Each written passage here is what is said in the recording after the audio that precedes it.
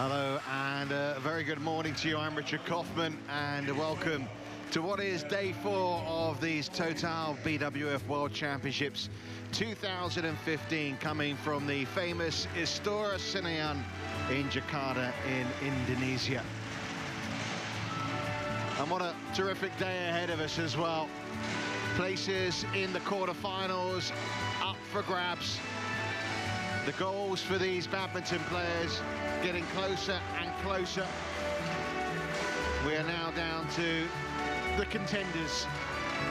And here's some of the offering we've got on for you early on today. And look at those clashes, some mouth-watering prospects, isn't there? The world #1s in the women's singles and the men's singles. First 3 matches, big hopes, of course, here in Jakarta and Indonesia as a whole for Liliana Natsir and Tantowi Ahmed as they try in the mixed doubles. Saina Nehwal, of course, big hope up against Sayaka Takahashi. And then a clash in the women's doubles, the 5th match on, but it goes on. Lin Dan will be in action later on, so too will Lee Chong Wei. Sustain, as I was saying, there's quite a lot to look forward to. Yeah, the best day so far, of course, and perhaps one of the best, maybe even the best day, because there's so much action going on. We've got 40 matches all together here in the stadium, so I'm really looking forward to these round of last 16.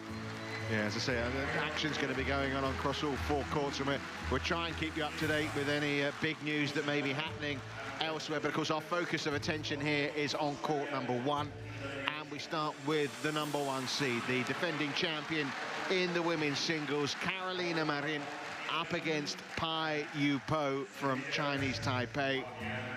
The world #1 against the world #29, and this is how they've got there so far. Carolina Marin with a bye like many of the top seeds in the first round, then coming through in what was a tough match against T Jingyi, but remember, she had a tough match a year ago in the same stage against T Jingyi, and she went in and won the championship, so maybe it was a good thing for Carolina Marin. As for Pai Yu Po, well, she caused a bit of an upset, not in the first round when she beat Neslihan Yiğit of Turkey, but she knocked out one of the local hopes as far as the women's singles were concerned in the round of 32, Maria Phoebe Kuzumastuti, coming through very comfortably in that 3rd game, 21 points to 9. So she'll be full of confidence. She's got nothing to lose, and we know Carolina Marin hasn't had the most perfect of build-ups, Steen, so there's got to be some kind of hope for the player from Chinese Taipei.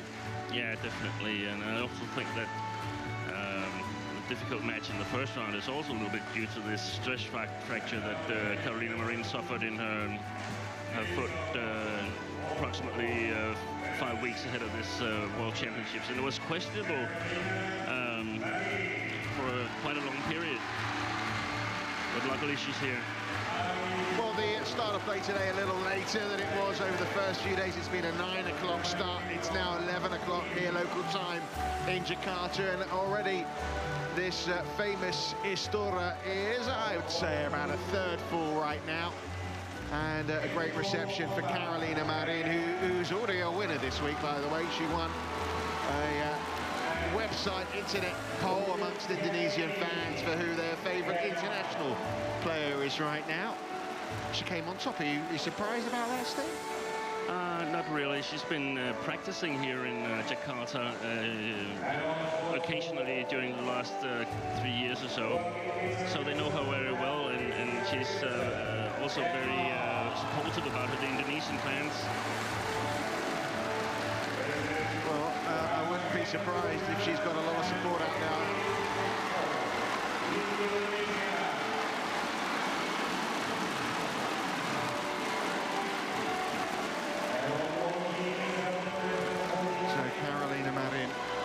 Defense of her title up against Pai Yu Po. They've never met before, so this is a first matchup between the two. Carolina Marin, well, you know the story. First Spaniard to win a world title, the 3rd European female singles player after Lena Coben and Camilla Martin to achieve what she has. And, well, how good can she be after what was basically a couple of months out. She played in the Indonesian Open, lost in the first round, complaining of fatigue, complaining of a bit of an injury. Then I think she damaged a metatarsal. It was a foot injury. She spent a couple of weeks training in a swimming pool, basically, so she couldn't put any pressure on it. Then she started a couple of weeks of actually out on the court. First competitive match, pushed to, what, a minute and 10 out on this court, pushed by T Jing-yi. So it's been a tough start, not a great build-up, but I think what is important for her, as a coach says, that she may not be 100%, but mentally, he reckons she is tougher than her opponents. And her opponent today is Pai Yu Po of the Chinese Taipei, world ranked number 29. This is her first World Championships. As you can see, she had a negative win-loss ratio coming into the week, but a couple of wins already here. Quarter-finalist at Canadian Open, her best result of the season.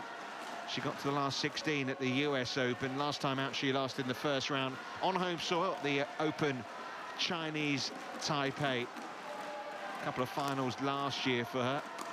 But she's been on court every day so far, because she's not only played those women's singles matches, she's been playing in the women's doubles as well, alongside Su Ya-Ching. And she lost yesterday in the women's doubles in 3 games against the number 10 seeds from Korea, Chang Yi-na and Jung Kyung-yun. So she's had a lot of practice on this court and getting used to these conditions. Yeah, and that could help her here, because the more you play in Isdorus Iron, the more you get used to the special conditions that we have here. Gerald Arsenault of Canada is the man in the umpire's chair, and taking his seat as the service judge is Gilles Cavert of France.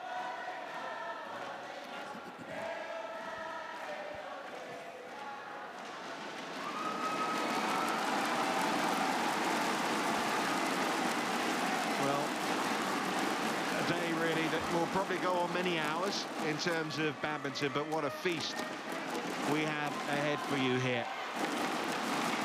And what a nice beginning as well. I'm expecting this to be really competitive, Steen, and I think we might see another tight encounter for Carolina Marin.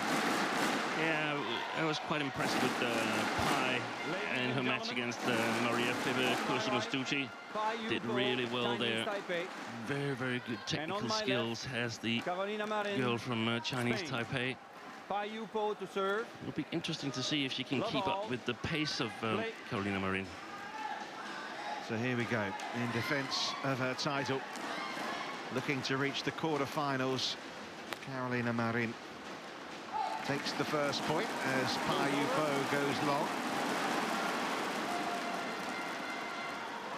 1-love. Both these players came from a set down in their previous round. Just wide from Carolina Marin. 1-all.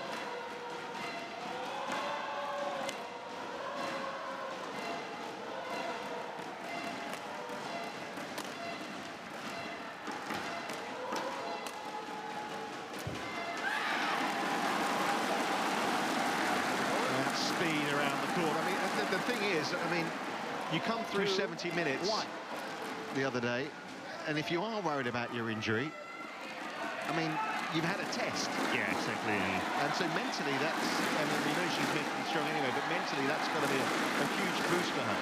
I think that's not an issue right now. The only thing is that she might not have had the same on-court practice as she used to, and thus might make a bit more mistakes than we normally see her do when she's in top form. But yeah, it's possible to definitely play yourself into the required form during the championships. Listen, when Lin Dan won the World Championships again in 2030, he hadn't exactly been playing a lot of badminton, had he? No. 3-2.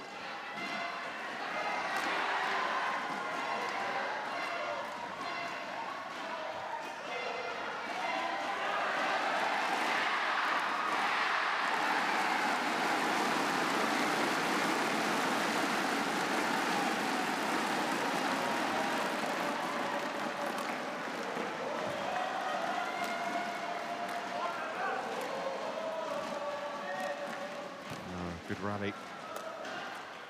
Oh, and then a errant shot at the end of it from Marin there.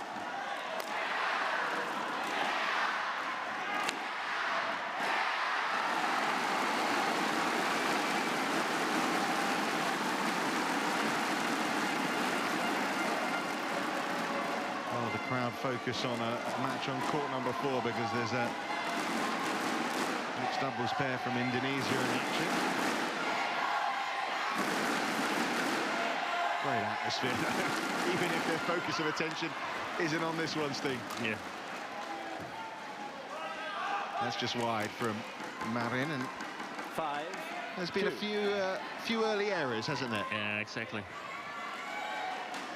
It's not like Pai Yu Po is going all out and winning these points as such. She's playing well, very solidly, but she's missing the lines at the moment, the Spaniard.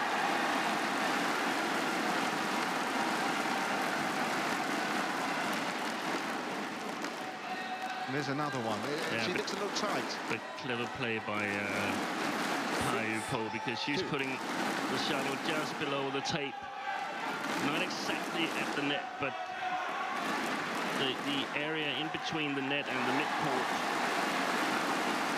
just around the service line. And I think that's very clever tactic. That's in. Mistake from Pai there, but it's been a fine start from her. 3-6. There's a little, I mean, it's hard to tell, there's a little bit of drift, but generally in the first few days at least, the shuttle moves a little from left to right as Pai's facing that, and there you go, there's another case in point as that one just drifts a little wide. Yeah, and then on some occasion it seems like that drift is actually gone, and that confuses some of the players, but it will only be 2 or 3 rallies because it's probably due to some door being opened or something. So you got to believe in the drift is steady on these middle courts, court 1 and court 2, whereas the outer courts, court 3 and 4, they're really, really difficult to control. And that's what makes it so challenging playing here in Istora Senayan, along with the spectators, but also what makes it so great, if you can master it.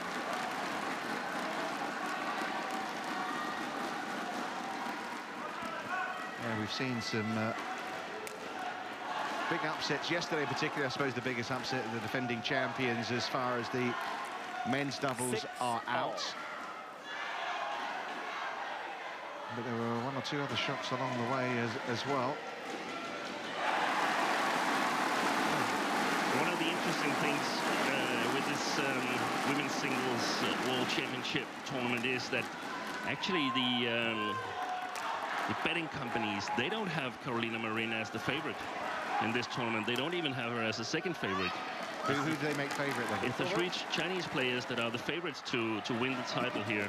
So 7. the reigning world champion and the world champion for 2013, Ratchanok Intanon, are only the 4th and 5th pick. Because I know Ratchanok's your number 1 pick, isn't she? She's my number 1 pick, but I think perhaps the bookies might have underestimated Marin a little bit, because she lost in the first round here during the Indonesia Open. But she came practically off the airplane from Australia, where she'd won the tournament. 7. She's won the Malaysian Open Premier Series, she's won the All England Open, so it's a little bit strange that she's only the 5th favorite in this tournament. Yeah, well, she's won half the Super Series titles on offer this year, 3 of the 6. But I think, isn't that purely down to the injury more than the defeat in Indonesia? Perhaps, perhaps. That's it. Yeah. Now she's settled in a little bit, and she's having an easier time playing with the drift as she's doing now on the far side of the court, because she's a natural attacking player, so it's just what she loves to do, attacking. Whereas some of the other players, they have to attack a little bit more on that side than they're comfortable with.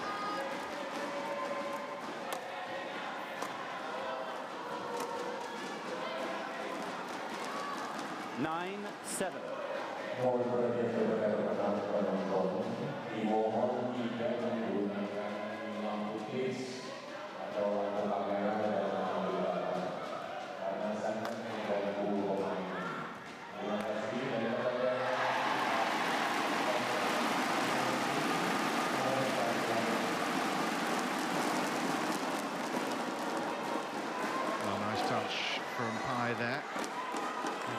Marin getting that one back. 8, Very nice deception. 9. Does the trick. Look at that. The racket moved a little bit ahead of the shot. And that's what Marin was judging by.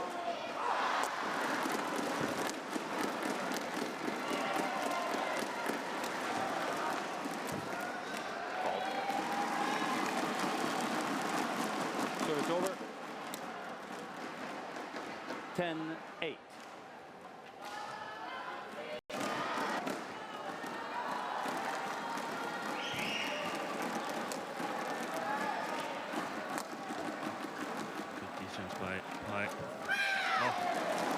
She's so good at doing that, isn't she? 8. Yeah. Great speed about her play. And she's used to killing those shots at the net. That's what the difference is between a natural attacking player and a more patient player. They're not used to be at the net so often, so when they're there, they tend to make more mistakes than the natural attacking players. Is it not just speed of footwork, but speed of thought as well? Yeah, and skills that they're used to practicing these shots because they're a vital part of your game. So going for the chances, I think a lot of other players think, oh, what if they put the defense long? That's not in the mind of Carolina Marin. I mean, until they put the defense long, she's going for the kill at the net. Challenge. Well, that was, it looked out to me, but and it was given out, but Pai Yu Po is challenging this. Call. Out. You know what your initial thoughts on it were? I thought it was out as well, but it's really hard to see from up here, even though I think we have a better view of it than Pai. Risky challenging on the opponent's baseline. Let's see what Hawkeye makes of it.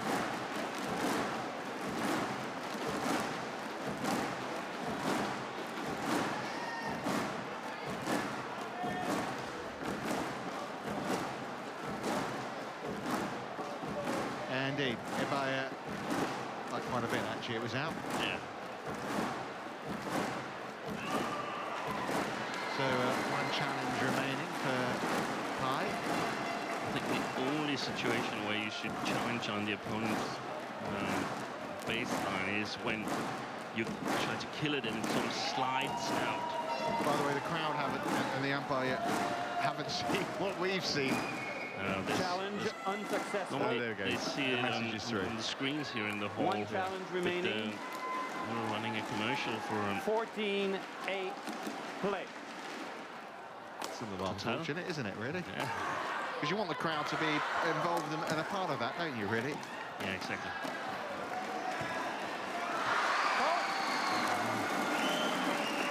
She had a chance there, Pai, because she made a beautiful first tight net shot. It was a good return as well, though, by Marin, wasn't it? Look at that, that was way too high. And had that been the opposite, Marin would have been there to pounce it. Should have gobbled it up. That's a beautiful shot. Just the flick of the forearm. Well, that ends a run of 6 points in a row for Marin, but that little run has left it still 6 points apart and very much in control, isn't she, Marin? She's looking like the world #1. She's looking like the defending champion. And as I say that, of course, she snatches at 10-15. Doesn't even reach the net.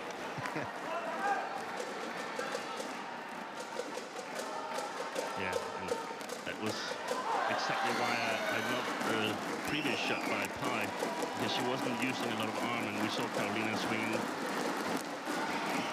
her left arm there, and that makes you a little bit vulnerable to missed timings, especially here with the drift. Well, she's playing this really beautiful, Marin. Credit to Pai. Oh my goodness! Oh no! Oh no! That's not the. That's exactly the same thing she did in Denmark. No. This could be bad news for Marin. This could be really bad news for the defending champion. 11-15. She's playing so nicely. She's leading, but now She looks very hurt. Exactly the same thing happened in Denmark. Her left foot slips and sort of... It's her ankle, isn't it? Yeah, it's the ankle, but it's probably... Yeah, look at that. I mean, the injury prior was at her right foot. That's her left ankle. That's the problem here. So it's nothing to do with the previous injury. Yeah, it's got to do with the injury she got in Denmark. Sure, She won the World Championship, but not the stress fracture. Well, listen, let's hope it's just one of those that you feel the pain and you think, oh my goodness, at the time, but give it a couple of minutes and it's actually not as bad as you think. Yeah. I think she'll be able to play on with this. Yeah, it hurts a lot because she's moving it. Yeah. And she gets the heel of her shoe up and pressuring on her Achilles. And it's really, really painful. And she's testing, obviously, putting some weight on it here.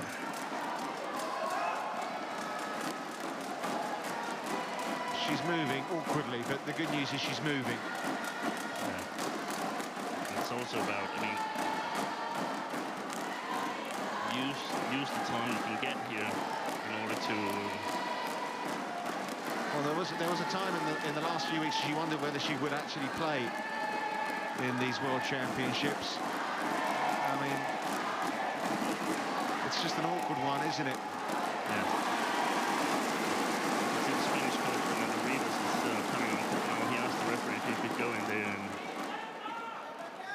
he's not allowed to talk to Carolina Marin.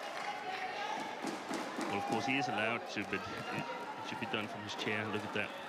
Yeah, he just wants to bring on an ankle support, doesn't he, I think? No, he can't do that now. He can do that in the interval between the games.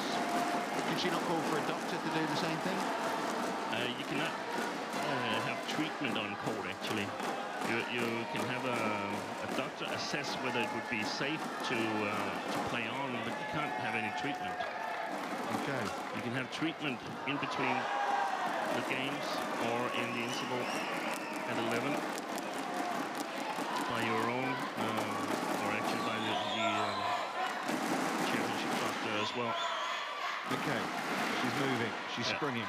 It was a little fright, but the pain has obviously subsided, and it looks as if she's fine to play. Some fright, but also perhaps, I think, perhaps not in her mind, but in the mind of the coaches, they know that this injury that she suffered during the World Championships that she won, she suffered it in the second round and played on to win the tournament.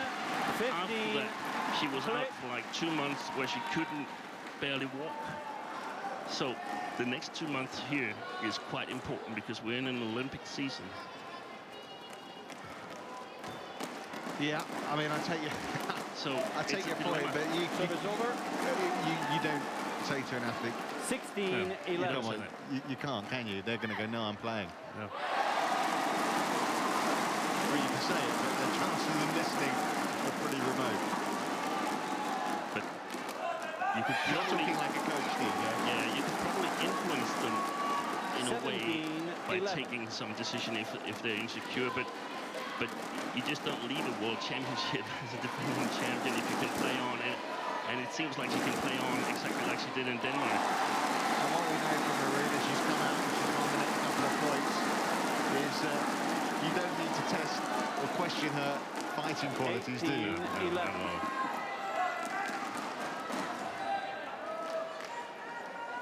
And she's won the 2 points since, hasn't she? Yeah. And if I were Pai now, I would target that corner where she slipped. I would definitely try to play that corner because she's going to be a little bit reluctant. That's it. She's going to be a little bit reluctant going for it. But very nice shot there. Well, you would never know it happened, would you? 19-11.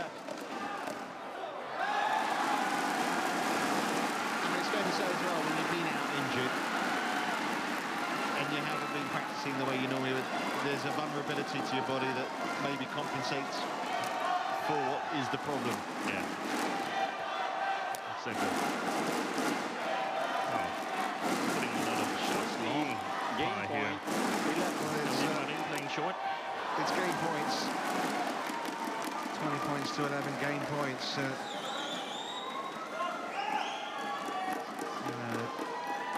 About 5 minutes ago, you worried and wondered. But right now, everything seems safe and secure.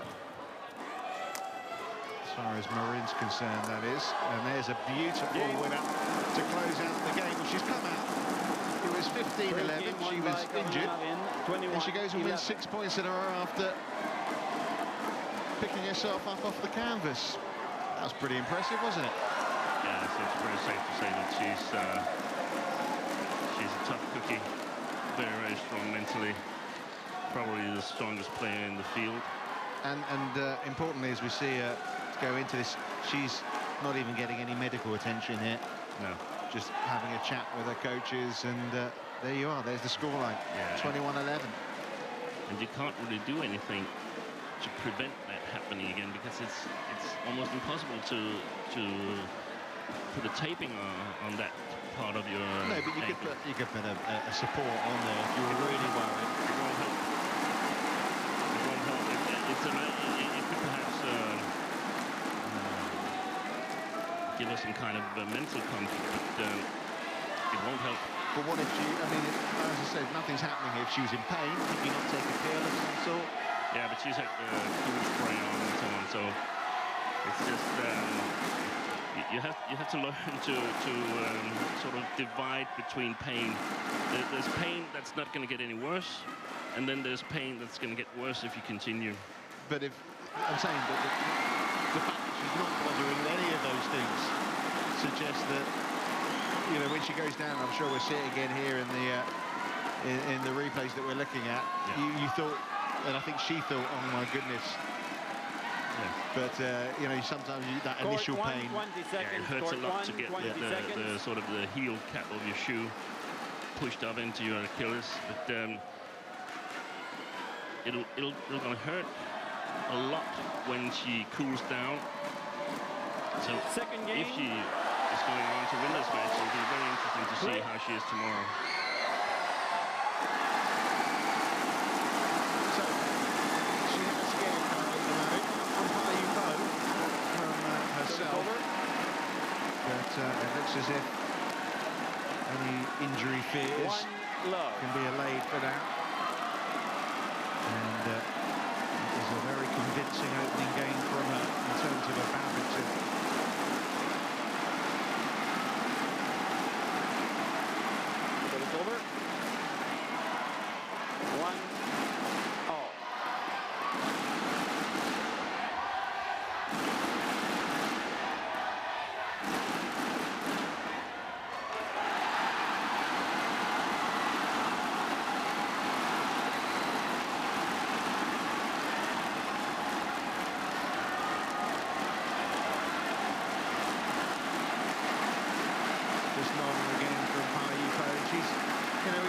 So well against Prannoy starting Indonesia, the number 16 seed, but almost like the injury affected her more than Marin. I mean, she her depth of shots either end of the court just aren't what they need to be. And it does affect your opponent when you suffer an injury. She'll be thinking, what now? Is she going to play on? Can I sort of capitalize on this, and is there any corners that she's not covering well and so on? So it's sort of disturbing her thought process.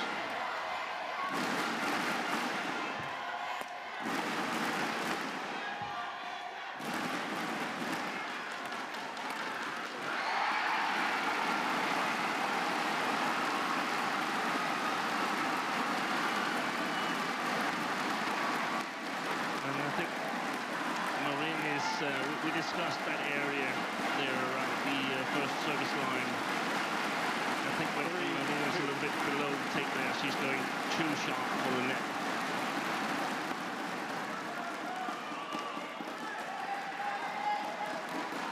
Doesn't have to be that close. I mean, it's not like Pai is challenging the net. There's another one that misses its target lengthwise from Pai Yu Po. And you can hear the noise in this arena, big noise as well, because that's Praveen Jordan and Debbie Susanto, the number 11 seeds, have just taken a very close first set against Joachim Fischer-Nielsen and Christina Pedersen of Denmark, the number 5 seeds, which seems like a potential upset, but if you actually watch Praveen Jordan, in particular Debbie Susanto too, they're a very good pair. Yeah, it's a very tough match for the Danes.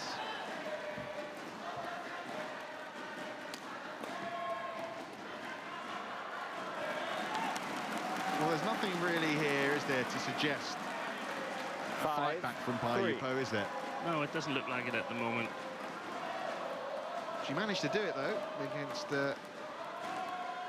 Kusumastati in the last round. Yeah, but it was a different player. It was this more patient player, Kusumastati, and she actually won on the other side of the court, Pai, when she was playing Kusumastati. But Service I over. think that's a little bit, I'd like to see from her, a little bit more attacking style.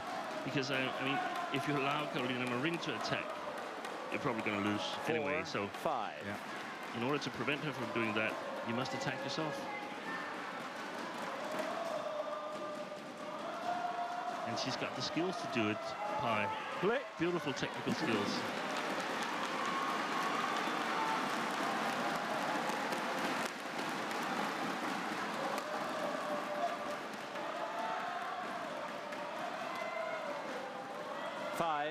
All. This could be a good period for Pai to take a lead of 3 or 4 points, I think.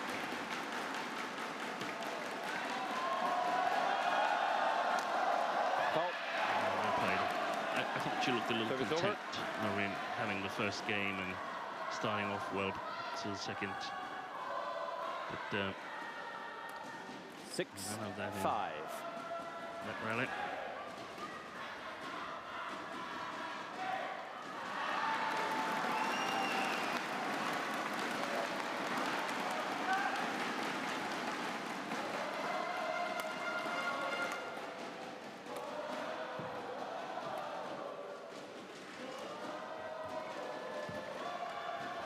Excellent play. Beautiful play. All round, really. 7, 5.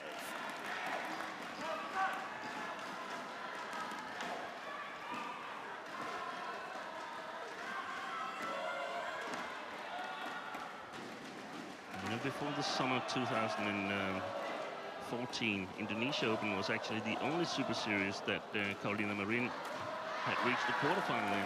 Otherwise, she hadn't survived the first 2 rounds in any Super Series before June 2014. 8, Yeah, 5. I mean, she wasn't exactly on everyone's lips, was she, going into Copenhagen? No.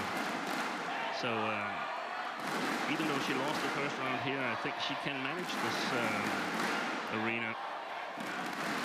Yeah, I think you're right. It was very much the day after the night before, wasn't it? After, you know, And she was achieving so much in Australia. Playing a very good opponent at that time, Yui Hashimoto of Japan, who's not even selected for this World Championship. Came second in the tournament. The Japanese have there's some interesting choices. They could have chosen from a fair few, though, couldn't they?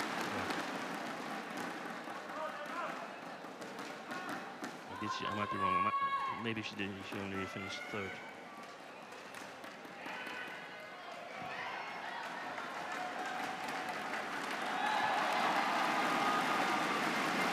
Another beautiful shot finds the corner of the court from 5. Carolina Marin.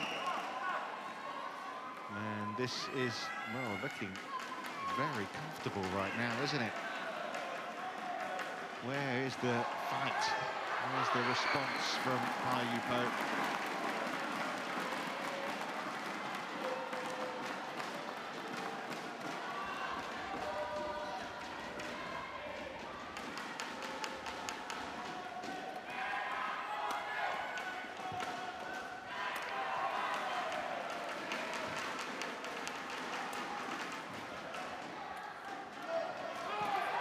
she's giving her the run around right now. It's a statement, really, I think, here from Marin.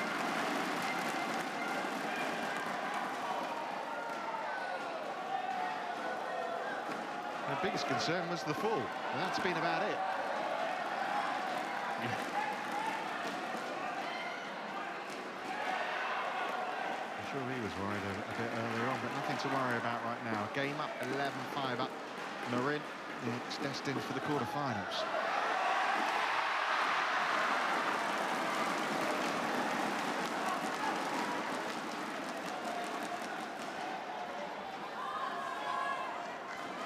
She was the runner-up in Hashimoto of the Indonesia Open, so that's then.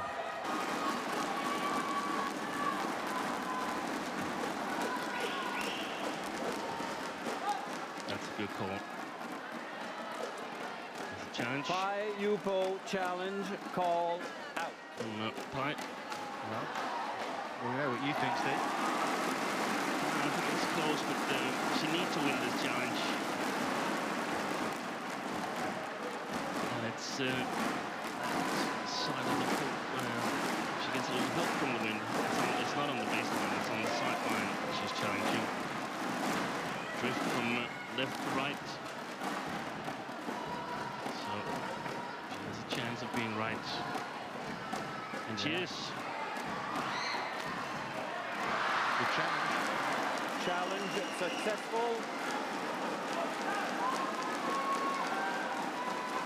Service over. One challenge remaining. Service over. 6-11.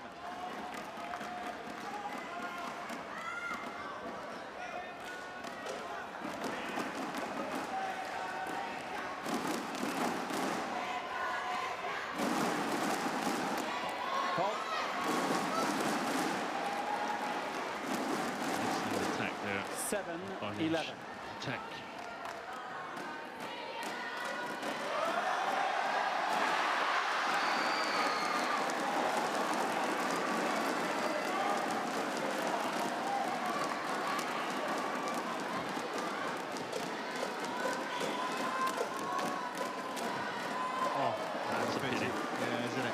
Over. 12-7. Because you want to see that aggression, don't you? Yeah.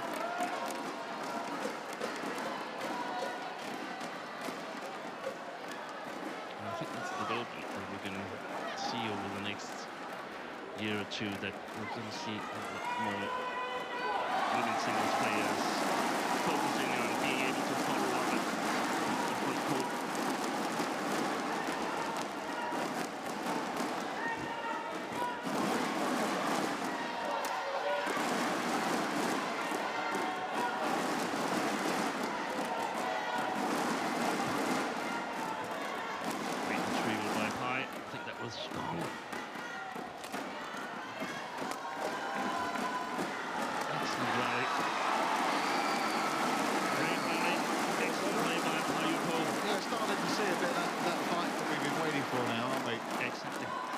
Too late.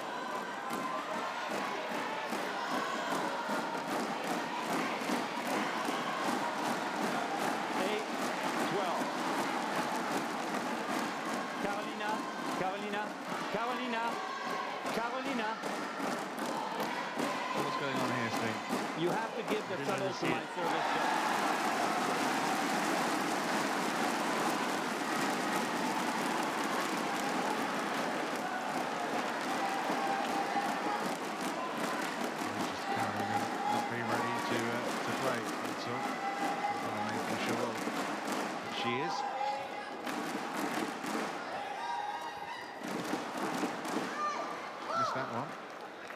This is definitely the best spell 9-12 in the match for Pai Yu Po.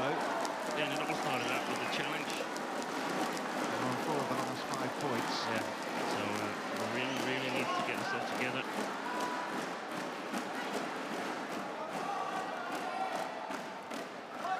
Oh, that is a big disappointment, isn't it?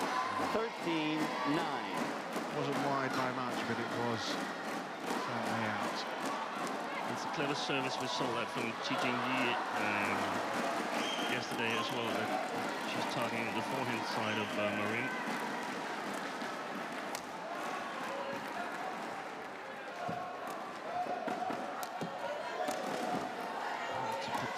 focused on the service return from beforehand.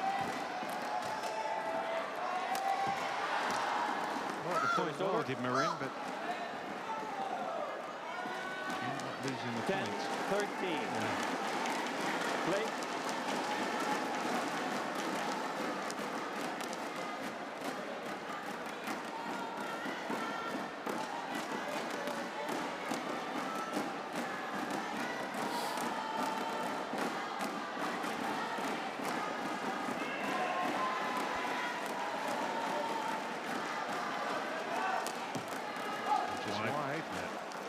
So it's just a 2-point gap now. 13. This was the situation that I thought would have a great chance of occurring around 5-all. It's not really running smooth for Marin at the moment, and that's also partly thanks to Pai, who's been attacking a bit more. The 2 points she's given away in this little spell. Serve wide and netting. 14. It's frustrating, isn't it, when you're trying to retrieve a situation, make a couple of errors like that.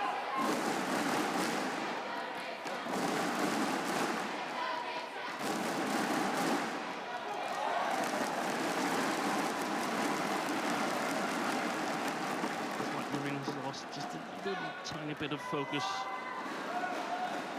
Playing a little bit on autopilot right now.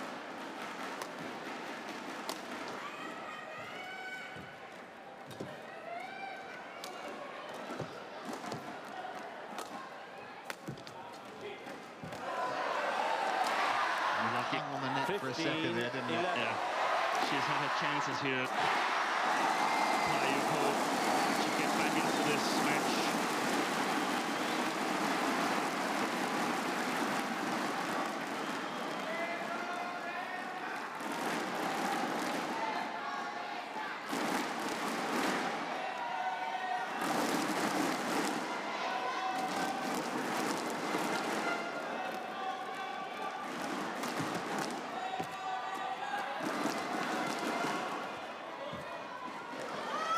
Over. Yeah, it's almost like I said, the race being wrong. It's almost like Marin was in that mindset as well, that done it now. 12-15. Yeah, exactly.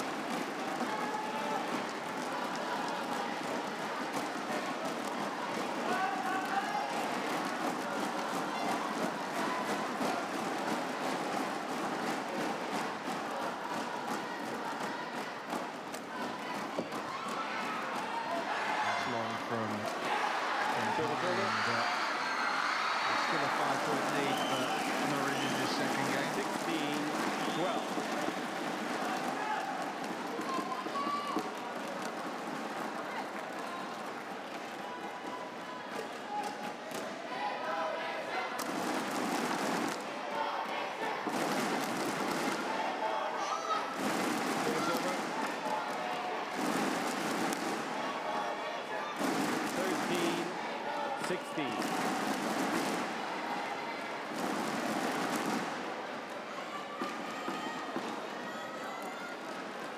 Pai Yu Po.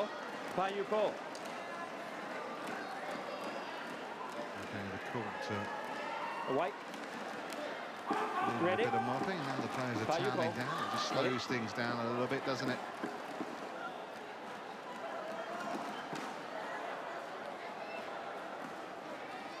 Play. It's fair to say the biggest drama in this match was the stumble and fall. Yeah, and this the fight back from Pai here, because I honestly think that there's some part of Carolina Marin's mind that is 16. somewhere else. Perhaps wondering what would happen if you win this match. Was she able to play tomorrow, or how will the injury affect her? Sorry, Stan, I was going to say, what was the... I mean, do you think because it tightens up, that sort of thing, yeah?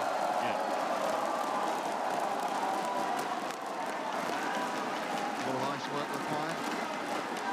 Probably. Oh. Wrong again by Pai. But this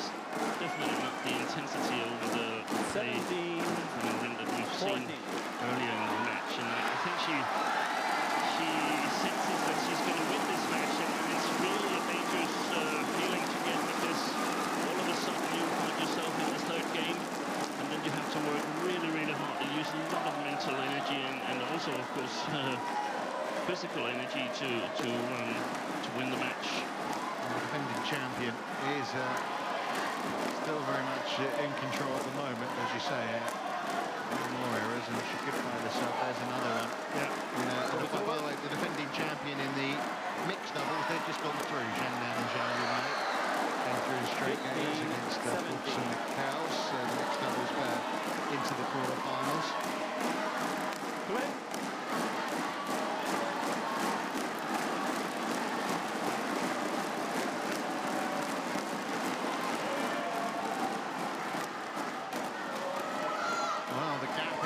To 1 now. 16. And I have the 17. The girl from Chinese Taipei as the favorite to win this game right now. Unless Carolina Marin sort of gets a hold of herself.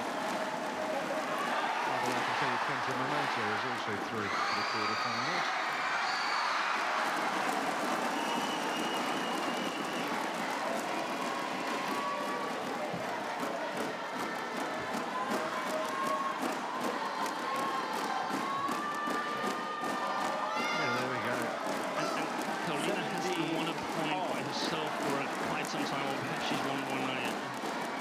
I know what you mean. She's hardly played a winner, though, has she? No, she's been relying on Pai to make mistakes. Fernando Rivas, the Spanish coach, offering some advice from the corner of the court. Says that this is not smooth sailing. That's long. That's a long way. 18-17.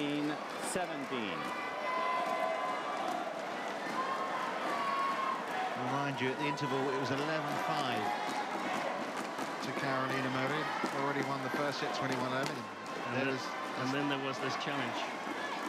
And it's been ever since that challenge that she's been struggling. Well, by serving, Carolina not ready.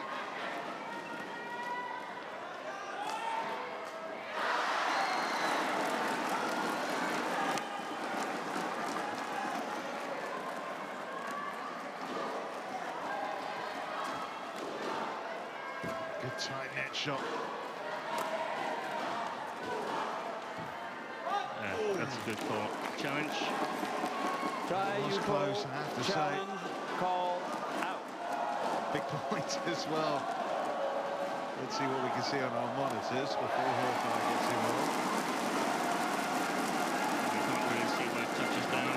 Marin was celebrating, I can tell you that much. Well, again, it's that sideline where Pai is getting some help from the grip. So I wouldn't rule out she could be right as well this time. Well, the difference between 1917 and 18 all this.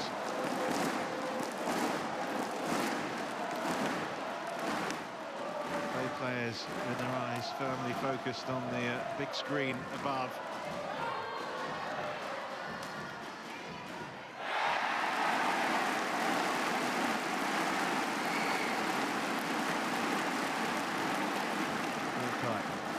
Increasing the tension. And there's a break in the game, and perhaps that's to the advantage of Marin. They caught the line, but lengthwise, but it was too wide. Challenge unsuccessful. No challenge remaining. So no challenges left either for Pai Yu Po. No. 18 all. Play. First 2-3 points to win this game. Well, you said it was a Hawkeye challenge that changed the momentum. Well, maybe it's going to do so again, but the other way here.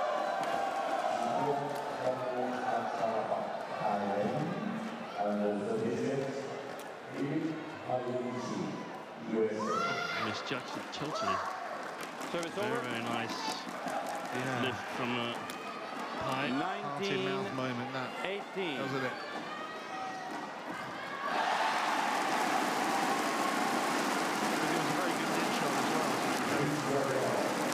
There's another possible explanation on this one, Richard, and that is that she's actually feeling some pain in that left foot, Carolina Marin. She's not showing it. There's no sign of any wincing or anything like that. But if it hurts, then it sort of takes your some percentages of your Sure, I mean, she presentation. claims she's only 80% fit at the start of the week as well, so this is game points for Pai Yu Po. Who saw this coming?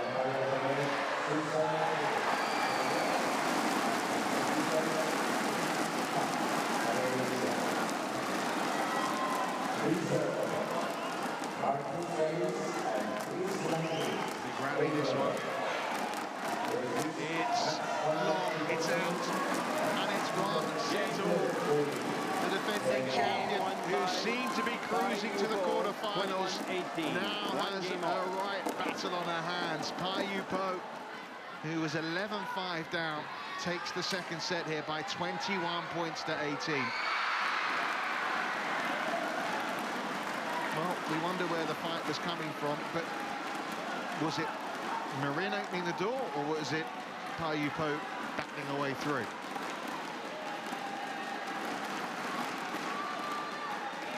Yeah, I think it was a little bit of both, but mostly Marin opening the door. She most definitely lost the majority of her concentration at some point in the middle of that game. Of course, had the challenge, the first challenge from Pai been unsuccessful, it would have been 12-5.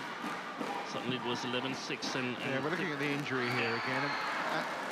And we can't, I know she's gone on and played on, and we don't know, do we? She can only tell us afterwards whether that is now affecting her. We can only look at her in terms of her physical state, and right now, while we're watching this on a monitor, we're looking at her talking to the coaches. There's nothing that seems to suggest from her physically, at least outwardly, that that's causing an issue. No. But there seems to have been a drop in the level of her game since the second game interval. And bear in mind, that happened in the first game. Yeah. Whether it was a mentally, it was starting, you know, I thought it went, or, you know, sometimes 20 seconds. the pain can start creeping back in, can't it? You know, 15, 20 minutes later. Yeah, I think she sort of took her mind off this match a bit too early. Carolina. And that could be forced due to the injury, or unforced, that you feel that you got it secured. Carolina. But now she's going to work overtime, whereas Pai Yu Po is out to create a big upset in this women's singles tournament. Thank you.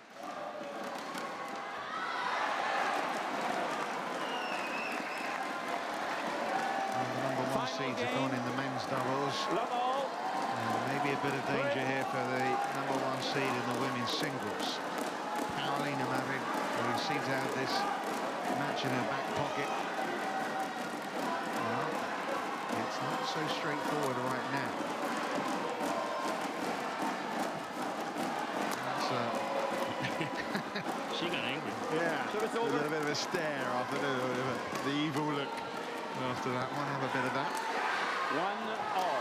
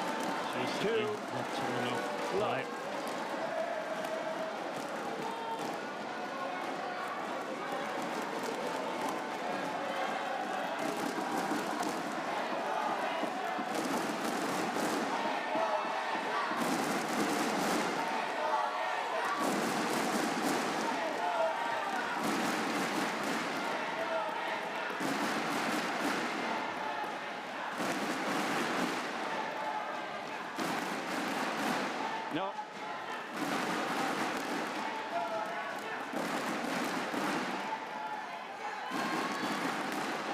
Three, love.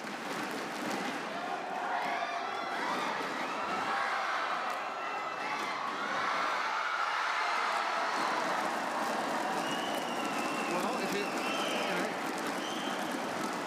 looking for signs, I mean, okay, Poe's got that point, but she's got herself in front again at least. Yeah, but Pai got a hint of what could help her in this match in the second game. I mean, when she took control, when she was trying to direct the shots, she was successful. Of course, you could say that she was allowed to take control. And, this one is 4-1 from Marin. By the way, the Danes have levered up at 1 set all in that mixed doubles against Susanto and Jordan.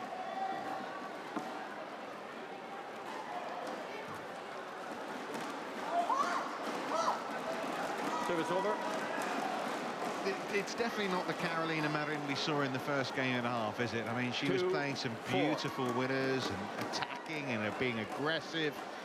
And this looks like ordinary Carolina right now, doesn't it? Even though she is leading in this game as well, 4-2. Yeah.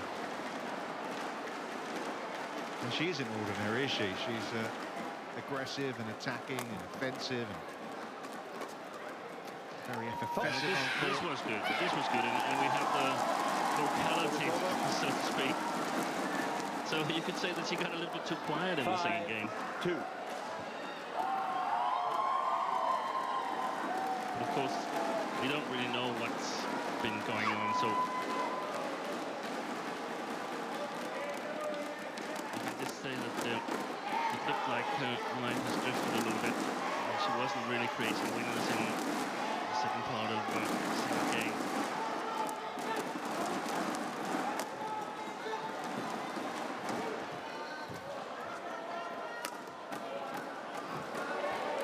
Oh, what a pickup that was.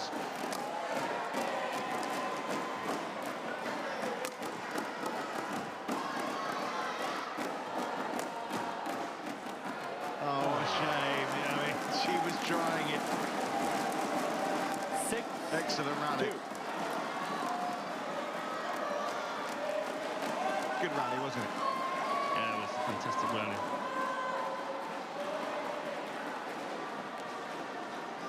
Just maybe too overcomplicated. Yeah, she was a little bit trying for ideas. Try and continually make good shots, and everything keeps getting back at you.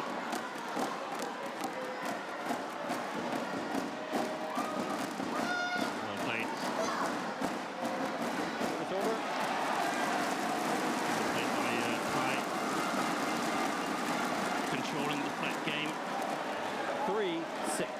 So important if you're a little bit the underdog in the flat game, that you either lift it or take the speed out of the shots.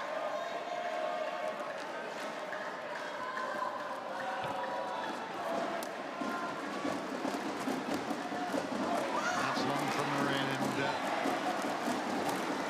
good start to the second game from her, but it's back to 6-4 now. This third game, this deciding set in the third round of the women's singles. If you are just joining us, Carolina Marin going down with an injury in the first game, but seemingly recovering and taking the first set and then marching on in the second, but her opponent has come back again. That's one Marin is decided. 7-4.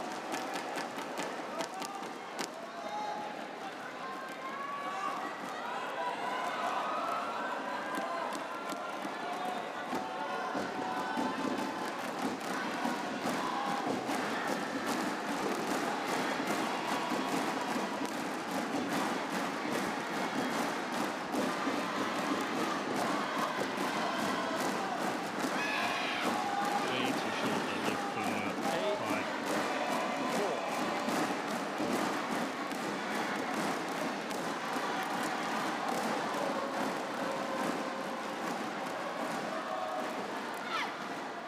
You know, this match meeting winner of Shishan Shishan.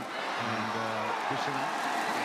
And I think, given that, I have a feeling that Carolina was thinking ahead, because Wang Shishan is a tough opponent to have in the quarterfinal.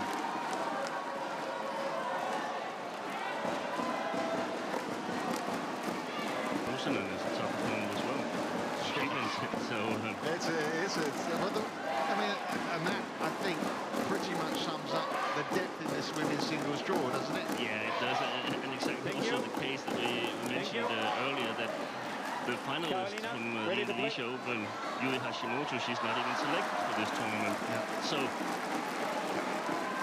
the key is that don't think ahead, because then it might be irrelevant, because you might be on the plane back home to Madrid. Yeah. Listen, I think I've said it a couple of times already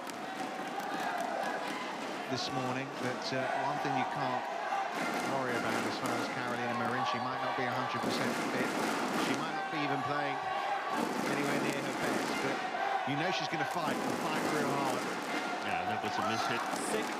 6-8. To the drift, and she's back in it. Pai, after a quite good start by Marin, only 2 points behind now.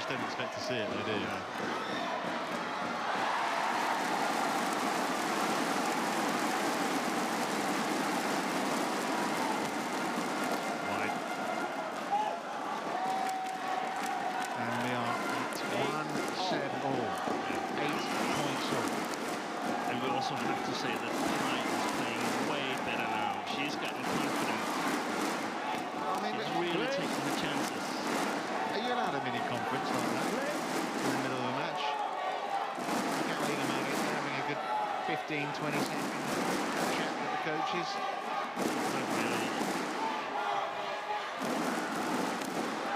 Foul Pai would have gotten ready to serve.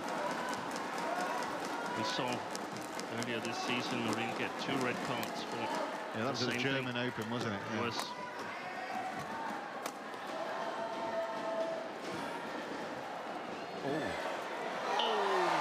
Fantastic rally. Hits the net coach. The last shot from Marin. I mean, there was only one shot there from Marin. I can't believe she got it back. 9-8. Quickly. She must have had a racket right on the ground. I think it took the net ready to play. A bit. That's the final shot did, yeah. Also the shot where I'm calling both. This one from Pai. It hits the net and stops a little bit, yeah. Look at that. So that's why she saves it.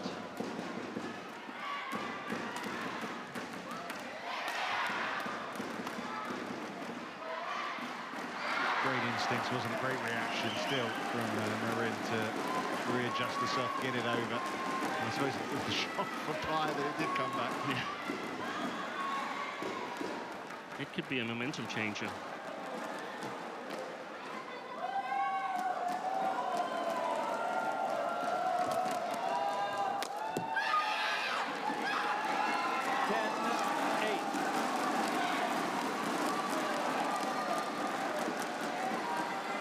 Chance blown there as well.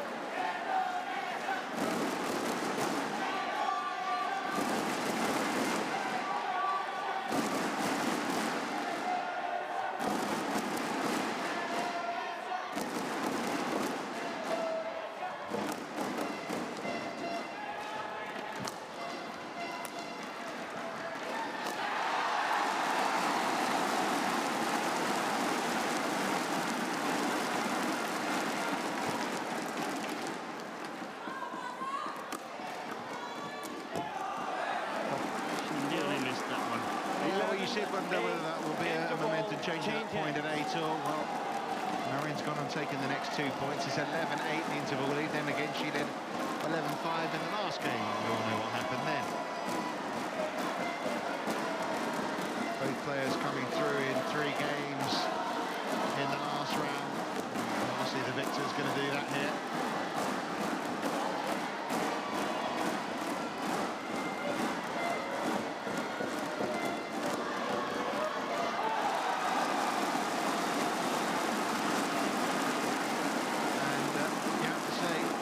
This is a taste of things to come today. We could be in for a great day of badminton, Court couldn't one, we? 20 seconds. Court Yeah, one, 20 seconds. Hopeful. Thank you. Thank you.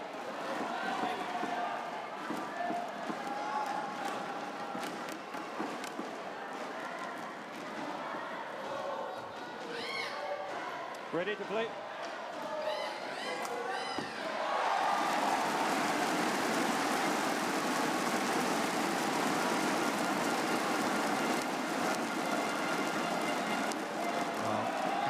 Marin leading, but it was 15 or 20 minutes ago a huge lead. It's now a very fragile one.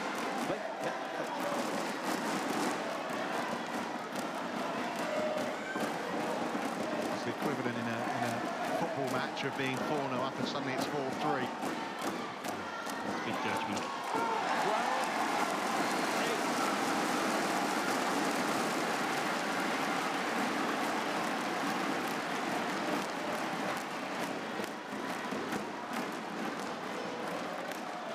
Pai's got no challenges remaining, so she thought that one was a close call. She could do nothing about it, and here is Marin now opening up a 5-point gap. 8.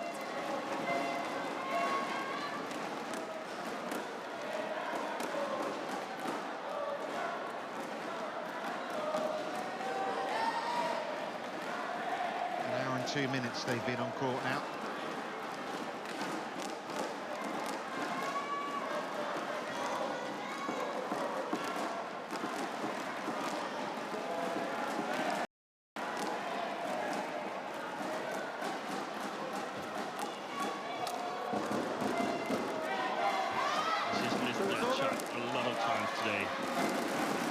Shake of the head there. I mean, 13. as we've said, we do not know whether the injury is causing any discomfort.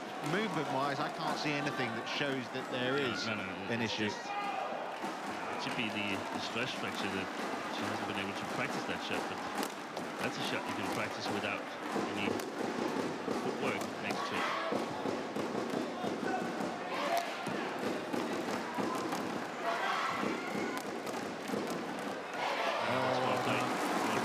Shot that, wasn't it?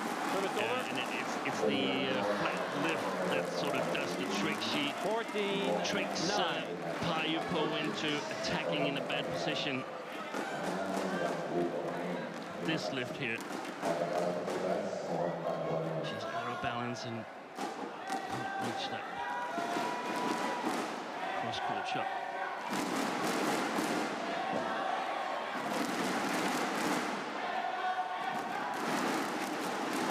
Play.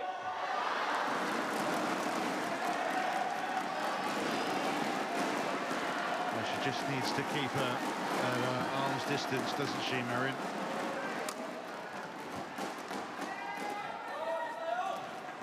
There's some timing issues on the high lift as well. It's hard timing. Service over. The smashes in here.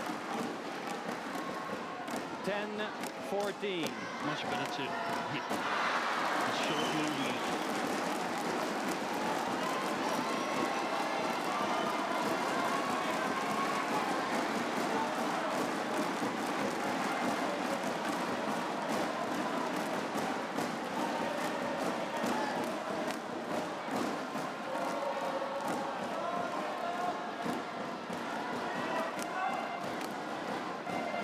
Quickly, Carolina. Ready.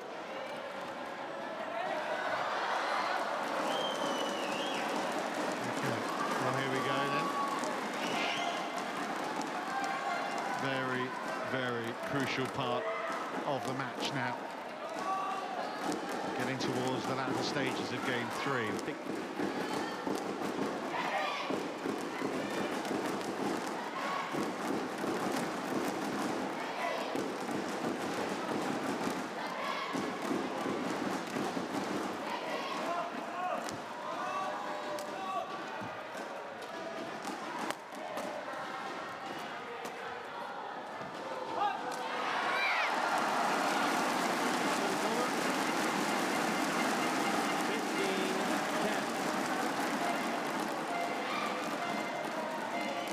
starting to look a little more comfortable again, isn't it? Yeah, but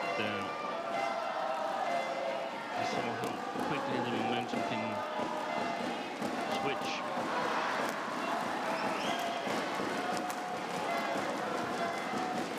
Oh, dear. big miss by Pai. Stuck in the net.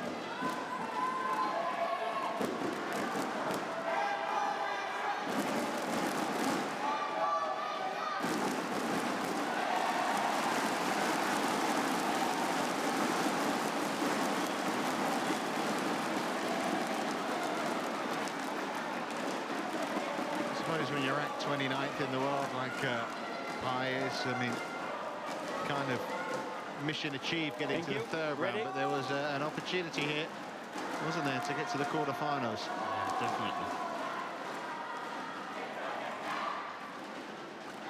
I think she needs to score 2 or 3 points now in order to still be in it.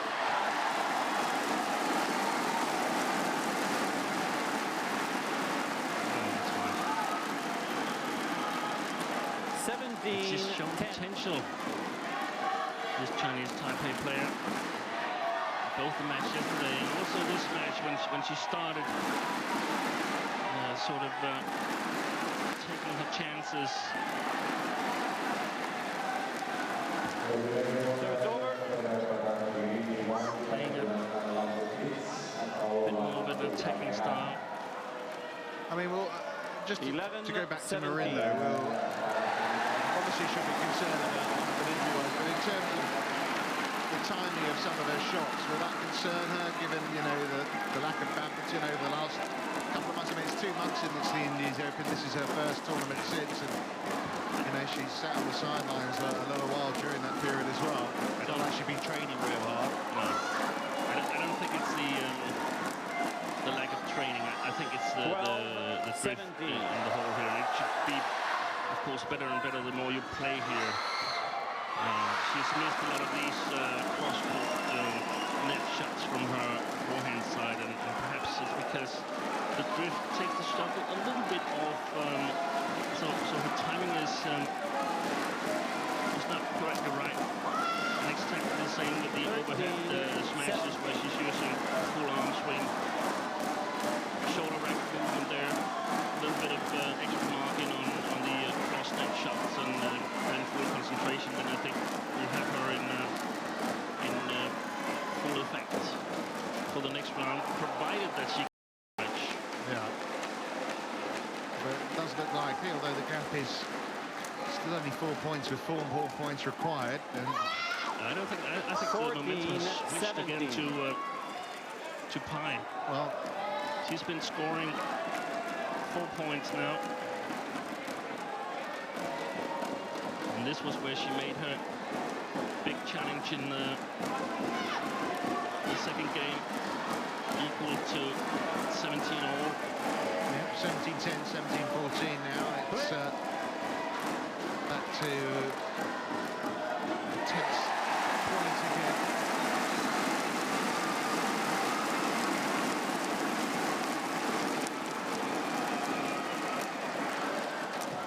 Yeah, that's well played. So it's over. 18-14.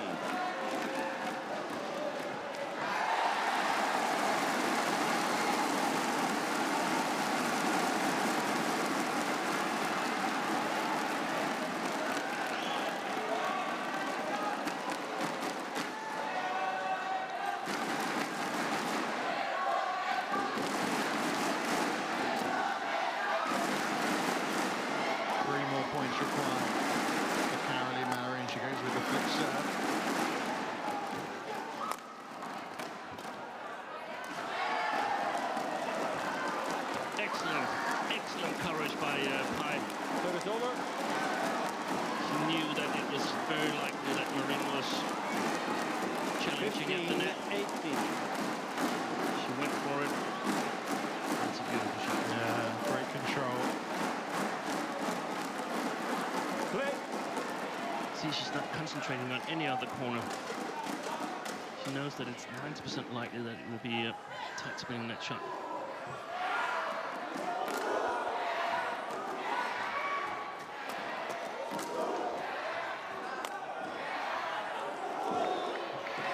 It is just long. 19. Probably slipping away from Pai. Needs to play absolute best here for the next 6-7 points if she's to win this and create an upset.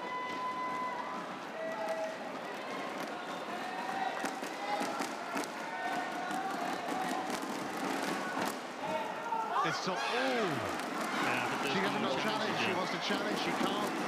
Oh 20, my goodness! I'm with her. That was 15. on my first look. I'm not 100%. I thought that actually it might have actually hit the line. At least touched the line. It looks out actually on the replay. But,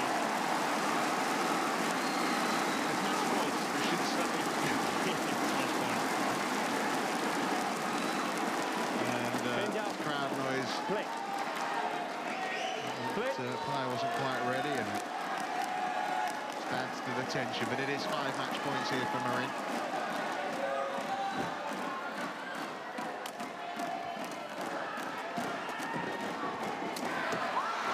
Service over. 16-20. Interesting that Pai didn't know that she didn't have any challenges there. Yeah.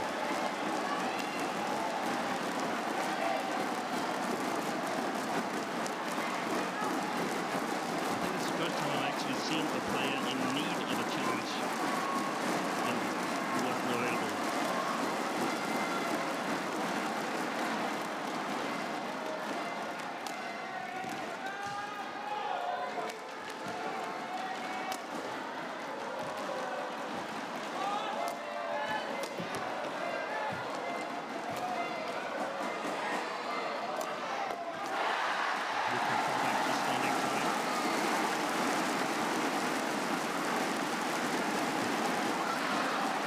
Saved 2 match points. There's still another 3 to come here for Carolina Marin.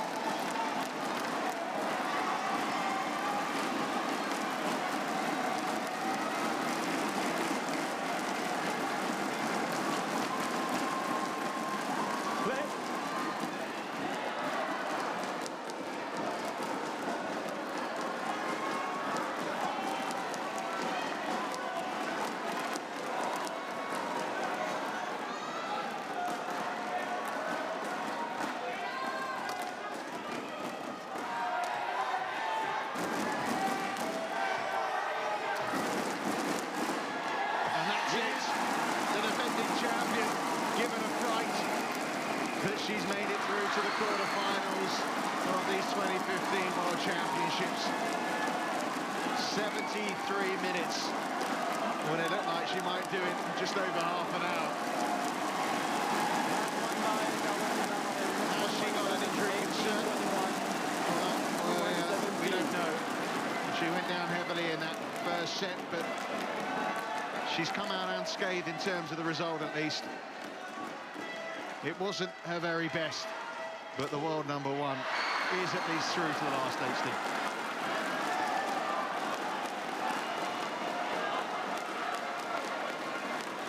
Yeah.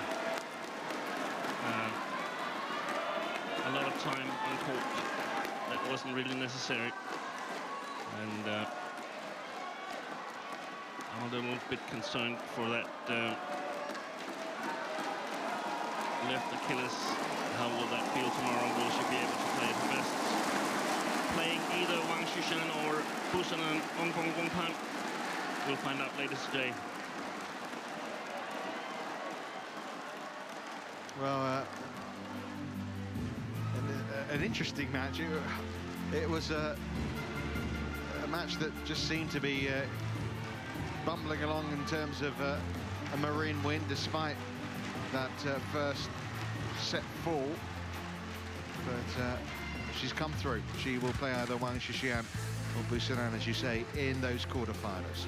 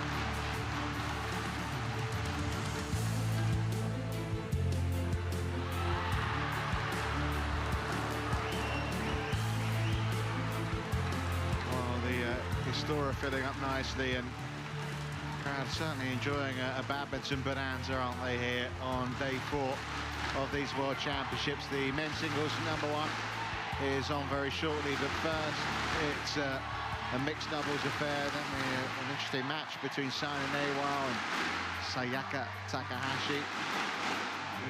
Women's doubles action after that. All the way through the day, though, some fun and fine fare to be seen.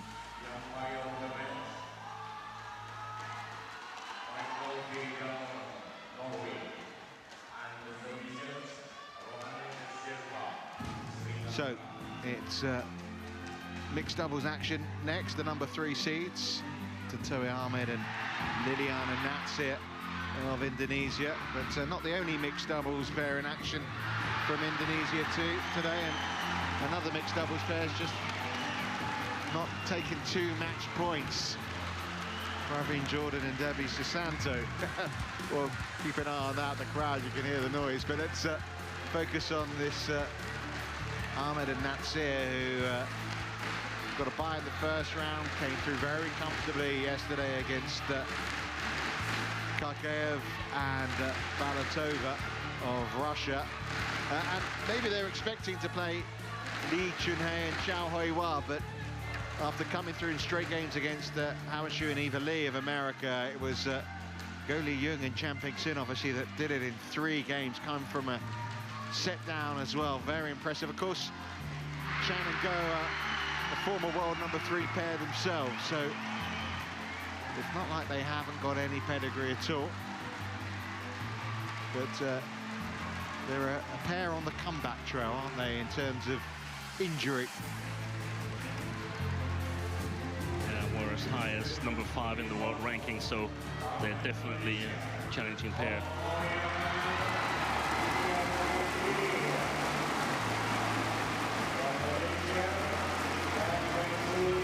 Well, Tontowi Ahmed and let's be frank about it, Liliana Natsir in particular, real crowd favourites. She looked pretty relaxed, didn't she, Liliana? And I have to say, so did Chan Ping Sun there. Nice to see the players coming out with smiles on their faces.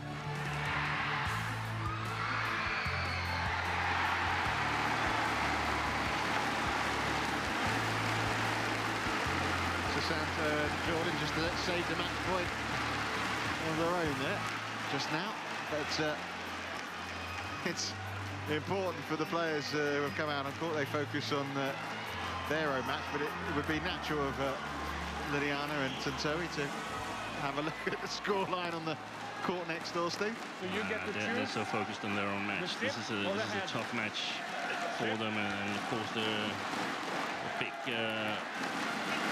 hopes of Indonesia, Ahmed and Nat, the world champions in 2013. So there's a lot of pressure on their shoulders. You see Liliana Nat there? She's looking, she's watching. Yeah.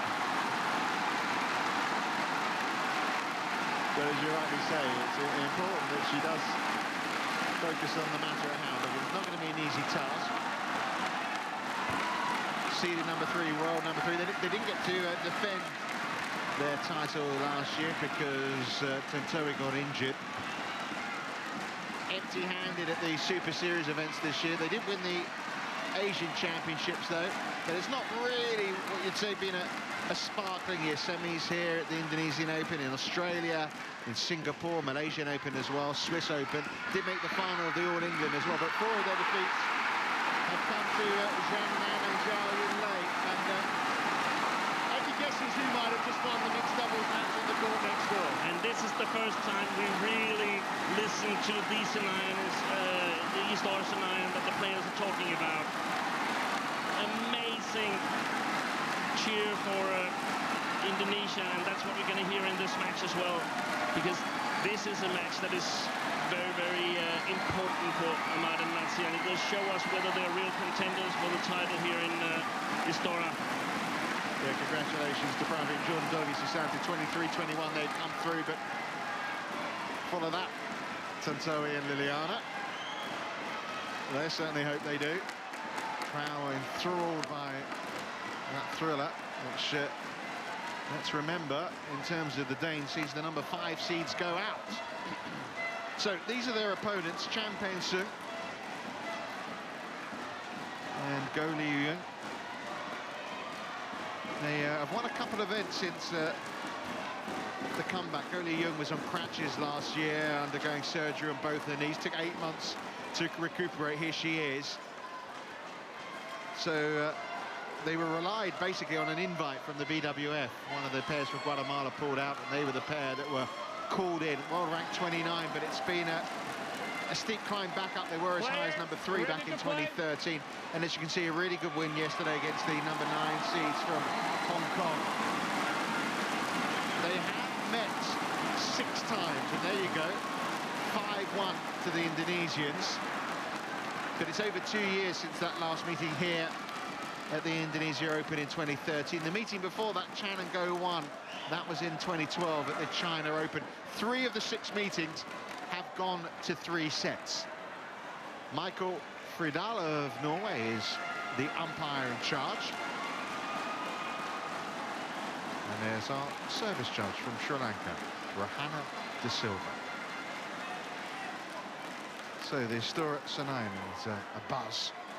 And now they're seeing one mixed doubles pair. Their real big hope in terms of the mixed doubles are in action, but they're up against a pair here. These two, this is their 5th World Championships together, so it's not like they should be overawed by the occasion, although they've yet to get to the quarterfinals. They've never been beyond this stage. Going Chan. Malaysia. And on my left, Ahmed and Nat, Indonesia. Gavi Ying to serve to Nat. Level. Play. So the champions in Guangzhou 2013, Liliana, Natsir, Ahmed.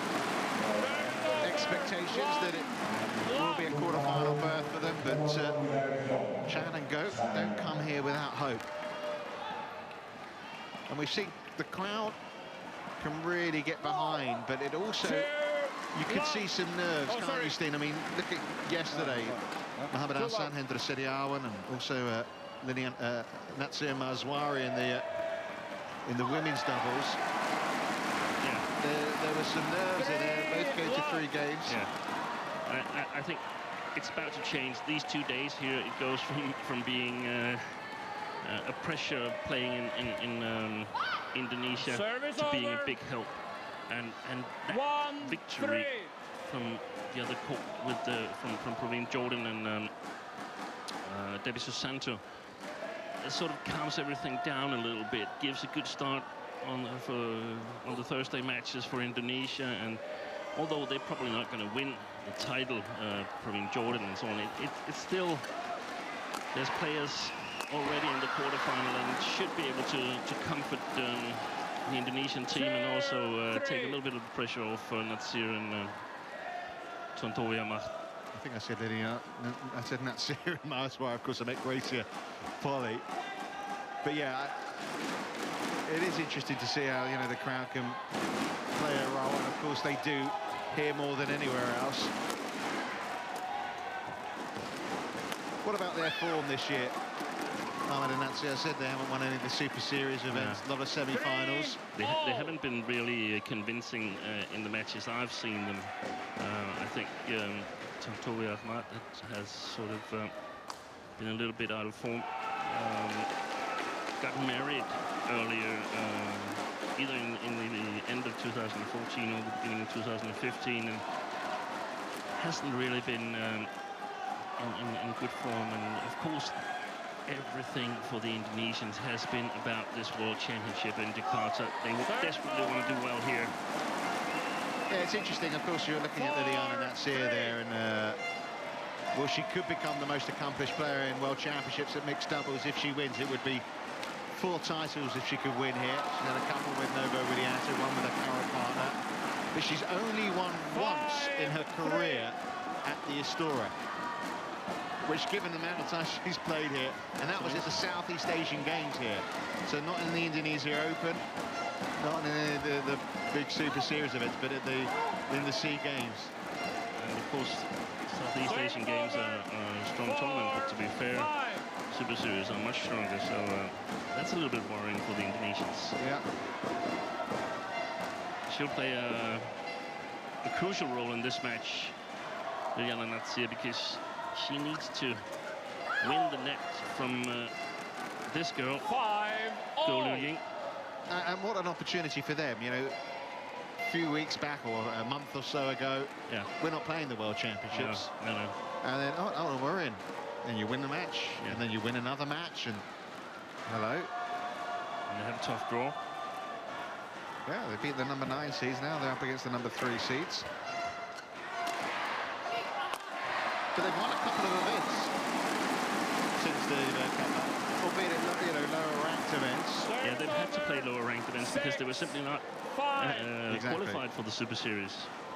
And we saw that they were ranked 29 in the world, but that's now the world ranking where you base the selection for the World Championship was the 1st of May, and they were much lower back then. Yeah, well, they've won the Russian Open since then, which is probably their biggest win since 2012 when they won the Japan Open.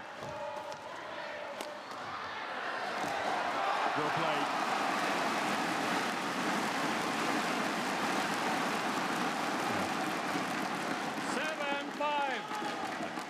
That shot against Natsir, that's really not tactically very good, because I think actually that Liliana Natsir is the better of the 2 players in defense.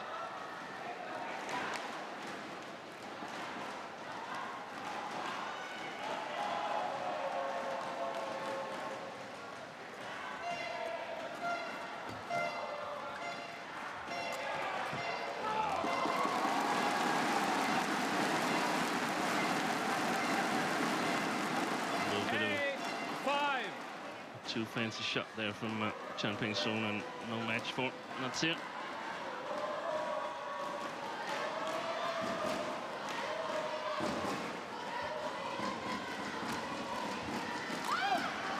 Service over. 6-8. Both female players very, very strong on the front court in this match, so tactically you would want them to move to the back court, get them out of their comfort zone. Service over. Frustration for Chan Peng-soon there. 9-6. Been a pretty good tournament so far for Malaysia, really. I mean, great win yesterday, wasn't it, for Go and Tan to beat the defending champions in the men's doubles. Yeah. They're underrated men's doubles pair. They have a very exciting match coming out later today as well.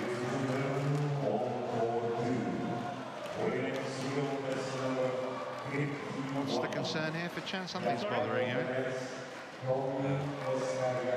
Probably some flashlight.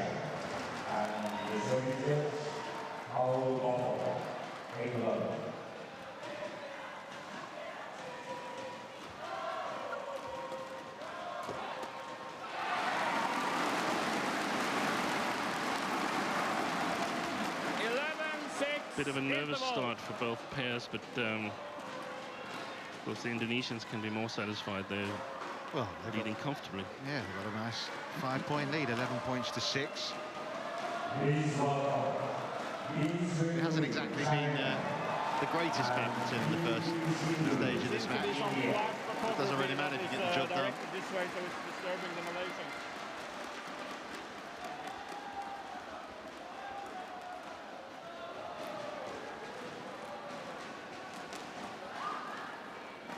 Court 1, 20 seconds. Court 1, 20 seconds.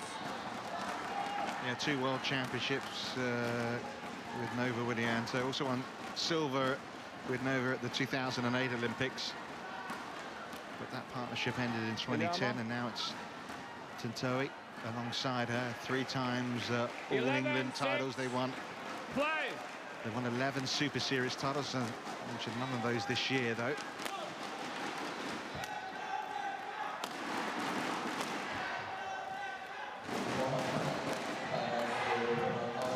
Going wide.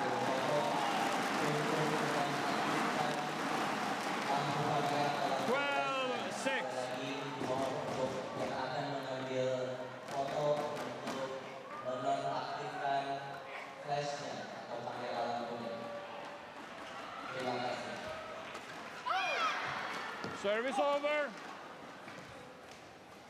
7-12.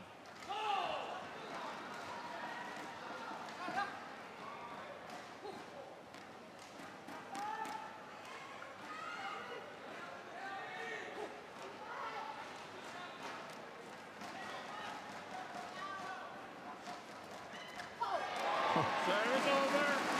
Nothing you do about that return. 13-7.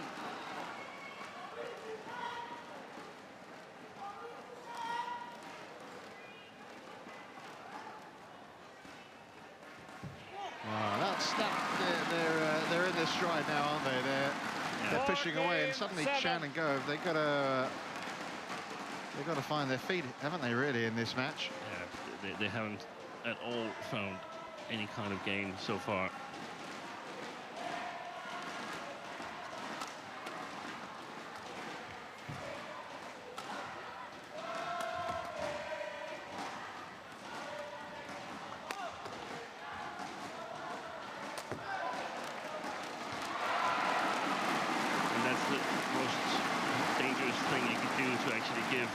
Ahmed and Nat confidence, and there's some very strict tactical rules when you play the Indonesians that you need to abide to if you're going to have a chance of beating them.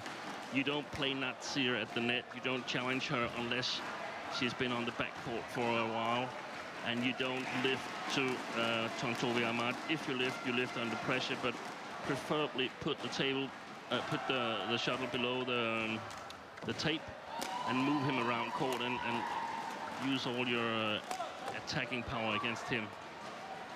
Can't find a way through at the moment, can they? They've got a point there, yeah, but they're struggling to win points, aren't they?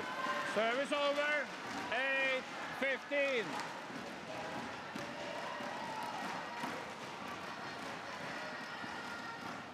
Still time on their side here.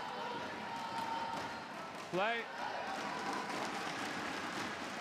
Of course, you could say that the same tactic goes for playing the Malaysians. Don't play Goh Liu Ying at the net.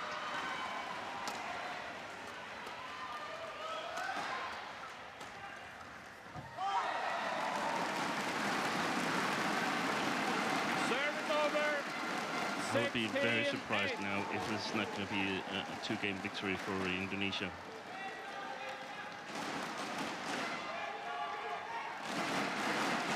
Well, they were a game behind yesterday, Chan and Go, against the number 9 seeds. So they obviously worked away there. Obviously, I didn't see the match. But that's another well wide from Chan, and 17-8. it's error strewn at the moment, I'm afraid, from the Malaysians.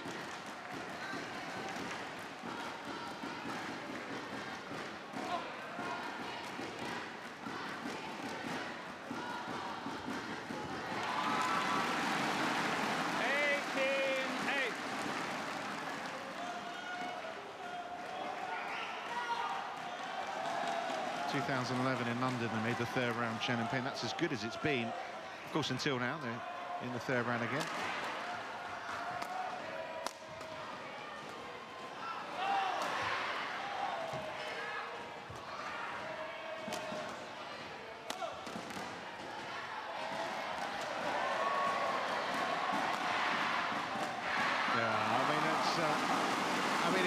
They look like a different class, don't they, really, at the moment? Yeah, they do. It's looked like the Malaysians are sort of sparring for the Indonesians. Yeah.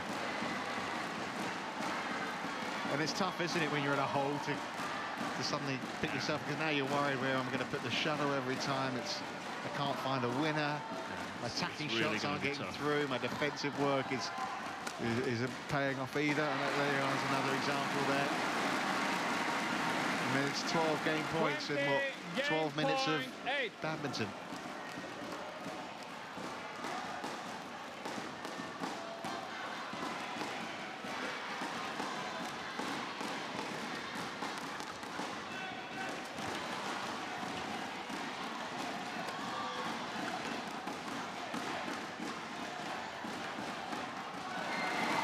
Well, it doesn't get much easier than that in the third round of the World Championships, does it? First game, Won by Tontowi Ahmad and Liliana Natsir, the 21-8. Malaysians have been unable to put up a better fight.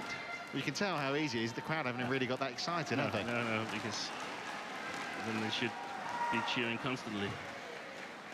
Well, it was a very convincing opening set for Carolina Marin, and we all know that one ended up lasting over 70 minutes, but hard to see Chan and Peng causing that much, Chan rather, causing that much issues beyond here. We shall see. Liliana Natsir and Tontowi Ahmed very much in control, 21 points to 8.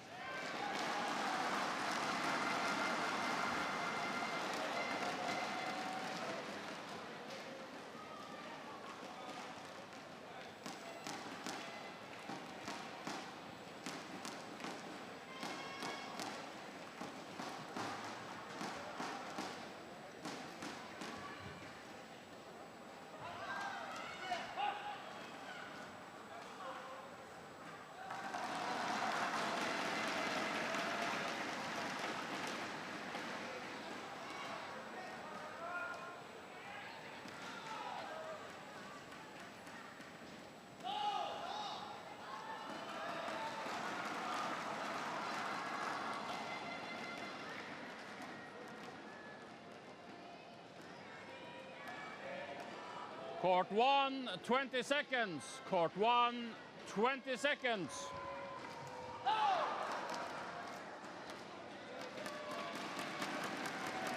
Liliana, you serve. So, What? a very routine opening set for Tontowi Ahmed and Liliana Natsir. How they'd love that to be the case in game number 2. The second game. Level. Play. Expect at least some resistance here from Go and Chan.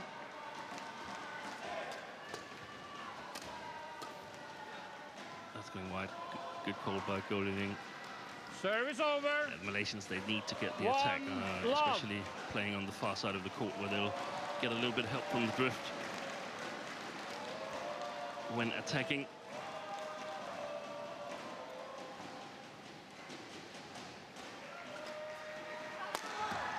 Very good service return from Tontowi Ahmed. Service over. 1-all.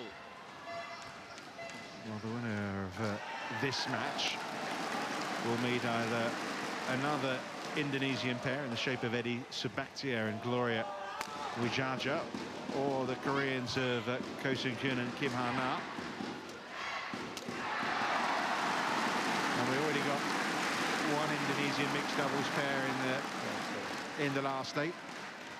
And 2-1. Praveen Jordan, Debbie Susanto's reward for winning is to take on the #1 seeds, Zhang Nan and Zhao Yunlei.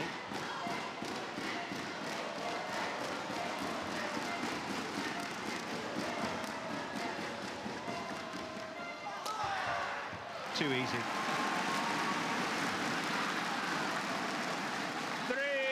3-1. And credit to Liliana Natsir and Tontowi Ahmed here for what's been a very disciplined professional performance, but it is too easy at times, isn't it?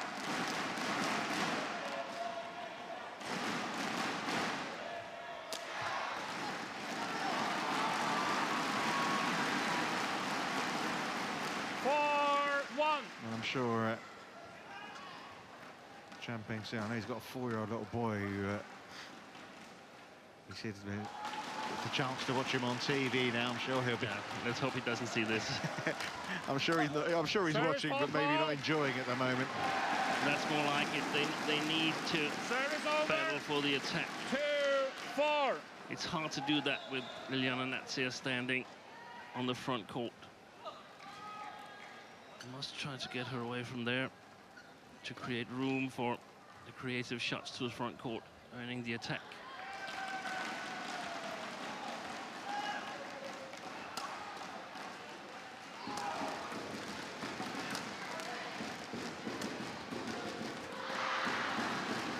A rare error.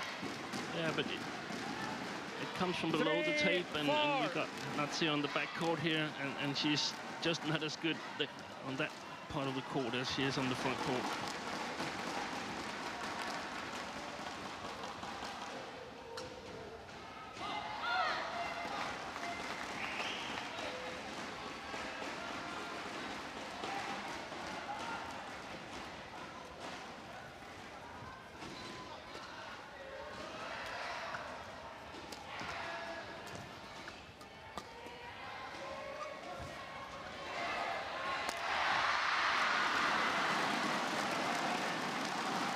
Well, first signs of maybe a fight back, although it's hard to see Tantowi missing too many of those. But I don't see the body language from the Malaysian players. I don't see the body language of a determination, stellar determination to fight back, to actually try to win this match. No. I see them as a little bit of sort of hopeless attitude. I mean, listen, you're here to make your comments a little bit harsh, but I know what you mean. They're not on their toes. They're not buzzing, are they? No. Play. Come on, you know, great opportunity here. Make the most of it. I'm sure inside they're desperate to do well. He's actually serving the other side around Go Liu Ying. Yeah, he's complaining about he can't see the shuttle. Is that allowed? I think he should be able to see the shuttle, but it's allowed to serve to the left side of Go. Yeah, clever flick. Because he needs to twist his grip a lot to get it in. Remember, there's a side drift from left to right. Well, it's fair to say with 4 points in a row, this is easily the best spell that the Malaysians have had in the match. They're actually leading in this game. More like a few errors from Tantowi, and he finds a winner this time. 5-all.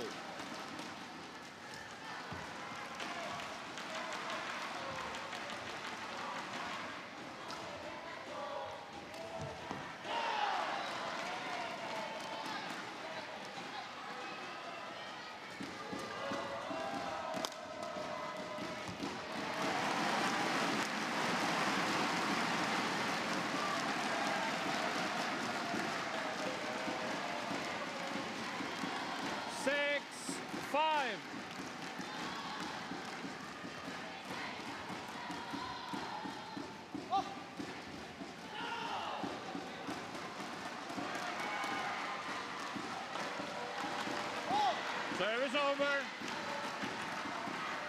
6-all.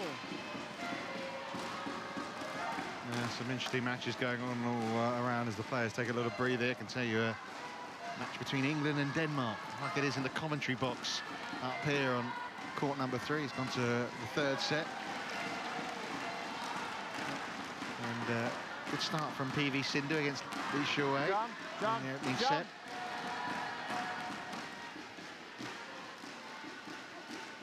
It's a great day for being a spectator in the arena, isn't it? Yeah, lots of quality matches. Just which one do you watch?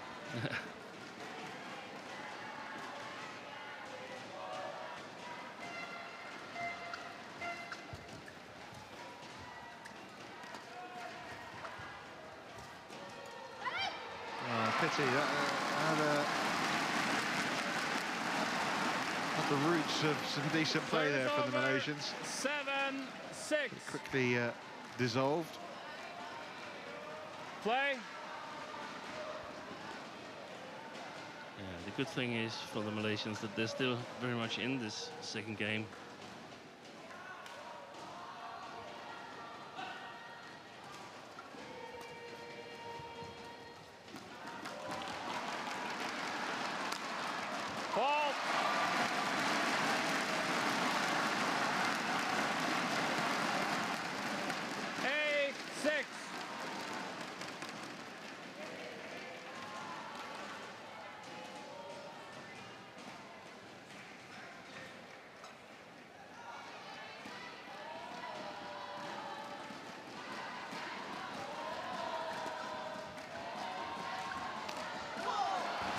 hesitated too much there. Was thinking maybe that was going to go, but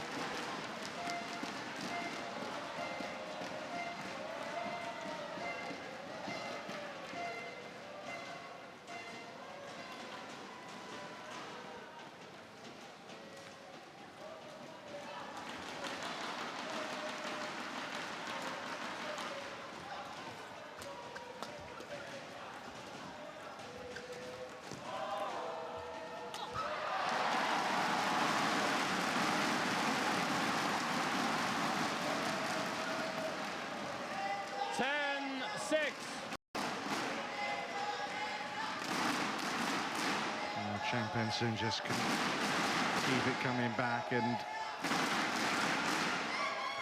flicker of resistance, and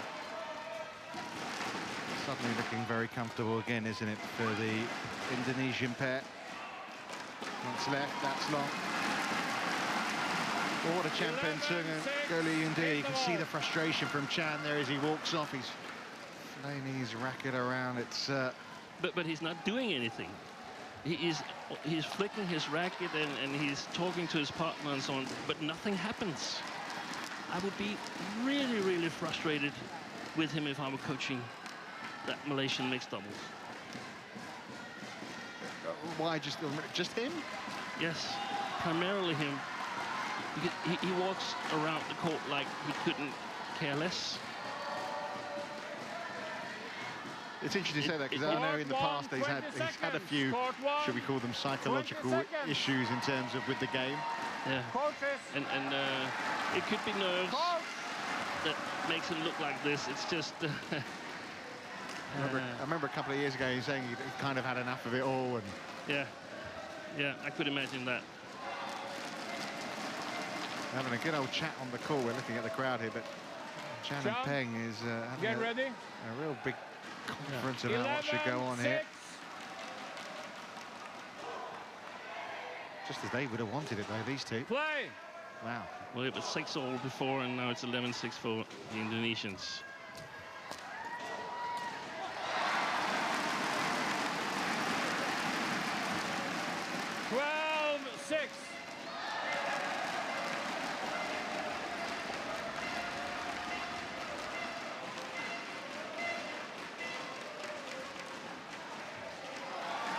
Yeah, don't think you might miss this one. No. 13-6. It was a great third shot by Ahmed, and they're serving really well, both the Indonesians, and that's so important. So they have a good chance of winning the service situation. Oh. Service over. Comes as a shot, that one, doesn't it? 7-13.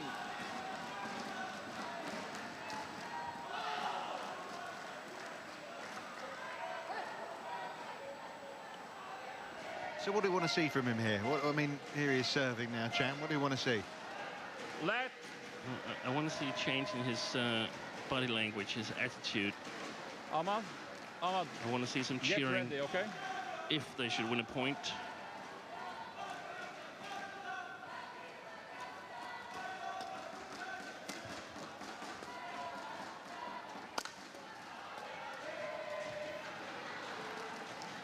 Look at that. Oh, we didn't see it there. 13. Just a little nod to his partner. Yeah, that was okay. Yeah, I mean, was it yesterday watching Michael Fuchs and Birgit Michaels? Yeah. So every point Michael Fuchs was winning, it was like... I can't really tell the difference whether the Malaysians have won a point or lost a point. But wouldn't some psychologists say that's a good thing? Yeah.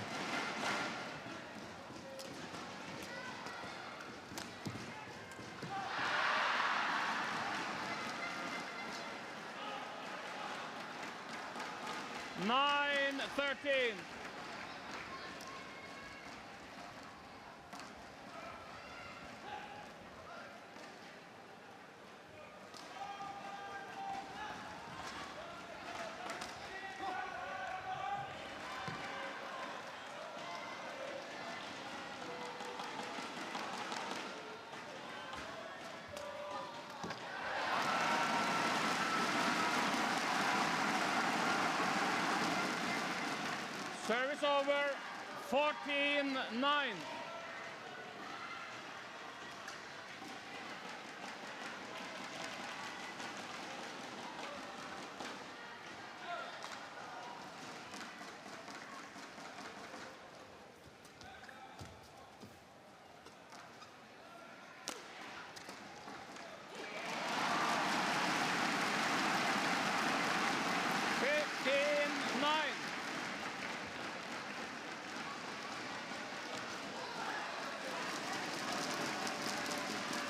I think you can say this one's it's just a matter of time.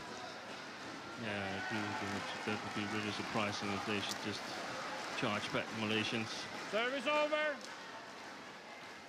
10-15. Ahmed and Nat are just saying concentrated. Not thinking about what they're going to have for lunch. Yeah, we must remember it was a situation similar to this where Carolina Marin sort of lost the plot for a period of the second game in the previous match. And you can see why that happens. 15. You relax a little, your focus just drifts a little.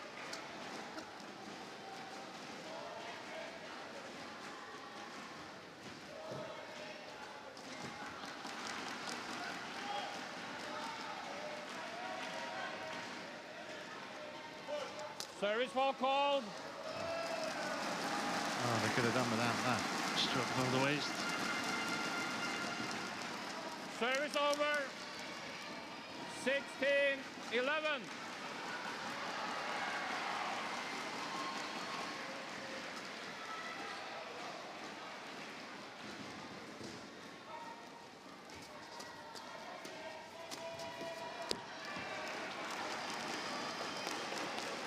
Service over. 12-16.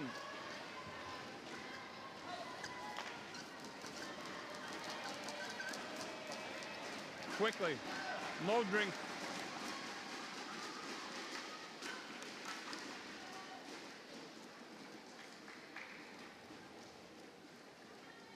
Getting some advice from Malaysian coaches. Chen Long.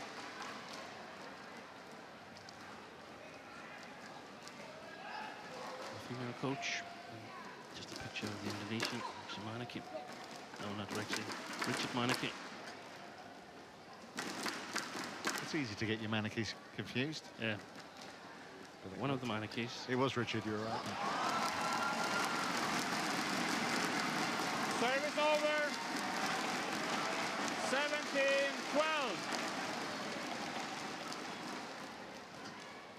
Well, no tension in the crowd, which tells a lot. They're cheering the points, but not with the same enthusiasm and anxiety as they were for the previous Indonesian mixed double bet.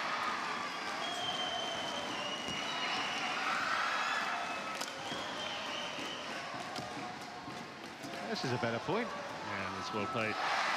There was the battle for the attack in the front court. 18-12. So obviously, Goh Liu Ying isn't capable of winning it against Liliana Natsir, so we're far behind in the second game. We've lost the first. We've got to try something else. What about playing the opposite position? Chan Peng Soon at the net, Goh Liu Ying at the back.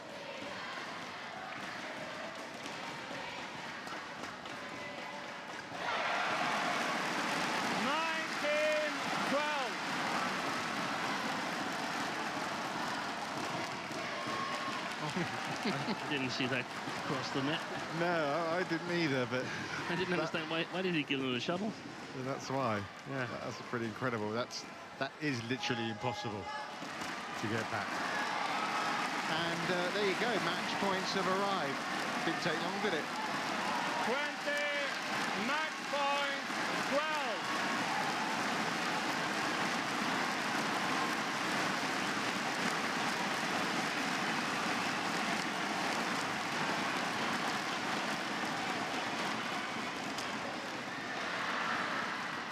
Service over. 13-20. And of course, lots of credit to the Indonesians for never ever letting the Malaysians into this match. Dominated it from the beginning.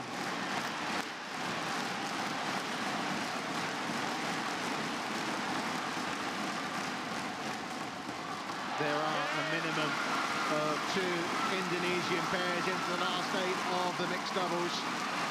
The 2013 champions, Tontowi Ahmed and Liliana Natsir. What a breeze into that last 8. Pity in a way from a neutral perspective, just wasn't that, well, not enough resistance from Goli Young and Chan Peng-sin, but as you just mentioned, take nothing away from the number 3 seed. No. And I know that the Indonesian team management, they've emphasized a lot on the heart thing. They want their players to show heart. That's why they selected 3 youngsters for men's singles at the Sudirman Cup. I didn't see any heart from at least Chan Peng-sin. He was really, really disappointing to me in this game. Yeah, especially after such a terrific win yesterday. So, Tontowi Ahmed and Liliana Natsir, they march on in the bid for a second title together at these World Championships. There will be tougher tasks ahead. I think that's pretty fair to assume. This one wasn't a tough task. 21-8, 21-13.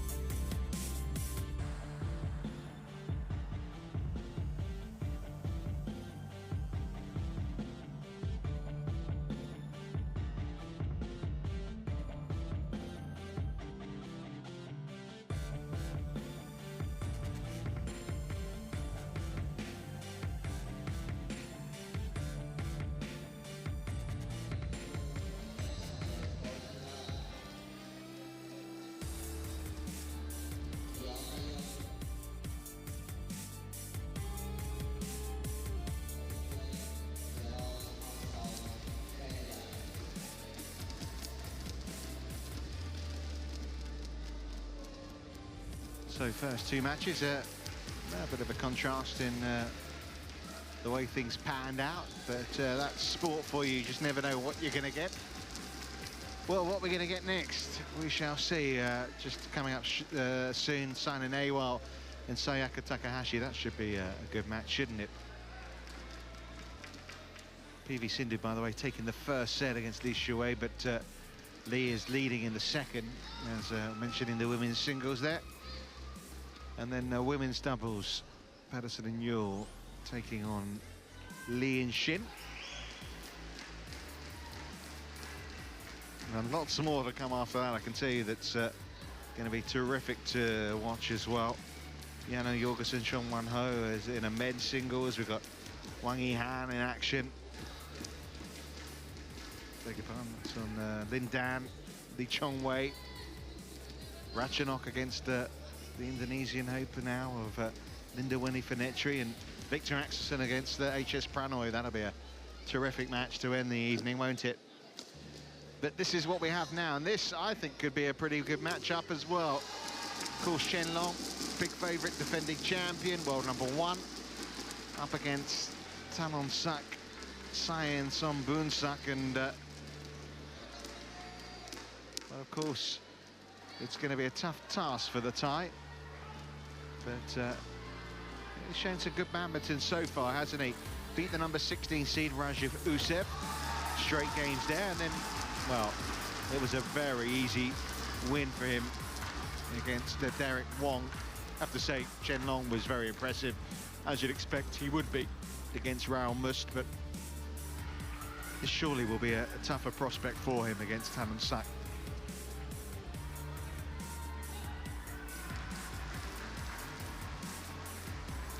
They have met 7 times before, these players, who are just about to emerge now. And you won't be supposed to know, Chen Long has a 100% record against Saensomboonsuk.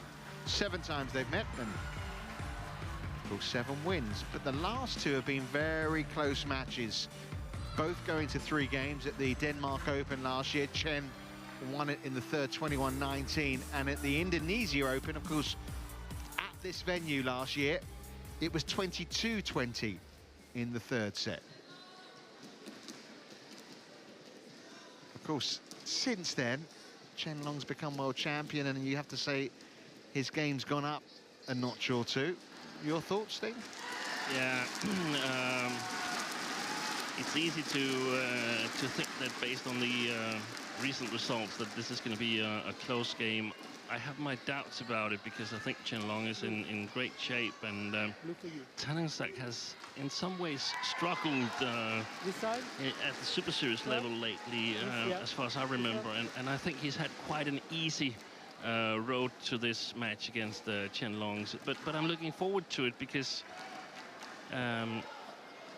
his game fits this arena really well. So wouldn't it be nice if we could have a close match here between these 2 players? Well, you pointed out, as we're looking at Saensomboonsuk here, that he struggled at Super Series level. Well, the statistic is, in his last 5 events, not counting the SEA Games, but his last 5 events that are recognised in terms of world ranking points, he's lost in the first round prior to here in Jakarta for these World Championships. So yes, he has struggled just a wee bit. Chen Long, well, no, he hasn't struggled, has he? Played as well as anyone. Won 2 of his last 3 events, 3 Super Series titles this year. Hence he's world #1. And of course he won in the final last year in Copenhagen, beating Lee Chong Wei, one of 4 titles in 2014.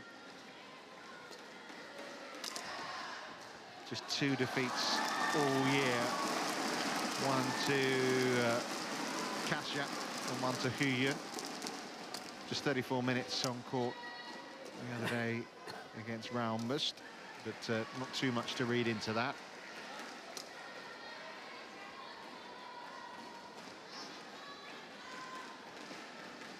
I watched Saensomboonsuk in his match against Derek Wong. I've got to say, when he gets on the offense, he does have some weapons. But as you can see, it's a negative win-loss ratio this year. He has been in the top 10 in the world in his heyday year, 2013. Got to the semi-finals of the All England that year, semi-finals of Denmark, won the SEA Games, won the University Championships as well. And he has looked impressive so far, but as you point out, even though it was the number 16 seed he beat in the first round, they weren't what you call shocks, those victories.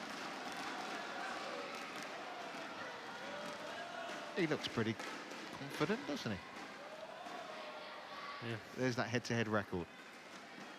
It makes good reading in terms of victories, doesn't it, for Chen Long? Yeah, and I think Saensomboonsuk's chance in this match is pretty much to get to play on his premises, on his strong points, which is the attack, as you mentioned, Richard. But I just don't see his defense standing up to Chen Long. Ladies and gentlemen, on my right, Djokovic making the announcements, and Gerard Arsenal now in the service judge's chair. Chen Long, China. Chen Long to serve. Love all. Play. So, Chen Long looking to make it 2 World Championships in a row. Can he get a comfortable route through to the quarterfinal, or will Saensomboonsuk make him sweat here? Oh, that was a 1-love. close call right at the very start of the match. Just out though.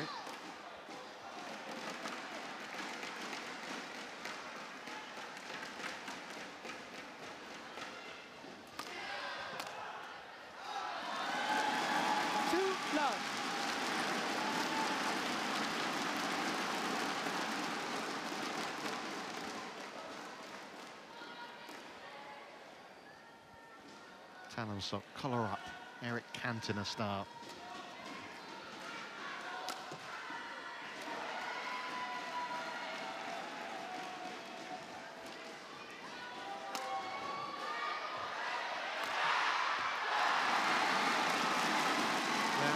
That's what he can do. Yeah. 1-2.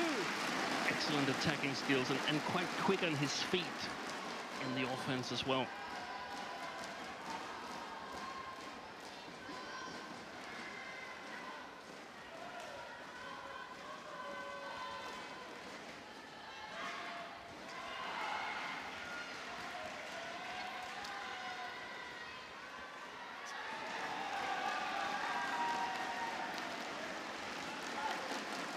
Worldwide from Chen Long. So some good early sparring.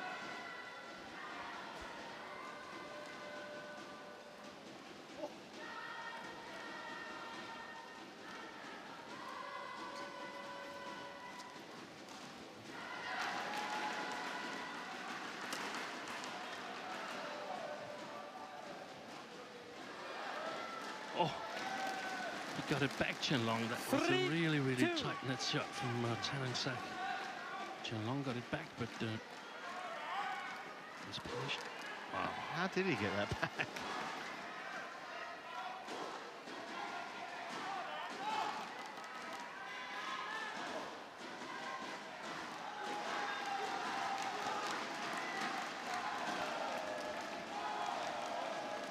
Service over.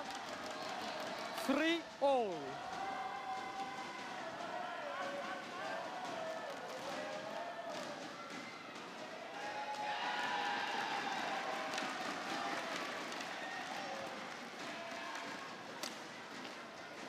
Service over. Of course, Chen Long's a former world junior champion as well as being a world champion at senior level. When he first came forward as a senior player, I didn't really think much of him, but well, I've had to change my opinion later on. Yeah, I mean, he suffered, didn't he? I remember being in London 2011 when he crashed out first round to Kevin Corden, wasn't it? He's almost deserved to let that be forgotten. Well, in a way, it's difficult, isn't it, when you're in the shadow of someone like Lin Dan? Yeah. You know, exactly. It's difficult to step out of that shadow, but I think he is beginning to do that, isn't he? He is, and he's just got such an enormous shot quality, and that's at least the thing that I didn't realize when he first entered the senior circuit.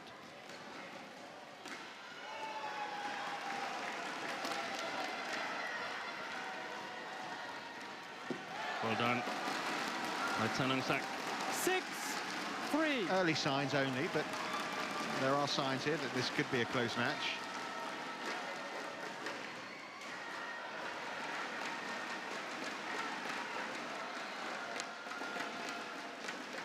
Talking of close matches, all other matches on the courts, on the other three courts, are all in third sets, aren't they? Yeah. Things are starting to heat up here at the World Championships. Thursday. 7-3. Round of 16.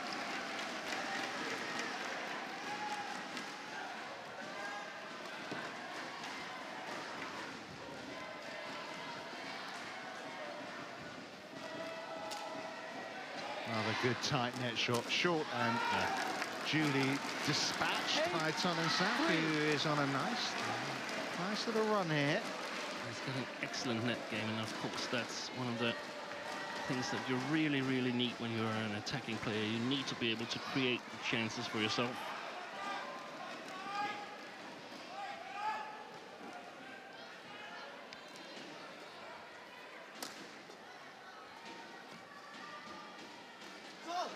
Service over. Now that ends a run of 5 points 4 in a row for Saensomboonsuk.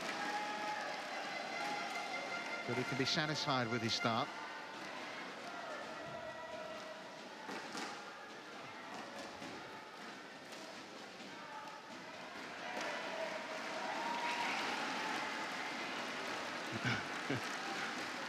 Five, 8. He's got a nice net game as well.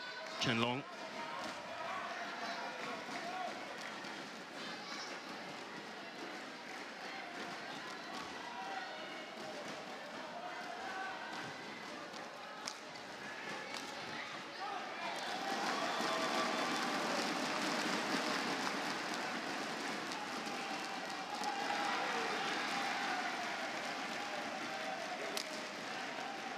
Very good length on that lift from Chen Long. How did that one get over as well? It rolled the net, didn't it? Yeah.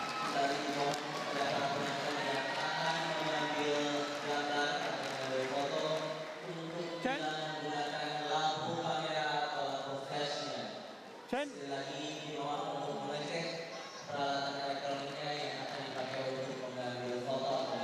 Could be completely wrong about this, Steve, but he just seems a nice guy, doesn't he, as well, Chen Long? Just the way he acts on court. The way I've experienced him, he is a very nice guy, always smiling and friendly towards the fans and the media. It's like I don't know him personally, but it's just the air he gives off.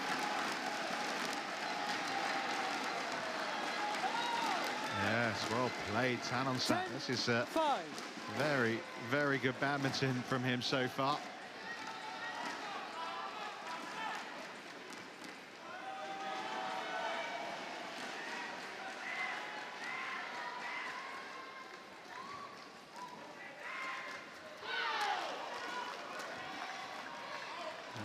Service over. That was quite a bit long, that one. 6-10. But he's thinking correctly still, isn't he? Yeah.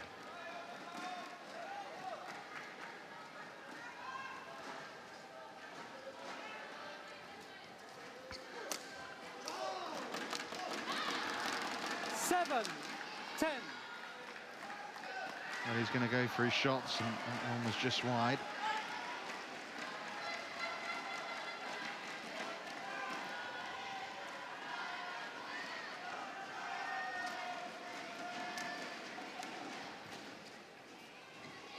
Good call.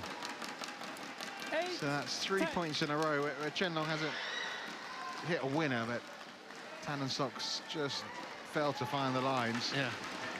Could be important for Chen Long that he didn't fall 6 points behind at the interval, but got some points back.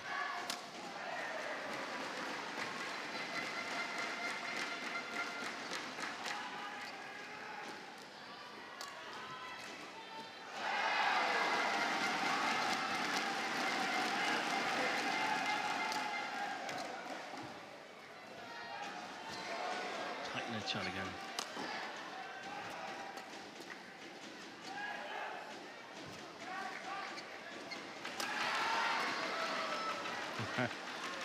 Great rally.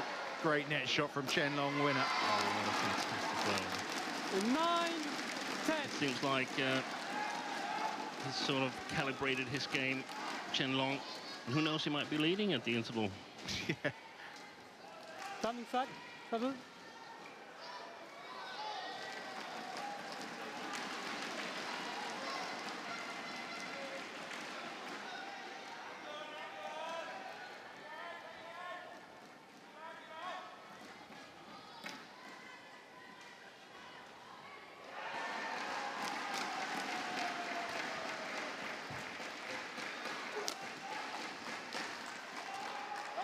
Well, he has the interval lead. 9 interval. Saensomboonsuk, 11 points to 9.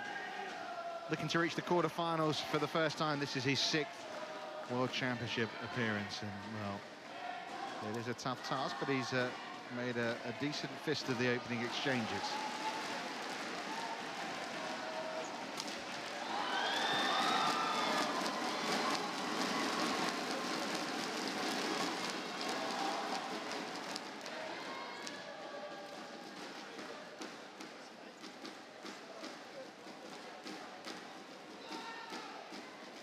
Court 1, 20 seconds. Court 1, 20 seconds. Thank you, coach. On court, please.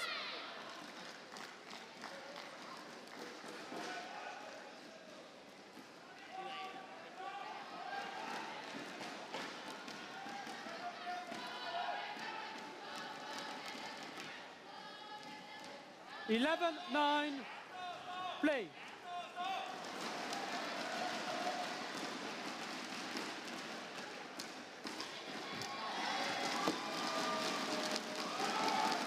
Service over. 10-11.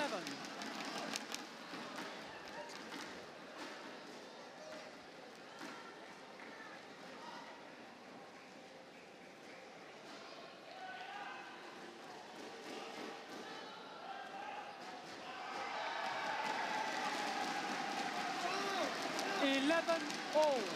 Big reaction to that one from Chen Long. Very alert.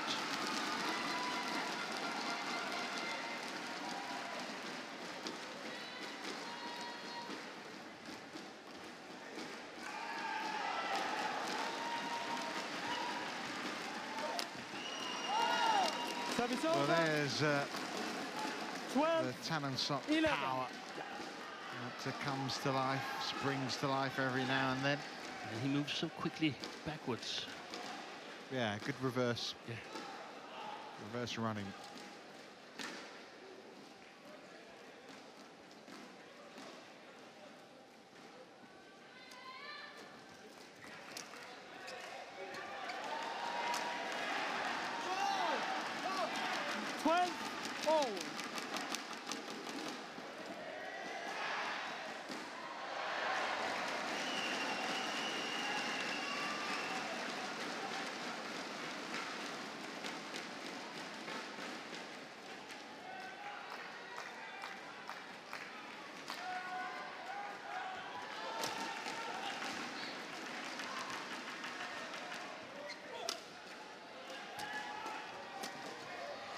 Good defending from Chen Long.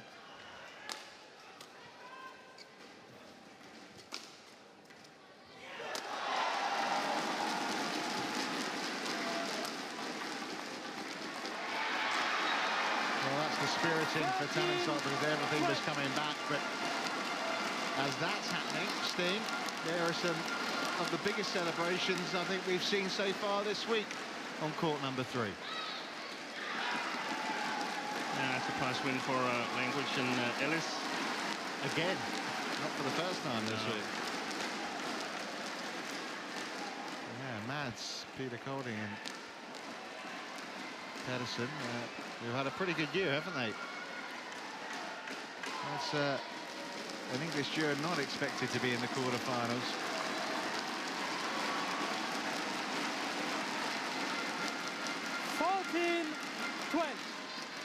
So Chen Long in front now in this game. Yeah. Seems like he's tightening his grip.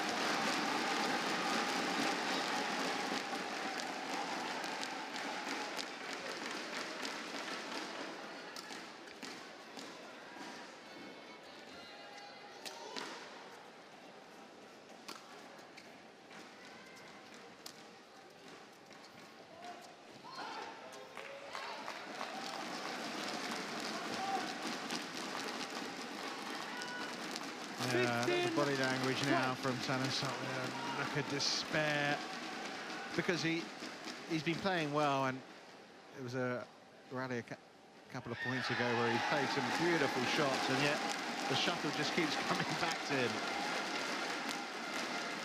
Chen Long has been doing well at the net. He's really challenged Saensomboonsuk at the net the last 4 or 5 rallies.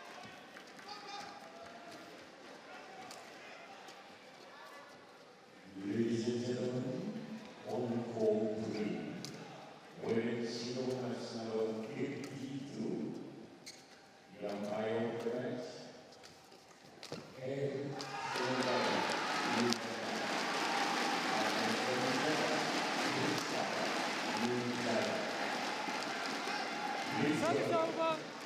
Very nice rally here from Saensomboonsuk. 15. Playing a really patient game.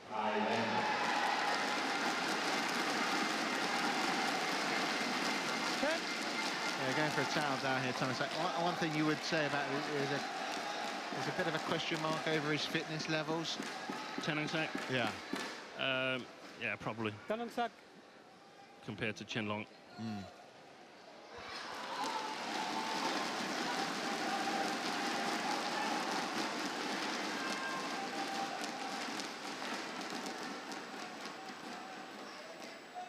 Then again, it's so hot in here in Storas and Nyan, so there'll be a lot of opportunities to towel down and get the court wipe and so on, so you can really stretch the match if you like, if you feel a little bit tired.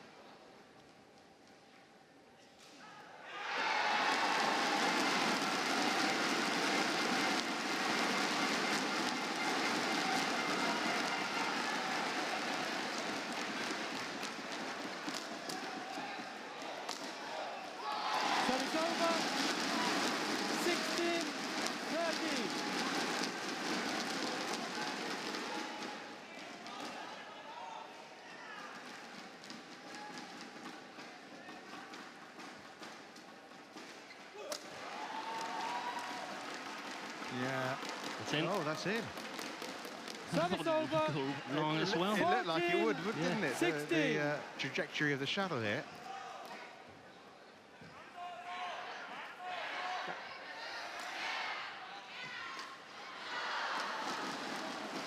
Where is it? Oh, get it landed in anyway.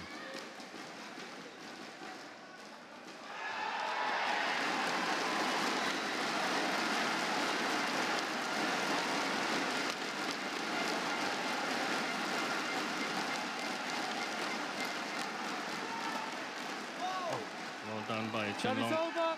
intercepting that one. 17-14.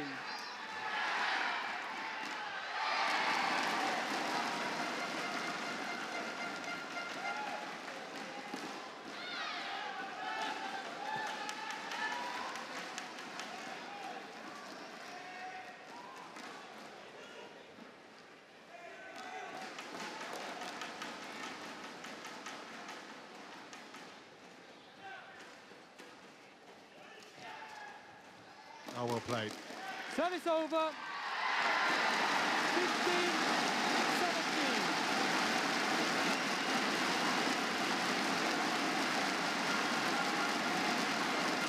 And the big surprise on the adjacent court 2, where the pre-tournament favorite Li Shurui is once again out of Service the over. World Championship tournament.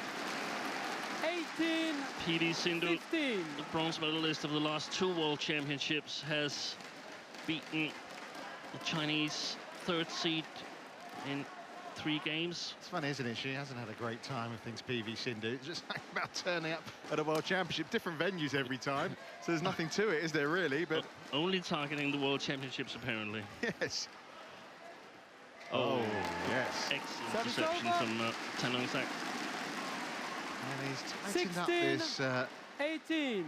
this opening game a little again, hasn't he? Yeah, he's got to give everything to win this opening game, Chen Long. Been a few stories around already today, hasn't there?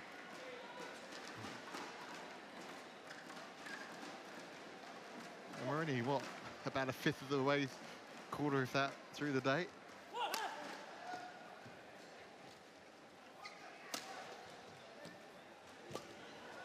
Another good tight net shot. Chen Long valiantly coming through it. Yeah.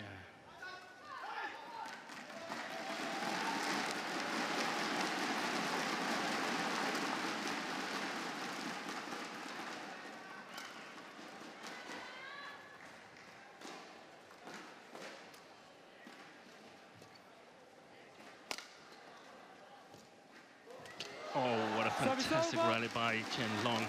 Excellent defense in the beginning of the rally 16. and magnificent control. He's playing with the drift, but his lifts are so accurate.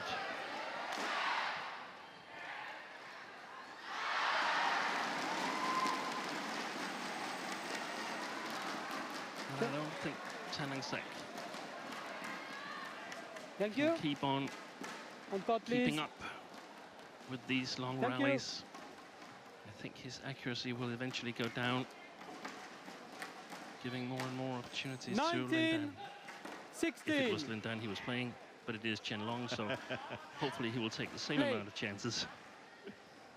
The next match, all women's doubles national 49. Yamhao France, Pai Yu Po, USA, and the services,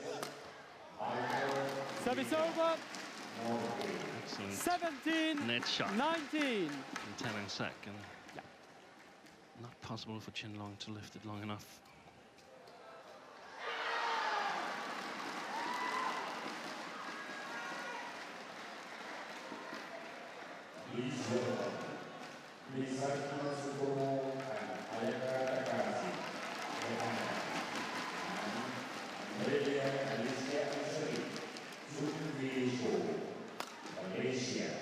Service over.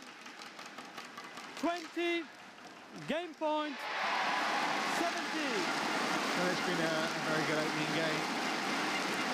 But Chen Long has given off the air of a A player very much in good form, in business mode, isn't he? In the defence of his title. Been a good test for him, but he's coming through it. 3 game points here.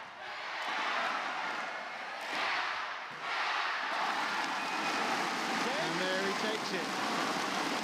That's impressive. 21-17. He'll be very satisfied with the way he played there.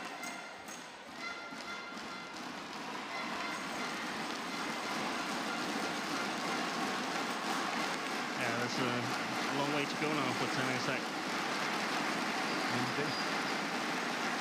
Because he would feel he played pretty well there as well in general. But he has come out second best.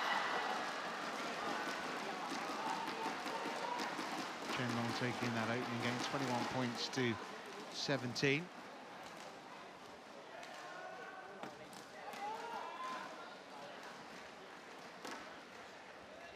Almost in another quarter-final. Made the quarter-finals as well in 2013.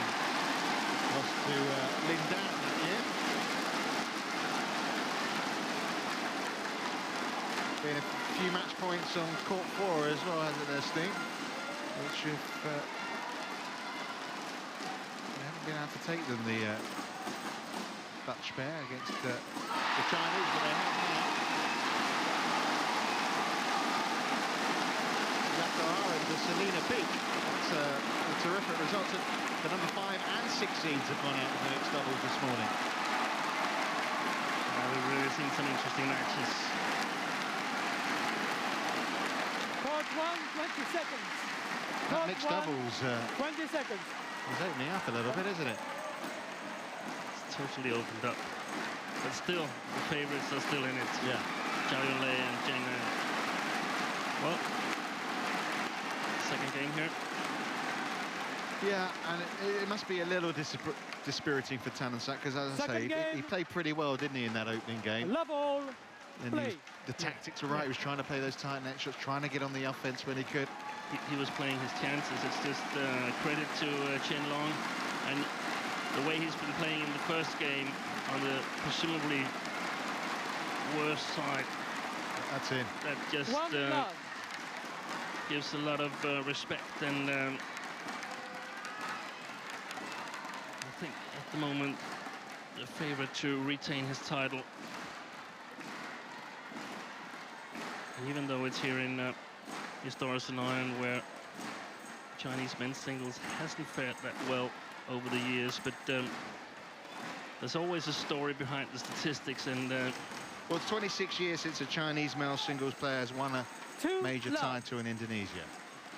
Yeah, and that's of course a little bit worrying, but this tournament always is played in June, where there's often a lot of build-up going on, either to the World Championships or to the Olympics. So I'm not saying that they don't care about this tournament. I'm just saying that they might have their mind focused on something else. That's a fair point. This year, they've been focusing on doing well at the World Championships, and it's in Axelsen, so I think we're going to see the Chinese doing better than they used to do. And let's remember, the last time there was a World Championships in here, which was 1989, it was a Chinese player that took the men's singles title. Is that Yang Yang? Correct. 2 points, thank you for playing.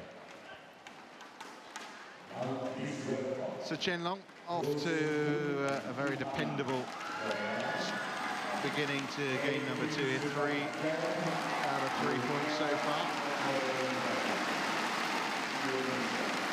Excellent smash there. Wow. 1-3.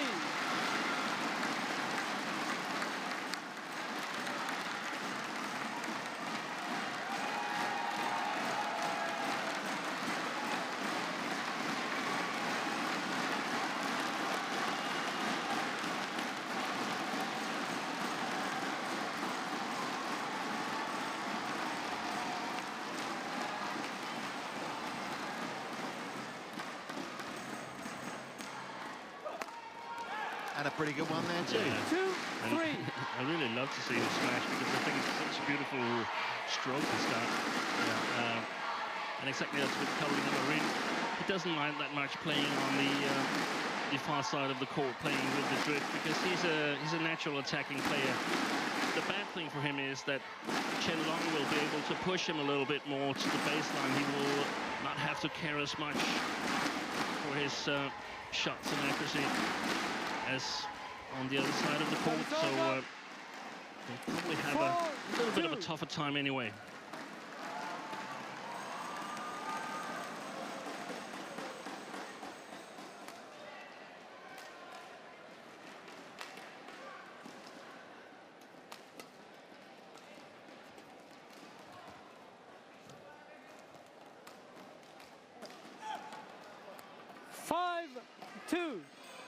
Well, two terrific winners from Saensomboonsuk, but there's the only 2 points he's got out of this game so far. Yeah, and that's perhaps even a better trademark of Chen Long, that it's so hard scoring points against him. You really have to come up with your best shots to harm him.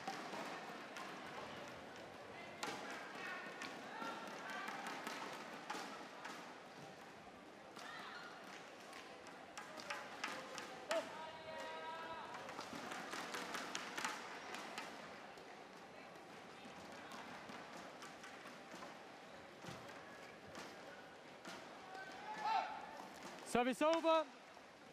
3-6.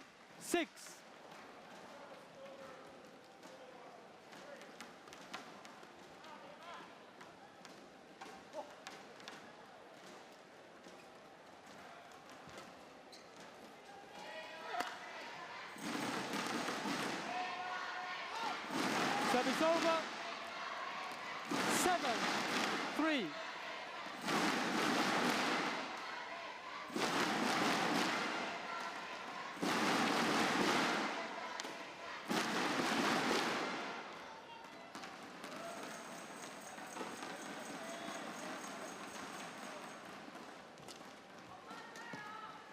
Service over. 4-7.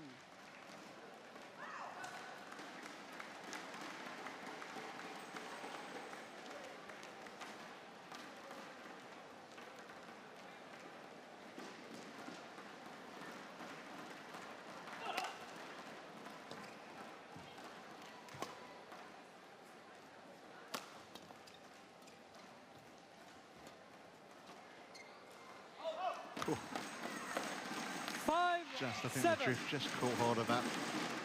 Took it out by a fraction.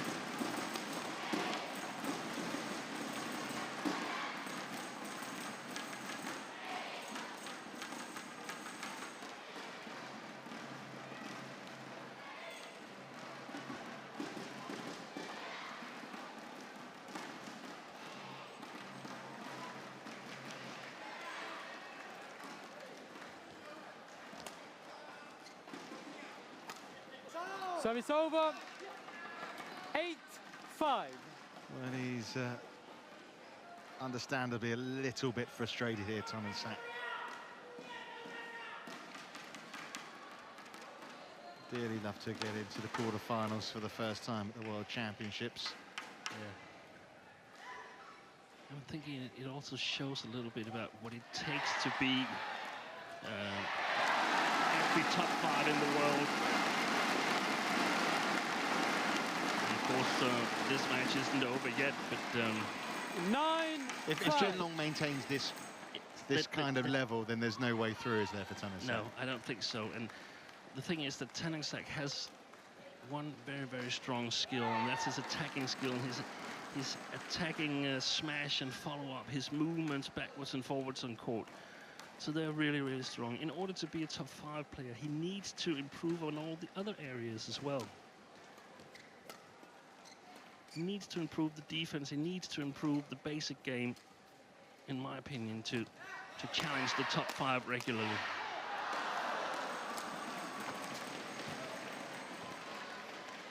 But it's hard to watch him play this, and play this well this week, Saensomboonsuk. And understand why he's lost 5 first-round matches in a row coming into this tournament. Yeah, but I must say also that from what I see here, he's in much better shape for this World Championships that we've seen him the rest of the year. And I don't know, perhaps he can have been nursing some injuries or something like that. There's often a number of different explanations. We saw the Korean men's doubles world champion Shin Baek-cho out for quite some time with a knee injury and finishing his military service and so on. So many possible explanations, but of course injury the most likely one.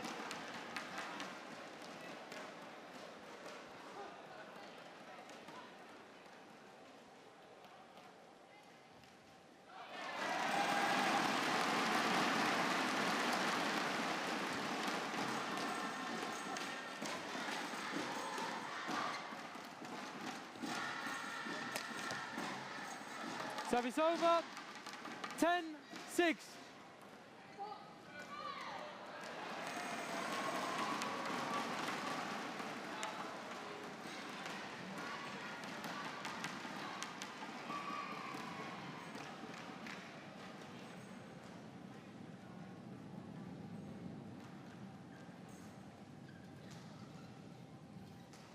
Service over, 7-10.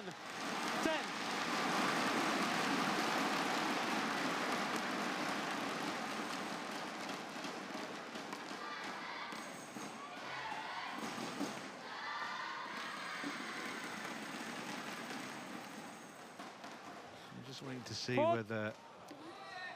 That is that's a foul call.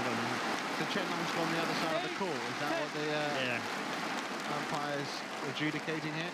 Let's see if we can watch it in replay, perhaps. Looks like we're not going to see it, but obviously the umpire's got a great view of that. It's always a close call. It's really, really hard to see sometimes, even when we get them in replay afterwards. Service over. No doubts about that one, though. So it's an 11-8 interval lead, and well, this is a fine display from Chen Long. Really is. There's a statement of intent about his performance. There you are. There's the replay. Yeah, you can see why the umpire's given that.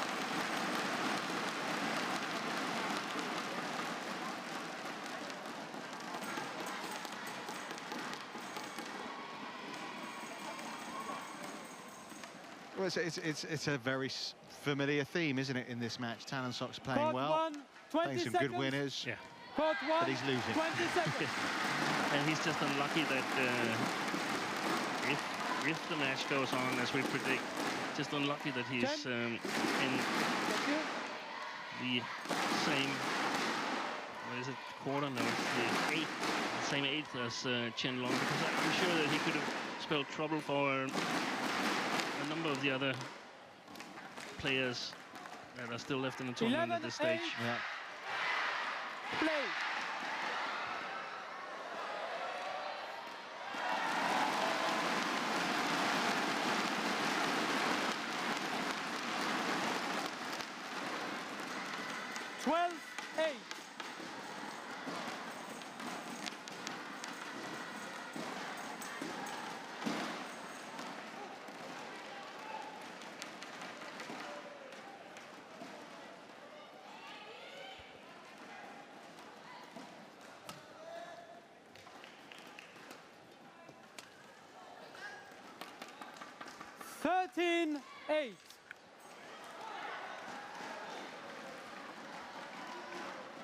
Winner of this match playing winner of the match between Victor Axelsen and HS Prannoy of India.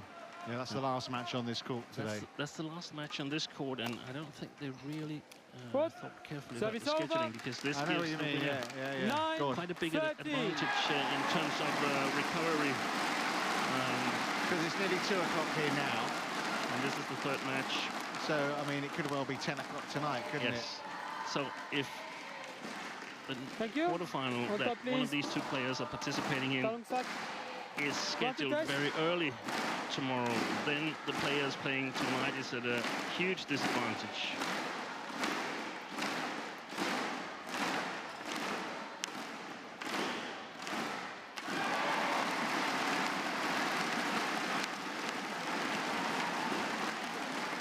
Yeah, it's difficult to predict what time it will be that Victor Axelsen takes part. But I think if it's one of the later matches tomorrow, the problem won't be as big. But we've seen today that Kento Momota, for instance, he played quite late yesterday against Chen Long, who's had 4 or 5 hours more rest than him.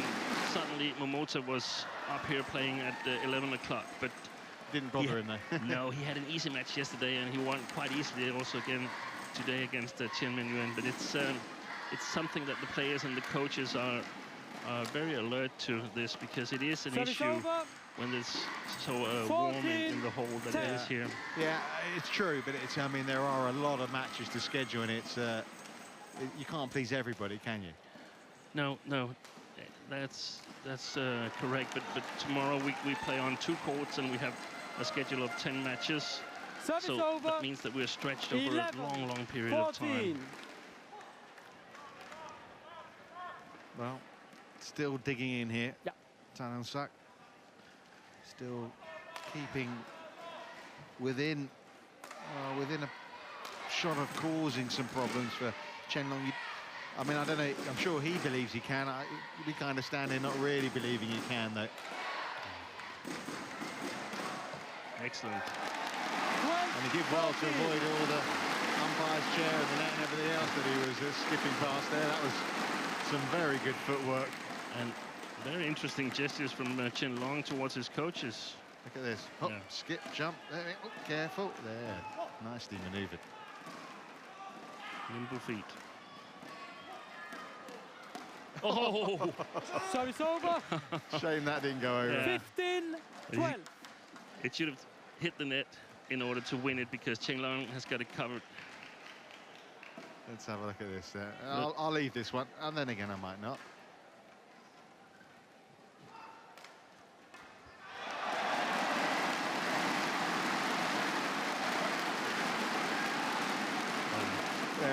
I think Chen Long's got a case here. Chen Long's challenge called in. I think the opposite.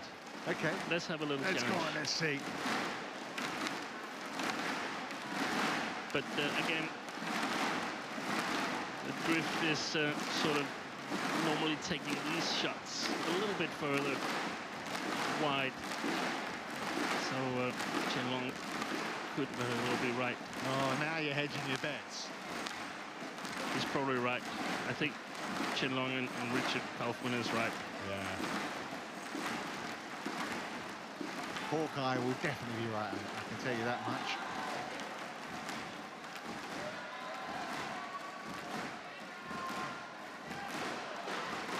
Here we go.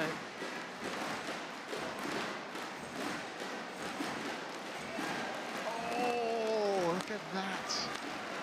That's as least in that it could be, but it's in. Well, was it? I didn't really. Was it in? It was in. Chen Long has it one was in. remaining challenge. Yeah. Steen was right. Service But a good over. challenge anyway, because 13, I mean, 15. it couldn't be. Yeah, it couldn't be Play. tighter than that. No.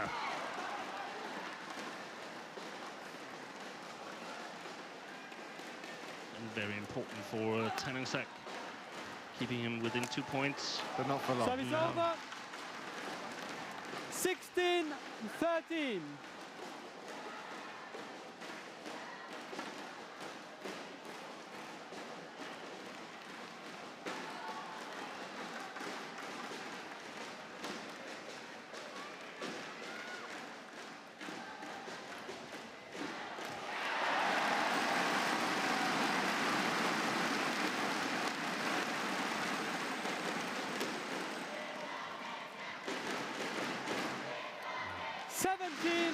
Excellent done by Chen Long. He's really putting some pressure on Saensomboonsuk, because he's staying at the net. He's keeping the front court. And if there's a lift from Saensomboonsuk, he really needs to work hard. Moving backwards, Chen Long, but it's the only thing to do. Cannot let the attacking players control the net.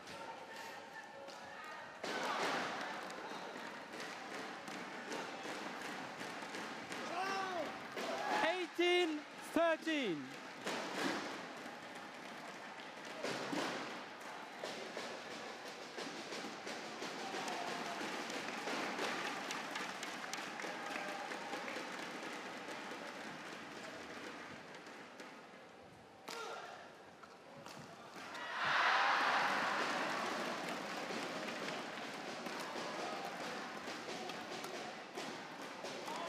Service over. 14-18.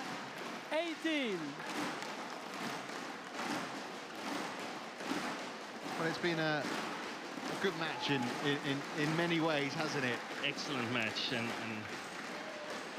It's a pity from a neutral perspective that Chen Long's been so good. yeah.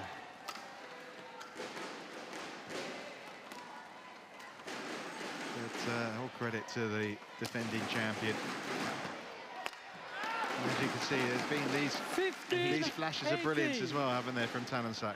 Definitely, and he's made Chen Long work for this.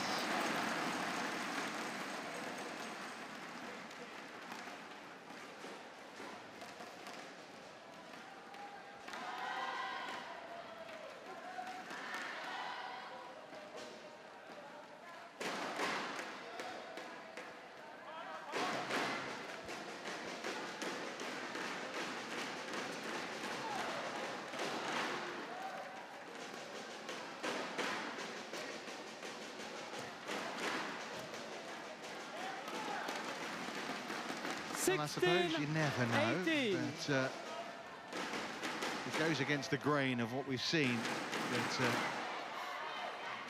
Saensomboonsuk can win the number of points required to stretch this into a third game. Let's Saensomboonsuk. Chen. Just wait that he's ready and you don't take too much time. Thank you.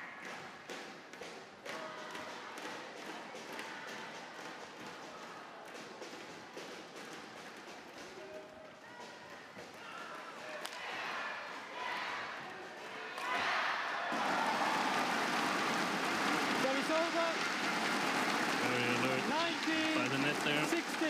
Chen Long.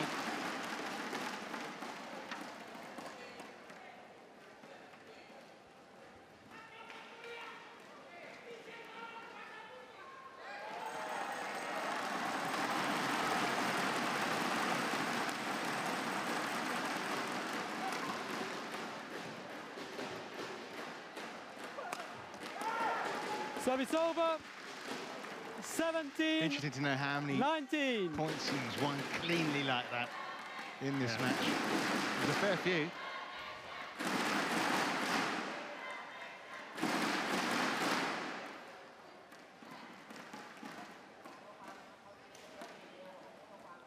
It's so hard to see whether he's going to smash straight or cross.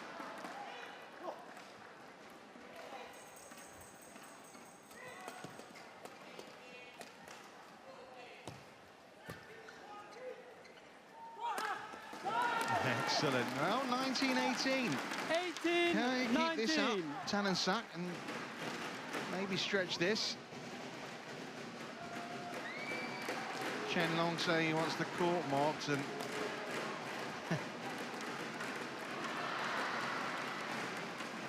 just delays things a little. Stops the momentum maybe. Thank you. Saensomboonsuk's building up One here. court, please. Thank you. Quick.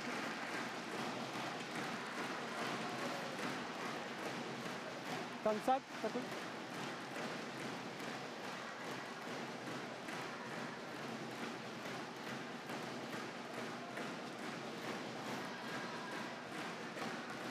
Well, it's looking still as if it's going to be 8 wins out of 8 in terms of their head-to-head meetings, but a little bit of hope here for Saensomboonsuk.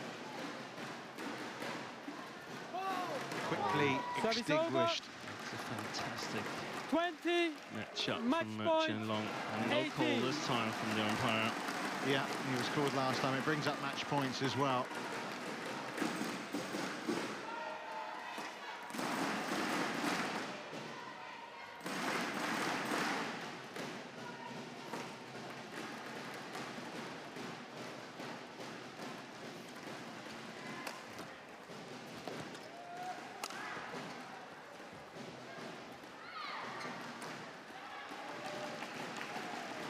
What a good rally this is. Oh, what a way to win the match. Well, a pretty apt point, really, that, because it was a very high-quality match overall. Saensomboonsuk's given everything. He's played very well, but he's been outgunned by a man who looks determined to defend his World Championship crown here this week in Jakarta. Match won by Chen Long, 21-17. 21-18. Yeah, confirmation of that scoreline that you heard from the umpire there. 21-17, 21-18 to send Chen Long into the quarterfinals. But great point this, wasn't it, Steve? Yeah. Sums up the match in a really, really good way. And nice celebration at the end of it all as well from Chen Long. He slips. Yeah, we saw that's how Caroline Marin got injured earlier on, wasn't it? Exactly like that. But congratulations to Chen Long. Job done more than efficiently. That was impressive. He's going to be a hard man to beat.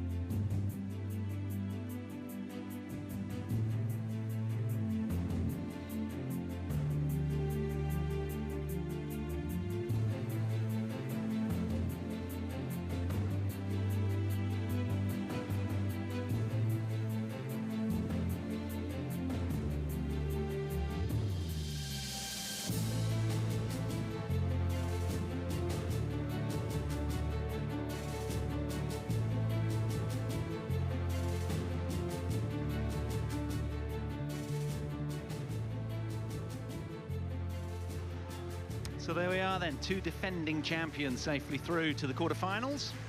On day 4, their work is done. 10 matches to date, 3 women's singles, 4 men's singles, 1 mixed doubles and 2 women's doubles. Each match hosts a top 10 seed from that discipline. We've been treated here. And next up, Sayaka Takahashi, the 14th seed in the women's singles draw, against Saina Nehwal, the 2nd seed, right down the bottom of the draw. That's just one of the many treats we have. After that, we've got 2 women's doubles.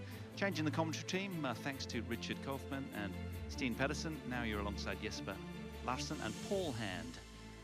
We'll be taking you through the next 3 matches. Delighted to have your company. Do stay with us. We'll be watching this one up next.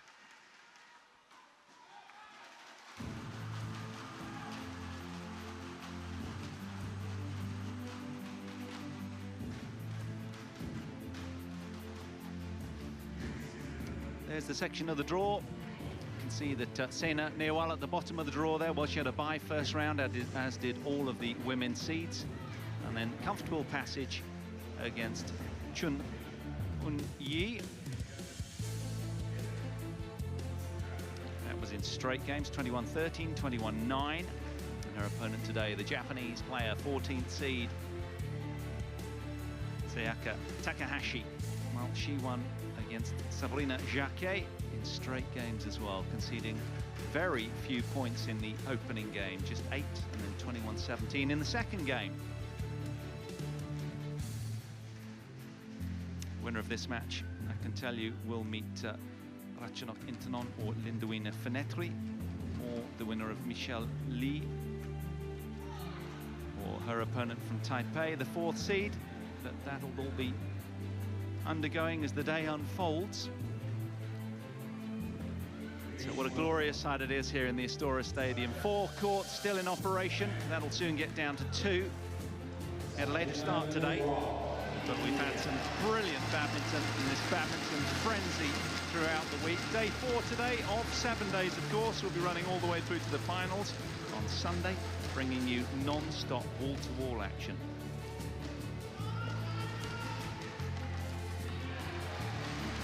These two led in by the Japanese player Sayaka Takahashi, the 14th seed. There she is in black, currently off her world ranking of 17th. Her sister is on an adjacent court in the women's doubles round of 16 as well.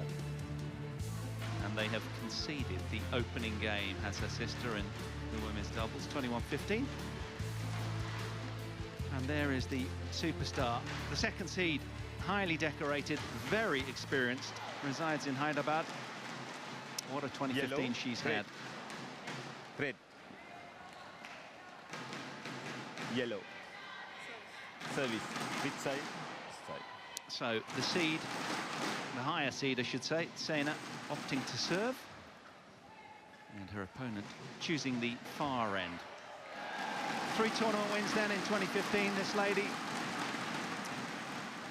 She won the Indian Open Grand Prix Gold, beating Carolina Marin, no less, in the final, and also the Indian Super Series as well, beating Ratchanok Intanon. And there's her opponent, Sayaka Takahashi. Well, it's going to be a tough ask, yes, but for the 14th seed, isn't it, to take on Nehwal? They've played 3 times before, but what are your thoughts? Yeah, I think that's going to be tough, but still never underestimate Takahashi. She is a very good player, and although she maybe hasn't beaten that many top 10 players, she's still always almost playing 3 sets against them, and if you're not on the top of your game, she's gonna take it from you. Yeah, the 23-year-old, she lost at this stage last year, so she's got no points to defend in this event. There was her result through beating the Swiss player Jacquet in straight games in 36 minutes. She's had a couple of title wins this year. She won in Portugal in the international tournament there, in Osaka as well. Same sort of status tournament, both this year. But this lady with 3 big wins already this year. Super Series in India. Grand Prix Gold in the same country, her home country. And also she won the China Open as well, so she's in fine form. And of course, she's made history in so many ways. She was the first Indian woman to win a bronze medal at the Olympics badminton in London 2012. She also won Commonwealth Gold in New Delhi 2010. She was the first Indian to win the World Junior Champion as well, 2008. And the first Indian to win a Super Series tournament, the Indonesian Open, back in June 2009. They've met 3 times before, these two. And I can tell you that the 2nd seed has won them all. Having said that, the last 2 matches have gone the distance. All 3-game affairs back in November of last year and August as well. That was in the Canadian Open and Copenhagen as well. They played in the World Championships actually at this stage. So is there going to be a repeat of the result from back then last year? They've both yet to concede a game in their singles matches so far, though they have both received a bye because they've had the benefit of being seeded. There's the Indian coaching team. Just caught a glimpse of them. Just about to get us underway then. Building up to this women's singles round of 16 encounter between Sayaka Takahashi, the 14th seed. She's up against it today. Saina Nehwal is her opponent, the 2nd seed. On my right, Saina Nehwal, India. And on my left, Sayaka Takahashi, Japan. Saina Nehwal to serve, low all. Play.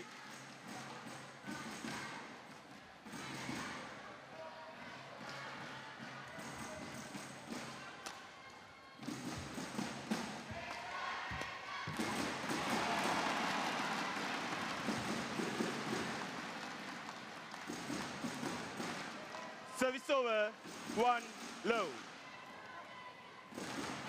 On 4-3. Women's singles match number 50. Pai Yu Po, Santiago, Mauritius, 2 low.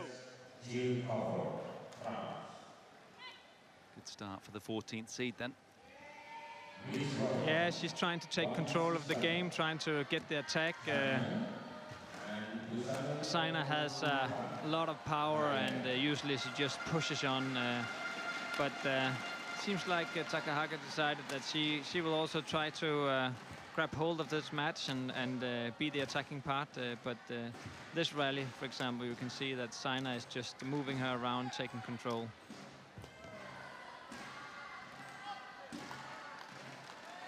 Was it you and I that watched Saina yesterday? And she was very, very strong, wasn't she, in her match prior? Looking very balanced, poised, and just strong on the court. But she's up against it from the off, though. Japanese player getting the run of it from the start. Yes, she definitely is, but I think Saina's just relentless in the way she puts pressure on her opponent. And as you said, she's so strong, and she just keeps on going for 3 long sets if that's what it's going to take.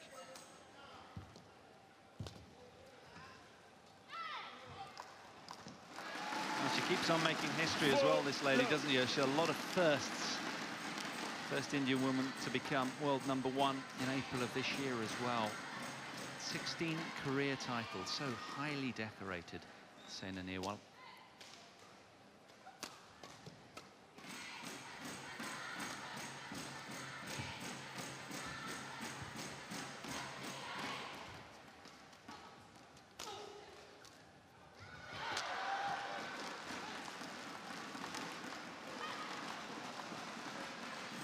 Takahashi does everything right now. She gets very high at the net, puts pressure on Saina, moves her around, takes the offensive in each rally, and Saina is having really to work hard for it.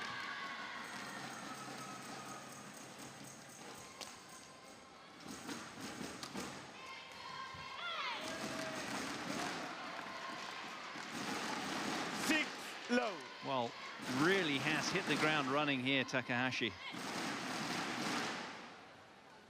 Yeah, Saina just having a look at the coaches. She has a hard time finding the back line, knowing how high she's going to go and how long she's going to go, and it makes her a little insecure, and it does make the court a lot smaller when you don't know, or if you don't feel that you can actually play the back line.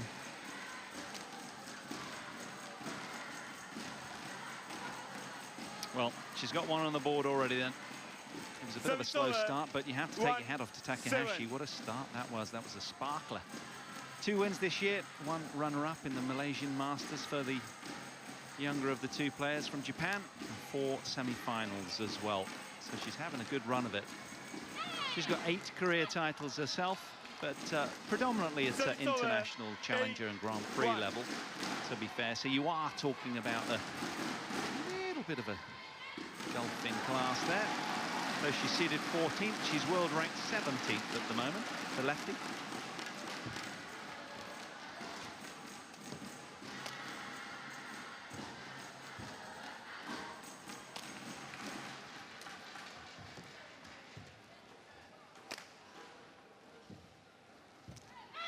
Very good digs around the net as well from the lady in black.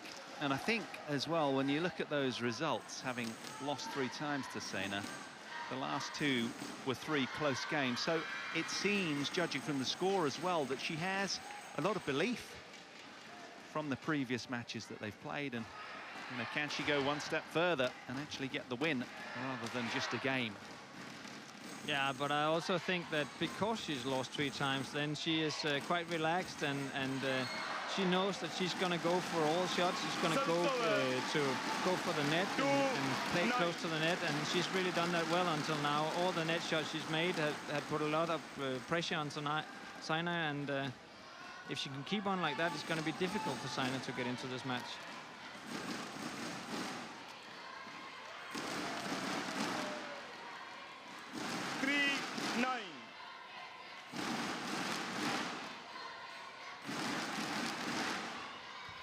So 6 points adrift and the number 2 seed.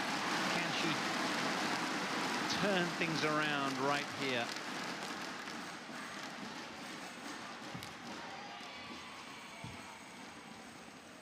Oh, it's a wonderful net shot, so tight.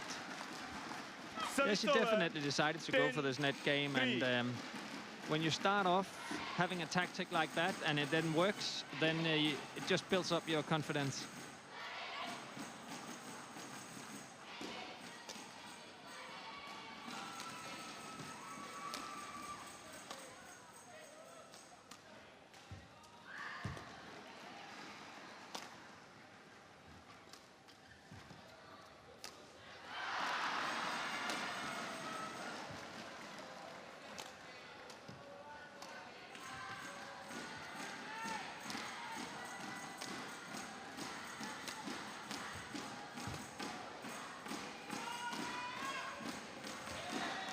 Wow, what a start then. As we head for the mid-game interval to the Japanese player. Who would have thought that? Going contrary to the sort of seeding arrangement, the 14th seed, as they head to the break, in a far stronger position, 11 points to 3. Very dictatorial from the off. Short game is just impeccable. Still, early doors, long way to go, of course. We saw this with Carolina Marin. She was taken to 3 games earlier today. That was in the opening match against Pai Yu Po from Taipei. Came good in the end after 74 minutes, when it looked quite academic about halfway through. Suddenly lost her grip, and credit to the player from Chinese Taipei. What a performance that was. Well, the defending champion in the men's event, he didn't have so much trouble, but good performance from his Thai opponent. Vittinghus in the match prior here, that was good, and that was sandwiched in between was a mixed doubles. Well, the 3rd seeds came through, Ahmed and Nat from Indonesia, to the delight of the local crowd. So we've had 3 brilliant matches already. This is our 4th offering of the day of 10 matches we're bringing you. Do stay with us.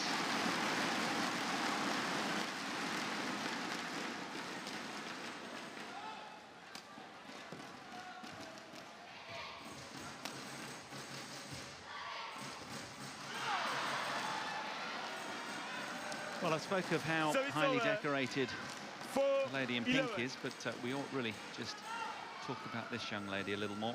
8 career titles. She made bronze in the Asian Championships 2013 in China, Taipei. Yeah, I think she's definitely a very good player. I remember seeing her back in 11 or 12 at the Swiss Open, and everybody was talking about this new lefty from Japan and how good she was. And I think most people also thought that she was going to be the new #1 from Japan, but she never really got the rest of the way up there. I think her highest ranking is 8 or 9 or so, and she didn't really get all the way to the top, and she has had a hard time beating the very best in the world. She's winning the smaller tournaments, but if she has to win against several top 10 players in a row, that has been very difficult for her. 6-11. Well, 2nd seed starting to get a grip here. That's 3 in a row for her. Yeah, Saina's going a little more for it now. She's also moving a little faster forward to the net and getting ready for that net game from Takahashi.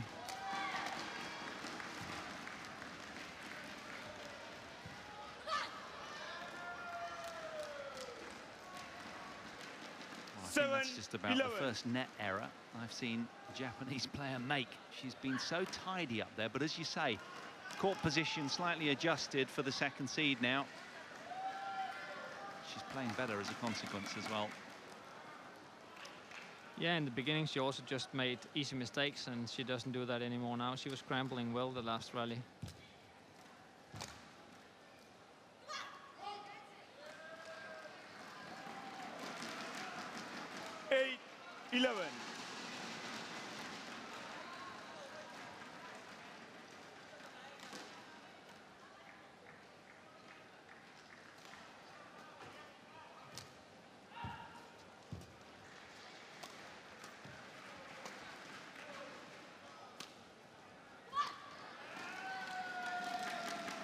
There was a huge upset actually out on court 2. The 3rd seed from China, Li, has been ousted earlier today, probably about half an hour ago, maybe more now, to PV Sindhu of India, the 11th seed. That was a real turnout for the books. So the 3rd seed of the women's singles draw out.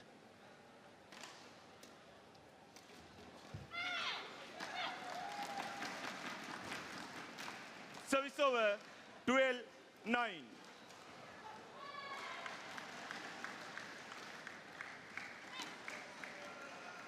6 in a row for Saina Nehwal, that was before the penultimate point there.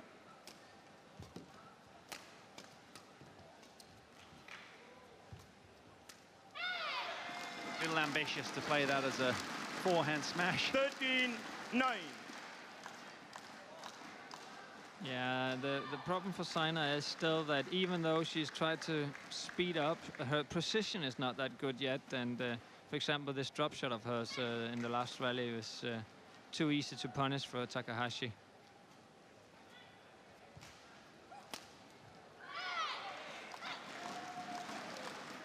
Well, it's called long. 14-9. Anxious moments then for the Indian player. Just so familiar with winning against her opponent today. To remind those of you just joining us, she has a 3-love head-to-head lead. But the last 2 of those matches back in 2014 have always gone the distance. Yeah, but if you look at the last few months or 2015, Takahashi actually hasn't done that well against the top players, and therefore it's also quite a surprise that she's off to such a good start. At the time when they were playing 3 sets against each other twice last year was also the same time as Takahashi was ranked 8 or 9 in the world, where she had her best period.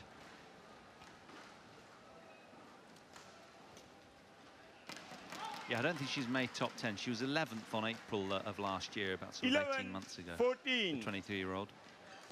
But I think also what's liberating for her is that she lost at this stage in last year's World Champs. She had a win over Petya Nedelcheva and then lost to her opponent today. She'd be delighted if she could go one stage further, make it to the quarterfinals. Yeah, but this is definitely...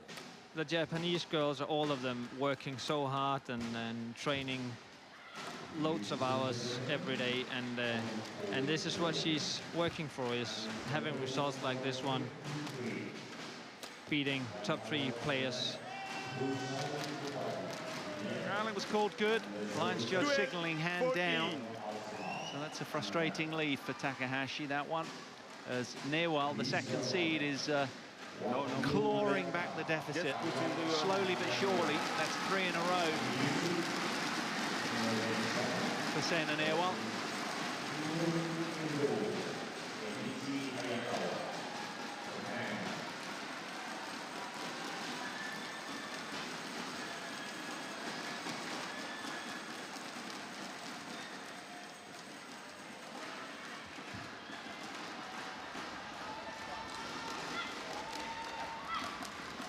Service over, 15-12.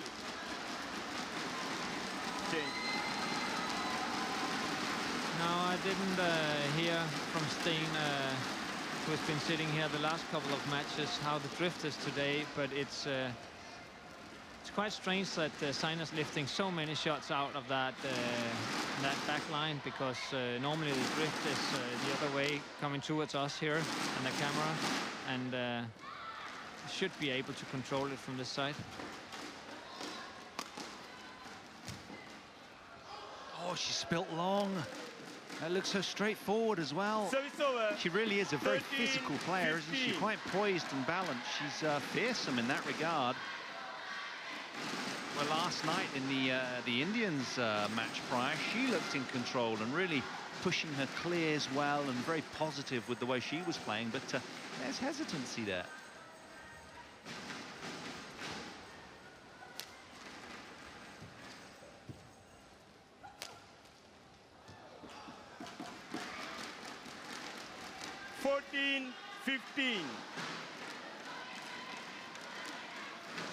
Yeah, Saina still keeps on coming at Takahashi's, trying to attack her, playing a little wild flat smash here. But Takahashi wasn't really ready for that one. Seems like Takahashi maybe started thinking a little bit that she was going to win this first set, and then in her mind blocked a little bit.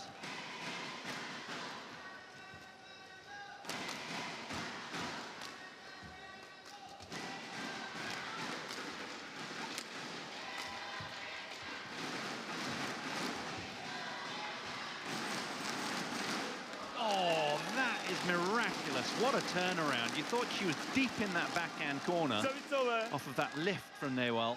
Got out of jail with wonderful athleticism here. And that's a very good shot, but it's also a very short lift from Saina. Look at the place where she's standing when she hits it. She's like 1.5 meters from the back line. Saina. Do not.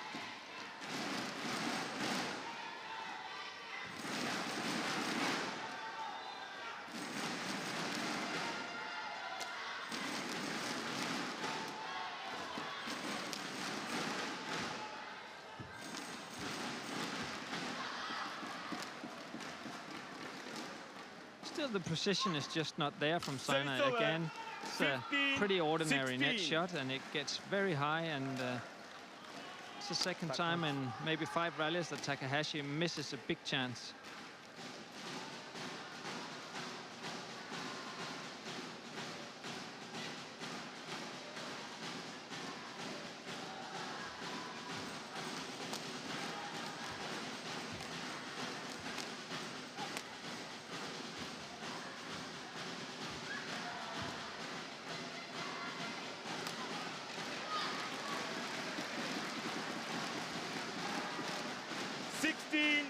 Well, it seems like an eternity ago now that this young lady, Takahashi, was at the mid-game interval 11-3 up.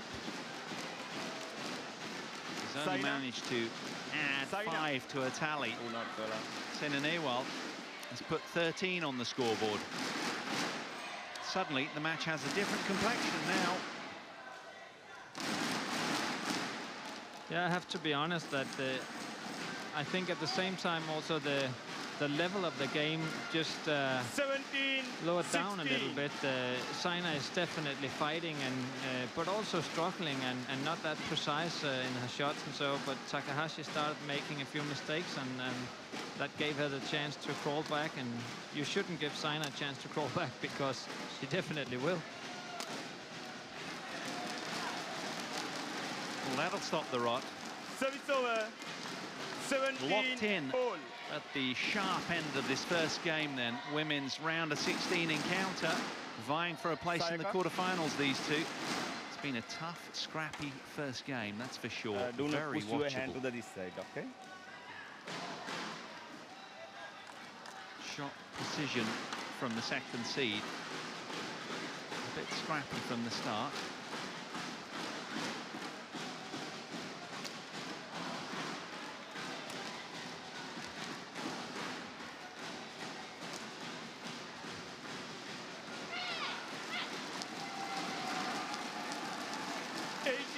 Slight lack of focus, didn't really see that one onto the racket that well. No, I don't know if it's lack of focus. I don't see her that comfortable on court. Like she doesn't seem like she believes that whenever she hits it, she's gonna be precise. She has a little insecurity over her in that game, and just looking for some success, I think.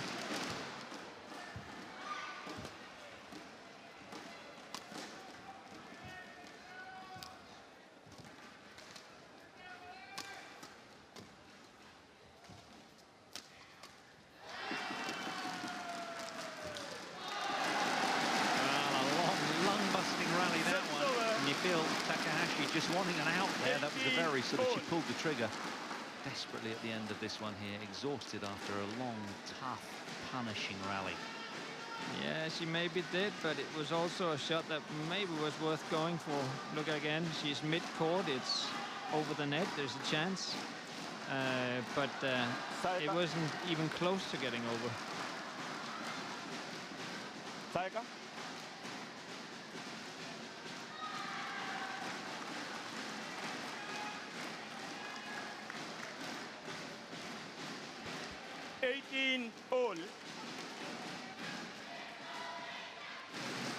Play.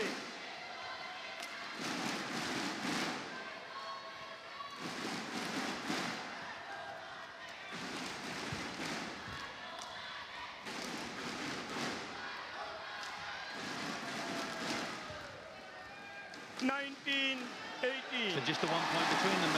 Second seed just 2 points away from the opening game now.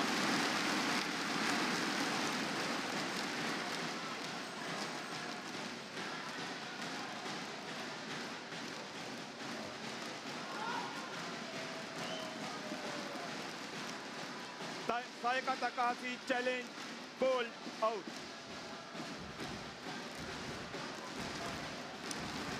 Challenge. Yeah, I think Takahashi maybe just a little desperate call here. It seems like that one was out. Looking at the coach, and then she raises her hand. Sensible chance to go for it, though. Such a critical moment of this opening game. And I think that's also what she knows, is that she probably needs this one. So try and see if she's lucky.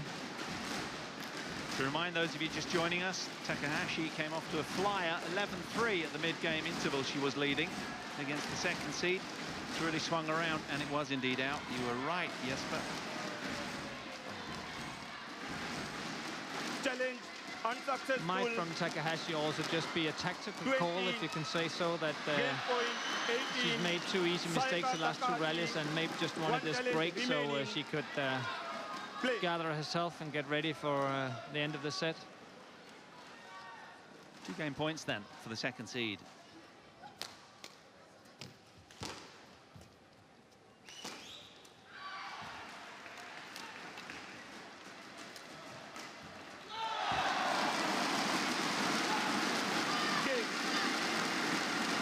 Well, she'll be delighted inside, will Saina Nehwal, converting that tricky game her way. 21-18. That was a really tough fought game, wasn't it? Having trailed 3-11 in the mid-game interval. Wonderful turnaround, Jesper. Yeah, she kind of escaped prison there, didn't she? I think she'll be happy with this win. She's probably not happy with her game, but yeah,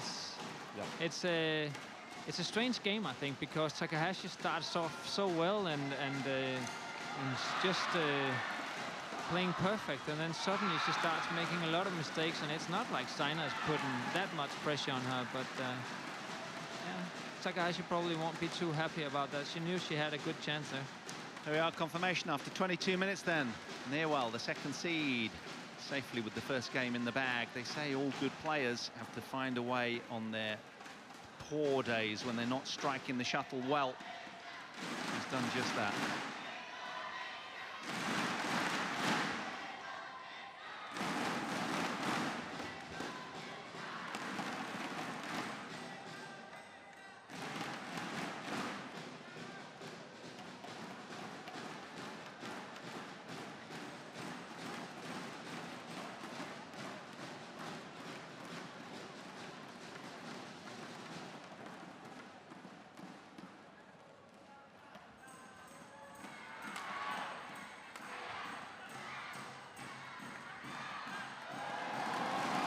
Court 1, 20 seconds. Court 1, 20 seconds.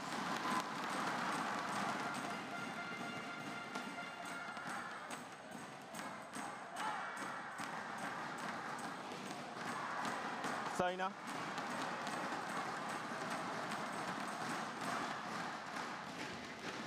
Saina, come quickly. Well, Sayaka Takahashi, the 14th seed from Japan, been as high as 11th in the world back in April 2014. The 23-year-old had a real good, strong position there in that opening game, 11-3 up, but couldn't get to the finish line of that one. Can she do better here? She's lost on 3 occasions to the second seed. The last 2 have been tough 3-game encounters. Yes, but what do you think was the difference that made the difference for the second seed in that opening game? Anything? I think that Saina definitely kept on going, and she was trying to put pressure on Takahashi. Loads of flat game and trying to hit the body of Takahashi, but Takahashi also, I explained that earlier, that she started off having a very nice net game and played it tight. Then she made one mistake, and that kind of maybe made her a little insecure about the net game, and after that she started making mistakes both at the net but also just lifting it wide, clearing it out, and quite easy mistakes, and she had the chance there because Saina was definitely not at the best of her game.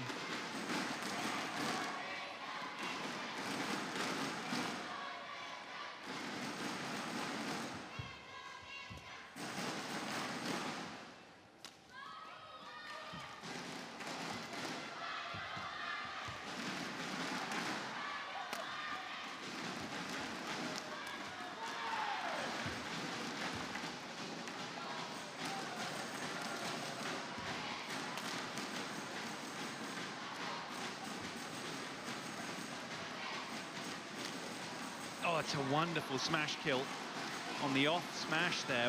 Brilliantly played. Yeah, it was interesting, wasn't it? She had the sort of early advantages on this sort of close net shots, didn't she, in the opening game there at the early start, but then kind of lost her way. As you said, there was a hesitancy, a doubt about the way she was playing, and suddenly the door was ajar, and second seed just kicked the door down, frankly.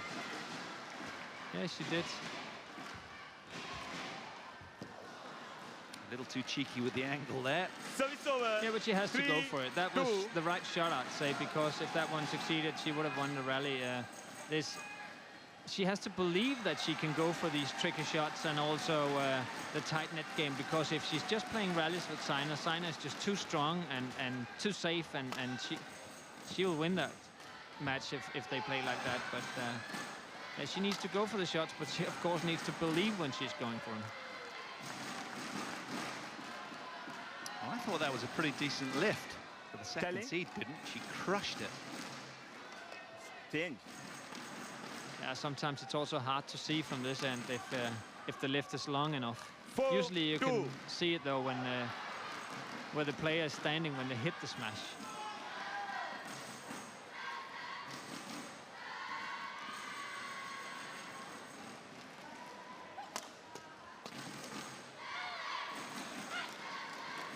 This is definitely what Takahashi needs to be ready for.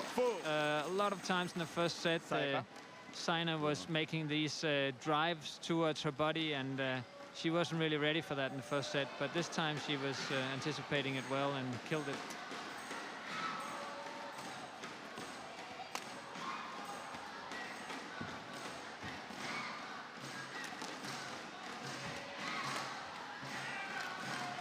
Wonderful flick smash there from the Indian. Very alert now. The match has a completely different complexion from the opening of the first game. Yeah, you're right. Saina looks much more comfortable now also. Her confidence is back there.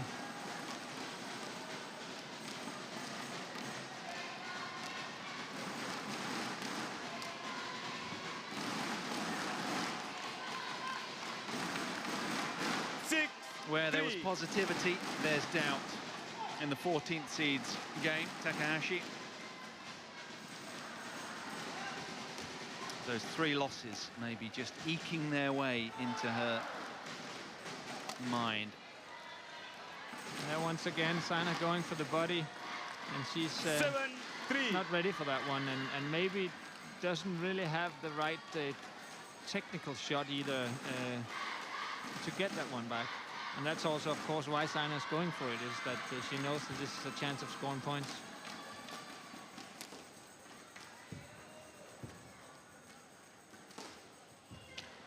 Jesper, you said something really poignant earlier in this match. You said that Saina's shots from the start weren't really that precise. It seems that there's been a turnaround in that regard. Yeah, it's definitely helped her, especially her net game now is better. I think she's still getting into this game, and as I said just before, she's more confident now, and I think she will also look sharper and more precise here the next or the rest of this match, but she also gets some help from Takahashi once more. She makes a quite easy mistake at this drive, and Saina will keep on driving at her as long as Takahashi makes mistakes like this.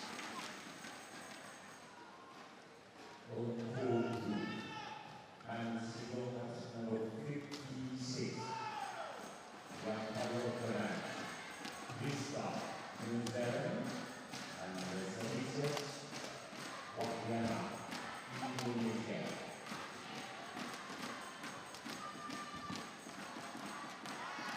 Yeah, the drift just carrying the shuttle from left to right.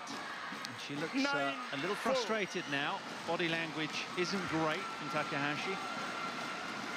But it's been a tough match for her. She hasn't been able to get runs of 2s and 3s and 4 points together the way she did in the half of the attack. She needs to make these close or tight net drops and take charge of the game. And right now she's just playing along, a little afraid of making a mistake and then ending up making mistakes anyway.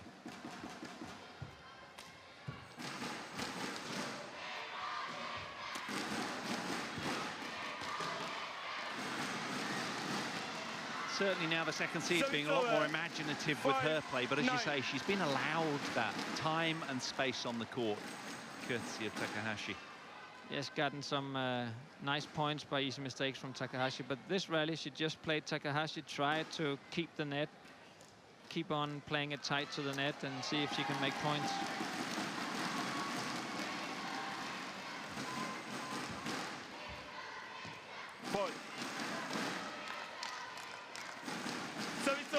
She did so well. Now she looks a forlorn figure, body language sort of slumping.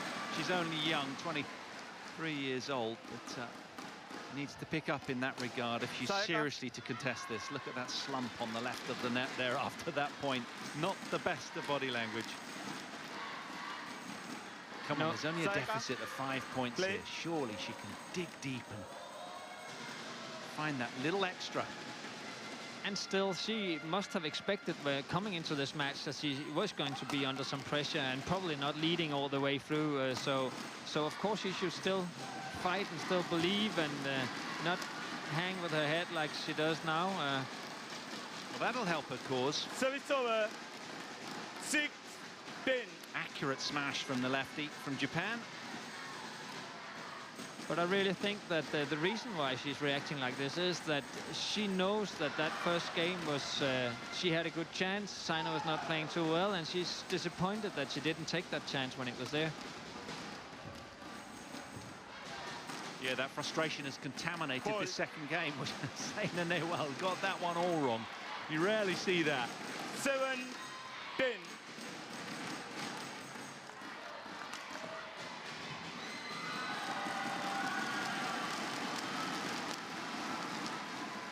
Yeah, she didn't know whether to hit it or not. She's like trying to get ready, and then she thinks, oh, it might be out, and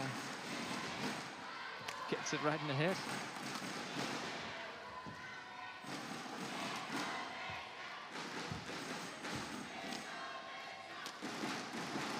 Oh, she's found the line again. Saina Nehwal, challenge, called in. We're going for a challenge. Saina Nehwal immediately throwing her arms in the air as if to say, I want to challenge this. What's your take, Jesper? I thought it was on the line, but it was... Me too, yeah. We're sitting just long line here, and it looked in. It was an edge at best, though, to be honest, I think. It was close. Yeah, you're right. But Saina, maybe she's still got 2 challenges left, so she maybe also thought, why not just try it and see if it works. And that is close. So 2 telling smashes find the lines from Takahashi. To her delight, I'm sure. We've been on court for 34 minutes now. Saina Nehwal, 1 challenge remaining.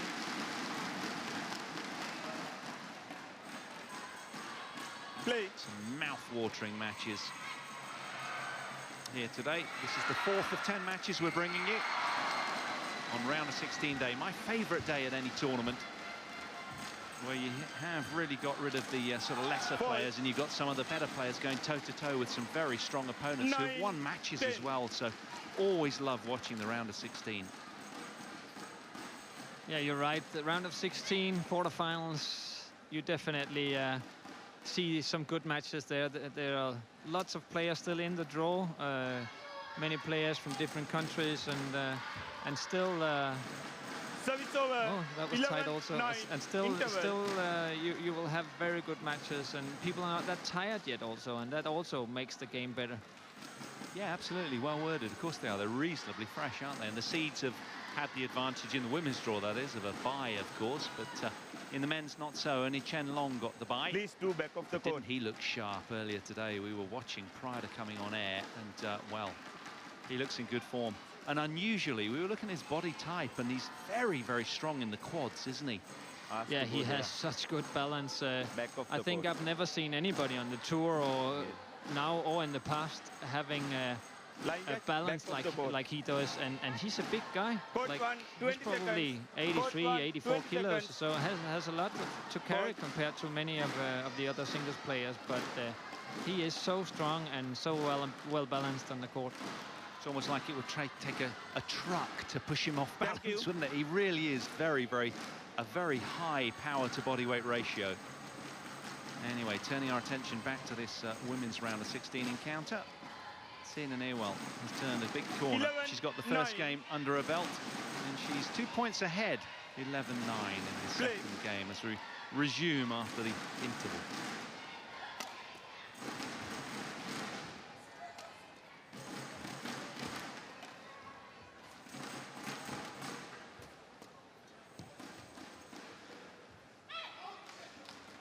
Good decision from the black-shirted Japanese player. 11. Yeah, Saina again tried a couple of times driving for the body. Takahashi was defending well this time.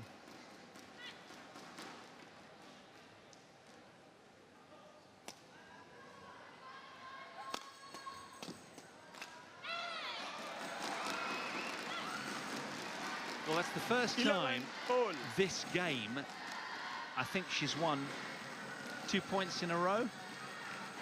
Takahashi. Okay. In this set, you mean? In this game, yeah.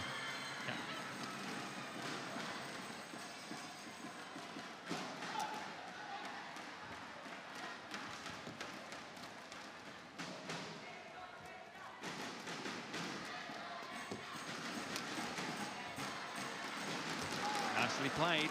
Finding a stride again now. Confidence is coming back. 11. Now, whether that's just a little bit of sort of mental dynamic, Dina, does she really, really believe?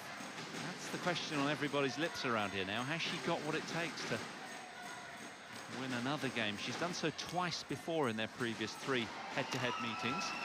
Takahashi. Yeah, she seems like the coach kind of helped her in the break and gave her a little more confidence. I also think that Saina has been attacking too much into that forehand. I think if she's going to make those drives, and so Takahashi's ready in the forehand now, she has to put it on the right side of the body of Takahashi when she hits. Just like that, on cue. She heard you. Service over. That was close to the line, wasn't it? Yeah, but she's not challenged. She just wants to change the shuttle. Yeah. And go for the faster model.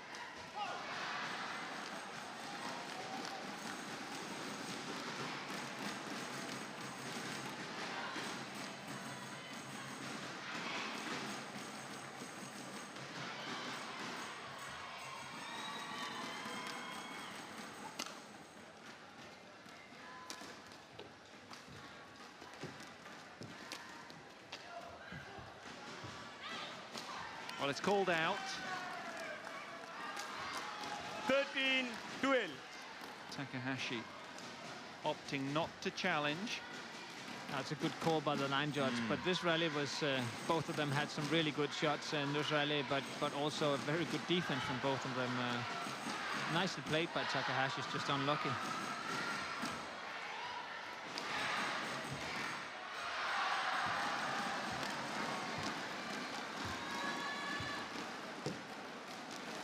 Good strength from Takahashi, very good in the legs there, covering a lot of court, as indeed was the second seed. That was a terrific angle there. That was really, really straining for the second seed, that one. Yeah, that's good balance and good techniques in that net shot. And again, this rally, she's trying to keep that net, playing it close to the net, keeping the attack so she won't have to lift to Saina, and Saina can't get that attack in.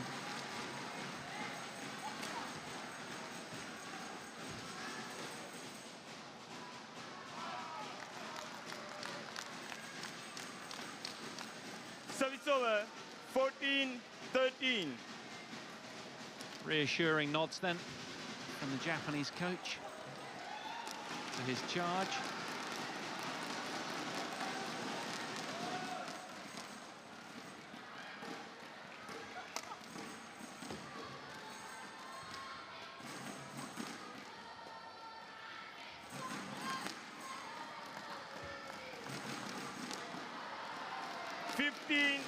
You can just, yeah, I'm having a look at the coach down there, the Japanese coach, and he's like, take it easy, don't go for these shots. It's into the drift, just keep on playing it straight and then take away the net.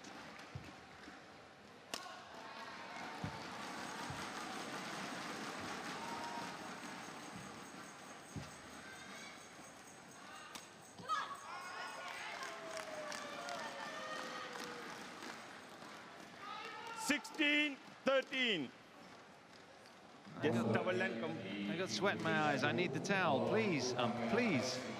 More. So there we are, please successful, fresh-faced, 23-year-old, clean of sweat. Yeah. Just spilling wide with that smash. Thank you. Thank you. Gives a lot away with her demeanor, doesn't she? You feel as a really mature competitor doesn't do that. No, it's she's a little unusual compared to some of the other Japanese, where it's very hard to read the body language 16, and see what they're actually thinking. And this one also is a little more attacking style player than some of the others, who are more basic but just move so well and never make mistakes. This one makes winners but also mistakes. Yeah.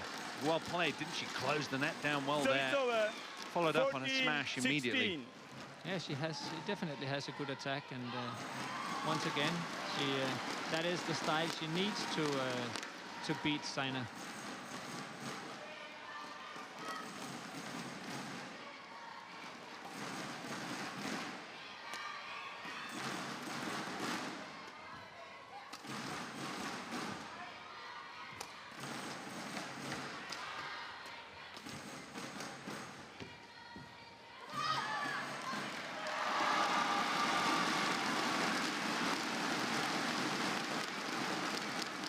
Service over. 17-14. Well, they always say if you want to win gold, you've got to get past the best. And this is a great example of that. At some stage in the draw, you're going to have to scalp a senior seed. Opportunity here for Takahashi, but can't quite get her A game up together. And the pink outfit of Saina Nehwal cruises on forwards on the scoreboard mercilessly.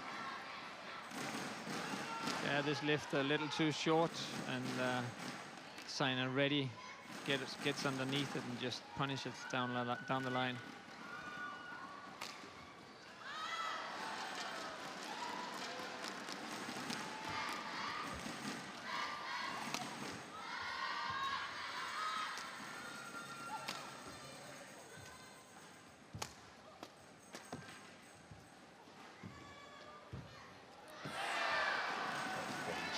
Toppling off balance there as she struck that final shot.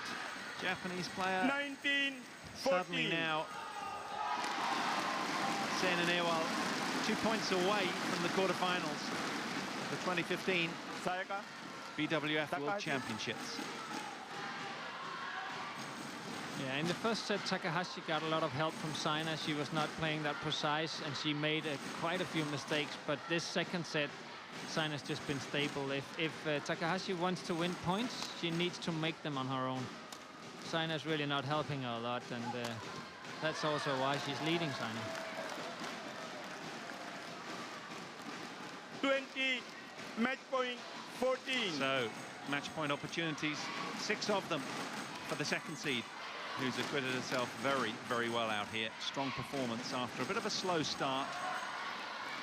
Can she convert one of these?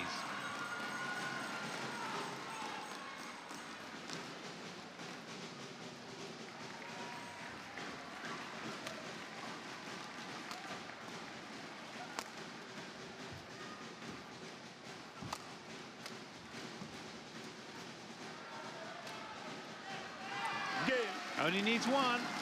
Saina Nehwal, the second seed in the women's singles draw, safely through then. 21-18, 21-14. In the previous head-to-head matches, in the last 2 matches that they've played, she needed 3 games to get through against this current opponent. Okay. Not so today. A very strong performance from the second seed. 21-18, Despite a slightly slow off the mark first game, she was trailing 11-3. But turned it round very, very well. Delighted, smile, acknowledging the fans. And they've been brilliant, haven't they, throughout? In fact, the crowds have really been building day after day. I'd say today we're half full. It certainly hits you. It's a wall of noise when you come through into this arena. Wonderful atmosphere, and the players love playing in this sort of environment, don't they, Jesper? Yeah, they definitely do, and the noise they can make. Just before coming on here, we were sitting down in among the crowd, and they were so noisy. We were looking so much forward to get up here. So it's going to be Bae Yong-yu from Korea or Wang Yihan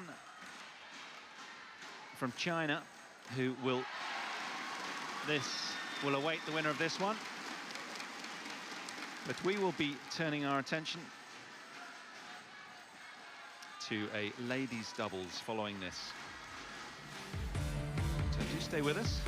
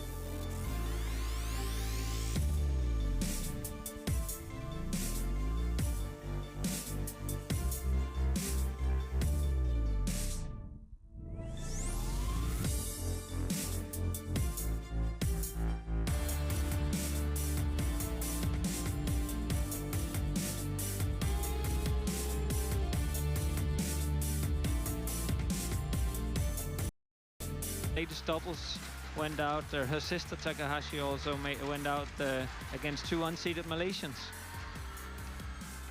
Yeah, so next up is women's doubles. Lee and Shin against Retiul and Pedersen, friends of yours, Jesper. Yeah, that's true. Compatriots from Denmark and seeded 4. It's going to be very exciting to see. Normally the Danish players do well in halls like this, fast hall. You have to use tactics because of the drift in here, and yeah, it's going to be interesting to see. And they're one of only 2 surviving European pairs with the Dutch team, Muskins and Piech, the 9th seeds. There's their section of the draw. You said something really interesting, didn't you, about the Chinese having, haven't played 10 tournaments, so the seedings kind of feel not artificial. That's a disservice to the BWF, and it's not meant that way. But of course, a lot of the Chinese pairs have only played 6 and 7 tournaments, haven't they? Yeah, they have swapped a little around with the players and been playing different partnerships, and this means that some of the, I think it's 3 pairings out of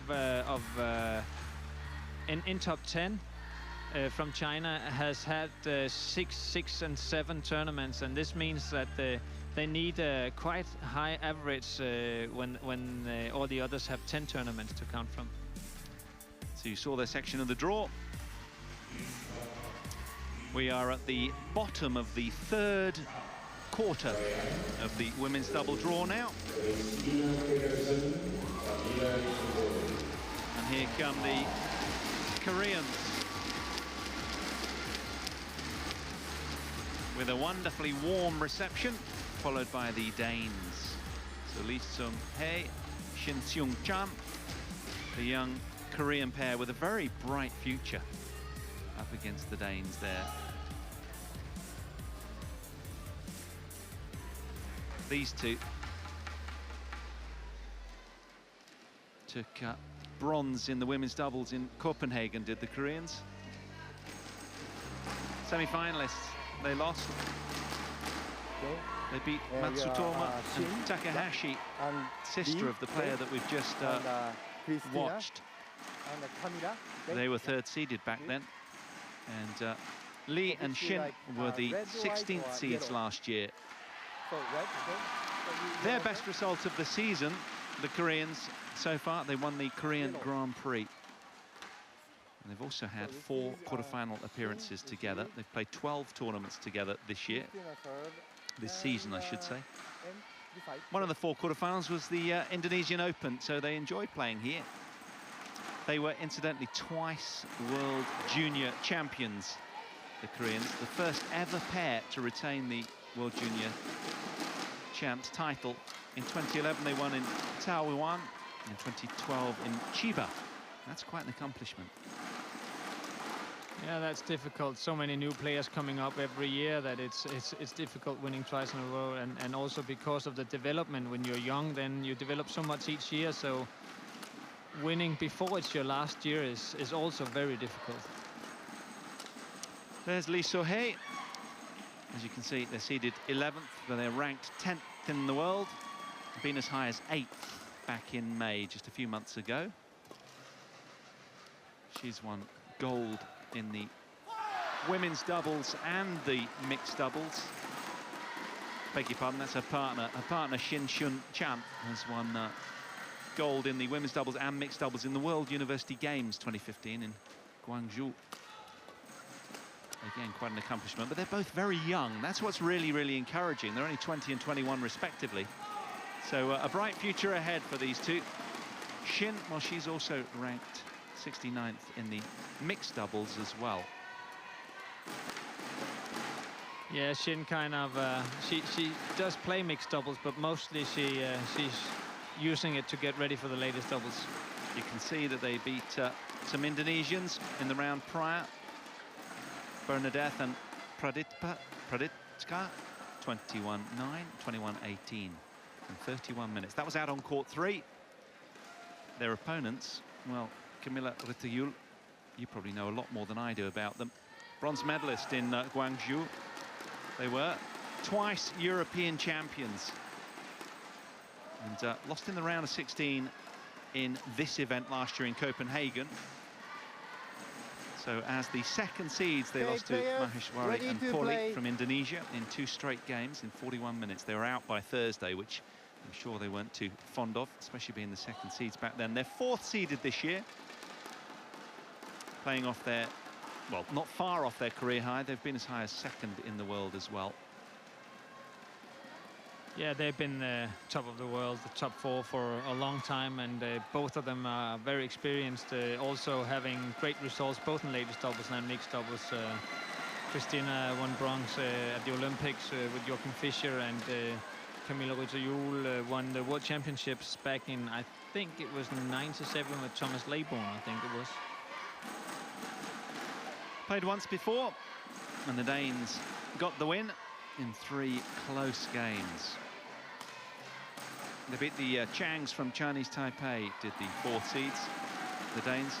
Straight games, 21-15, 21-15 in 29 minutes on court 2 yesterday. So their opponents have played on court 4. They've played on court 2. There's our service judge from Indonesia. And we're about to get us underway then. Just a little bit of last-minute revision. Okay. Ladies and gentlemen, Looks like it's going to be on my right, Christina Pedersen to get us underway to the bottom right of your Vittinghus, picture. Denmark. And on my left, Lee Soo-hee, Shin Seung-chan, Victor Yule, of Korea. course, well, she's a lefty. Christina 31-year-old. to serve Pedersen, to 29 Shin years Seung-chan. old. Double play.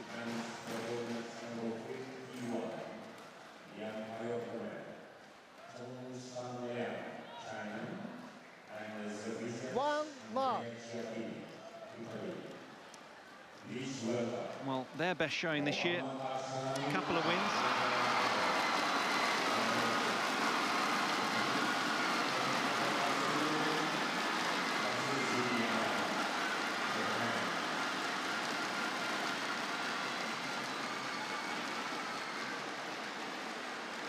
Two love. Pedersen and Yule, they had a win at the Malaysian Masters, and they also won the German Open as well. 2 semi-finals to back that up. Oh. Three. Yeah, the Danes love. starting off being really ready in the service situation, and this is where they are so good at this set-piece game. They are ready, and they know exactly what to do and what the other one is doing every time the serve is made.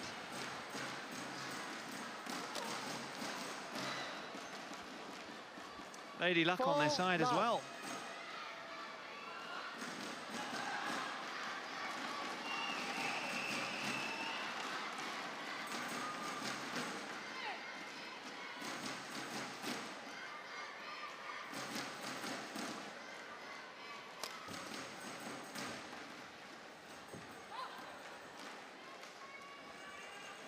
I don't know how relevant that head-to-head graphic was that we saw earlier, because it was back in 2013 when they had that win. 21-14 in the third game. The Danes won against the Koreans, their opponents today. Yeah, I don't know either. You could say it's a new game each time, isn't it? But I still think that both of them, of course, remember who won the first one, and but this Korea in the tournament in Korea is played or was played in winter time in a cold hall, much slower pace than this one. And as I remember it, that match was just going on forever. I didn't see how long that match was, but I think that was a very, very long match, and not at all the same kind of game that you will have here. 6-1.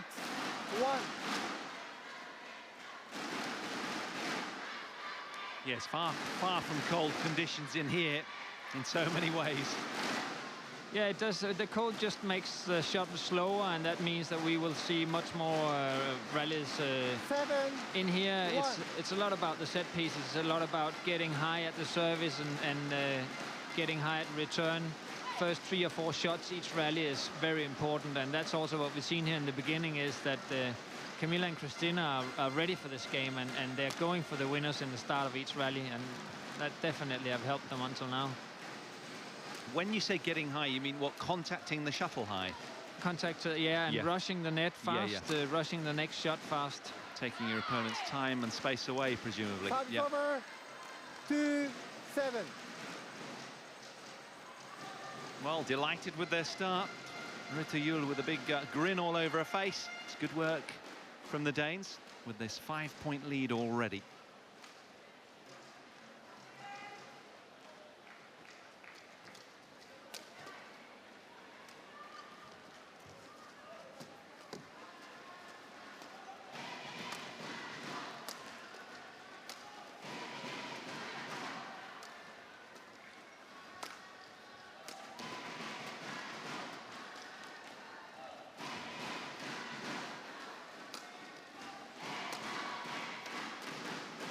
Oh, brilliant finish. Best rally of the match so far.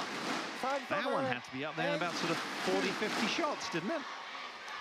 I didn't count them, but maybe about 30, maybe. Not far off. Meet you halfway. Let's say 36.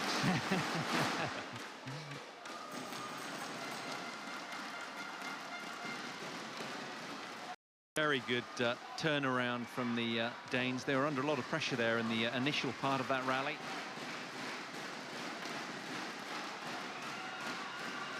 Yeah, the Danes, they want to go for the shots. They want to attack and they want to go for the kill. The Koreans, I think they know that the longer this game goes on, the higher chances they have of winning. So they'll probably try to wear the Danes a little bit out, move them around. But until now, they've just been under too much pressure to do so. Well, I'm thinking out loud about sort of the fact that these two lost in the round of 16 last year, the purple-shirted Danes, and their opponents lost in the semi-finals, and the weight of expectation on them as a consequence of that, it's quite interesting, isn't it? Because when you're playing to defend points, as the Koreans are, it's a kind of slightly different dynamic. I mean, I assume, Jesper, that'll be at the back of their minds, won't it? And they'll just be going one shot at a time, right? I think right now they just think about tactics and how to win this match. I don't think they think about defending points at all. But there is last year when it was in Denmark, the two Danish girls, they had a lot of pressure on them. The crowd wanted this, and Denmark had been waiting for this World Championships for a long time, and that pressure kind of got to them, and they didn't play too well and didn't do too well at that tournament. So they definitely want to revenge themselves here.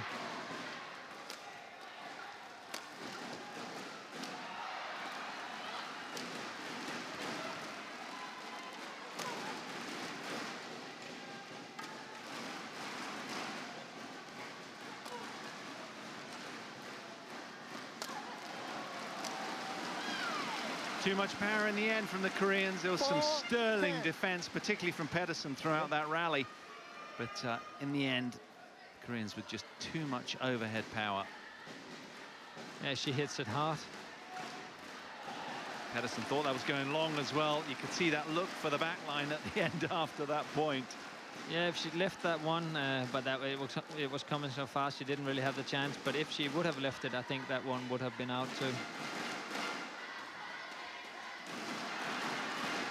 But talking about pressure, I don't think any of these players feel that they are favorites today, even though the Danes are seeded 4 and the other one's 11. Both of them know that on the right day they can win, and it's a 50-50 game. It's very open.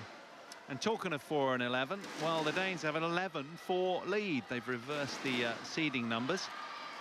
Looking good at the interval. Yeah, still the Koreans have not been able to get out of this service game on the first couple of shots in each rally, and the Danes are comfortable until now.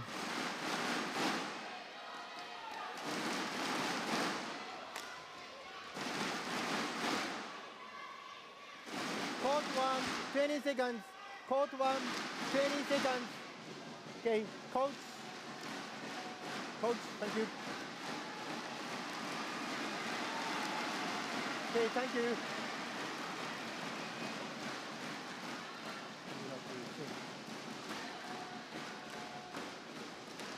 (11-4) play. So let's see what the Koreans are going to do about this, because there are different options. Of course, they need to get higher these services to get the attack, and then try to get the net, play the net, follow up. And this is exactly, 11. You could also see her talking to the coach afterwards. They've been talking about this, and this is the tactics they need.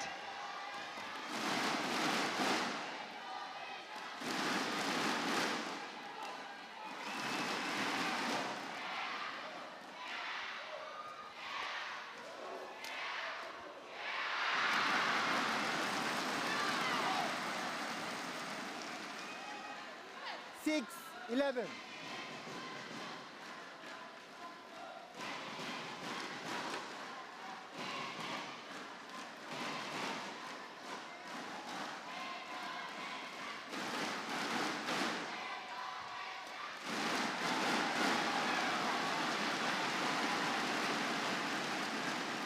Service over. 12-6. Good leave there. Just changed her mind, managed to get out of the way. Yeah, the drift just carrying that shot out there.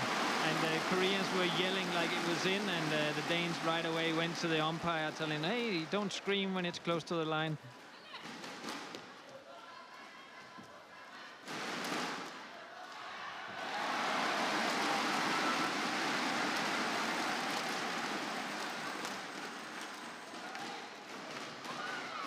Oh, they found the line.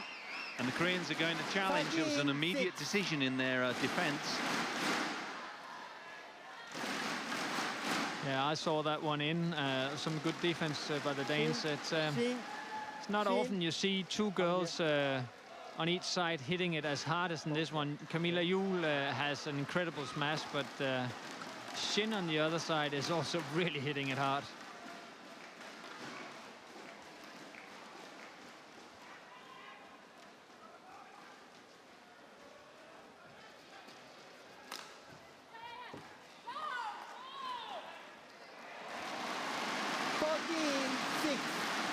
Well, the Europeans playing some very accurate badminton.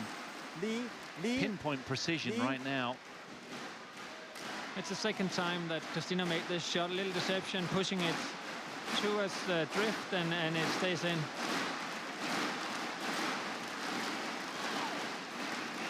Well, I guess the advantage as well that the European and the higher seeds have is that they've just probably, what, 10 years on their opponents today. They're a very young couple, the red-shirted Koreans. In terms of experience, there's no doubt.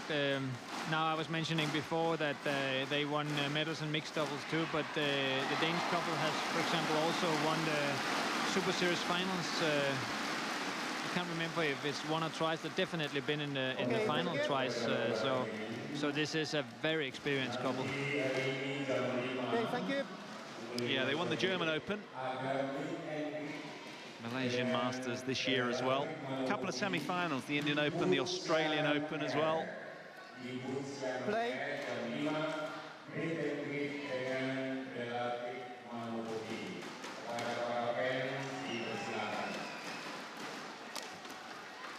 Koreans very strong though. Service over.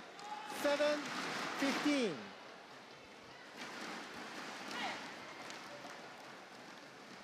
Yeah, when Shin gets a lift and she has the drift in her back, she can really hit it hard.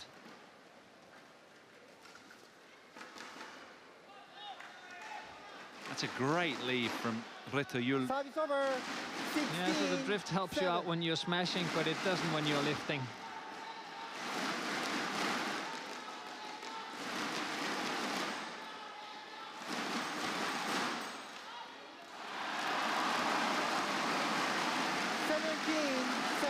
And you see, that's what the problem is for the Koreans right now, is that they are not really able to lift because the drift carries the shot out, and then they try to take up the fight in mid-court and at the net, and the Danes are just rushing it each time. 18-7. Seems like the Danes are cruising in this set, but I think the next set's gonna be just like that's all over again, because then it's the Danes who has the difficulty with the drift, and that one would be just as open and this one as this one was in the beginning. Service over. 8-18.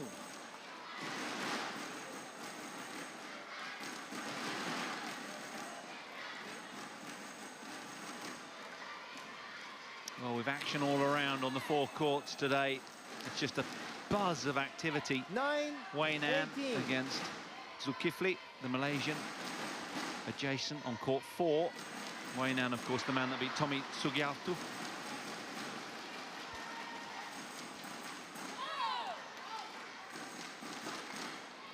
Service over. 19. This one heading towards the sharp end of this opening game, and it's all the Danes at the moment. They've got a 10-point advantage here.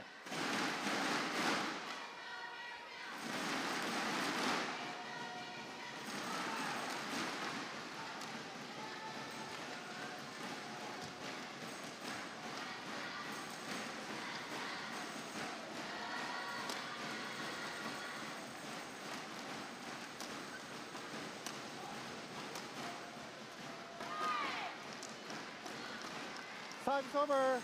Well, the purple-shirted 19. Danes combine so well. They're so experienced as a pair that intuitively they know exactly where each other's moving to, no doubt about it. But the Koreans having the upper hand in that point. Yeah, that's true, they are, but it's also because they are playing left and right-handed, and this means that they can cover up for each other each time they attack. But the Koreans really put up a good defense in this rally, and they made the Danes move, and that's exactly what they want. 19.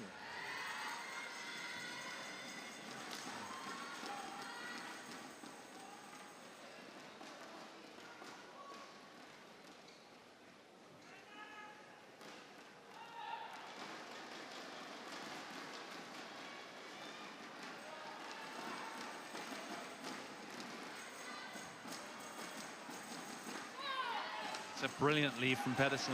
It's very close. Shuttle just spilling beyond the back line, and it's given them 9 game points.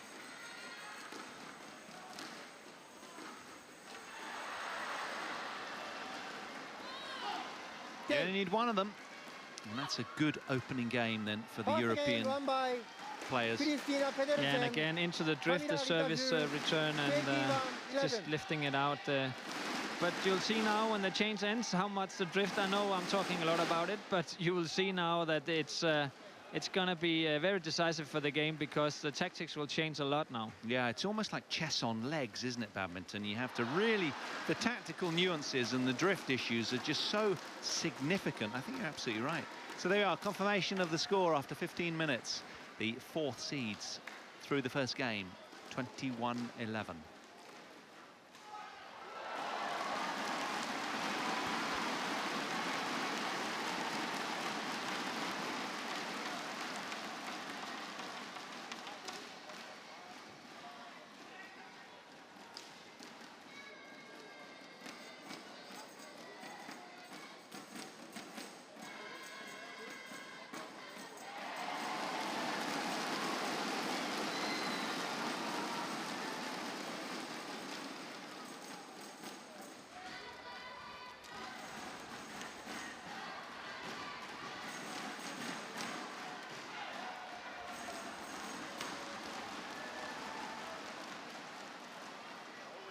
Well, it's been a round of 16 women's doubles from the bottom of the 3rd quarter of the women's doubles draw.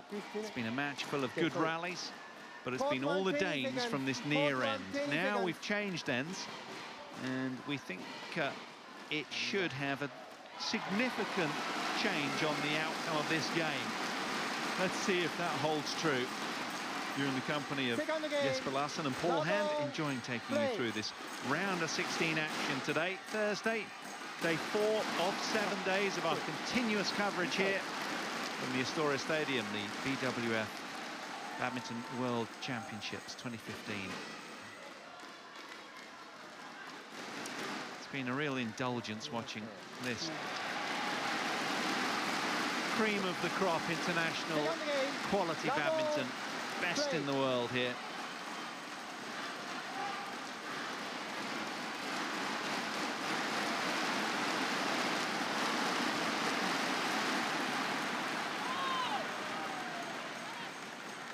Yeah, even though they changed the end, the Danes are still going for the same kind of game. They want to attack after the set.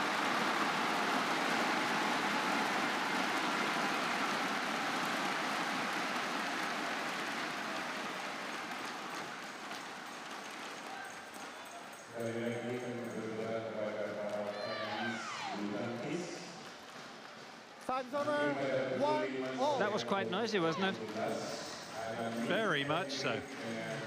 We had on court number 4 or 3 Setsevan Asan, world champions from 2013, were playing, and the Indonesian crowd was, they were winning first set, and the Indonesian crowd just went wild. Erupted.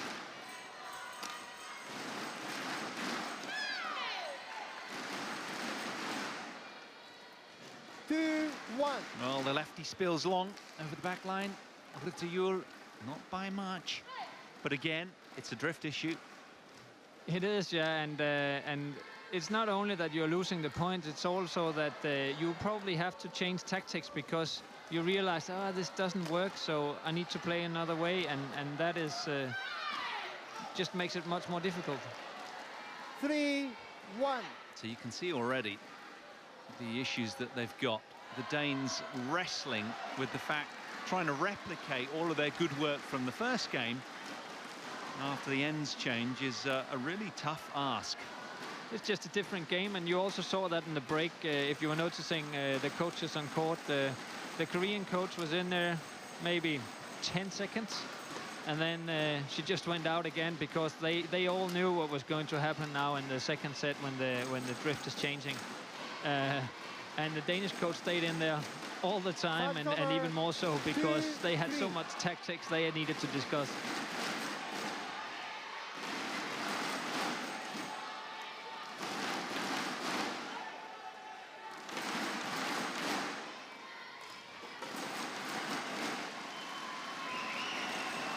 You said there was a really important men's doubles match down on court 3. Well, that end of the stadium is absolutely rammed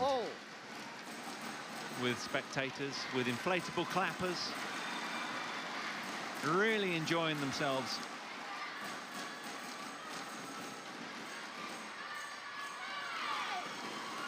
Time is over. 4-3.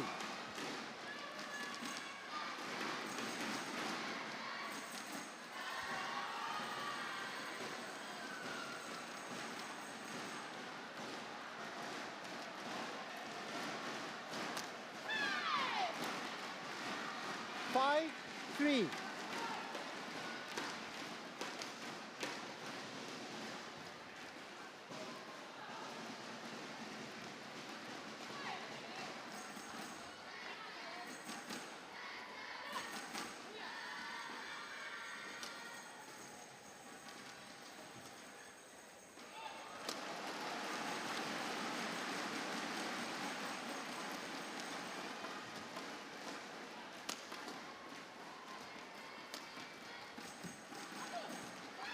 A fabulous net shot 6 from Chen.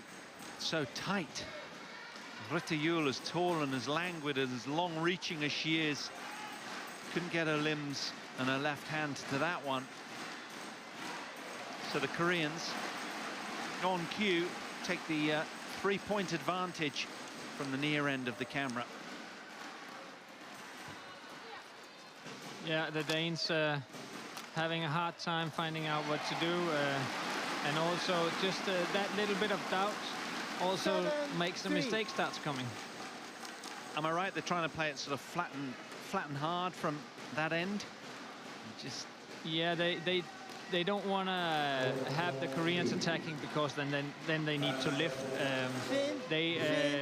One rally ago they just tried to change it a little bit, lifting high instead, because then the drift won't be as heavy. And it worked. They actually lift 3 times in the rally without putting it out, but in the end the Koreans were too sharp at the net.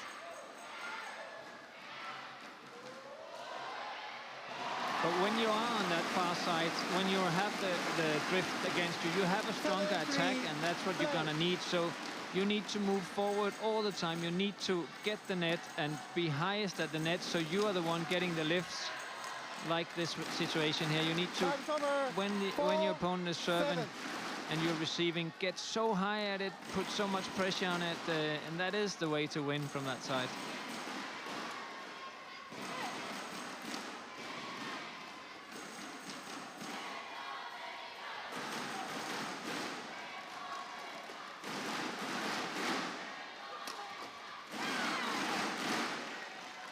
Time's over.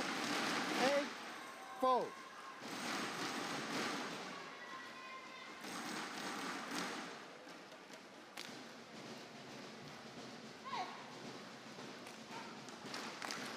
Please welcome angka pertama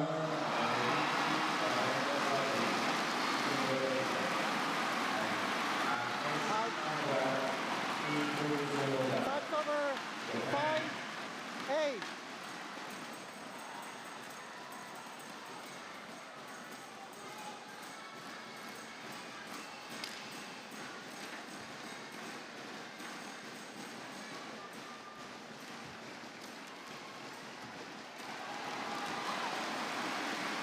That's the right play from Christina, getting fast in there. But when they do this, they need to stay in there. They cannot run back. Here, if the Koreans succeeded with this one, they would have been forced to lift again, and that's just not the right tactics. They have to push and then move forward.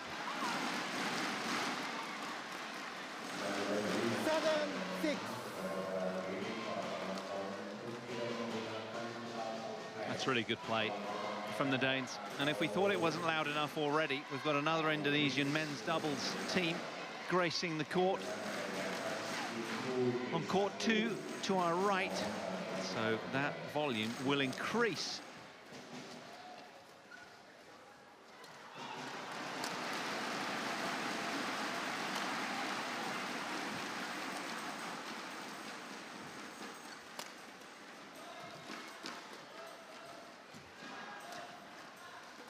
Oh, got that to the floor so nicely, Pedersen there. Wonderful. As you said, got it really high. Yeah, you see now that when they get in the defense now, they keep on pushing forward and they're trying to get high at the shots, and that works for them. But they're also moving much faster now, and that is the important part.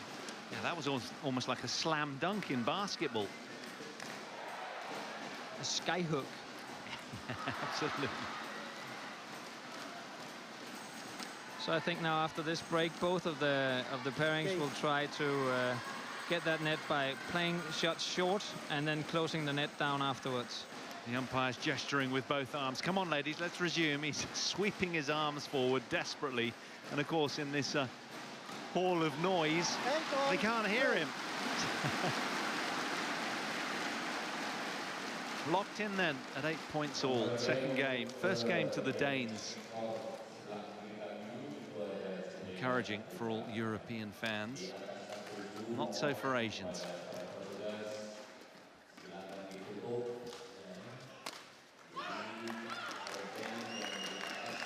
She's delighted with that smash. A little lucky, but yeah, she will be delighted. Yeah, I see it kiss the net on the way through.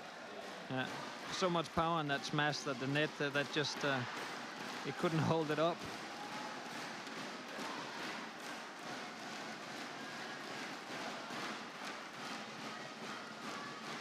Play.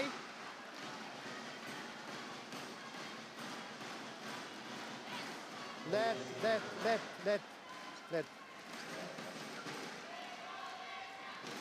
Danes lucky, Koreans weren't ready. Yeah, that was Camilla served into the net, and just looking at the umpire right away saying, oh, she was not ready.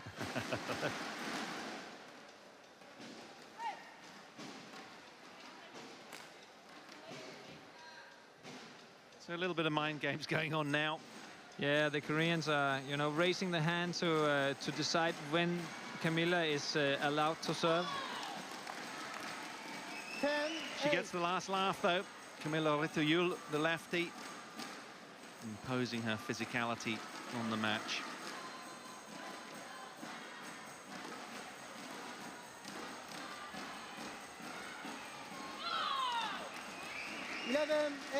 Interval. Well, as they head to the interval, Rituyul with 3 points in a row. Very well played from 8-all to 11-8. That's really good work from the Danes, just to keep their advantage, and more so. It's quite poignant, that end. Yeah, and as I said before, at 8-8, they had a small break. They were both discussing what to do, both pairings, and all of them knew that they were going for the net, and all of them were ready, but the Danes just had an advantage with the good service, and then Camilla was ready afterwards.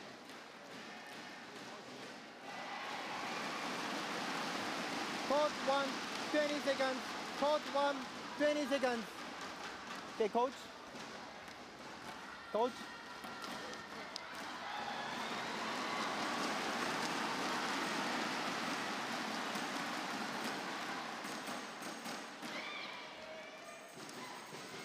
So it's going to be interesting to see whether the purple-shirted Europeans can keep their advantage.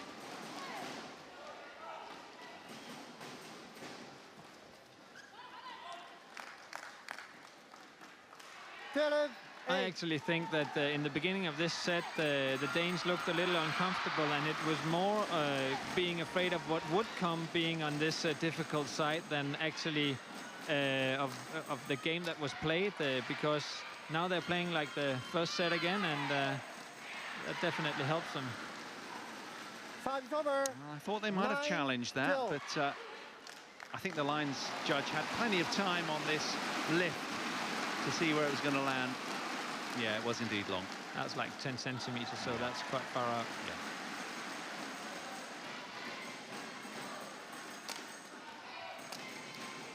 Nice smash kill. Did well, Pedersen. Seen a couple of them. 13-9. Very alert. And of course, in good doubles, of course, it's trying to get your skills going well together, isn't it? Both of you simultaneously. Yeah, it's difficult winning on your own when you're playing against two on the other side. So if you can work together for it, then it's going to help you.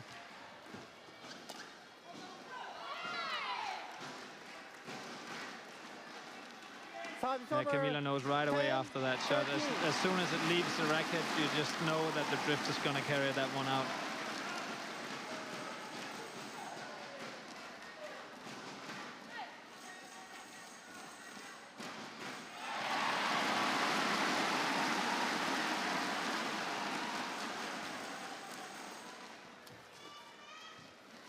Good leave. Yeah, the Koreans are doing the right thing now. After the service, they're getting high. They're moving forward on the court, both of them. If you look at Shin standing behind Lee, who's serving, she's up there all behind her, getting ready to this short service return, keeping the attack, getting the net.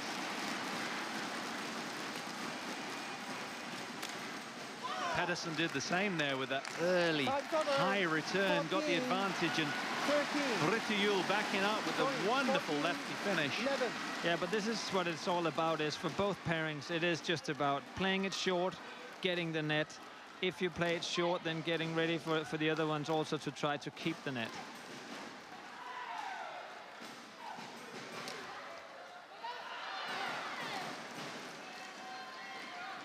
Cover, 12-14.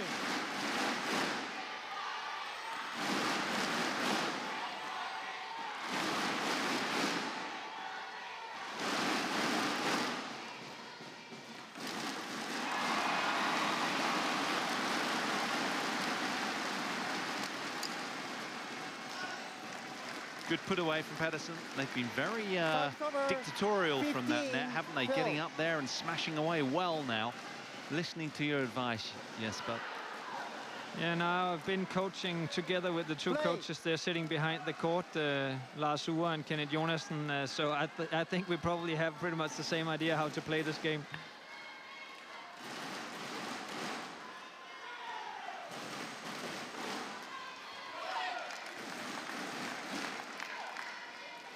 Again, the finish the Danes are looking for. Very decisive net play.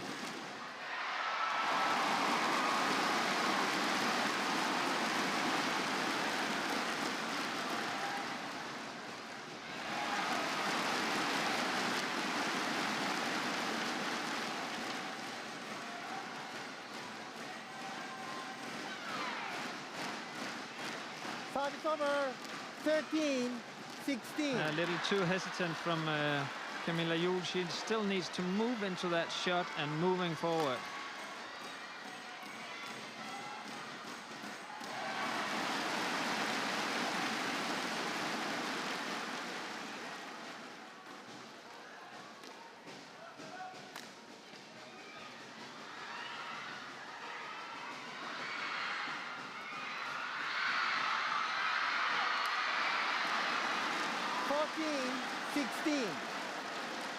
Koreans clawing back now. 2 in a row for them. You can see the doubt in the eyes of the Danes again. The next couple of points going to be very decisive for this game.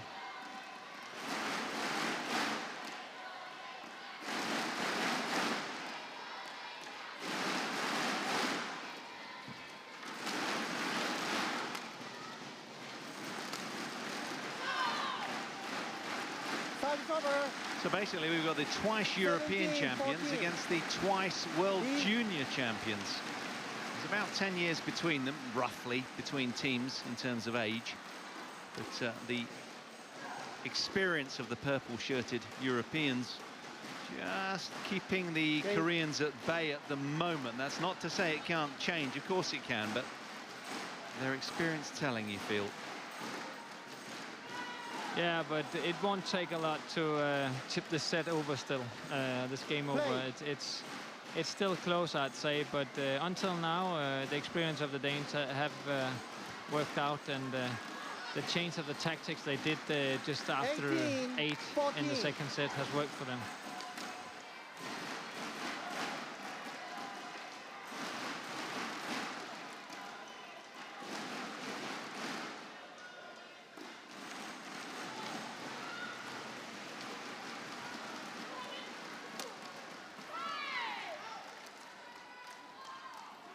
Service over, 15-18. Again, the last 2 rallies, you can see the first rally, Christina's putting a lot of pressure on the serve, and they will win. And this time it was the Korean getting out of the service situation on top, and then they win. It's so much about these first 2 or 3 shots.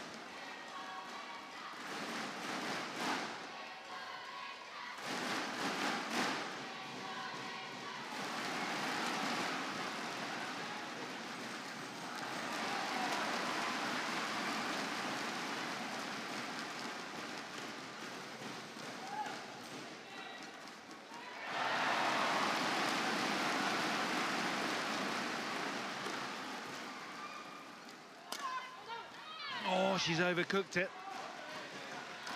16. Yeah, in this rally, you could really see what it's all about, couldn't you? Like, they just keep on playing the net, trying to get the lift, and finally the Danes actually got the lift they were looking for. But Camilla just misplaced it. Seemed to almost slightly shank it as well, didn't she? Didn't really... Was it a clean strike out of the middle? Not sure. I don't know. She was going to try and put it high on the right shoulder of Shin, but just misplaced it a little bit.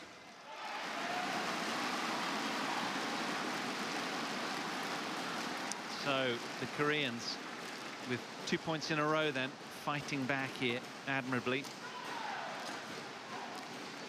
Oh, another one spills long, courtesy of the drift. 17, we said it was going to have a major 18. significance here, and it has done. Yeah, and Christina just maybe taking that shot. It was also drifting wide, that one. Very decisive point now.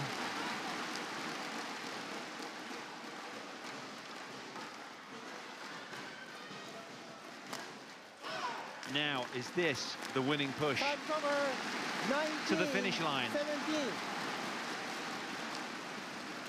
Yul, after this, just gesturing that she was soaked in sweat, so she wanted to go for the towel down, whether that was to take her time and just get her head straight for the next point. Yeah, I think it was kind of both. The Danes know that they have to play 100% of these first three shots, so I think they just wanted the break, discuss the tactics, what to do, make some set pieces, and then get ready for this one, because that's going to be important.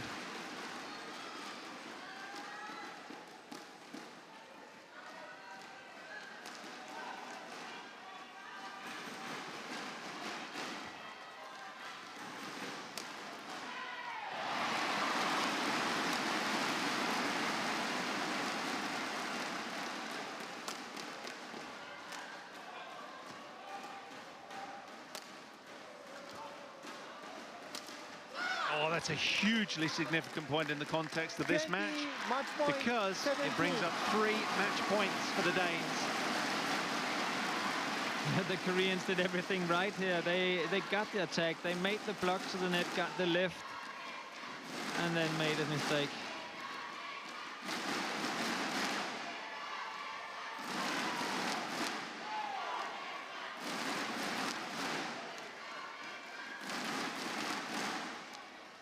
We were also talking about the difference between the seedings, but I'll bet you that if the Danes win here, you will see how happy they are, even though they only beat the 11th seed.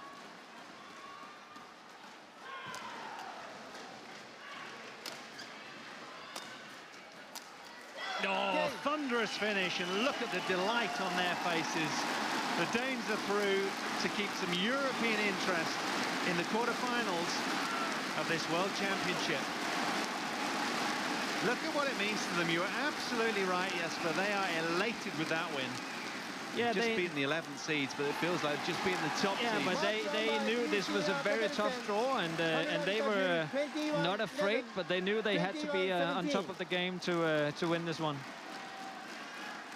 Delight from the coaching team at the back of the court. Picks up her racket that she threw down in delight. They are absolutely over the moon to win that one. They won last time, 1-0 in 3 close games against the young Koreans. And to remind you, they were the twice World Junior Champions, first ever pair to retain the title, 2011 and 12. So that's a really good win for the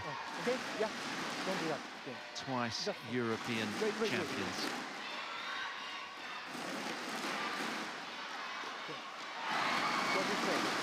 So we will be bringing you another women's doubles match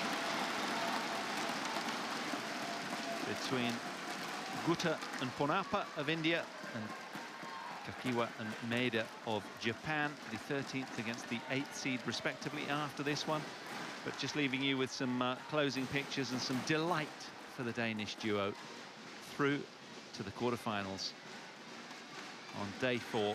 Look at their reaction. Both of them over the moon. That's good work from them. Well, they are seeded 4th after all. So, in keeping with the script, safely through. There's confirmation. 40 minutes it took them. 4th seed safely through.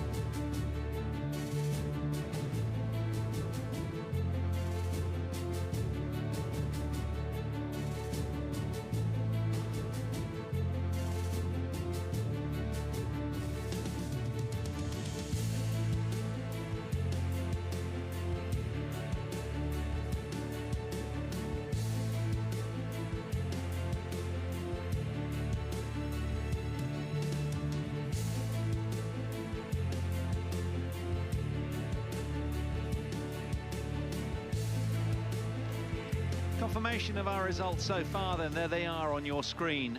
Our schedule. No great upsets, everything going to the script as far as the seeds are concerned. The tournament directors delight, frankly. BWF will be over the moon with what's happening because their star contenders are all safely through. There's been no upsets, not on that page anyway. But we've still got some brilliant matches for you. Our 6th offering is a women's doubles draw from the bottom quarter between Gutta and Ponnappa and Kakiwa and Maeda of Japan.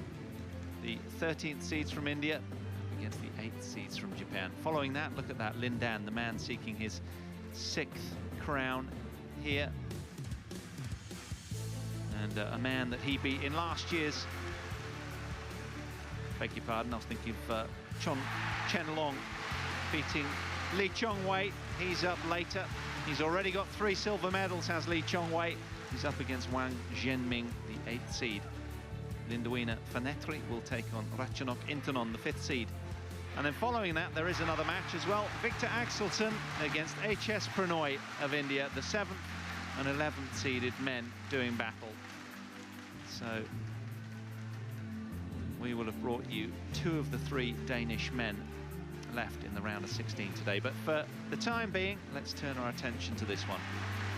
Second of our women's doubles offering, Wala Gutta and Ashwina Ponnappa of India, the 13th seeds. They're up against Reka Kakiwa and Miyuki Maeda of Japan. There's the section of their draw. And, you can see their path through. Japanese had a tough encounter against Lanzac and Lefil from France in the round of 32. They won 21-13 in that deciding game. Their opponents, well, slightly easier passage against Xie Pei-chen and Wu Ti-yung from Chinese Taipei. That was in straight games. Here are our players, led out by the Indian team then. Jwala Gutta and Ashwina Ponnappa leading the way onto court one. Dressed in dazzling white. Up against the Japanese, following behind them.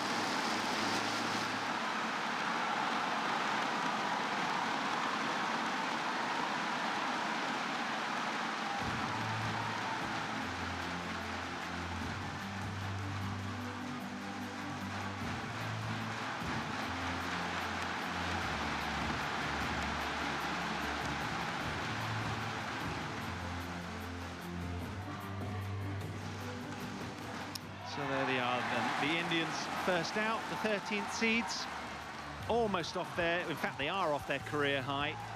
The lefty, 31 years old, Jwala Gutta. On the left in white there, and her partner Ashwina Ponnappa, 25 years old. First pair from India to win bronze. What do you want to do? The World Championship in London 2011. They were Commonwealth gold medalists in Delhi 2010 and Commonwealth silvers medalists in 2014 in Glasgow. These two, oh, they've been made to change ends. They lost in the first round of this championships last year. And their opponents today, Reika Kakiwa from Japan and Miyuka Maeda as well. Ranked 6th, seeded 8th.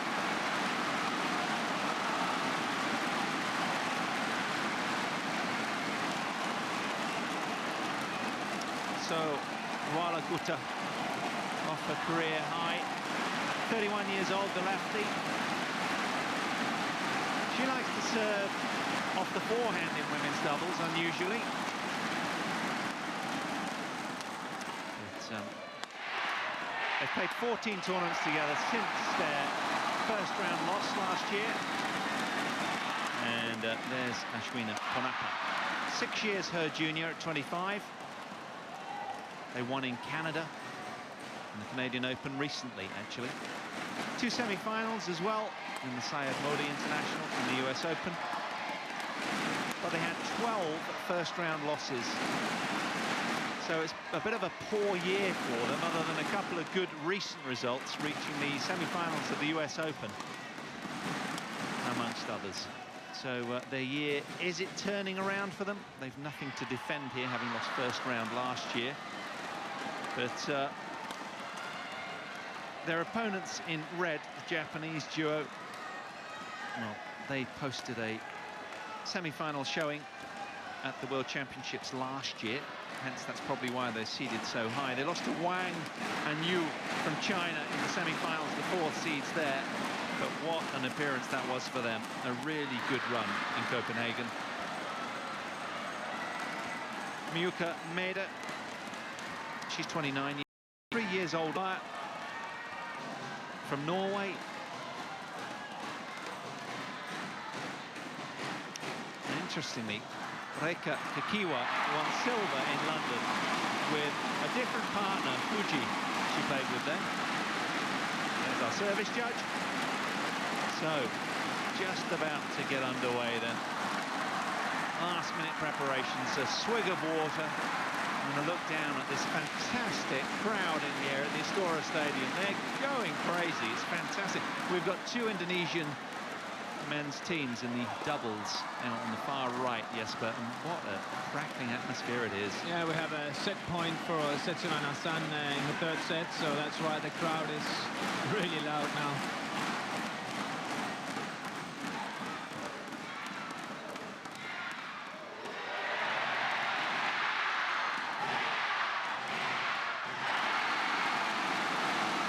And guess who won?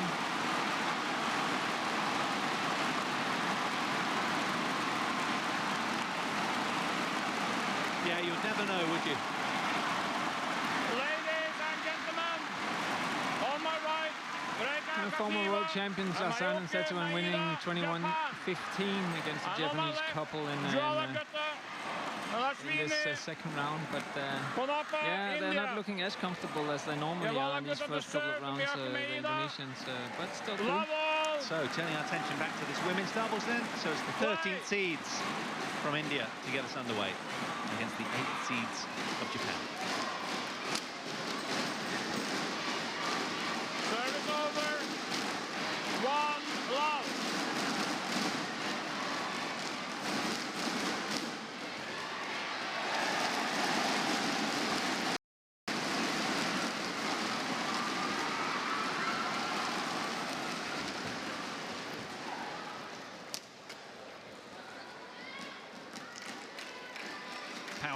Power smash from the off then. Love. Team Japan.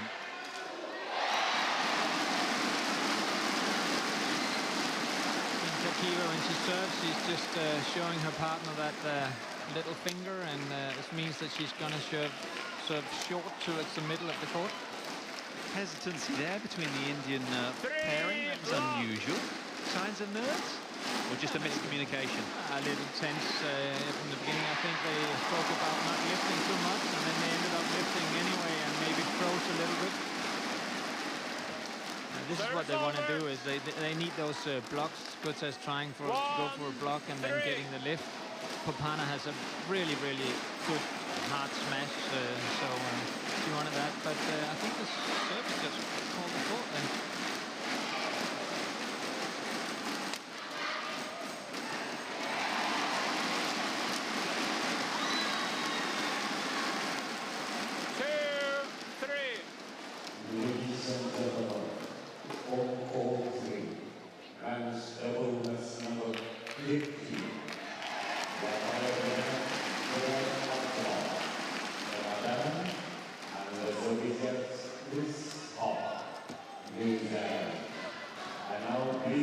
Also quick to close. Maida there. Saw that coming a mile off. Almost as if she'd received an email. Yeah, but that is the tactics. Maida also knows that the Indians will try to play it short, getting the lift, and she was just up there closing that one down.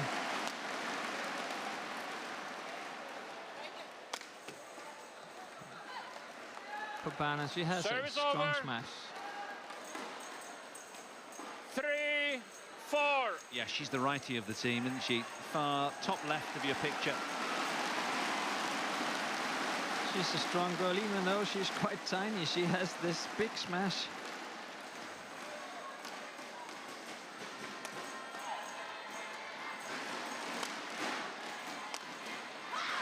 Yeah, you're right, no doubt about it. Ponnappa with another explosive firework up above there. Really hits that well. She's only diminutive in stature, but look at that thunderous pace.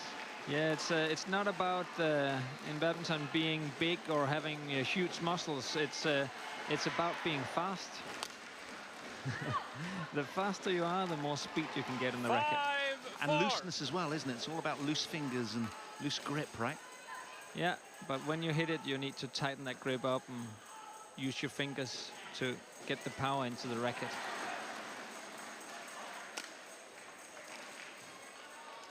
Oh, it might have been going wide. She played it anyway. Locked in at 5-all then. Nothing between these two teams. Round of 16 women's doubles we're watching here. And this is our 6th match of the day, of 10 that we're offering you today. Wall-to-wall coverage. We started at 11 o'clock local time. Sure, we'll be going through till about 8 o'clock, I'd imagine, 7 or 8.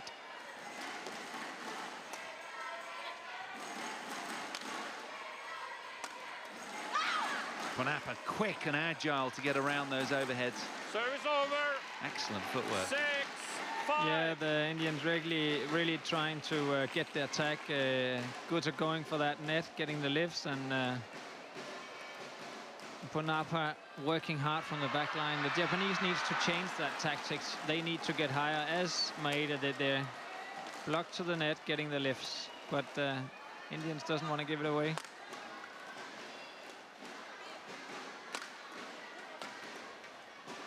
Oh, wonderful. Gorgeous drop. 7-5. Especially this shot is very good. She's rushing forward, and then Maeda has no chance of reaching that one. So at the moment, Ponnappa playing some very precise badminton.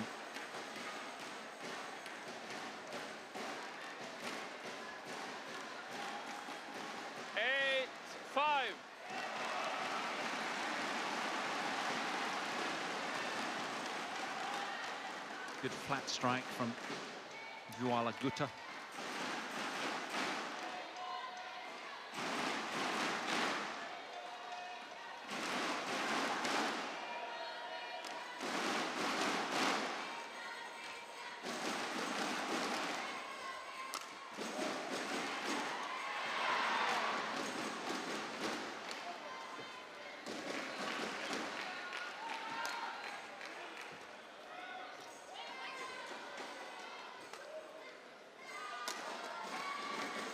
Oh, she found the... No, she's just spilt long over the back line. Service over. To the Japanese team's delight. And Maeda is lucky here. She's going cross-court for Ponnappa, but yeah, opening up the court.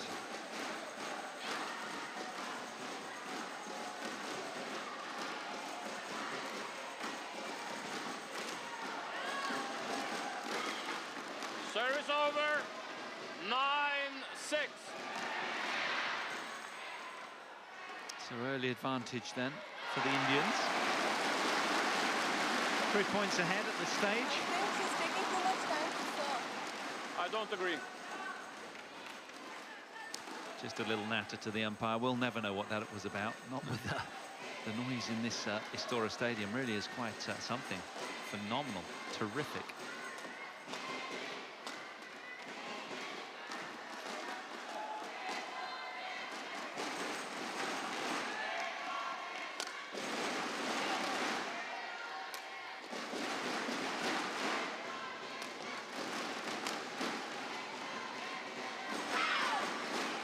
Yep, she's found it. Wonderful tight net shot there from Gutta. They complement each other really well, don't they? They do, and also look at the Maeda. Her reaction with her left hand after this is that, yeah, it's drifting in.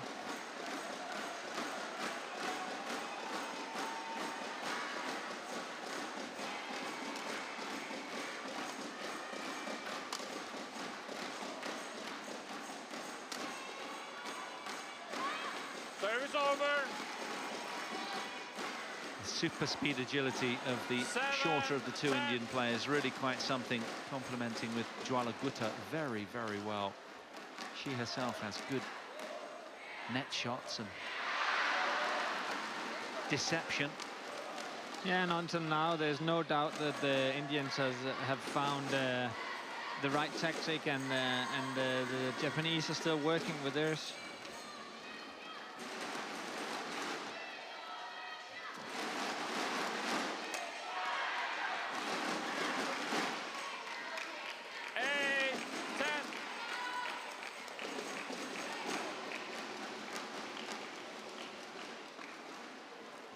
A little late with that left-handed hook there. Gutta.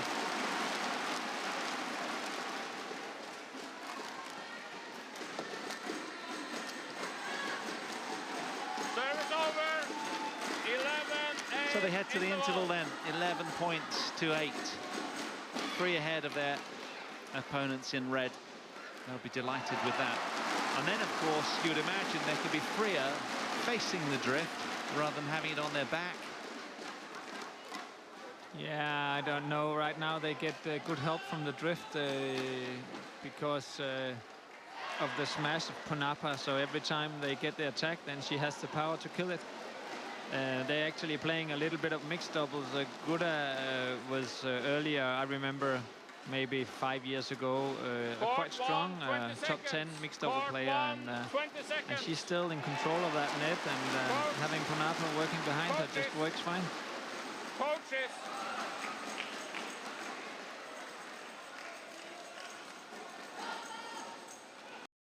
Back on court. Maida. Back on court. Time is already gone.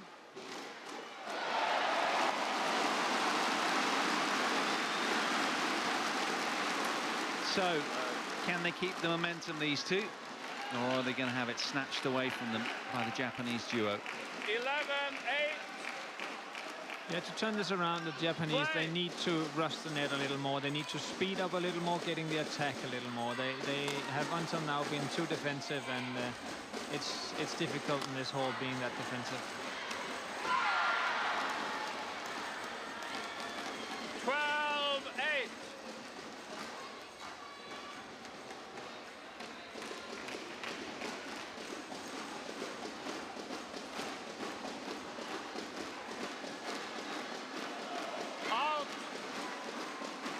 Service over, 9-12.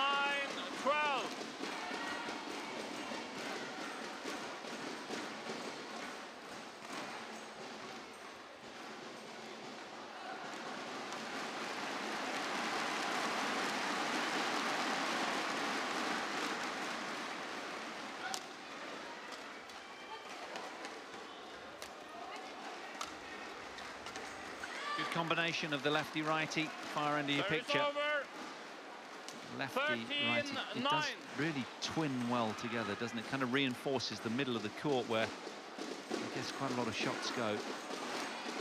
Yeah, and when the game gets fast, you don't always have the time to look up and see who is on the other side, and do they have the forehand or the backhand, and in that way it can confuse players a little bit.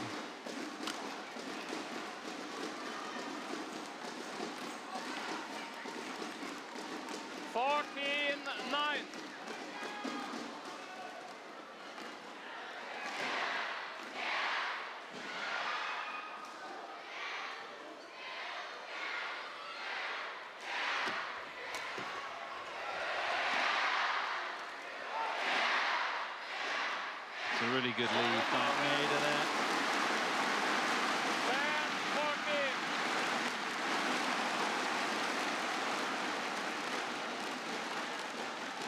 I'm not sure she would have had that one if it was in.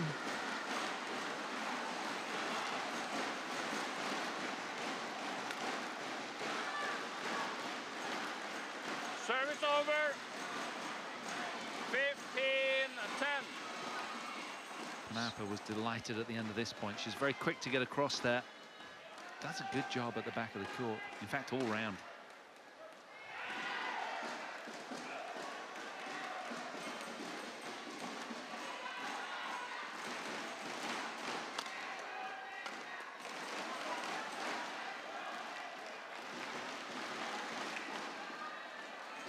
Service over.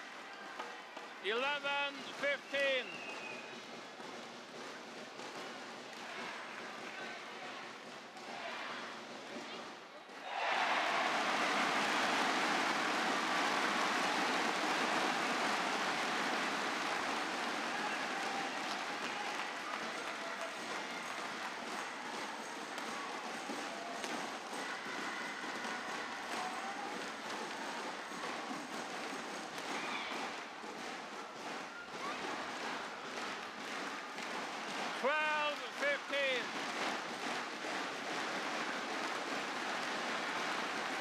Defense there.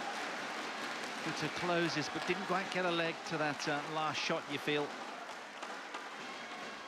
No, I think Gutta made a few mistakes and maybe a little unsecure at this moment now. She needs to get back in the game. Power smash there from Maida. Really got hold of that one. Straight at Ponnappa's body. Buckling her. More aggressive now, the Japanese. They found out that if they're going to lift, they lift at Gutta, so they swap them around, and Gutta's in the back and Ponnappa's in the front, and that's not ideal for the Indian.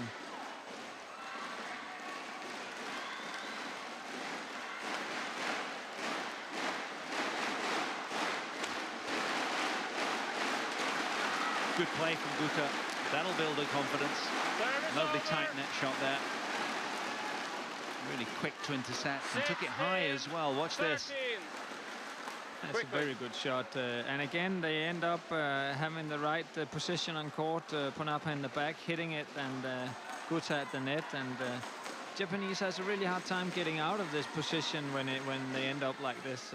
So I have to see if they can prevent this.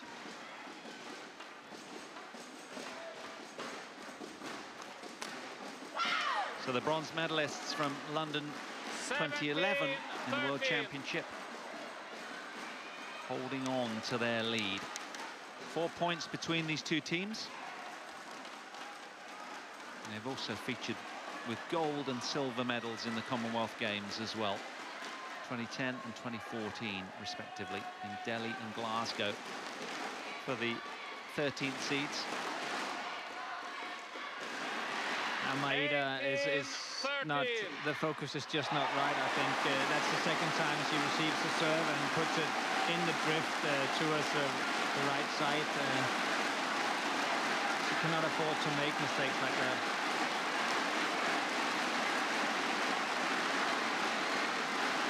Is it tricky as a player when you've got this sort of noise in the background, or are they so into what they're doing that they barely notice it?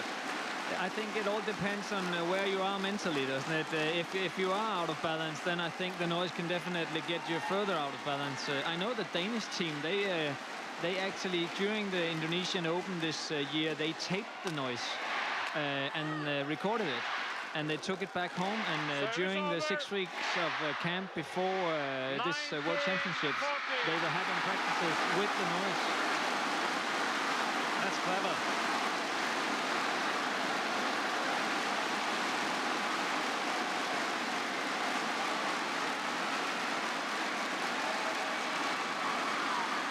Good play from Jwala Gutta, really getting through that forehand smash well.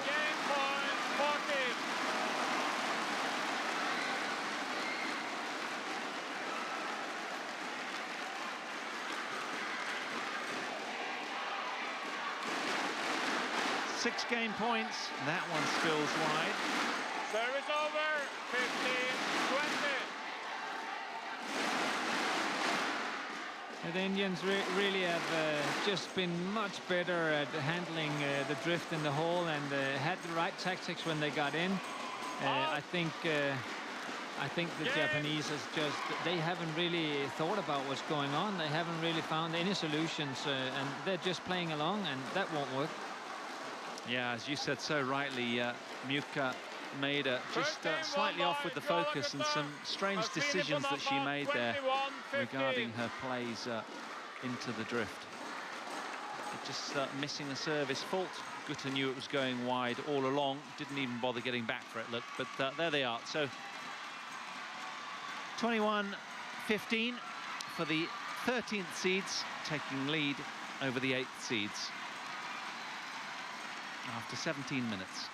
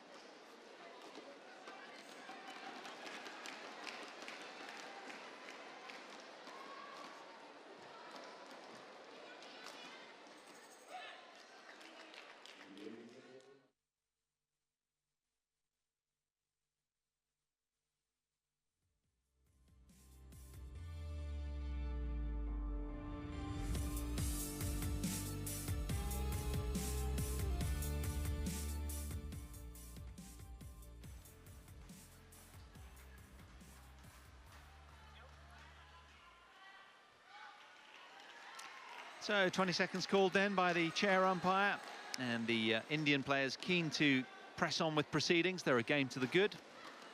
And here come the Koreans now. There's the Indian team of coaches. Is a change of ends going to change the luck and fortune of the Japanese duo? It all depends on whether the Japanese, if they have been talking about tactics or they've just been talking about, you know, should I put it straight across court or what should I do? They really need to find out how to play the game, getting the attack, taking away the net, if they are to win this one. Service over. 1-love. For sure, the coaches will have impressed that upon them already, you'd imagine. Yeah, I would imagine, but looking at the first set, they definitely didn't help them.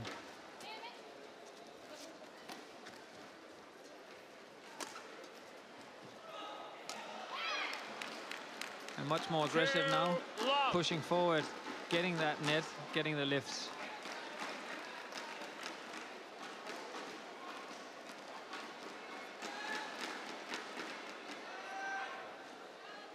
Please welcome Korea versus China.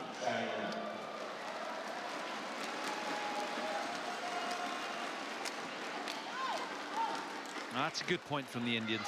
Service over. Aggressive return from Gutta, and then the speed agility from her partner. Brilliant, and a great lead. Yeah, I think actually the Japanese did everything right in this rally. They were rushing the net, they were getting the attack, and they had an open chance. She just misplaced it a little bit in the back line.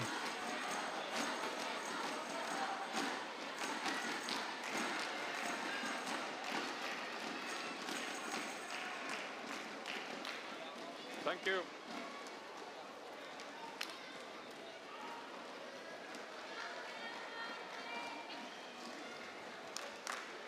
Play.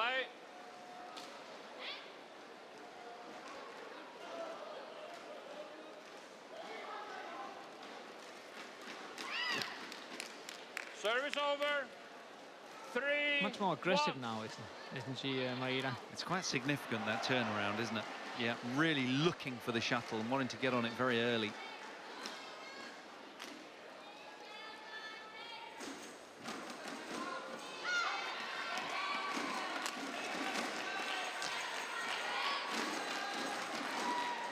Service over. 2, 3.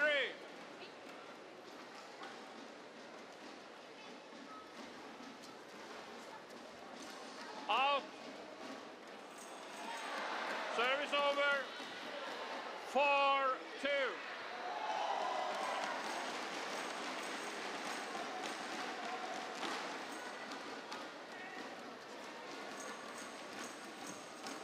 Service over. 3-4.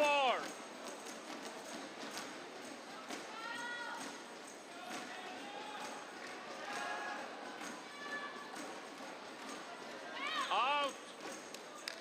Service over. 5-3.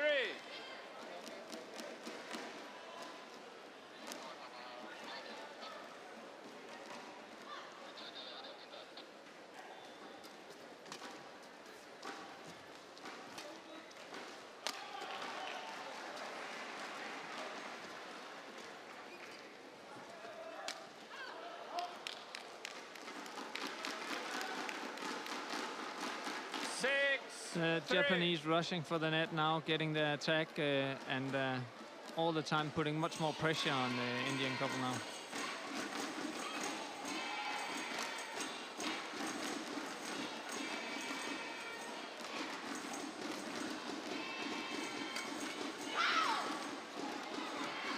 Service over. Good play from the Indians, just trying to stay with the Japanese with this sort of turn in fortune from the red-shirted team.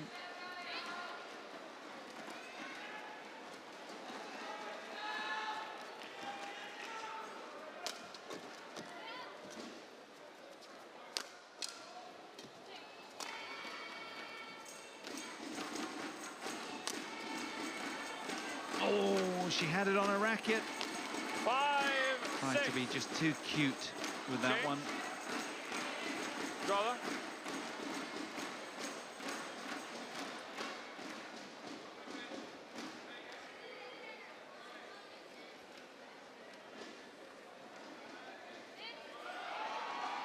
So very tight second game then. Not a lot between them, just the 1 point at the moment.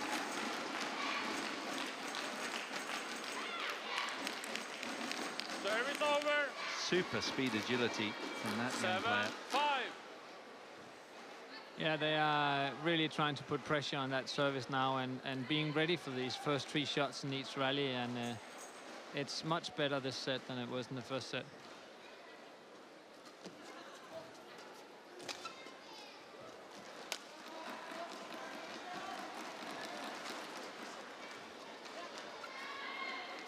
Oh, that was a super defensive lift from Ponnappa.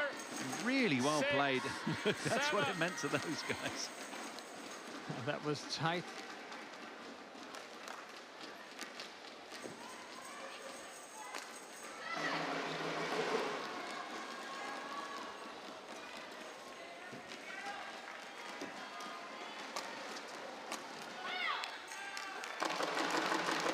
Good front foot badminton. Really playing well. 8-6. Just keeping in front this game, the Japanese. Much more aggressive. You're absolutely right. I've seen these Japanese play both with the pairings or the partners they got now, and also with other partners. And usually I'd say they would be favorites in here, and they clearly have a higher level. But I also think that they maybe they also thought themselves that this was going to be easy, and they were maybe a little surprised that the tactics the Ponnappa and Gutta came out with actually worked so well. Over. 7-9.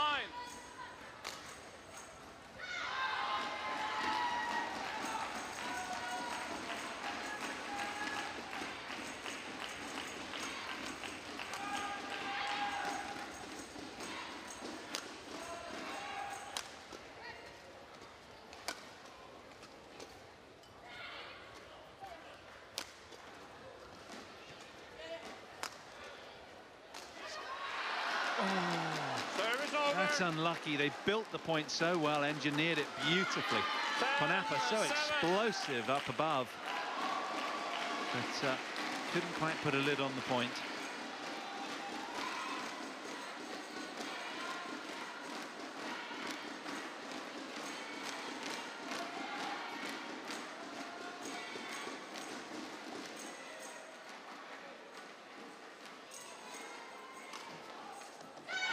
Service over. 8-10.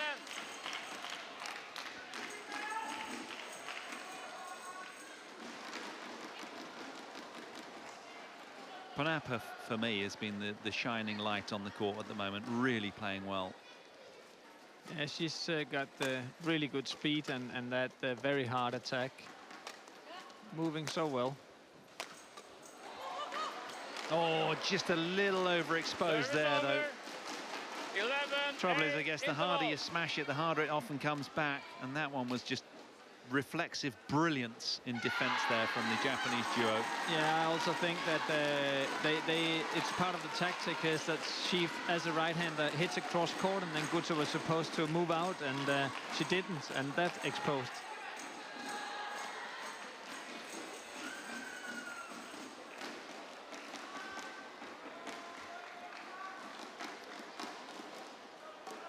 So look at that. Coach Kutzer really Court 1, 20 seconds. Court 1, assertive 20 figure, seconds. issuing a lot of advice there Coaches, to the Japanese players, Coaches, as indeed is the coaches. Indian coaches as well. I'm doing my best. That's what that look says, doesn't it? Yeah. Coach. And they probably are. Oh, for sure, absolutely. I mean, this means so much to them, no doubt about it. It's heart and soul badminton out here, that's for sure. But it's as a coach, it's not that you don't think that the players are doing the best, but it's just that if you need to convince them sometimes that even though they've made a few mistakes and even though they're maybe a little insecure, they still have to go for the right shot. You are delaying the game. The next time you do this, I will give you a warning. Okay?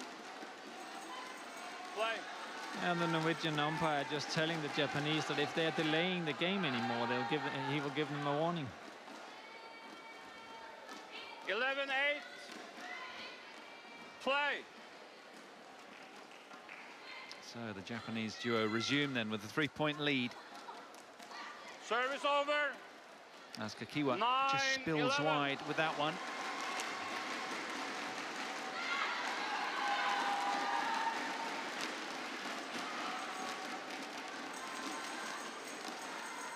Good play from Juala Gutta there.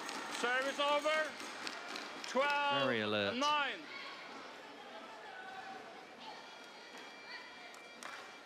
It's also a good defense by Maida. She was under pressure.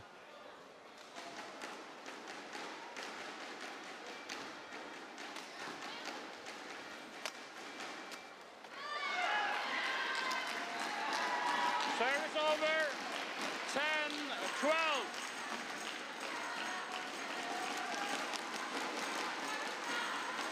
Japanese again coming a little bit too slow towards the net.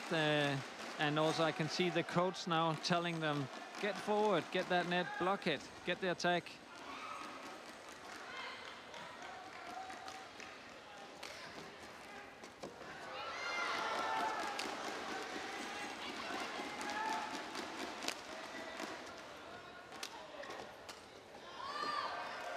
Super play from the Indians. Got on the front foot and never relinquished the pressure.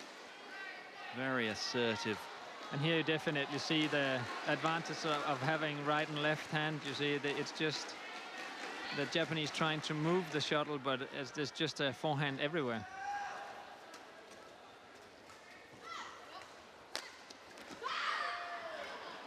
Again, climbing back well for that smash kill. Yeah, the Indians, their coaches has definitely told them, okay, we need to get forward again. We need to see if we can block some shots at the net, getting the lifts, and but all the time be aware that we need to get on top of the net, and they're doing that well now. Oh, that's lucky. Service over. That's not hit with the strings, it's actually the top of her racket.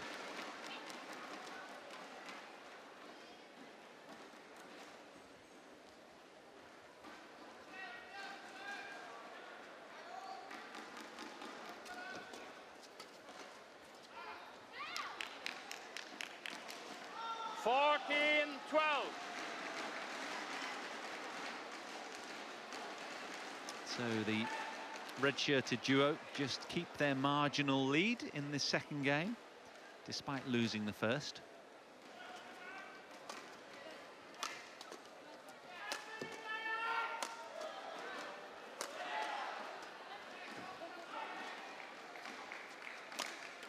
Oh, that was a power smash as well. Well played.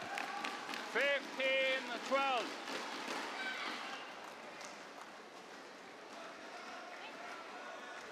Well, they are seeded 5 spots higher than their Indian opponents today. These two at 8th in this tournament. So on paper, they should come out on top. There's still a lot of work to be done. I think they will go on and win this set, but when they start off the next set, they definitely need to discuss what tactics to use and how to get out of the game that the Indians are playing. And if they're trailing too much when the shift ends in the third set, it might not be enough. They've been as high as 3 in the world as well, these two.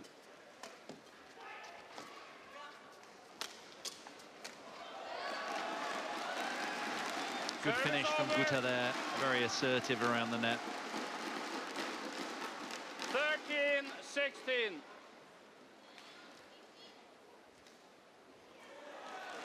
So if we carry on the way we are, we'll be treated to a third and deciding game, unless the Indians can turn it around in this one and close this out in 2. Still 3 points adrift. Oh, that's good power. Service over. from Maida. 17-13. It didn't look like Gutta thought she was going to hit it that hard. But she definitely was.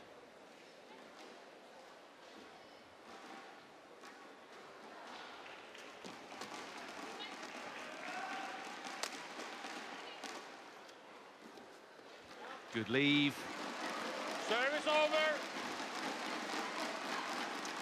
Maida just turning around towards the coach. 14-17. The coach telling her that's the drift.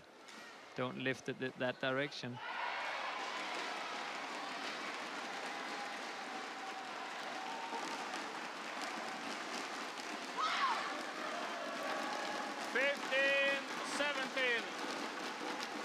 Two in a row for the Indians. Can they compound and consolidate their lead even more?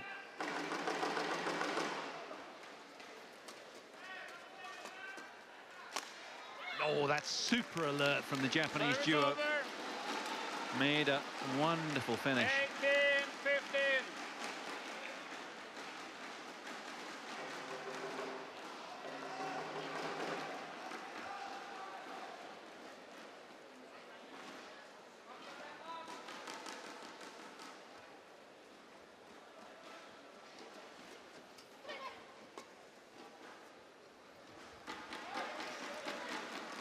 Service over.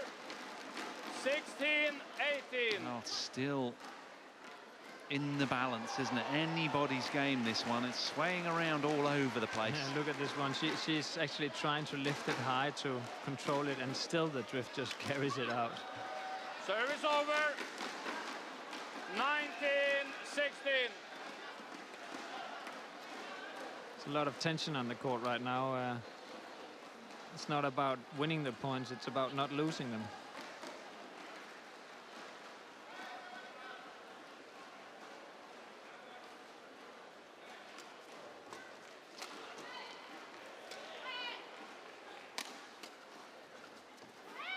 That's absolutely brilliant touch around the net there. 20, game point, 16. Kakiwa. Given her physical position as well around that one. Wonderful round head smash.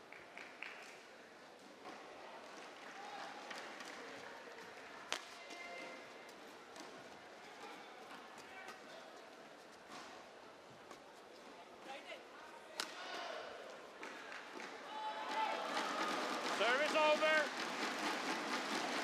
17-20.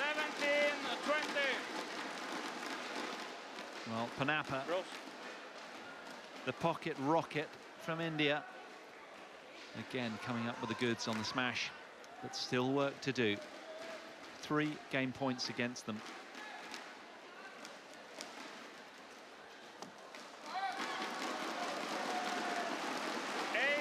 Ponnappa ready after that serve, and Maida got surprised that it came fast that quick.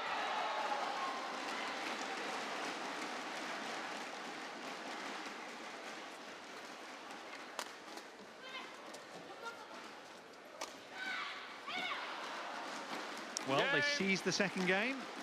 We're going to be treated to a decider. Second game won by Reika Kakiwa and Miyuki Maida, 21-18. So there we are then, just game all. confirmation from our Norwegian umpire, 21-18 that one. So yeah, this is going to be interesting, the beginning of the next set, to see, because they definitely have a strong attack, the Indians, from the other side. So let's see if the Japanese can prevent the Indians to get the attack. confirmation then, after 37 minutes, we've split games on court 1 in this 6th match of 10 we're bringing you today. Do stay with us for the deciding game upcoming after a couple of minutes.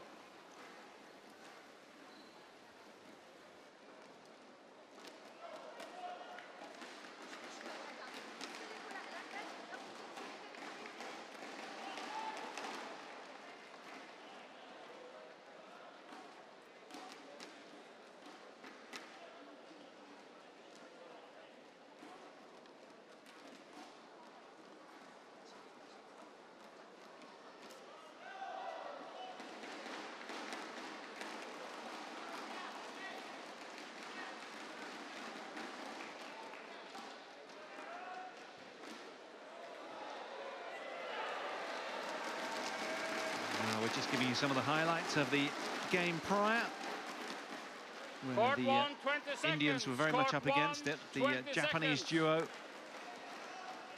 duo coming out Yours, and winning that second game, extending this match to a third and deciding game. So who's going to come through this? The 8th seeded Japanese, Kakiwa and Maeda, or Gutta and Ponnappa from India, the 13th seeds. All to play for them in this one-game shootout. Love all. Play.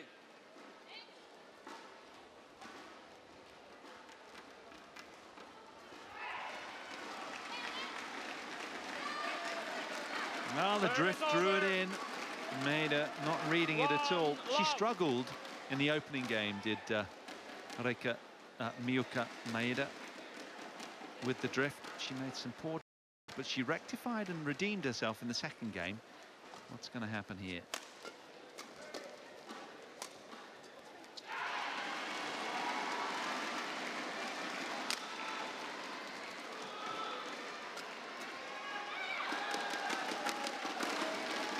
That's it. They have this fight for the net now. Gutta's trying to block everything, getting a new lift for Ponnappa, but the Japanese are ready now.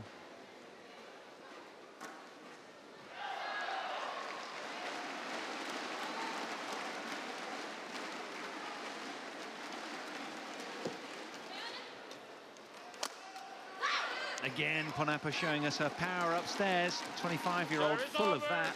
2-1.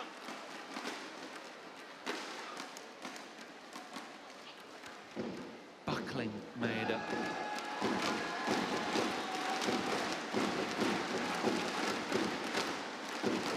Service over. Swing and a miss from Gutta. Yeah, she did everything right there. She blocked it, she was ready for it, and it just came right back to her, but oh, missed it, yeah.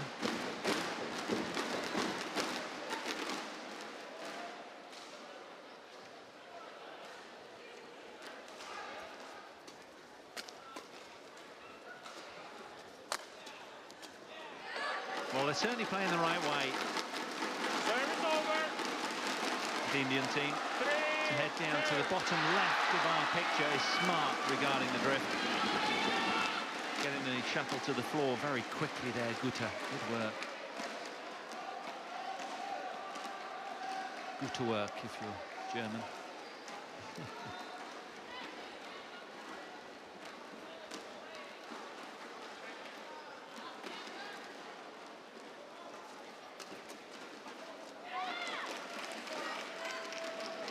Service over. Kakiwa a couple of times been ready for this one, standing with the racket up, waiting for it to come back cross court from the left hand with Gutta, and first couple of times she missed it, but now she's ready.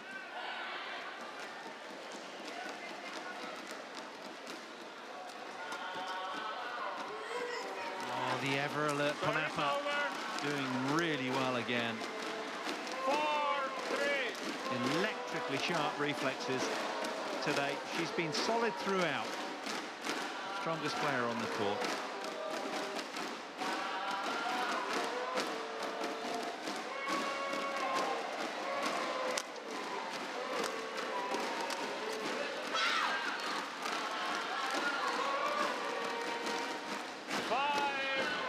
Japanese are falling back into the same trap, lifting to Ponnappa, and she's killing them. They really need to get that net now. Service over. 4-5.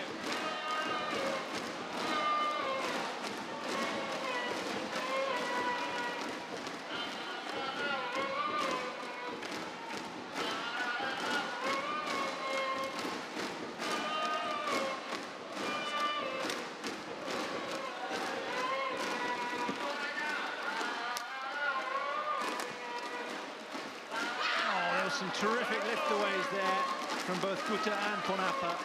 Wonderful defense. 6-4. Yeah, the Japanese did right there. They got the attack.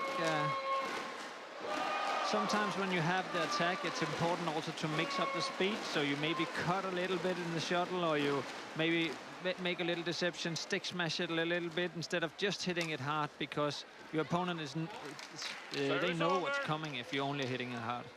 5-6. Yes, variety, the spice of life. Still just the 1 point between them in this deciding game.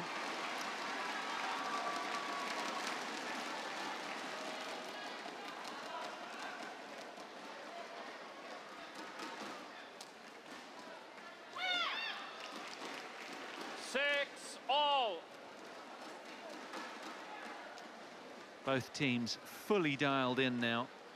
This match bubbling up nicely.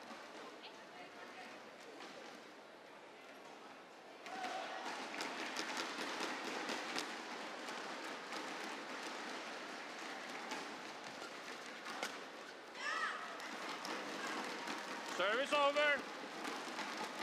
Again, none of the pairings wants to lift to the back line, so it's just a fight for the net, and Ponnappa this time is ready.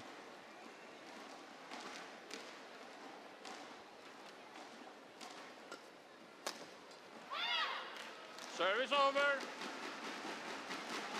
7-all. And still nothing between them. Scoreboard parity, 7-all, game all.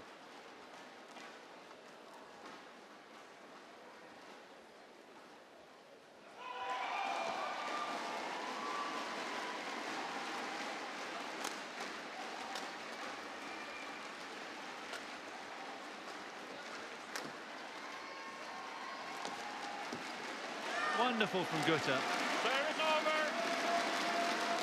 Great net play from her. 7.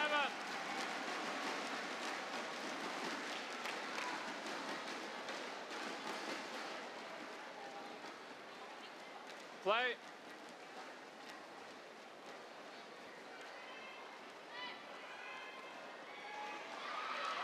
Do it with your foot.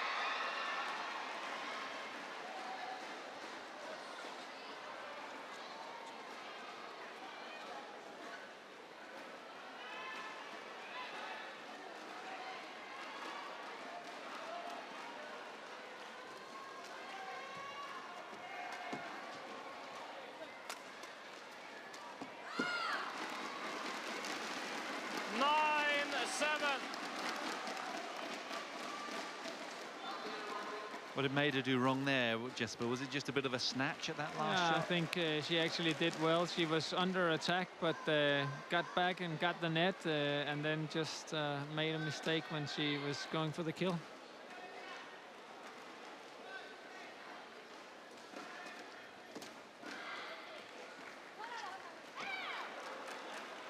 Service over. 8-9.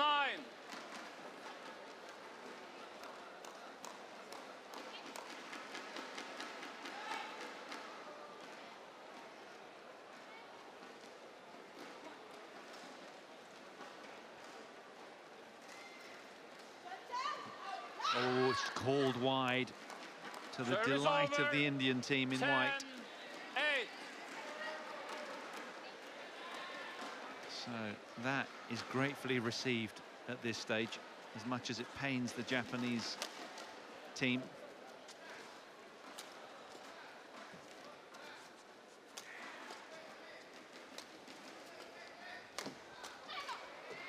Oh, it's wide. Service over. 9-10. The Indians still trying the same tactics. Gutta all the time trying to get the net and play it back to the net when the Japanese are also doing the same. But she just ended up putting that wide.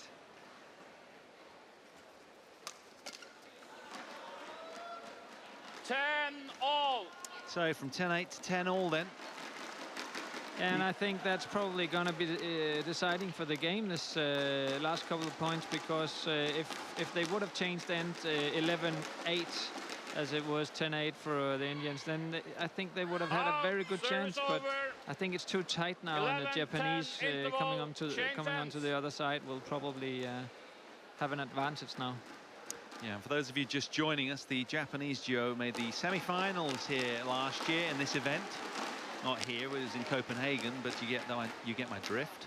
But the Indians, well, they lost first round last year, so their ranking will only go up as a consequence of having a couple of wins here already. But plenty to play for. A place in the World Championships quarterfinals awaits the winner of this one, laden with points Court 1, 20 and seconds. ranking opportunity. Court 1, 20 seconds.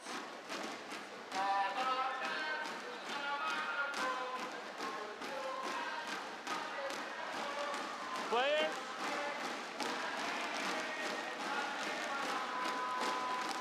So the Indian duo then keen to get on with proceedings. Japanese having had a lot of advice from their coaches. Coaches have just left the court. And here they are to resume, trailing by a point. 10-11 in the third game. Ladies. Oh, now they're getting this... a reprimand from the I umpire. think they're getting the warning, yes, they are. Yeah. The yellow card taking too long. It's funny because the advantage for them is definitely the physical point of the game, so I don't understand why they take so long time. Making it go faster would definitely be better for them. Well, he's reaching into his pocket. No, she's just asking him who is going to receive the serve, and I think he was just putting the yellow card 11, back into the pocket. 10. Play. Out. Service Ponnappa over. with a lapse 11, in concentration all. as a consequence, perhaps. So tied up then, nothing between them. And this race to 21 points.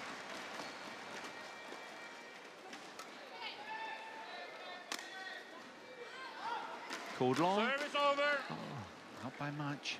No, both of them looking at it, 12, not knowing 11. if the partner's going to grab it.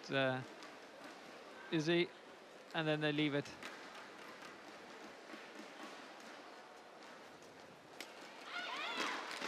Service over. 12 all. That serve a little too high and quite easy for Maeda to put pressure on it.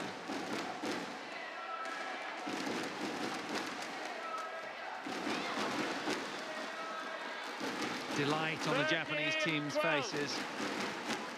Yeah, I'm very happy with Maeda that she's cutting off that service return and getting the attack right away, moving faster.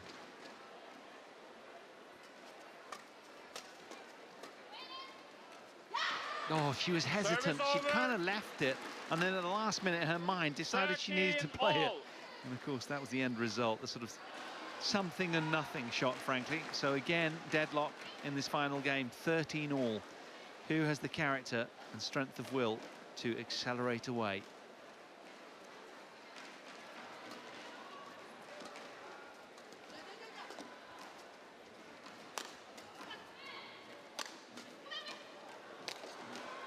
Oh, well, they deserve that. That was brilliant manoeuvring from Ponnappa.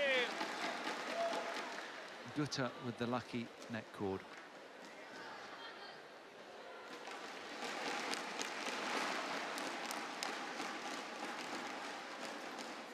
Ponnappa is tense. When Gutta hit the tape there, she was almost like having her head or her face in her hands. Terrific play from Kakiwa. Service over. 14 all.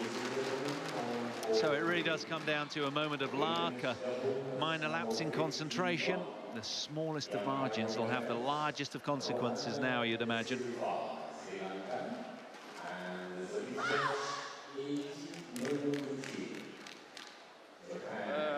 Ashwini and Javala challenge. So there is a challenge. Is that the first of this match? I don't know, actually. But I think she's just disappointed that she made a mistake, because that one was, even though we are as far away as possible, that one was far out, I think.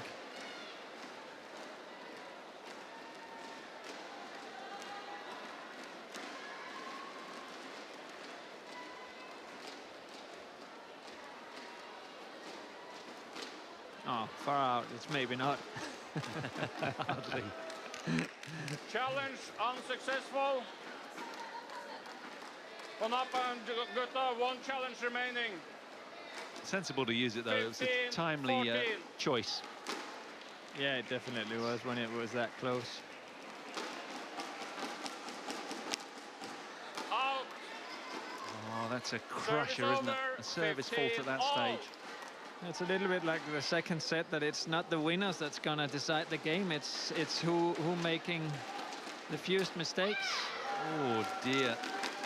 Back-to-back unforced errors then. Yeah, Gutta is just putting her racket up, going for the shot, and then leaving it, and Ponnappa gets surprised and makes a mistake.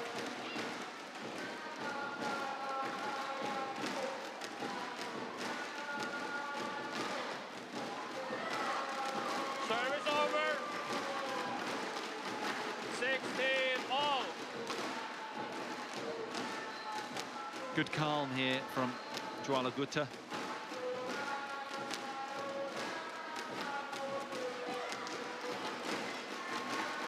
Again, 2 good points from the Indians then. Yeah, Maida is actually trying here to put some pressure on that serve and going for the next one, but the quality was just not good enough.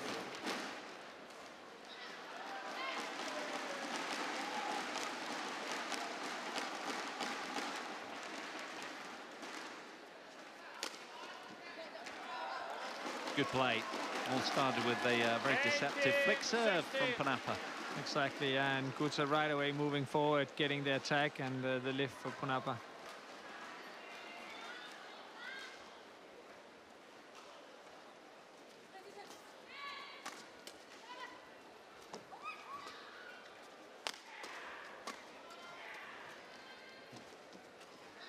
Oh, wonderful play. Gutta's come into her own of late, really putting together some good points.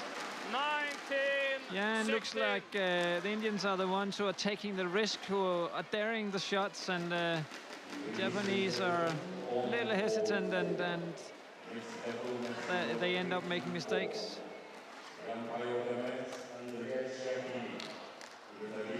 Good point from Service over. 17. Maida. 19. The Indians then 2 points away from the quarterfinals.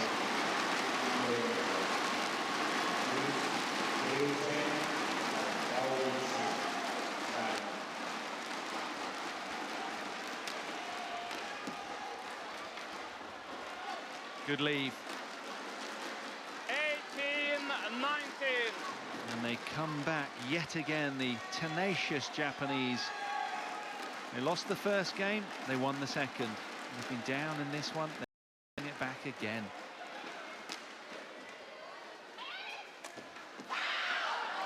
Service over. Oh, it's gone long. Wow. Oh, that is a crushing blow from Miyuka Maeda. And that gives 2 match points to the Indians. It's like Matrix, isn't it? The way Ponnappa just leaves that one. That was cool. Service over. 19-20.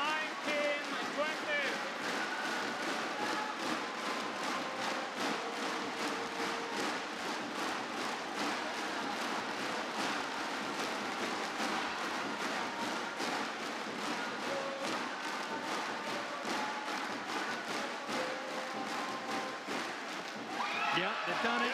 The Indians through to the quarterfinals. Delight etched all over their faces. 3 very close games, 21-19 and the decider. Wow, and look at their reaction. Yeah. Delighted. The Japanese never got into this third game. I think still losing the tactics and losing the tactical game, the tactical fight, and I think, yeah, the Indians were just more clever in this match. They took a bronze in London 2011 in this event. And now they're in the quarterfinals again in 2015. Delight for the Indians then. Through 21-15, 18-21, 21-19. We've got plenty more for you here today. Vittinghus and Lindan up next. But Delight for the Indians. They're safely through from Jesper Laspen and myself, Paul Hand, it's goodbye. We're going to hand over our microphones now to Gillian Clark and Steen Pedersen. Goodbye for now. See you tomorrow.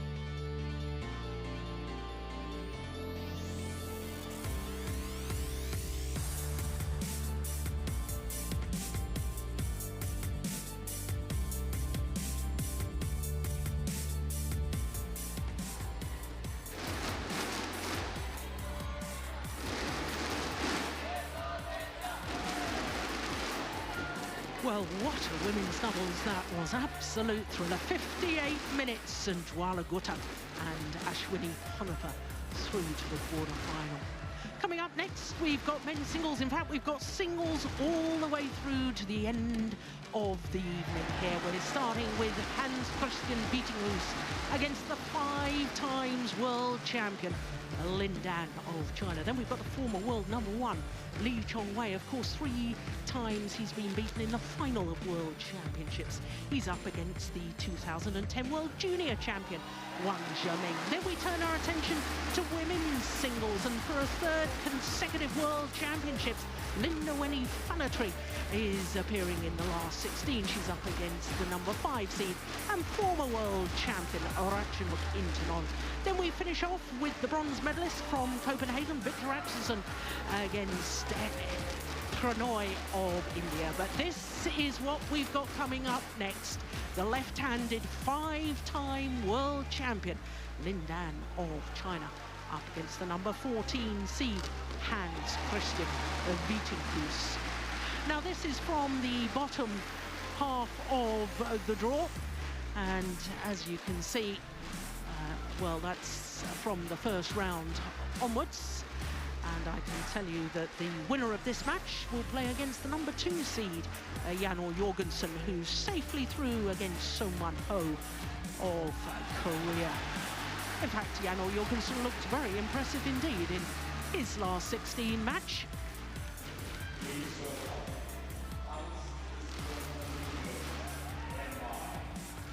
So here comes the 29-year-old from Friedrichshafen, Hans Christian Vittinghus.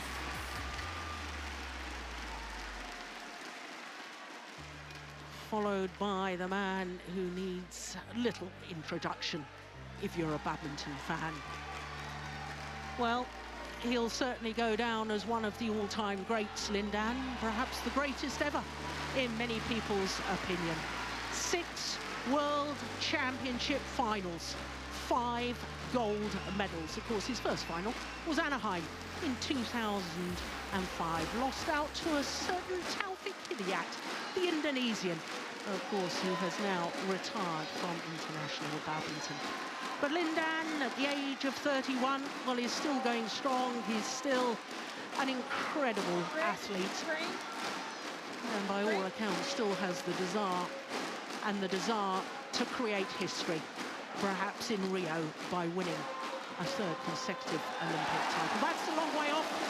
And first goal is to regain the world title. Of course, he wasn't in the World Championships a year ago. Lin Dan didn't qualify, wasn't high enough in the world ranking. But the 31-year-old, well, not only 5-time world champion, twice Olympic champion, 5-time All-England champion, 78 finals, at least one final a year for the last 15 years. The list of achievements goes on and on. Well, Vittinghus is number 16 in the world. He's seeded 14 here at these World Championships. He has been inside the top 10. He's been ranked as high as 8, a total of 11 weeks at number 8, in fact, earlier this year and this time last year as well. Reached the final of the US Grand Prix Gold, having saved 2 match points in the very first round. It's been a little more comprehensive here in Jakarta with his first 2 matches. Well, it says round 2 on both. I can tell you that it was Kieran Merrilees who was the first round, and Sho Sasaki, the left-hander, in the second round. His opponent, Lin Dan, 31 years of age, born in Longyan, near Fuzhou, capital of Fujian province in the south of China. World number 5, of course, he has been world number 1. This is his 9th World Championships, his very first World Championships in Birmingham in 2003, when he lost in the last 16 to the eventual champion, Xia Xuanzhe of China, who now happens to be his coach. And once again, I do apologise, we've got round 2 and round 2. His first round was against the American 8-11, Prannoy, and then against the Brazilian Paiola, 14-14. Well, this is the 4th meeting, as you can see, between the two. But you have to go all the way back to 2012.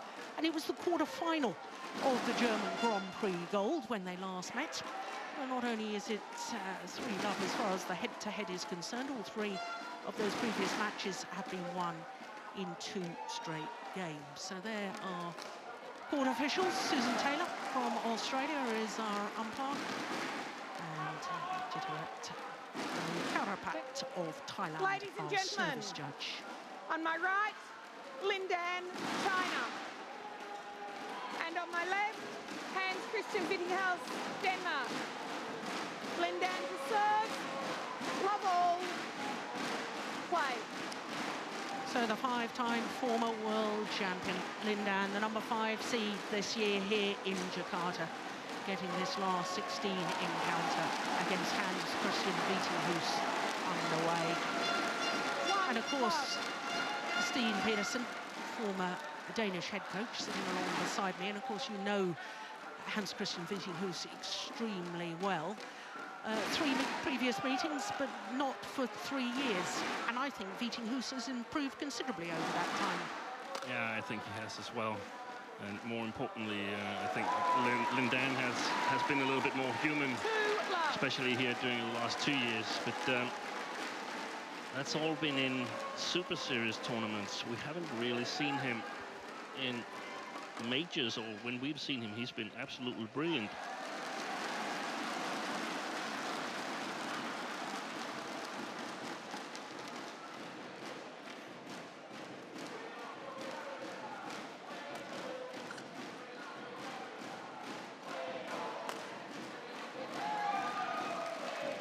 Service over.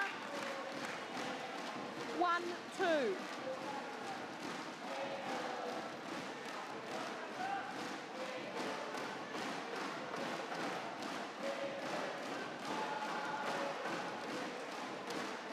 Service over.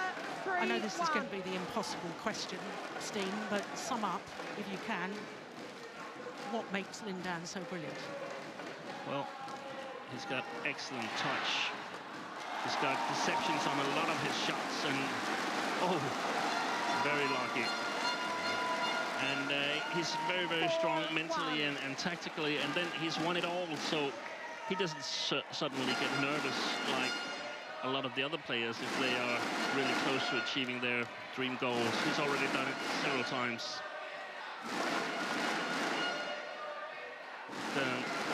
Mainly... I'm interested in that, Steen, because doesn't that put more pressure on because everybody's out to beat you, everybody's out to get you? Yeah, but still, if he loses this match or any other match in this tournament, his career has still been more than okay. It's been extraordinary, the best singles player ever. So I think he enjoys this a lot. I think actually that's what get him going. A regular Super Series, that's probably hard to really be on the highest levels for those tournaments. He's been playing so many of them, but this is fun.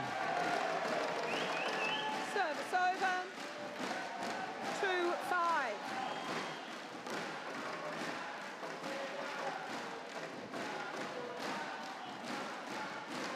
Look at that little deception. Wow. Vittinghus tried some kind of deception as well, or I think it was a miss and a hit in the same movement.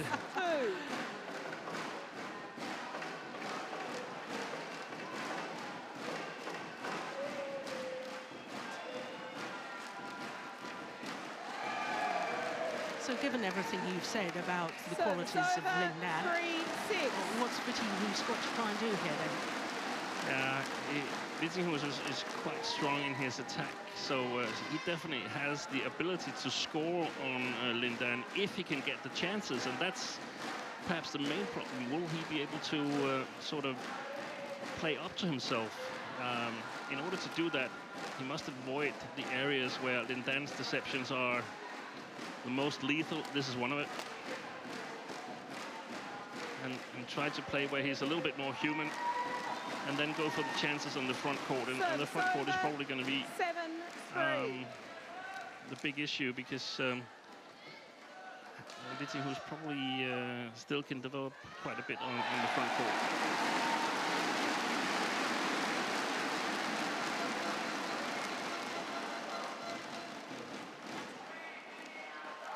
Of course, Vittinghus has reached a quarter-final of a World Championship previously. That was 4 years ago when the tournament was held in Wembley Arena in London. But it will be a tall order to repeat that here today. 9-3. I think also taking the drift of the stadium into consideration, Lin Dan is magnificent in controlling the drift.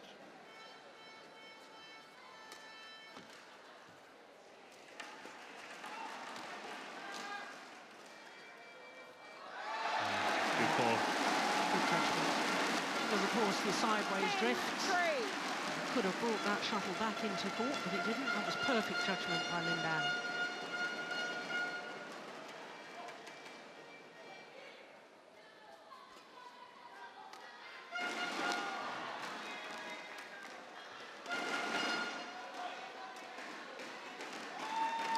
And to the mid-game interval with an 8-point advantage. Lin Dan, the 5-time former champion, off to an absolute flyer. And I think we can safely say Lin Dan means business. As Steen was alluding to, this for Lin Dan World Championships is fun. Yeah, look at that little hold and flick.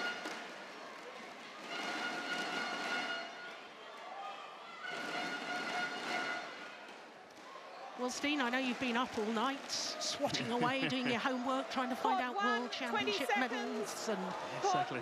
Because I caught you out the other day, well, here's my quiz question of the day. You complained that I was too difficult with my questions. I said that Lin Dan, 6 World Championship finals. So who's been in the most finals? Go. Okay. Well, it must be a doubles player. Yep. Play. So So play gets underway again. I'm going to leave Steen to ponder that one and tell me in between the first and second game the answer to my little quiz of the day.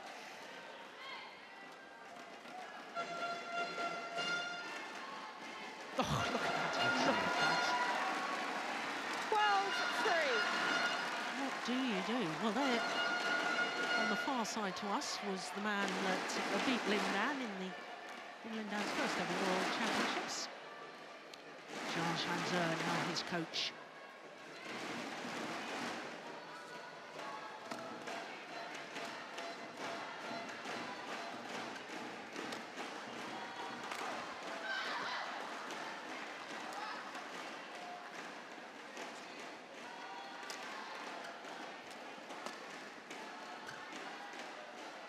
Oh, it's just long.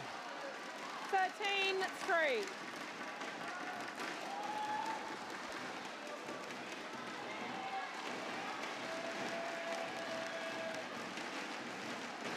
And I think that Vittinghus on this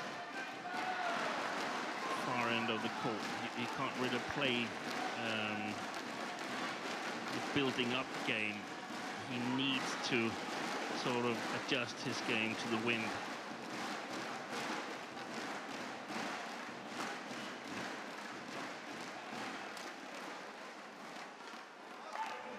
That's good judgment. Simply has to attack a bit more from that far side where he's helped by the drift.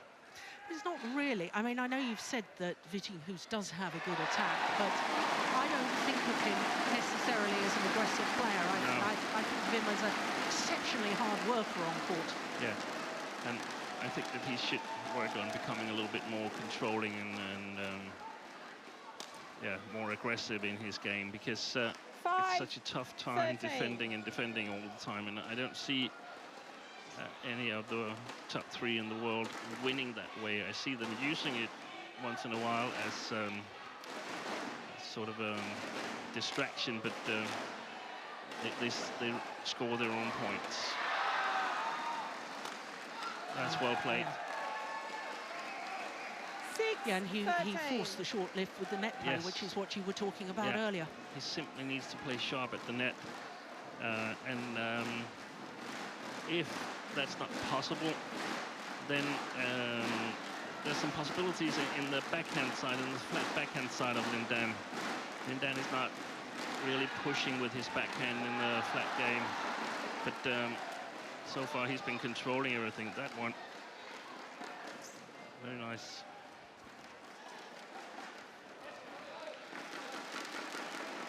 Service over, 14-6. I hate to say this, because I know we're only halfway through the opening game, but it doesn't look to me as if Vittinghus actually believes. No, he's got a really, really bad start, but he's also on the bad side of the court for him, because he can't put any pressure on Lindan. And he, of course, needs to believe that he can do that when he changes sides with the Chinese Olympic champion. But it might take some rallies, because being 9 points down here, that's not so good. This is what I mean. He's pushing, but he's actually on his way back before he finishes his push, and it becomes a bad push. So you need to believe in your shots and follow through it.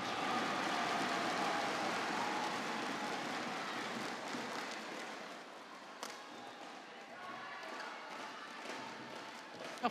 So perhaps the better, yeah, he was a bit lucky here. The better 7-16.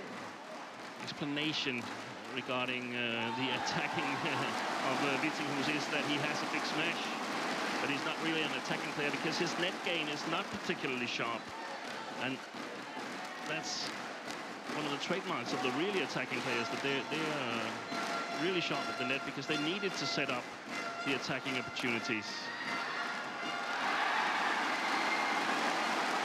Well, there, the scrambling and the retrieving, working for Vittinghus.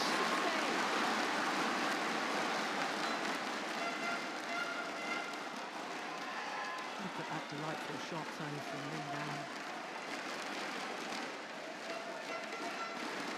He is human after all.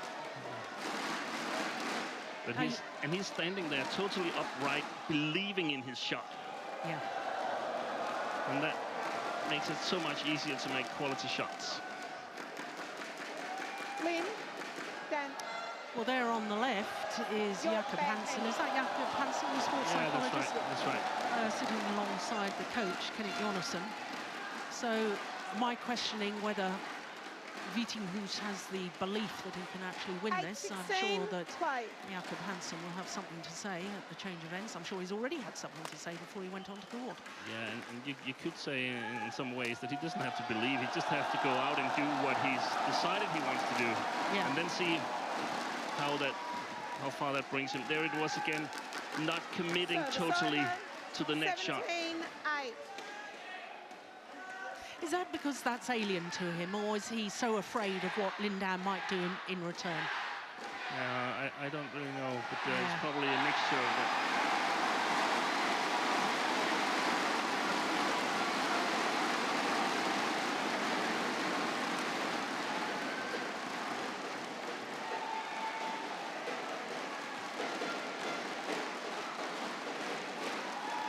As it is right now, it would actually be better for Vittinghus just to put 3 service returns into the net and change the side, because playing like this here, where Lindan is controlling everything, will only it can't do anything good for him. So it's just about getting on with it and on to the next game. Otherwise, he should try and figure out, what can I do if I succeed winning a game here? So what can I do in the third game when I'm at the same end of the court? Yeah. 19-8. Little nod of approval from both of the Chinese coaches.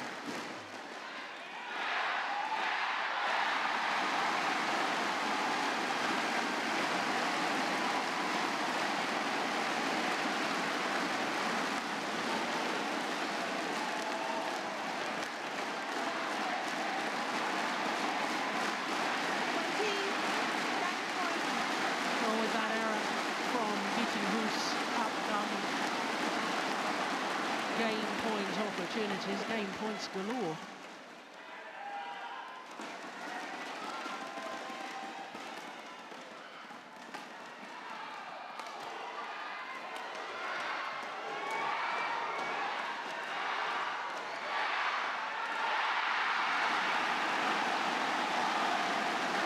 Oh, it's brilliant. That's down the line. Wonderful shot from Vittinghus. A moment of defiance.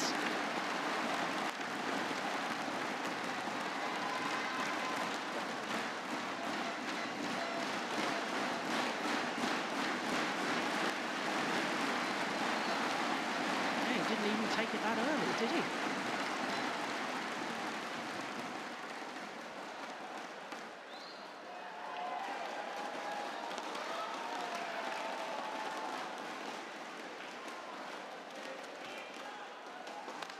Oh, that's good. Oh, my word. Well, full length dive from Lindan. And it was worth it because he won the point and he's taken the opening game. 21-9. 21-9 confirms the umpire, Susan Taylor.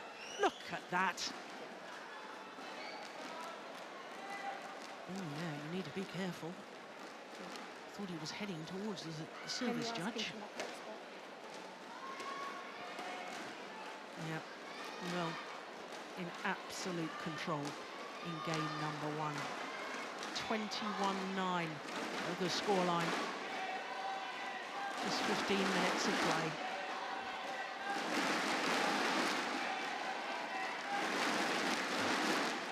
Excellent play by Lindan, but in all honesty, he hasn't really been put under pressure, and I feel that this is one of the situations where the personality of Vittinghus is being tested, meant in this way that sometimes he's a little bit too nice. How do you get a player who's won 9 points on one side of the court in the first game against the five-fold world champion to believe that he can actually still win this match. Yeah, well, it's a predicament, isn't it? Yeah.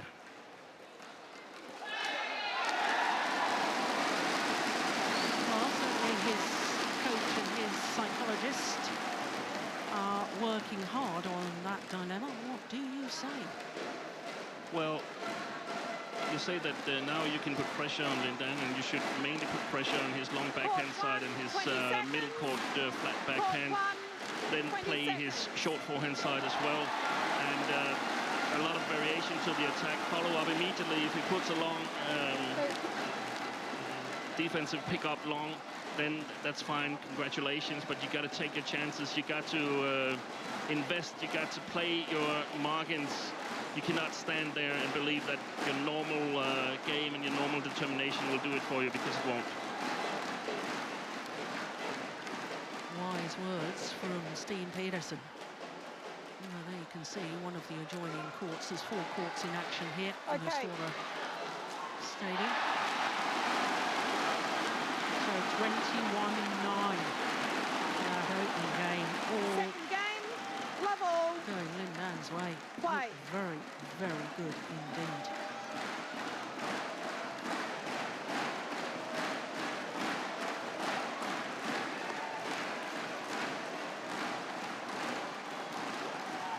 Oh, that's good judgment. 1 love.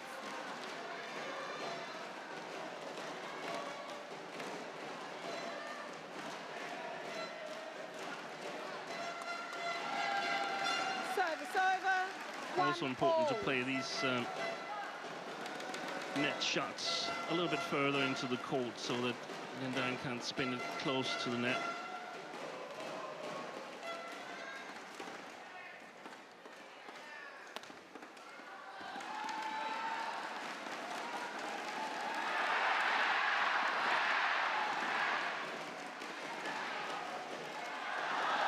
Like that. And that's it. That's more like it. I still saw him a little bit hesitant, Vittinghus, but I don't blame him after losing the first game. I just, whenever he hits it hard against Lindan, run to the net. Because it's very rare we see Lindan picking up long.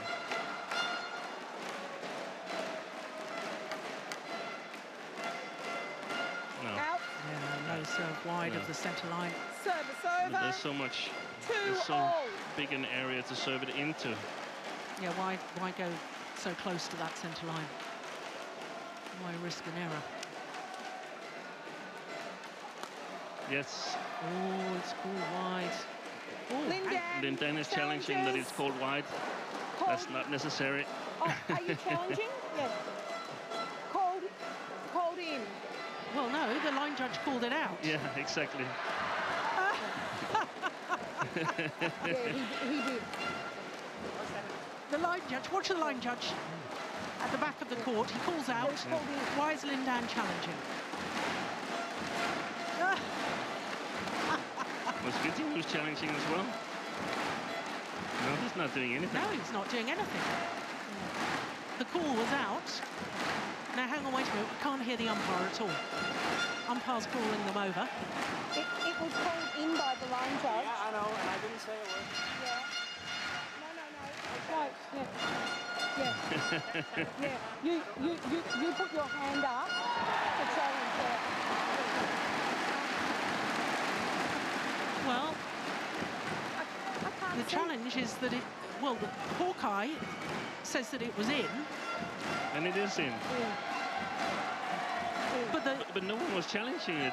No, that's just unbelievable.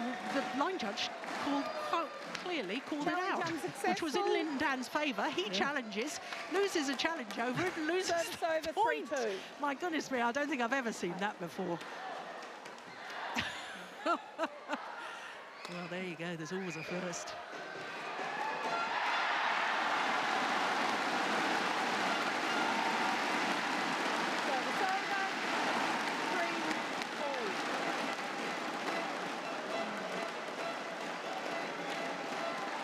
But very fair of Lindan to challenge the call there. sort of test if the linesman were right. Excellent shot, that one. You can't see that that's a smash.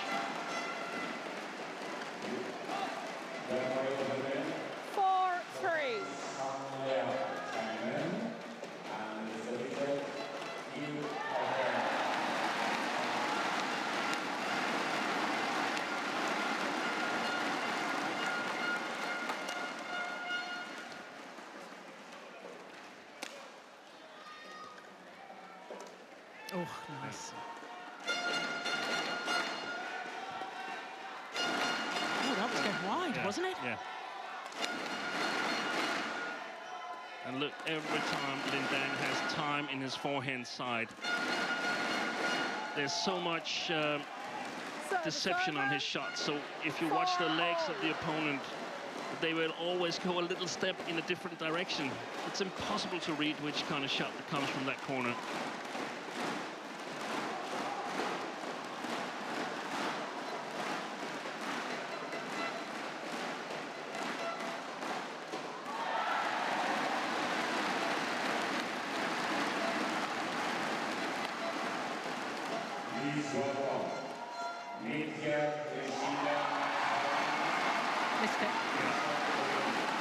And that's the clear weakness of Lin Dan in the recent tournaments. That's his long backhand corner. He's been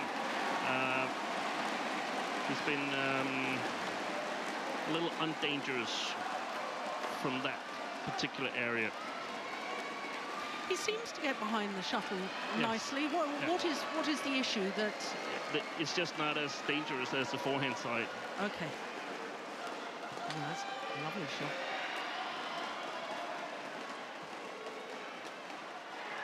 Good lift.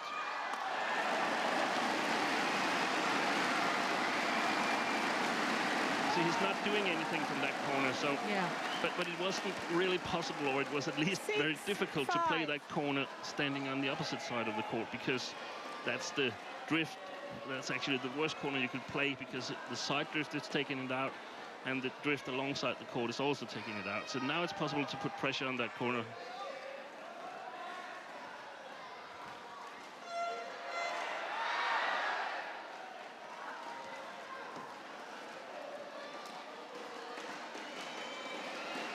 Yeah, way too high. Service over. 5-6.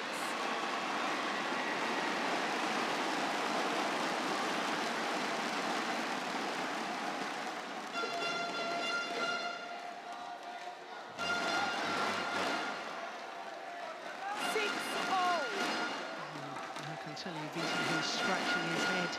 Yeah, but and that's what I don't like. I mean, he's actually got a quite respectable start to this second game here. So now he needs to be concentrated. That's why he can't go around feeling sorry for himself. Come on, play. 7-6.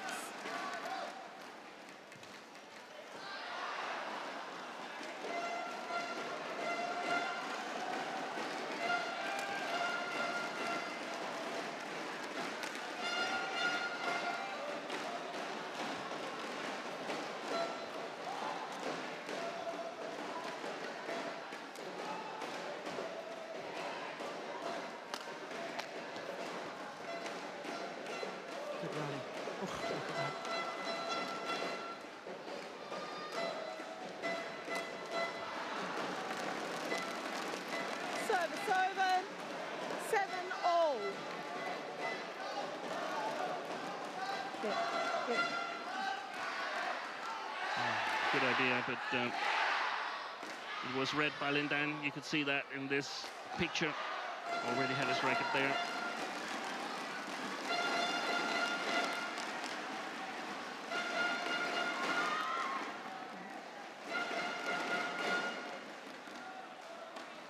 Very often it's easier in this arena to hit the quick smashes, only hit by the forearm. You don't risk so much as of mistiming it due to the drift and so on, because it's a very short movement. It's also a lot easier to keep your own balance, so you can get running, start running towards the area where you feel the next shot will be coming.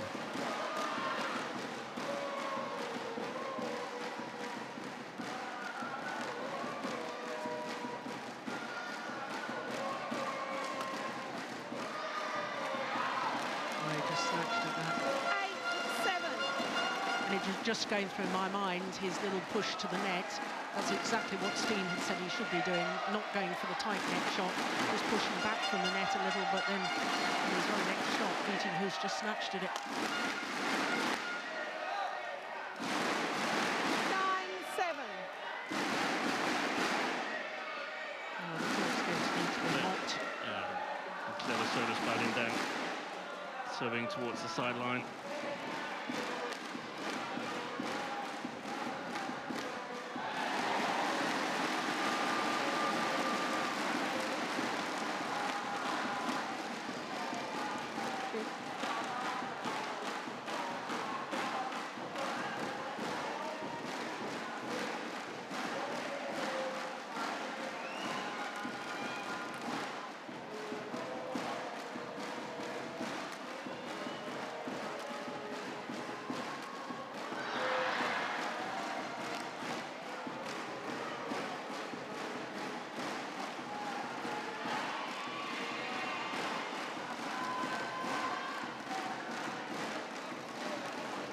Well, it was a good push deep into the deep forehand corner, but that's the corner that you think is dangerous, and he created a lovely angle. Yeah, and another problem is that he's returning with his forehand, which is very hard to disguise. Oh, totally mistimed that one. Yeah. 11-7. And to the mid-game interval with a 4-point advantage. Lindan, having already taken the first game, as you can see, in comfortable style. 21-9. Yeah, I think that came off the frame. Yeah. And the disappointment obvious with Vittinghus. So I'm going to have to push you now, Steen, on my quiz. Oh. The player who's been in more finals than anyone else. Lindan's been in 6 finals, winning 5 of them. Gowling. Spot on. Well done. Wow. You told me you've been up studying all night. And do you know how many finals she was in? Thank you. Probably around 8 or something like that. Well done. How many women's doubles? 6, I think. I think it was 5 women's doubles and 3 mixed doubles. But well done, Steen. Marvellous. There we are. We're going to have to go back to the hard questions. Terrific. So 11-7. 11-7. Yeah. Pai.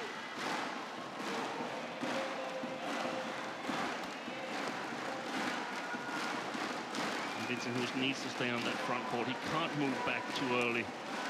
He will lose the initiative if he ever got it. Now he can move. That's it. Yeah. He simply needs to take his chances on the front court and put pressure on him. Then if he's just trying to sort of work him around the court, it's not going to happen. It's way too experienced for that.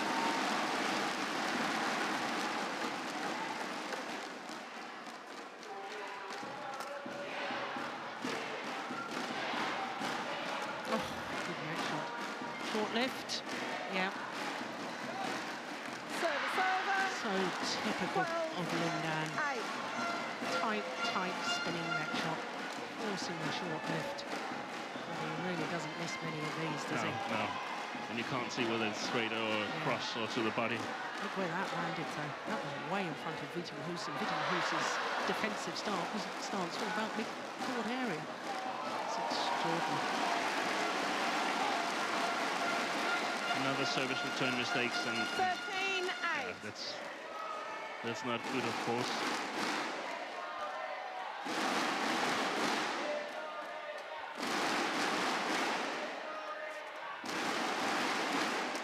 Oh, that's lovely. Service over. He needs to move with that speed, 13. Vittinghus, and then sometimes he will be looking extremely foolish when he's gone to the wrong side, but that's the only chance. Move quicker.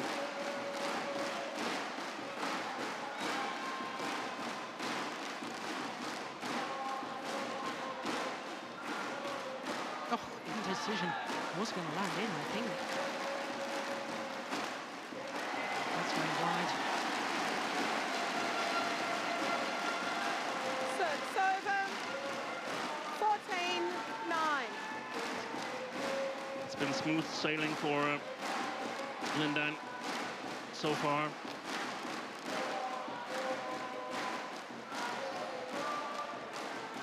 I actually don't see that change. No, I can't see it for the next game and a half, which would have to be the case if Vittinghus is going to come through this. 6-point advantage now. But again, I mean, why try to pick up long cross? Just pick up short. We haven't seen Lindan rushing to the net. Just block it.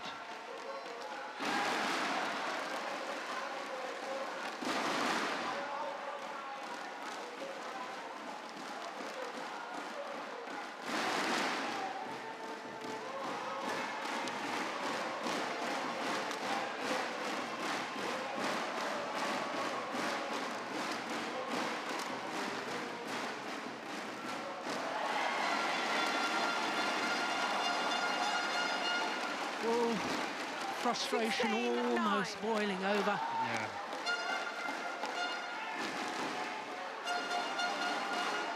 It's like just missing, even when he's playing good rallies, the last few shots are missing. They're not precise enough.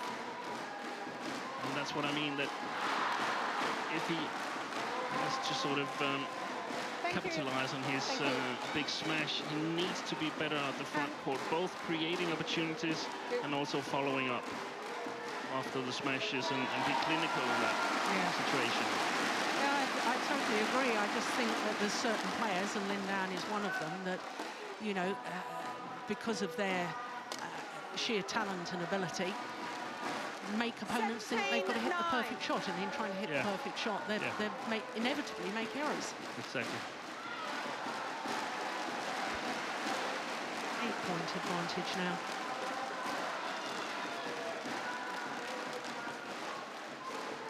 There you are. Service over. 10-17. Get to the net first. Take the opportunity. A couple of Danish fans in the crowd there. I'm sure there's more than a couple.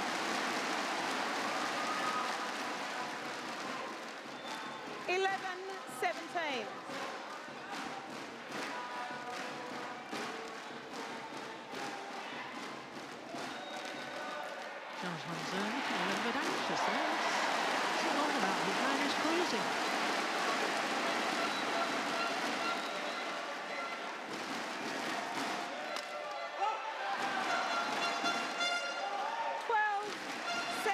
And there's another Dane awaiting tomorrow for Lindan.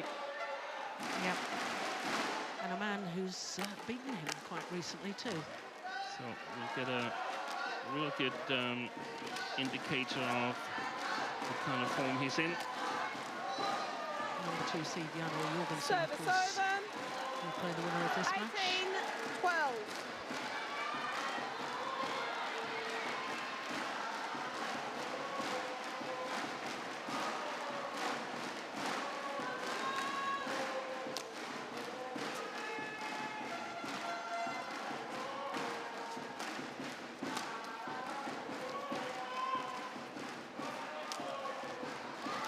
I can see exactly what you mean now, Steen, about the net, because even when he seems to get there quite early, Vittinghus seems to drop his racket in trying to play something deceptive, but instead of taking it early and really applying pressure. Shot that's losing time. Yeah. Yeah, I see it now.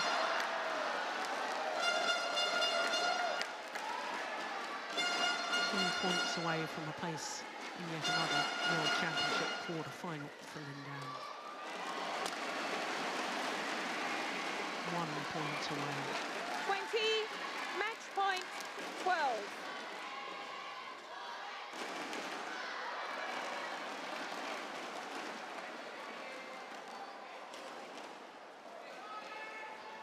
Good pressure.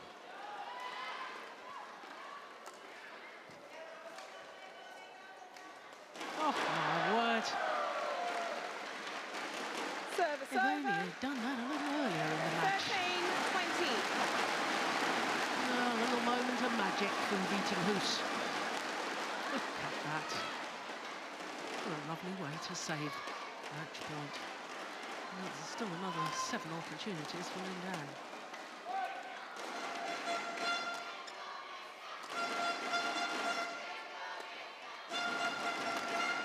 Brilliant. The master at work. 21-9, 21-13. My goodness me, he looked impressive today. A little under 38 minutes. And he's through to the quarter-final. Once more, Lindan, after Match won by being absent Lindan, from the World Championships 21-9, a year ago. 21-13. In fact, the last time he was actually beaten in a World Championship was the quarter-final stage in Paris in 2010, lost out to Park Sun-wang. And so he does have the most incredible record at World Championship level. Yep, he's pleased with that.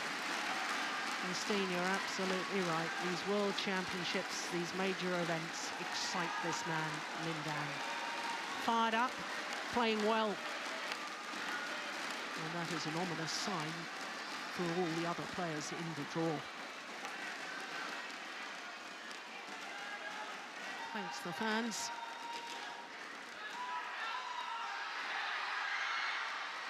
Confirmation of that scoreline. 21-9, 21-13 in a little over 37 minutes.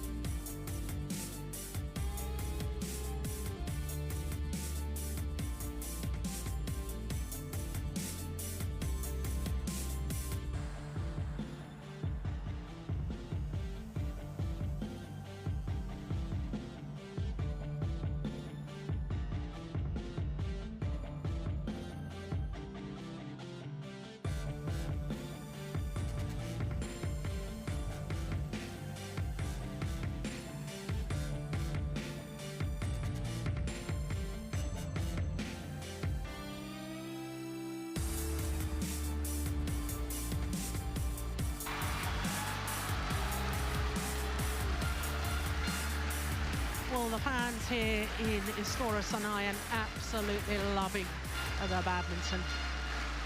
One of the matches on the adjoining court has just gone the full distance, just going to a third game. But there is confirmation of that wonderful women's doubles with Juana Gutta and Ashwini Ponnappa coming through in 58 minutes.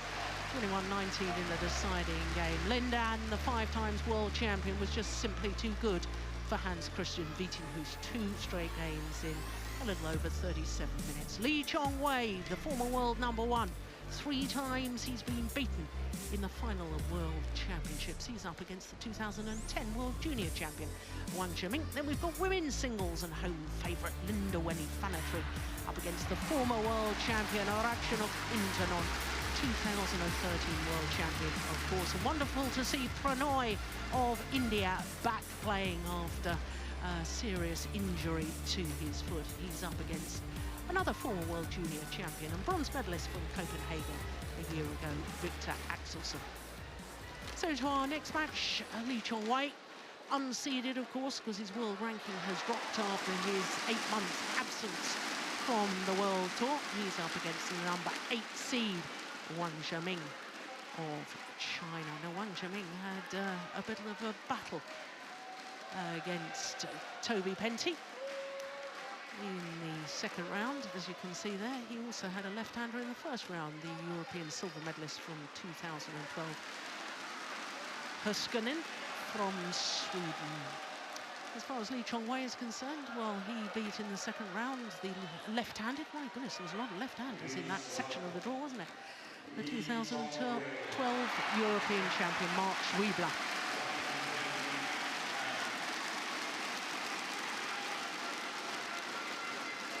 So, led out by the former world number 1, Chong Wei. World ranking got up 1 place today, up to 44. Totally unrealistic of his standard of play, but he's only got 4 tournaments towards that world ranking after his doping violation and his 8-month suspension. And lovely to see him back on tour. His opponent, Wang Zhiming. Number 8 seed from China.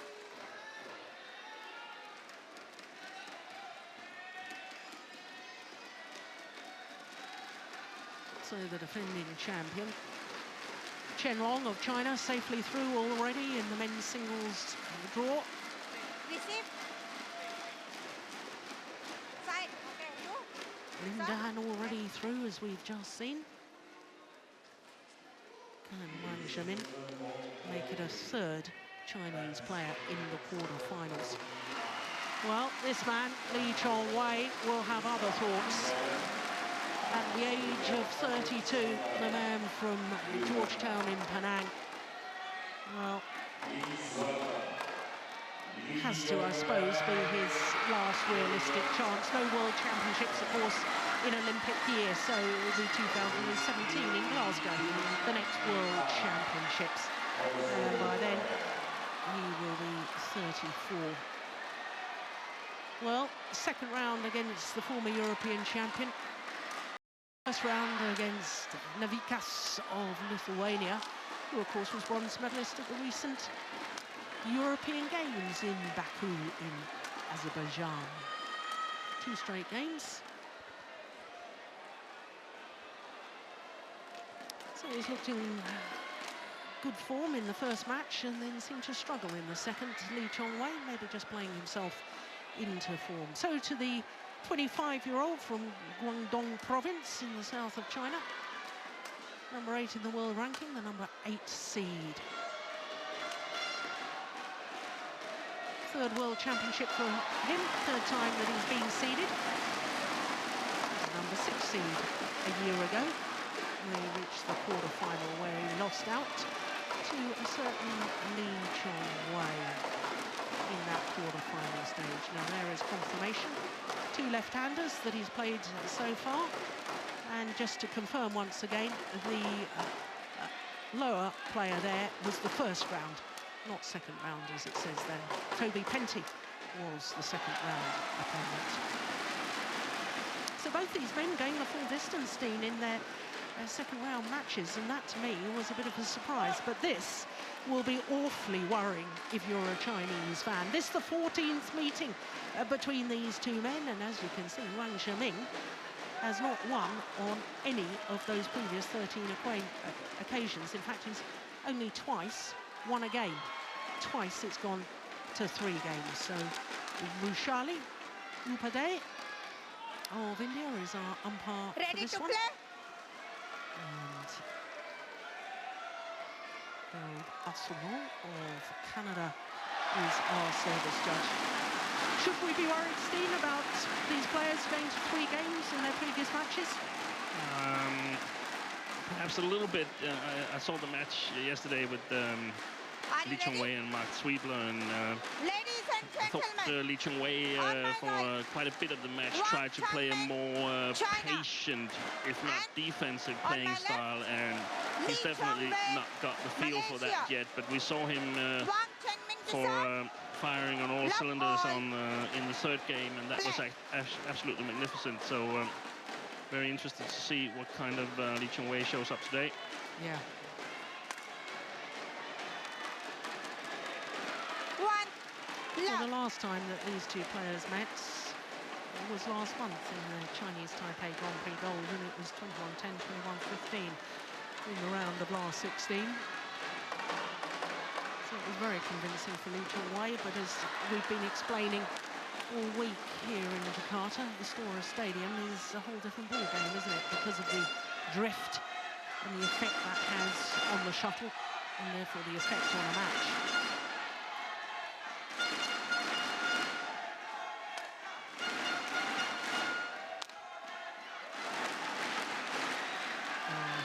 Good use of the drift on that occasion from Chong Wei. Punch cleared deep into his opponent's backhand corner. And of course, the sideways drift keeping that in. Well in fact.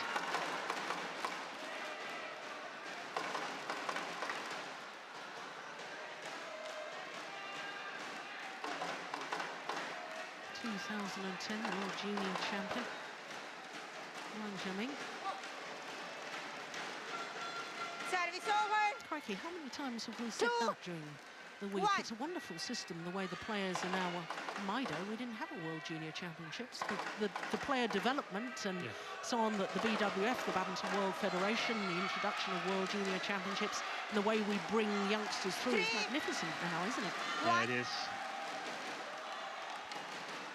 And also getting a system in place also for the lower tier tournaments, so that you sort of have to qualify yourself up through the system. Yeah. That's really, really good. 2, 3.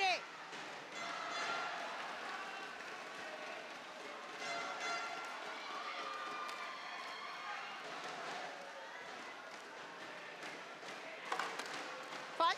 Yes, that's nice.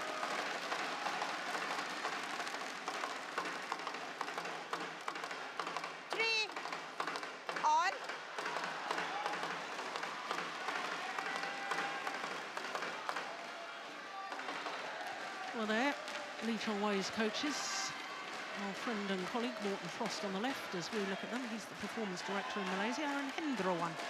Hendrawan, of course, the world champion in Seville in 2001. Oh, that's great smash. Service over.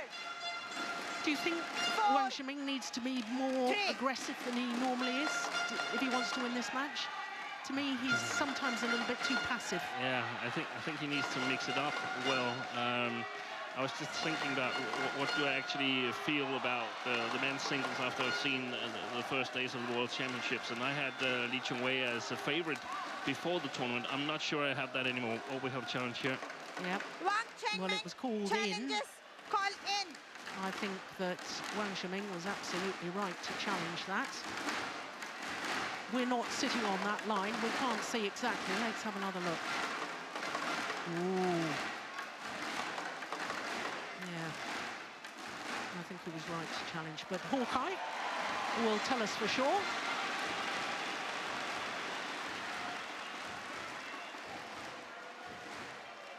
We had that extraordinary incident in the previous match, didn't we, when Lin Dan challenged. Yeah, good challenge. That is a very good challenge. I thought it was out. Lin Dan challenged a shuttle that was in his favour. It got overruled. 5, 3. Very odd. What I was saying is that I think that from what we've seen so far, Lin Dan and Chen Long look really solid. Lin Dan wasn't really pushed against Vittinghus, but Chen Long played a really, really good match against Saensomboonsuk. I still think we see too many loose shots from Chong Wei. Too many shots, and that's not 50% or anything like that. That's perhaps like 5-6% of shots that doesn't have the correct quality. And if he doesn't better that score, I think he's going to be in trouble. And that's why I think that Wang Zhiming, that's out, yeah. He shouldn't change too much, but try to control the game and make sure that Chong Wei can't attack him in an in an easy way, then I think chances will occur for him.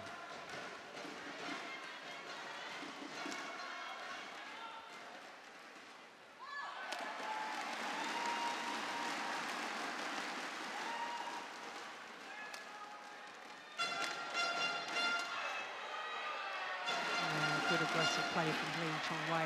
And I suppose for any player that's 13-0 against a particular opponent, if you ever have a right moment to believe that you can finally beat him, is when he's just coming off a long layoff. Yeah.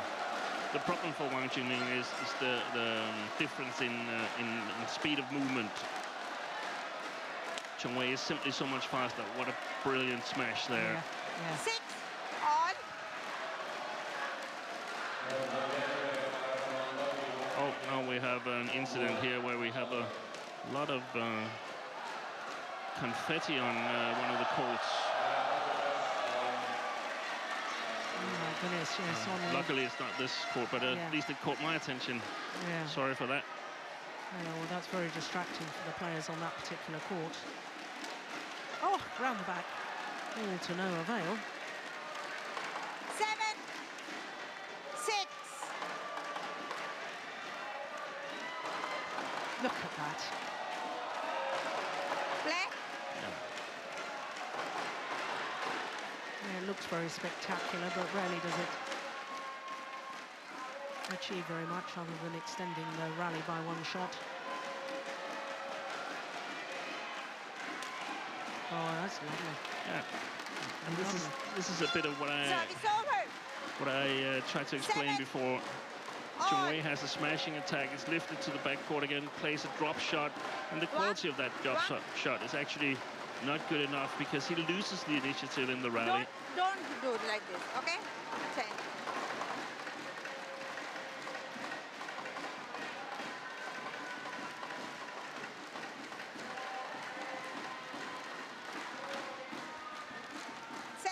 All.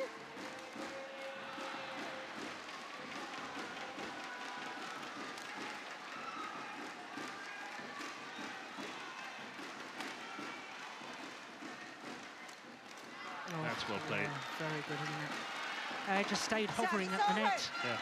8, 7.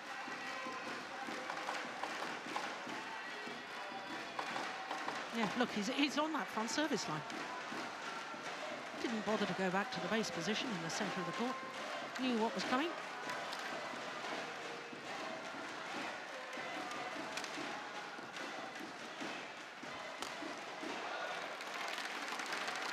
Yeah, actually, I mean, he's hitting more smash winners today, Wang Qingming, than I've seen for a long time. Yeah. I think the part of Chong Wei's game that has suffered the most from these 8 months of hiatus, if you can say that, is his defense. It's still good. And of course, you can see that it was very, very short, that lift. Thank you.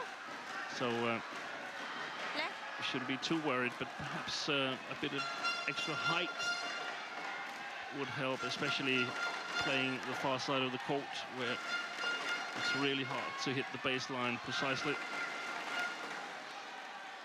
How's that going to help? Just gives him more time to get settled in his defensive stance. It gives him more time, and it also breaks the rhythm a little bit of the opponent. It's very hard hitting a shuttle that comes vertically down. Vertically down, yes, exactly.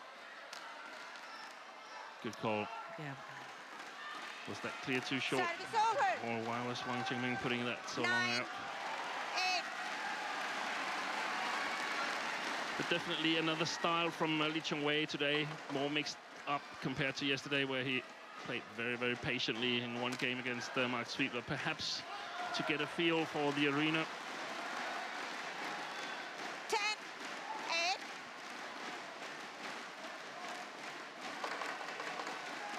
Black, leave.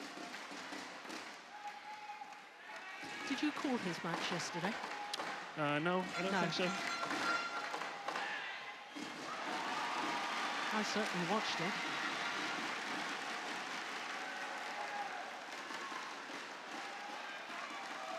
Yes, good judgment once again into the mid-game interval with a 3-point advantage Lee Chong Wei of Malaysia.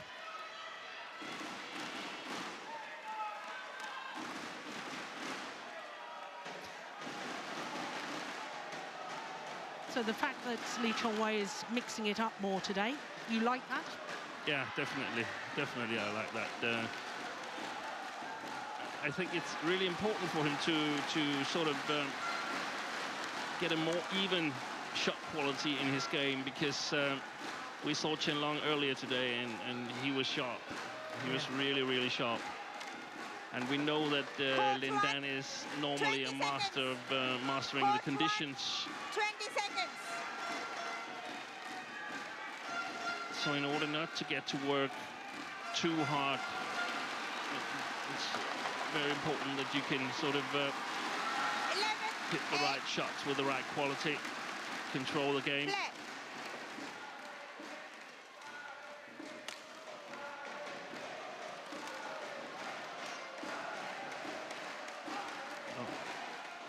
I think I would challenge that.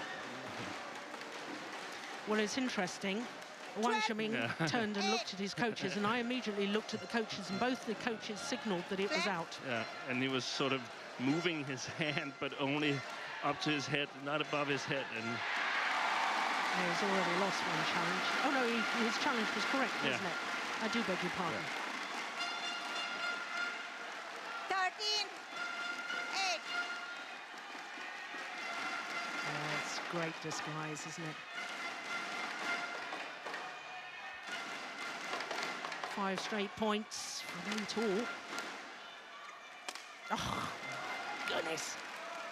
Well, that is Lee Chong Wei of old. yeah, and that's very, very strong attack. I really like that shot. Much more than his attack while he's moving backwards, because, I mean, the players he wants to beat, they will be ready. So if he's smashing while he's moving backwards, even though he's fast, it's a long court to cover up to the net afterwards for the pickup.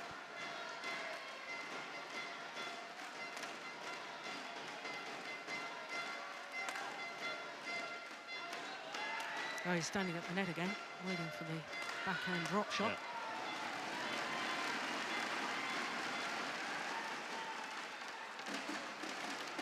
Yeah, that's nice.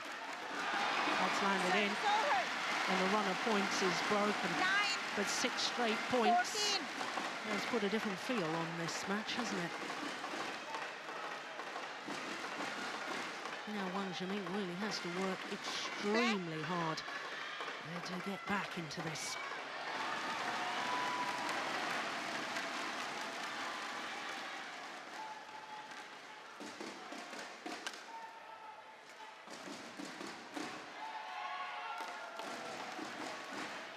Service over. 15, 9.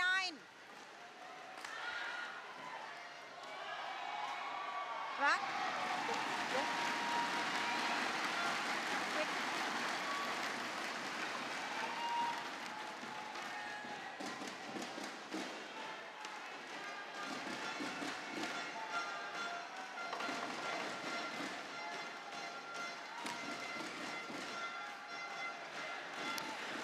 That was interesting. He didn't give it quite the height that you were talking about, but he hit the centre of the court. He lifted to the centre, I assumed, to try and cut down the angle of the Wang Zhiming could create.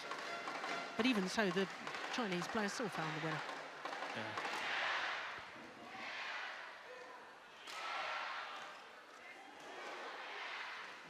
Overdone it. 11, 15.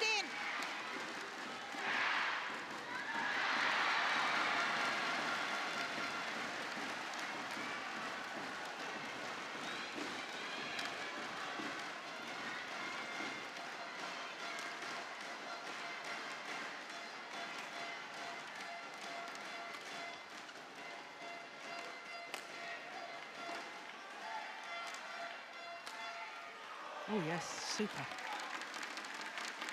Lovely angle. 12, 15. Yeah. Why would a player lose their... Is it their reaction time, or on defensive play? Is it so much that you get into tune with being able to read somebody's smash? That I think it's about that, the reading thing. Because I think that if you have a break, it's very often that you can actually move quite as fast as you did before because you've been practicing physically and so on. But your eyes are simply not in training, so to speak. Yeah, it's interesting. One of the British former #1 table tennis players, his reaction time was fantastic, and he got on a tennis court with Michael Stieg, and he said, go on, hit a tennis serve, I can return balls coming at me at goodness knows what sort of pace. And he wrote a fascinating article about how it's not actually reaction speed, it's how you get to interpret how the player is hitting the overhead, whether it's a serving tennis or whatever. And that's why I was interested to hear your take on that.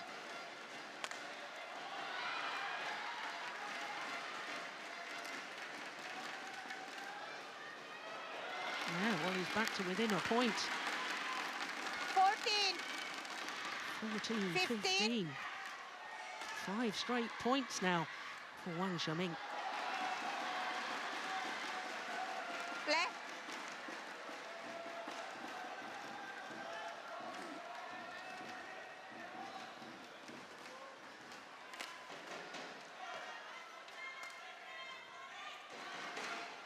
Oh, good net shot. That's going wide.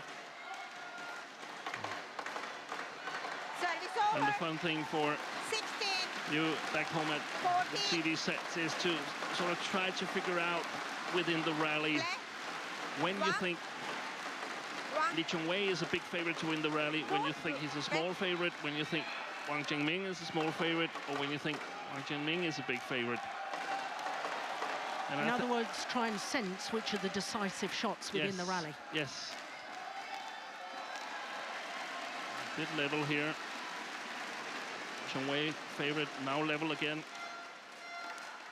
Because then you can spot the shots that are not sharp enough. Now he's a favorite. That was a good shot. Good rally.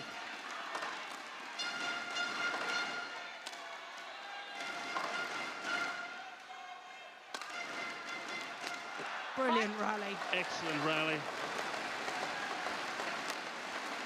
17. 14.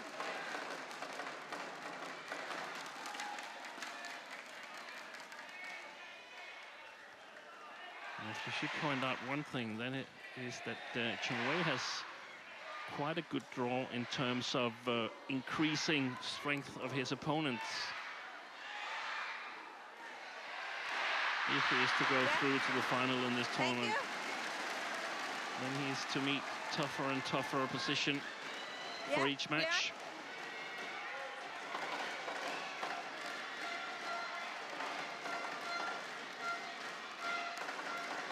Yes, and when you think he wasn't seeded because of his world ranking, that's remarkably lucky that it looks like that. He could have played Chen Long, Lin Dan. He could have played anybody in the first round. Yeah. So, in many ways, you could consider him as the 17th seed, the way the draw has panned out. Fight. Excellent shot. 18. 14. Yeah, just sensing the danger. Ups the intensity once again, Chong Wei. Opens up a 4-point cushion.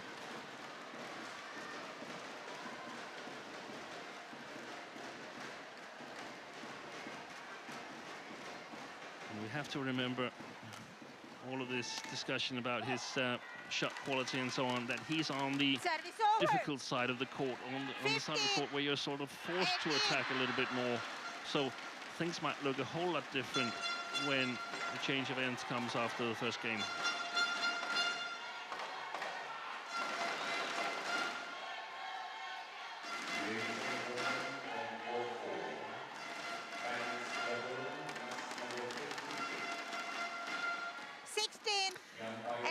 It's amazing, you know, Steen. When I think back over a year, and Chong Wei was winning so many tournaments, You know, so many finals, 2014, well, he had 7 finals before he was suspended. I'll just let this rally finish. Brilliant. Well, that's just sort of destroyed what I was going to say, because a year ago, I just felt he was oozing confidence with every shuttle he struck. Whereas now, I'm seeing occasions where I'm thinking, oh, that was a nervous-looking shot. That was a beautiful one there. But I'm not seeing that sort of aura of invincibility that we saw before. No. And it has sometimes been the case at the World Championships, at the biggest events. I actually think he's played some good Olympic tournaments. But, of course, a lot of pressure on here. Probably 20. The last chance, the last 16. Big chance at a World Championship title. The next World Championships is in 2017. Yeah. Well, he's got game point here, which will certainly help his quest for that final attempt at a gold medal. Oh, that's a good net shot. Well, you never know with the athletes nowadays. He might still be going strong in 2 years' time, but one has to suspect, you're right, this is the last realistic chance. Well, that's probably heaping unfair pressure on the man.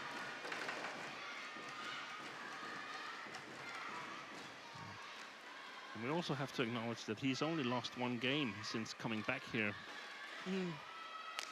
No, not 1 game, one match.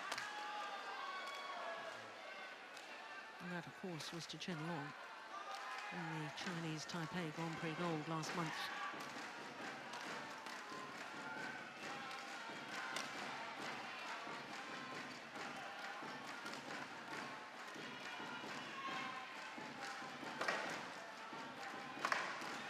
Good rally. Yeah. Second game point opportunity is converted. 21-17. To the former world #1, Chong Wei. Little over 22 minutes. Yeah, it was a good rally, wasn't it? I thought Lee Chong Wei had won the rally considerably earlier than that, but there was a remarkable defensive shot from Wang Zhiming.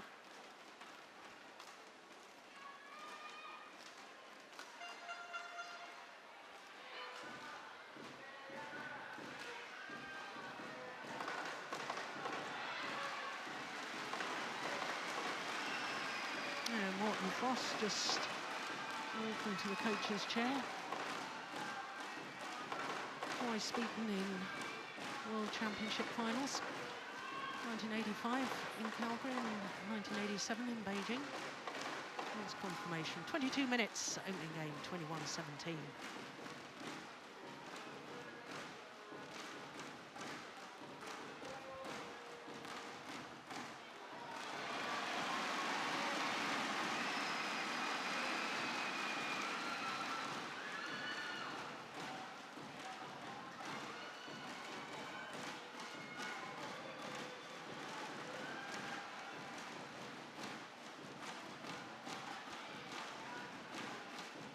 Well, not much time spent with Wang Zhiming by the Chinese coaches.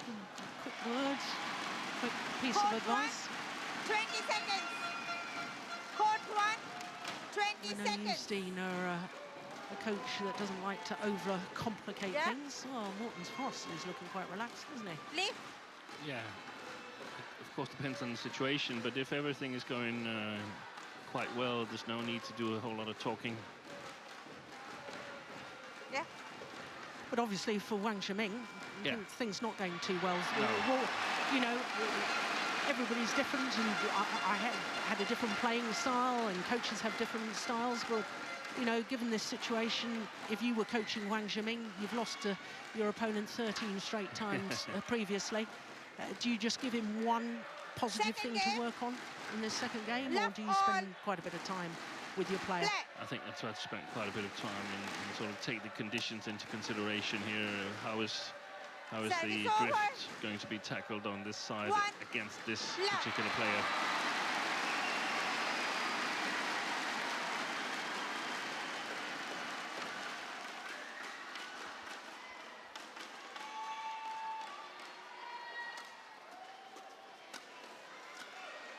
Missed it. Which end of the court was Lee Chong Wei when he lost his game against Mark Schriebler? Can you remember? I can't. I watched that match too. Yeah. But was he on this? Yeah, he was on this court. Oh, I can't remember. No. But there's a reasonable chance that he was on this side of the court because Schriebler probably needs a little bit of help in his attack by the wind.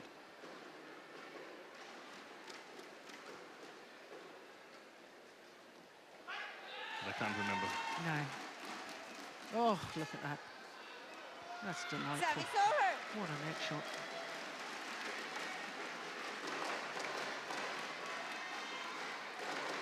That is perfection.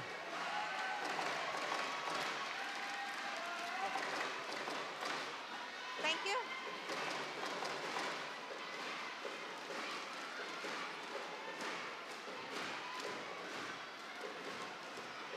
One, three.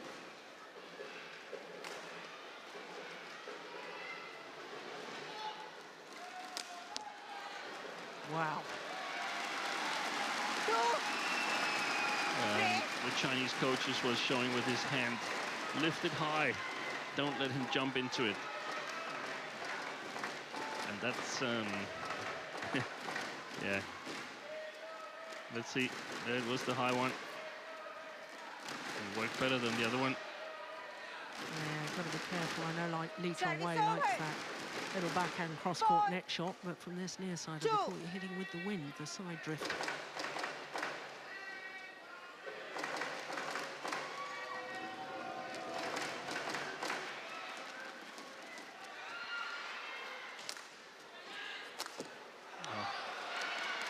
Terrible miss by Wang Jingmin. Service over.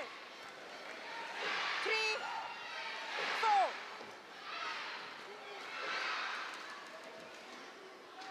Yeah, that was hideous.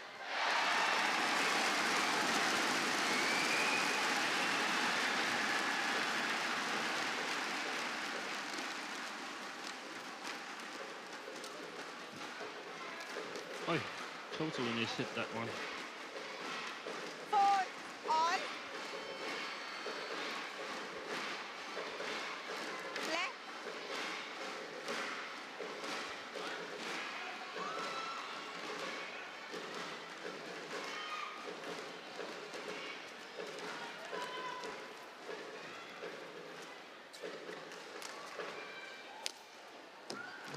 Yes. It's a great shot, and we've seen him do it quite a number of times in this match. Cross smash from his forehand, both hard and also with this more technical twist to it, that there's more ankle in it than power.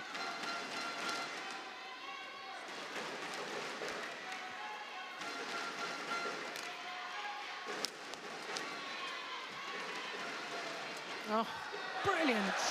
Great reactions from Wei Jiaming.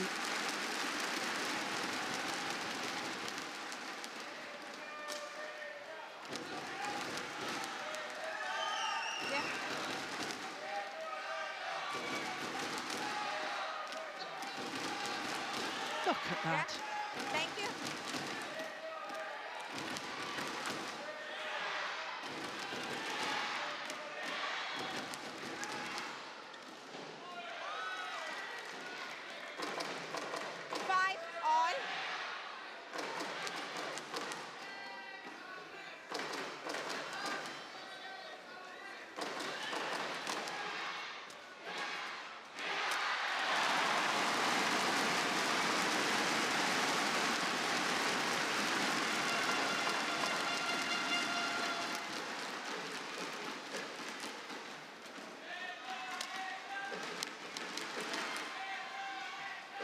Oh, look at that. Oh, another perfect net shot from Lee Chong Wei. 6, 5. Yeah, that's the easy kill.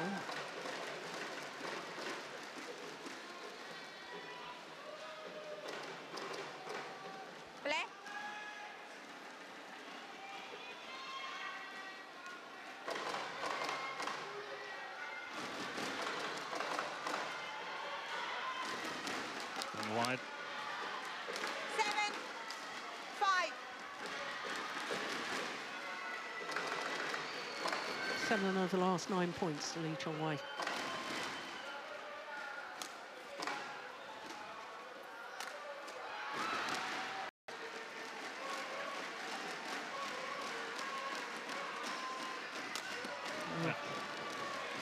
Instead of keeping the net there, I'd rather see him push flat to the baseline, putting pressure on Wang Jingmin.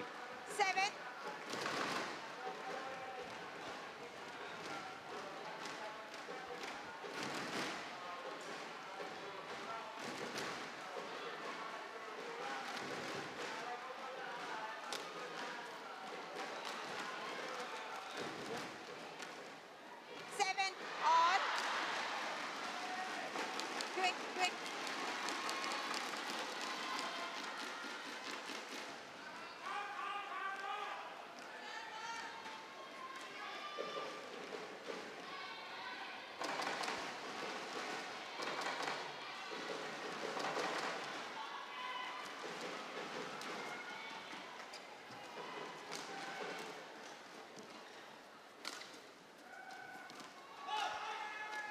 It's just Long.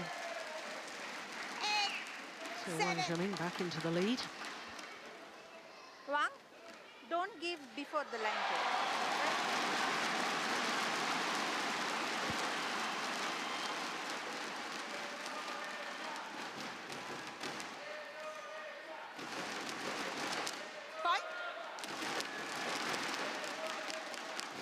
Just apologises for hitting his opponent. 7.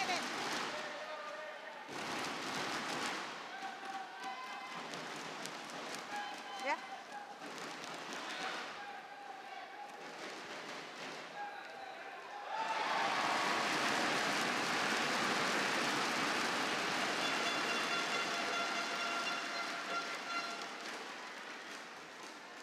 Okay, thank you.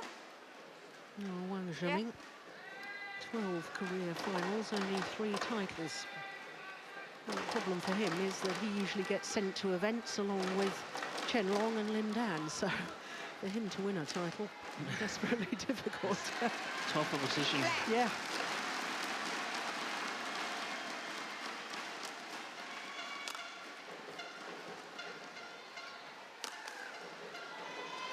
Well, he sort of played himself into trouble, didn't he, Steen, with a cross-court smash initially from Wang Zhiming. This one here, all Lee Chong Wei has to do is a straight block, and you've got to scamper the full diagonal of the court. Yeah, he's in full balance. Yeah.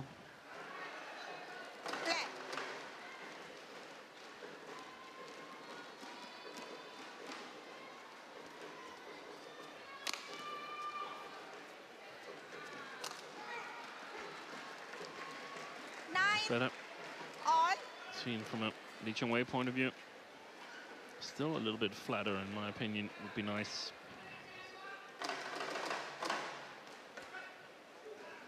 But still deep into that forehand corner. Yeah, that's the obvious tactic when you're playing up against the wind, to utilize that you can actually put pressure on your opponents, but that's not what Lee Chong Wei is doing. He's just letting Wang Jingmin attack, probably practicing his defense and counter attack here. Very nice body shot. 10. 9.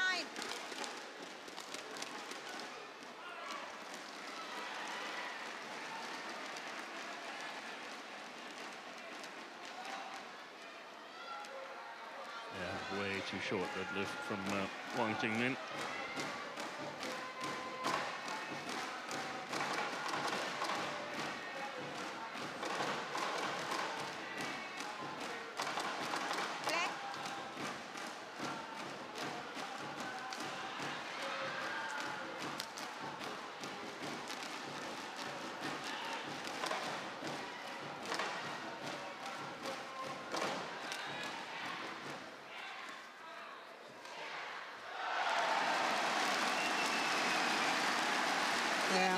That's well played. Very easy point for Chong Wei. Yeah, it was well constructed, wasn't it? Nice way to get to the mid-game interval. 2-point advantage.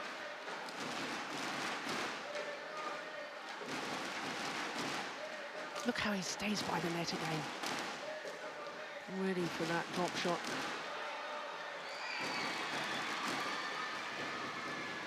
Yeah, it's always a sign of players in trouble in singles when they have to turn and play that high backhand.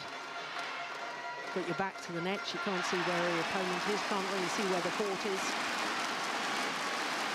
Got to have very good spatial awareness. Court 1, 20 seconds. Thank you, Steve, you were talking about the fact that Chong Wei only lost once since his return to the World Tour, because he's won 2 titles, the US Grand Prix Gold and the Canadian Grand Prix. And then that quarter-final, the Chinese Taipei, is when he lost to the reigning world champion, Chen Long, but lost in 3 games. It was very, very close. And a good indicator, I think, that he was getting back to the Chong Wei of old. Yeah, and also played very convincingly at the Sudirman Cup. Absolutely. Played Shrikant Kidambi. Won in straight games.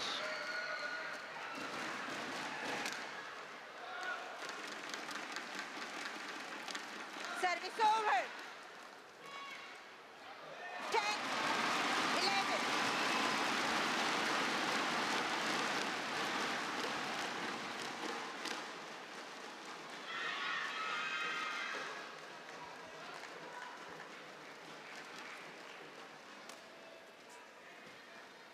Oh, perfect again. Apologises.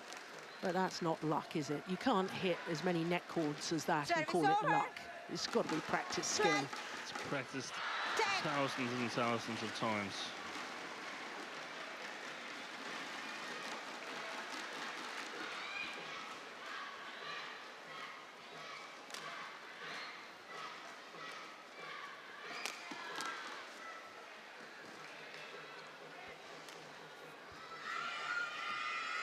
That's the one. Oh, was that too high as well? Well, that's landed well in. That push to the deep forehand corner. Did you like that or not? Quite good, I think. It's hard to tell from up here because we can't have Wang Jingmin intercepting a flat push across the field. So shouldn't we give him the benefit of the doubt?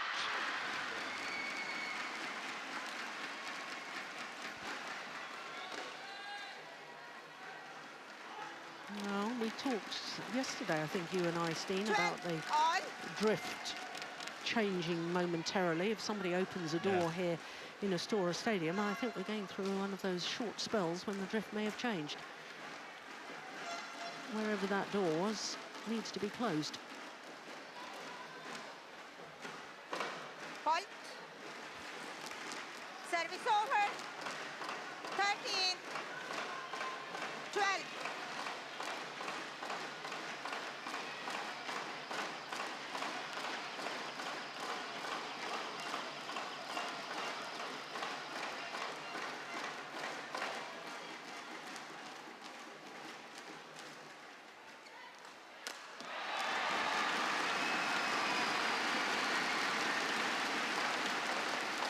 And I think part of that error from Wang Zhiming is the fact that he was just so concerned about playing back to the net. Chong Wei's been playing the net so well, he's sort of forced himself into error. Exactly. So that's a psychologically earned error from Chong Wei.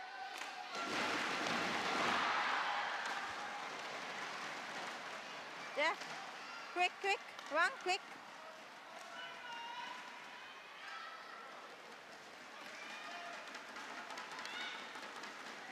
Play.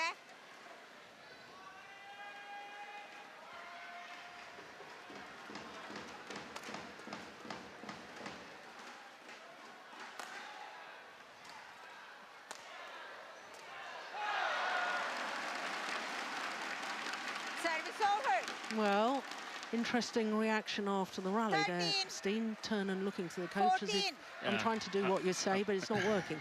Yeah, I'm sure that was the reverse slice push there. One of the favorite shots of Morten Frost, so I'm pretty sure that he's asked him to do that. And it's always easy to turn back and say, hey, it's not working. No, but the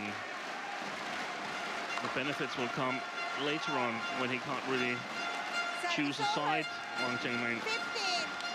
And I think what we have to notice here is that Chong Wei is apparently doing just what it needs to progress to the next round, beating Mark Sweetler in 3 games.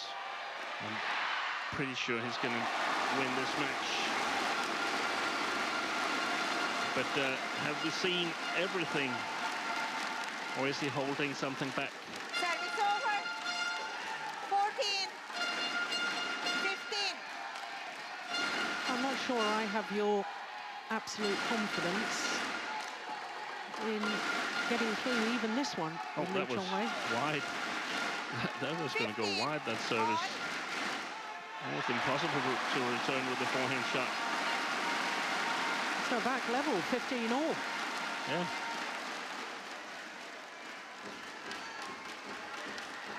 No. Oh. That's, in my opinion, that's a wrong shot.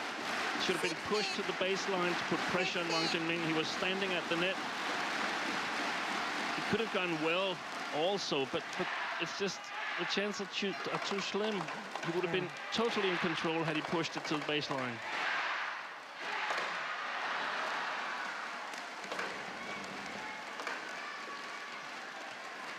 Picking up speed there. Yeah, it was quick coming forward, wasn't it? Dressed the shuttle coming from above. Yeah. The shuttle racket head above. Always more of a threat.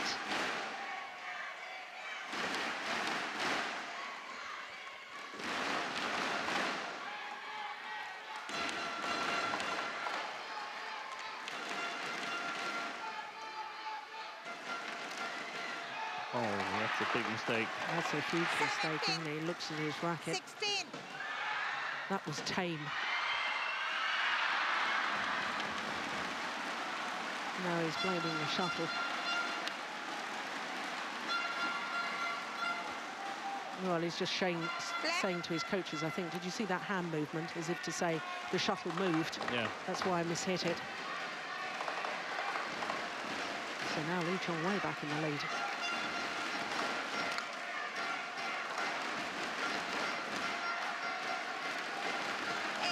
And again, after a good run, I think the last 2 errors from Wang Zhenming, I used the word tame. Am I being unfair? No, no. Because he needs to be more consistent if he's going to beat the top 5 players. And quite simply, leading at 16-15, that's when you absolutely pile on the pressure. Yeah, you give everything you got. Yeah.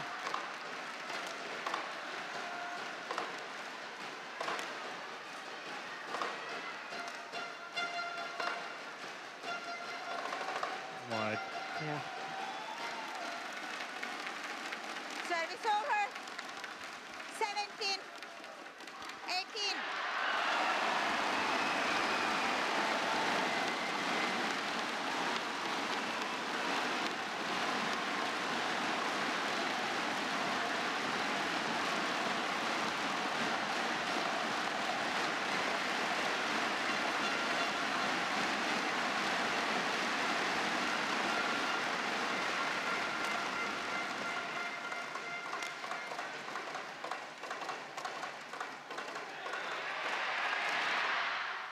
This is good rally. That's brilliant. Absolutely Fantastic rally. And that's how we expect him to play when he was leading 16-15. Yeah. But of course, it is drifty conditions, and the shuttle might have moved a bit, so it was hard timing it. But that sort of intensity, that sort of obvious desire to take the shuttle early, we didn't see it in those previous couple of rallies where I was critical. That's much better from Wang Zhenming. And the scores all level in this second game, 18 all. If you're wondering what the cheers are for, home favourites in the women's doubles, the top Indonesian women's doubles pair of Niswari and Polly, safely through to the quarter-final stage in 3 games. Oh, that's lovely. What great disguise. Service over. At 18 all.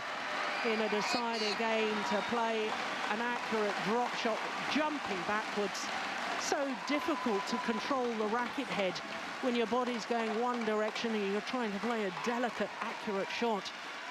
That was brilliantly done. Well done. Yeah, so too was that.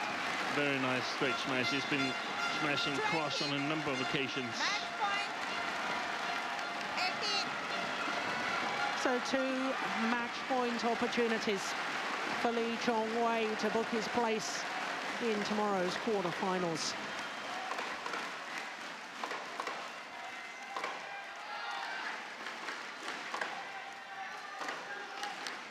Oh, clever.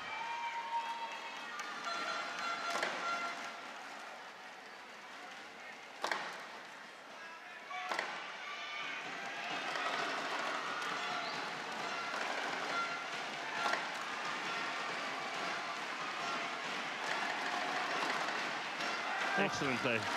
That's fabulous, isn't it? Service over. What an angle. 19,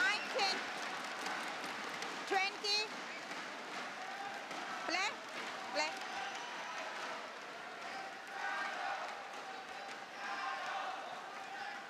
Yeah.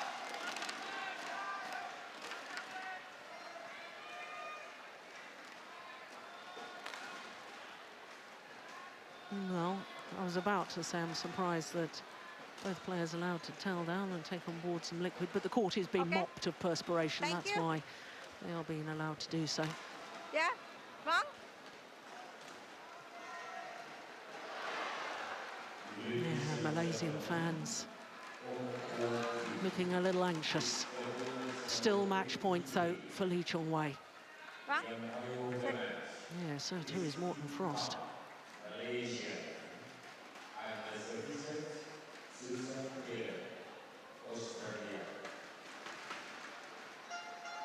Play.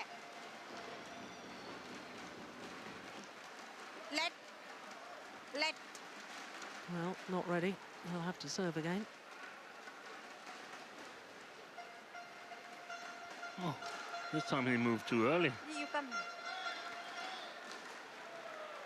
You must have no, you're taking too much time. No. Well, the umpire having a word with both players. One saying he wasn't ready the first time. The other one, I'm not convinced that shouldn't have been called a fault. Receiver.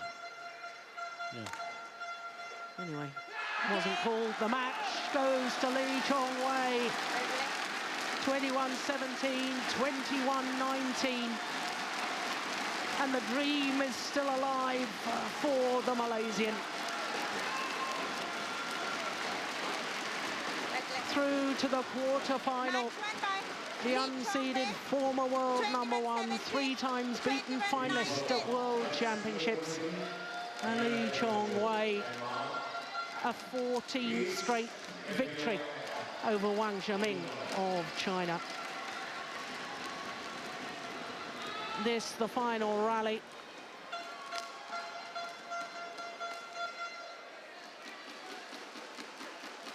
The block finds the net from Wang Zhiming, and look at the relief as much as celebration, I think, for Chong Wei.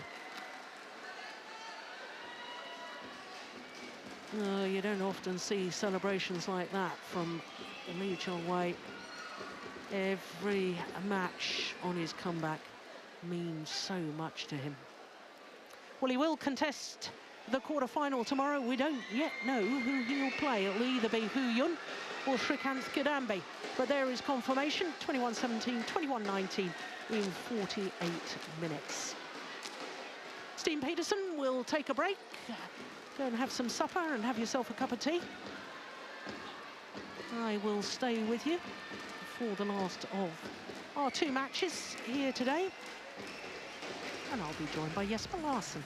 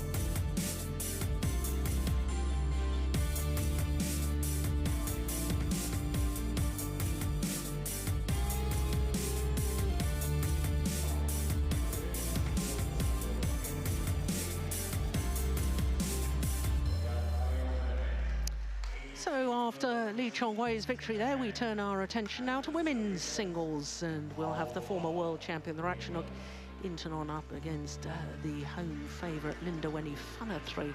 And then our last match this evening, we go back to men's singles again, Victor Axelsen against Prannoy of India. Well, I'm delighted to say that joining me is Jesper Larsen. The way the commentary roster has worked out, we haven't worked for a couple of days, haven't we? Welcome back. Very glad to have you again. I've missed you. Thank you very much. Yes, looking forward to this women's singles. Linda Weni Phanatri, last Indonesian in the women's singles draw. But it's a tall order against Ratchanok Intanon. It's, I think, probably, in lots of people's minds, Intanon the pre-tournament favourite for the women's singles title. Yeah, you're definitely right, and I think with some of the Chinese going out of the tournament, she's not less favourite now. Yes, of course, big upsets earlier on with the Olympic champion Ali Shuai being beaten by PV Sindhu. PV Sindhu, bronze medalist at the last 2 World Championships. She obviously likes World Championships, and why wouldn't she? Well, there you can see this section of the draw. The top section of the bottom half of the draw. And there you can see that Linda Weni Phanatri, the most marvellous victory against the bronze medalist from Copenhagen, Minatsue Mitani, in the round of last 32. So the court officials already on court for this one. And there is Linda Weni Phanatri, the 25-year-old from Jakarta. Yeah, the fans wishing her well. It is 20 years since Indonesia last won a medal in the women's singles. You have to go back to 1995, Lausanne, when Susi Susanti won bronze. Of course, Susi Susanti is a former world champion. She won the gold 2 years prior to that, 1993. So it's been a long enough wait. And can Linda Weni Phanatri put her name into the record books by winning another medal for Indonesia in the women's singles? Well, as we were saying, it's a tall order. But you never know. We've seen some upsets today. We've seen the #1 seeds in the women's doubles go out. Olympic champion in the women's singles, she's departed as well. Okay, so which do you like, red or yellow? So Ratchanok Intanon, when she won the world title in Guangzhou 2 years ago, became the youngest ever women's singles winner, not the youngest ever winner of a world title. Jang Hae-ok is the youngest ever winner of a world title. When she won the women's doubles in 1995, Will Gil-young are about 3 months younger than Ratchanok Intanon. But they were both 18 years of age, which is absolutely extraordinary. He's still junior badminton in world terms. Yeah, she definitely didn't play junior badminton in that tournament. No. No, and it's quite remarkable. She first won the World Junior Championships, I think, when she was 14 years of age. Yeah. 3 times World Junior Champion, and then at the age of 18, when she could be playing in those Junior Championships, still she wins the World Senior Championship. How impressive is that? She's only 20 years of age now. #5 in the world ranking at the moment, Ratchanok Intanon, and hence the #5 seeding. But has been as high as #2. But here, Linda Weni Phanatri, 25 years of age, up 1 place in the world rankings that were published earlier today, up from 30 to 29. But she has been as high as 11. 7 weeks at #11 in the world in June 2013. Her win-loss record for the year, well, a couple of quarterfinals. Got through to the quarterfinal of the Indonesia Premier Superseries as a qualifier. So that was a remarkable achievement. And so too was that match yesterday against the bronze medalist from last year, the #13 seed, Minatsue Mitani, having dropped the opening game. Came back very strongly indeed, but look at the length of time, 1 hour and 12 minutes. I wonder if that might take its toll today. We'll have to wait and see. But here is the 20-year-old Ratchanok Intanon. As I was saying, she has been as high as 2 and achieved that when she was 18 as well. Her win-loss record for the year, well, 3 finals from 8 tournaments in 2015. She's obviously in good form. Like all the seeds, she had a bye in the first round. I say all the seeds. I'm not sure I'm factually correct on that. Certainly the top 8 seeds. Jesper, I'm going to get you to check and put me right if I'm wrong. And her second round match, as we look at the head-to-head, this the 5th meeting between these two. And the previous meeting was in the quarterfinal of the Indonesian Premier Super Series just a couple of months ago that I was referring to, and it was a very lopsided affair. And let me just tell you about Ratchanok Intanon's second round opponent, Özgür Bayrak of Turkey, who was the bronze medalist at last year's European Championships. Paul Buffum, our service judge. Now, Jesper, was I right? Was it all seeds or just the top 8? Of course you were right. It was all of them. No, you have to keep me right. That's, yeah, I keep asking my co-commentators. I come up with these stats. If I ever get it wrong, you put me right. Can't have wrong stats, can we? Oh, I think you also got that one right. So, Lindaweni Fanatri, I was privileged enough to be here at the Indonesia Premier Super Series, and I called that quarter-final encounter when they last met. And I have to say, it was probably one of the best performances I've ever seen from Ratchanok Intanon. It was really a masterclass. And on my left, Ratchanok Intanon, Thailand. Well, I can't hear the umpire at all. I hope you can. Play. So, this women's singles gets underway with the former world champion. Far side of the court, Ratchanok Intanon against Lindaweni Fanatri. And that's gone wide. So, Jesper, that last match, I don't think you were here at the Indonesian Open. I described it as a masterclass by Ratchanok Intanon. What has Fanatri got to do to sort of turn that around? Yeah, it's going to be exciting to see. It's definitely 2 things that I'm aware of in this match. One thing is, as you mentioned, Fanatri had a very long match yesterday, and Ratchanok did not. So that might make a difference. And then, of course, we got this crazy drift in here, and who's handling that best? That's going to be very decisive for the game. Yeah.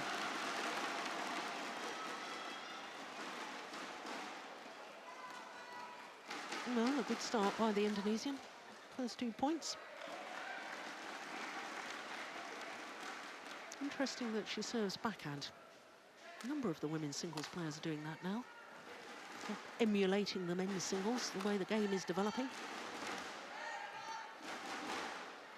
Yeah, I think earlier it was a lot of players didn't do it because it's a little more difficult covering the court afterwards, but the court coverage has become so good among the ladies singles, so it seems like they can do the same now. Yes, I think the women's singles, perhaps over the last couple of years, in fact, I can remember talking with one of your compatriots, Morton Frost, and saying 2 years ago, I think women's singles is the most exciting discipline. I think we're on the verge of a change. It had been totally dominated by China, and I saw youngsters from Japan, from Thailand, from India, from Chinese Taipei, and it has come through. I think it's Spain. And Spain, of course, yes. And I think it's probably the most exciting discipline. I think it's one of the most open disciplines. I'm struggling to predict who's going to win this whole tournament.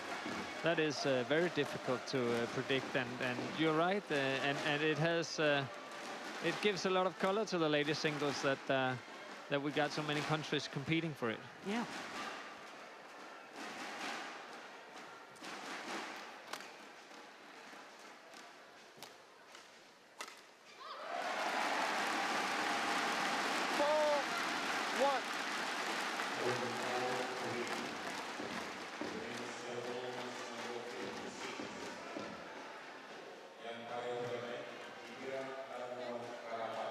You can use it. Oh, no.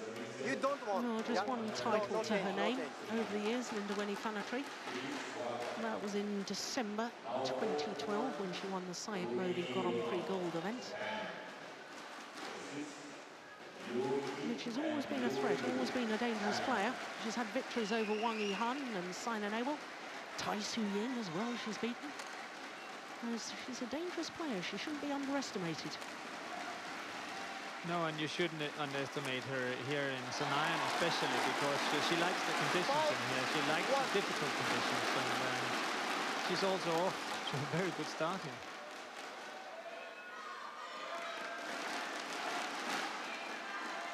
And a player that presumably loves playing in front of the home fans. I know some players playing at home in any sport find it intimidating because there's so much pressure on them because the home fans want them so desperately to do well. But she always seems to play well here in Indonesia. Yeah, you're right, but I also think that it might be, if she was top-seeded, I think that would be a difference. But now when she's playing against somebody who's seated higher and the expectations are not that high, then it's easier using the crowd, isn't it? Yeah, absolutely. A very good point. That's a clever smash. And that's something else that I think the women are emulating the men. We saw in the men's singles, a couple of men's singles that I've just watched, you know, the use of the body smash. You know, going back to the good old days when I was playing, and I'm considerably older than you, all the smashes were going down the side to try and make opponents move. But the way they mix it up now, mixing up pace, mixing up angles, and good use of the body smash as well. Yeah, but I also think that we just spoke about this court coverage before, and because of the coverage being so good, then they also need to find new ways to make winners. 3-5. Yeah.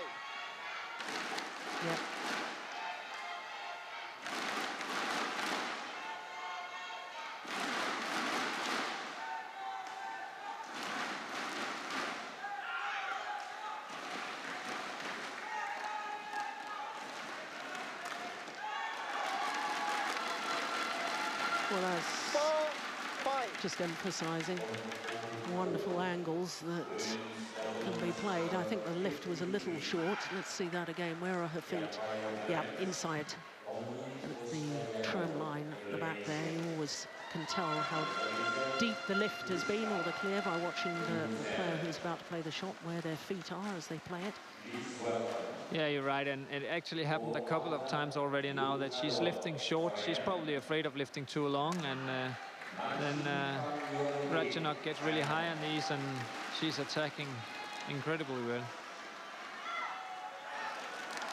Yeah. Well long. 5-all. We're back level.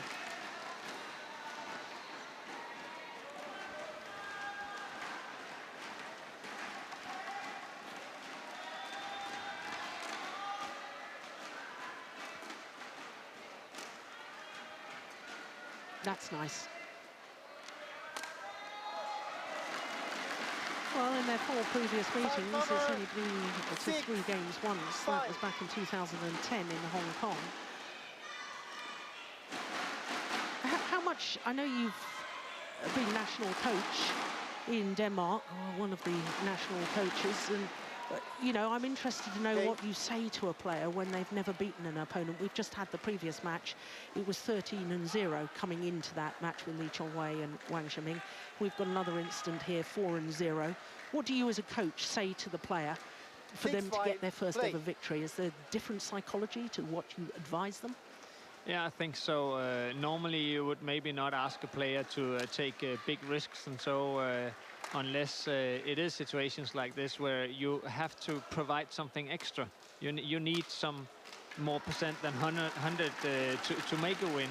And I also think in the beginning of the game, Prannoy did take a lot of responsibility. She was trying to attack and move Ratchanok around. I think it's opposite now, and maybe also because in the beginning Ratchanok was not up in pace yet. Yeah. But also telling them that they can be relaxed, they can do everything possible and fight as much as possible. They have no pressure. Using the mentality or the lost matches in a positive way, the most positive way. Oh, good net shot. Yeah, well played. A big gulp of air there from Linda Winnie Prannoy. I suppose as well, I have to admit, I said to myself when I kept losing to the Chinese, law of probability says that I'll eventually beat them. So it wasn't just tactics. I tried and convinced myself any way I possibly could that it was my time to win. Exactly. I wonder if Wang Qingming still believes the same when he's playing Li Chong-wei. Yeah. Oh, that's nice. Yeah, she knows how to find angles, Ratchanok. It's interesting because I said to Steen Pedersen when we were watching a Lindan match, I said, try and sum up why is he so good? And he talked a lot about angles. And I suppose if you were trying to sum up Ratchanok about why she's so good, apart from that just delightful, relaxed hitting style that's so lovely to watch, it creates a lot of deception. But it's the angles she finds, isn't it, as well? I think it's the angles, but it's most of all together with angles, or that's the precision. Like they can move the opponent around, they play so close to the line, so it's always hard for the opponent to get to the shuttle because it's so close to the line every time. And that's the same with the angles also. They are also close to the line. Yeah.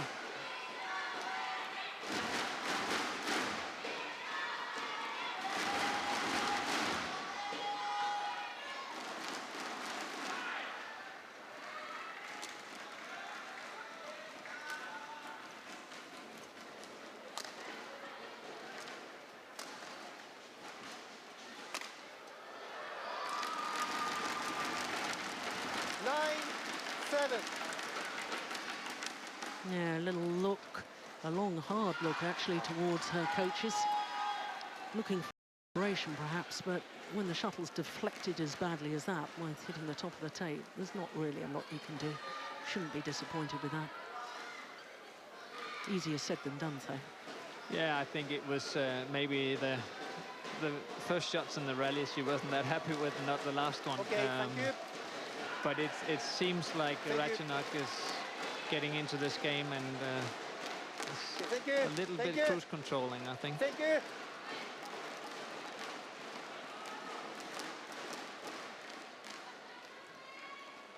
Nine, 7, play.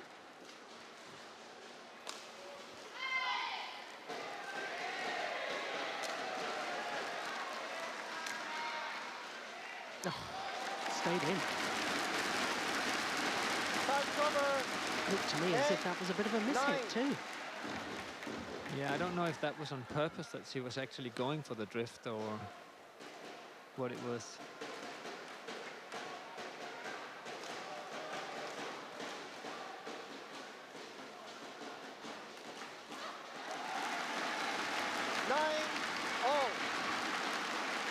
Yeah, once again, back level. So much for my prediction for cruise control, you know? I wasn't going to mention it.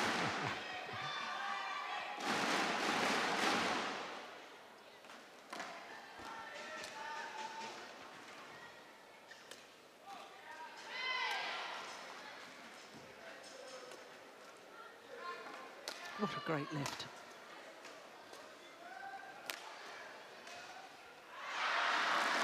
Yeah, you were talking about the angles, and we were talking about position, and this is exactly what's so difficult on this court, is that Ratchanok has the drift on her back, and it's so difficult lifting from over there, but she still hits the back line twice in a row. Yeah, impressive.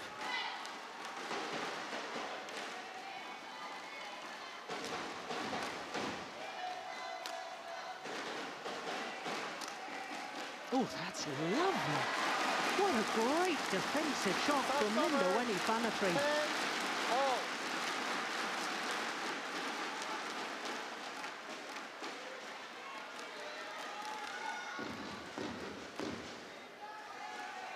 And I guess that's the sort of shot you were referring to earlier, when you need more than 100%.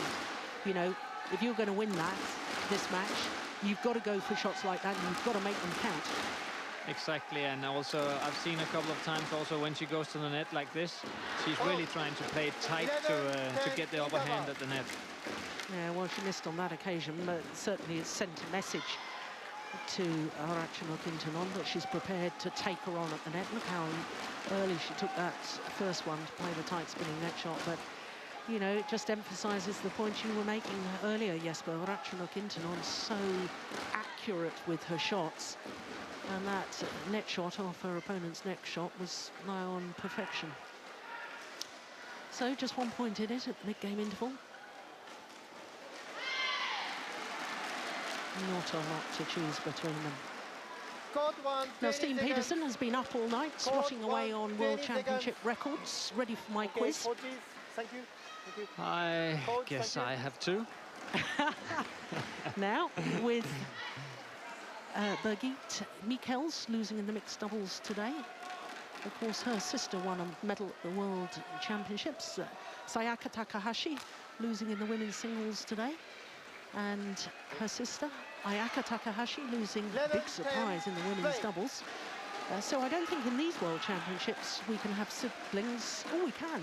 The Chinese women's doubles twin sisters could obviously medal, and there'd be siblings who medal. I want you to think about this. I'm going to ask you at one of the intervals in between games or matches, other siblings who have medalled at World Championships. I'll start thinking.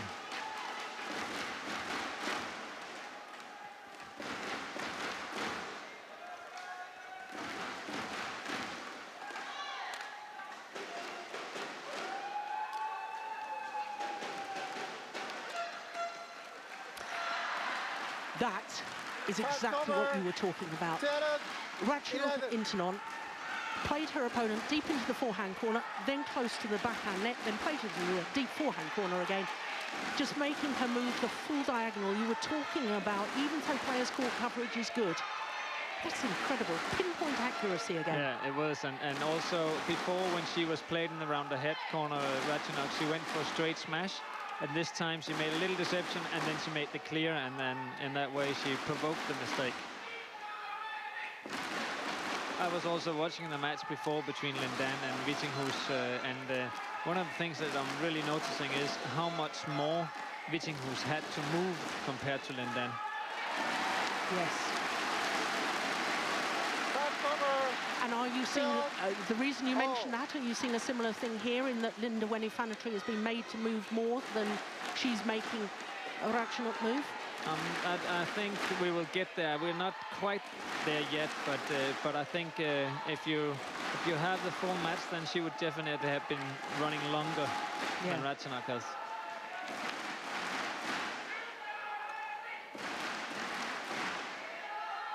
Nice net shot. Look at that lift again.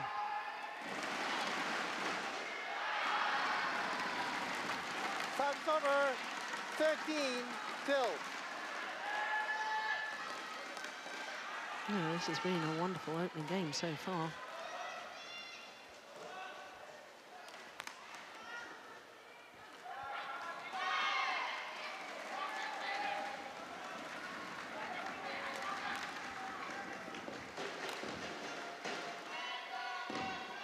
Good judgment.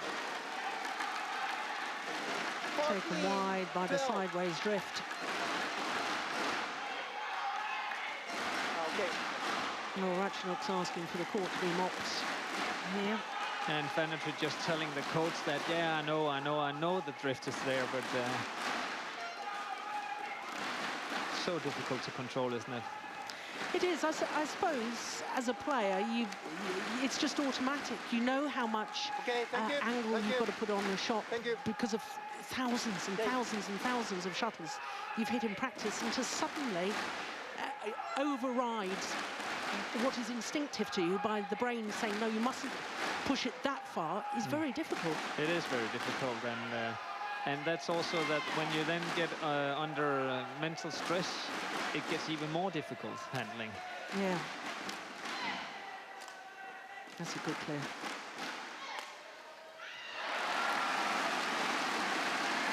That's over, 13-14.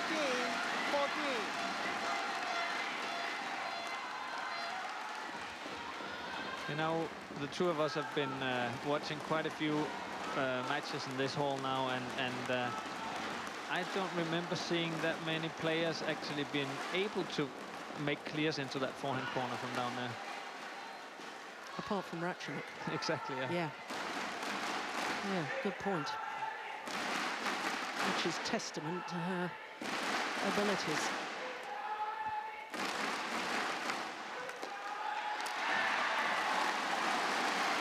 Well played. Once again, back level.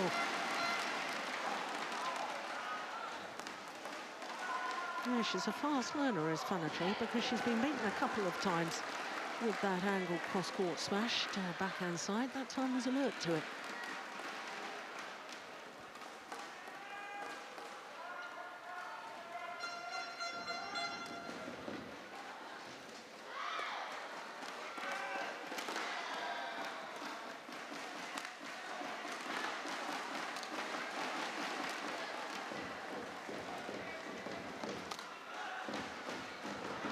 That's welling.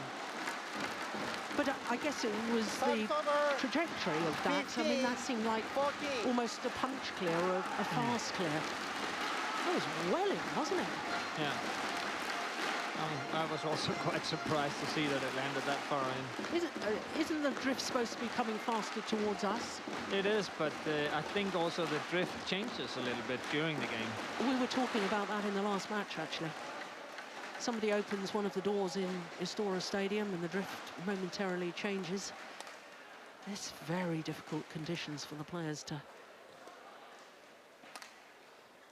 deal with, I know that. Yeah, and also mentally knowing that, okay, this time I hit it that much and it went out, but next time I actually have to hit it the same because it was just this time that the drift changed. Yeah. 16-14. Yeah, how on earth do you sense that in the middle of the rally? Virtually impossible, I would have thought. Linda Winnie.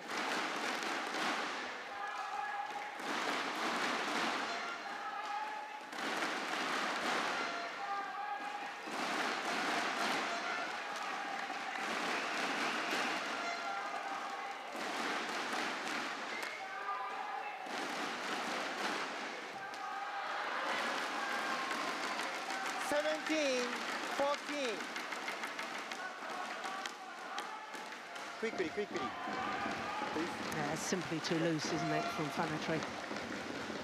Yeah, we were talking about before that she plays so tight at the net, and she has until now really done that well, but this time that one just got a little too sloppy, and Ratchanok punished her right away.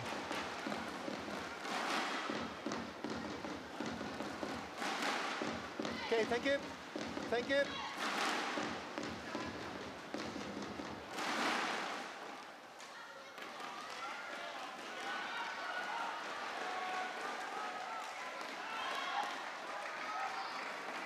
Seventeen, 14, play. 3-point cushion.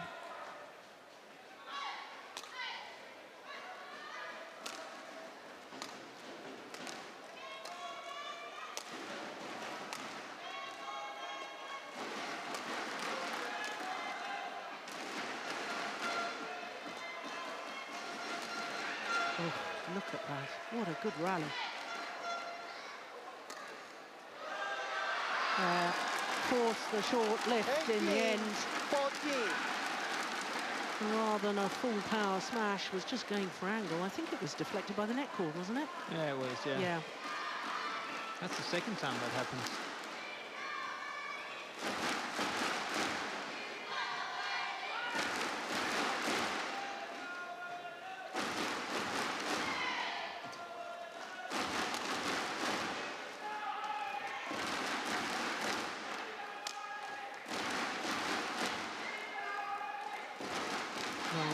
A good net shot.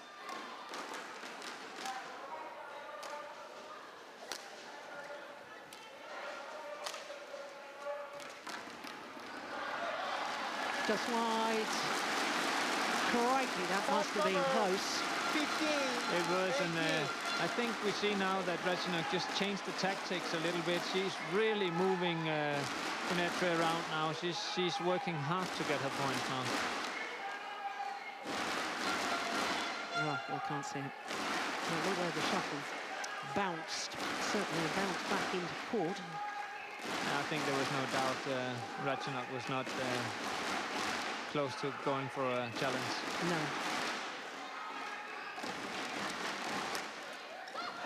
That's a clever smash. That's the good use of the body smash again that we were talking about earlier. Half the deficit to just 2 points.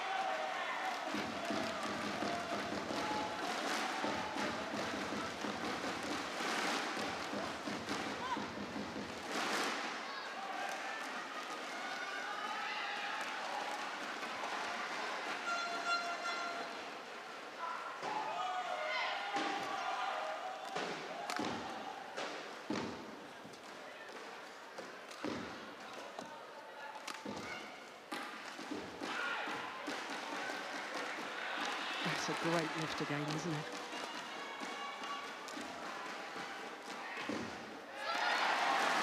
Yeah. A little fist after the rally in celebration from Prannoy, and so she should. Played an excellent rally there. She's doing really well now, I think. She's sticking in there, fighting.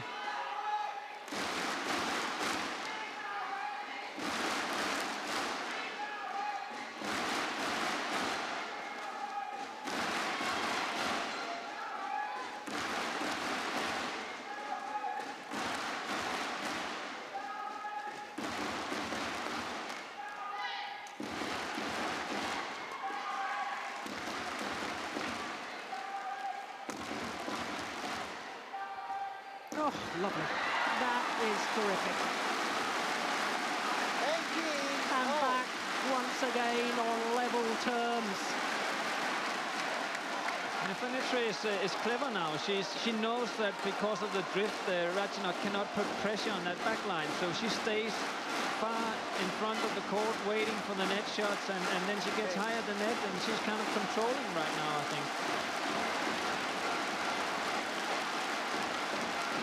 Well, the fans very much trying to urge her on.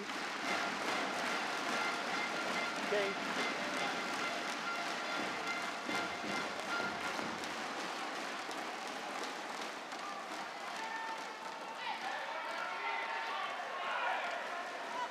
Play.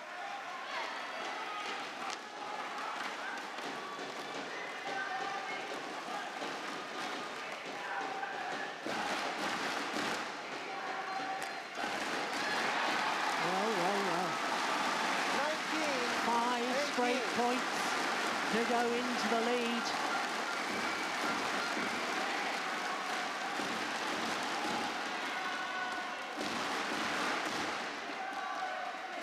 Look at the celebrations again from Prannoy.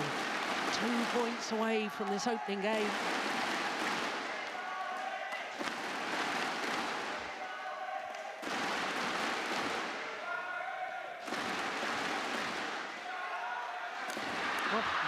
Goodness, complete miss hit. 19-all. Well, Steen in the previous match was talking about how difficult it is to hit a vertically falling shuttle, and that was a perfect example. Yeah, you're right, and especially if you then get a little bit of the TV light in your face at the same time, it's going to be very difficult. Yeah, what an unfortunate time for that to happen. But it also looked worse than it was because she broke her string, and in that way the shuttle just went straight downwards. It wouldn't have been such a bad shot if the string wouldn't have broken. Okay, thank you. Thank you. Thank you. So just wants to try out the new racket, very much a courtesy amongst the players.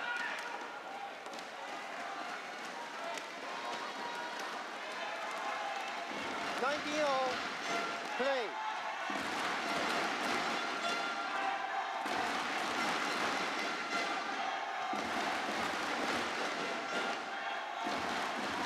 That's gone long, and a gifted match point opportunity to the home player, Linda Welly Prannoy. My goodness me.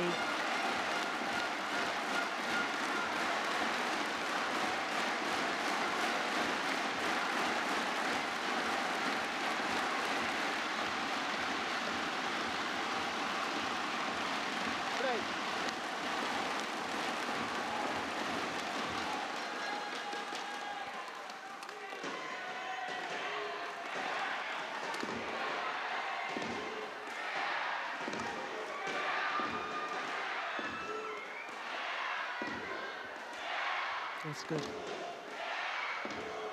What a rally.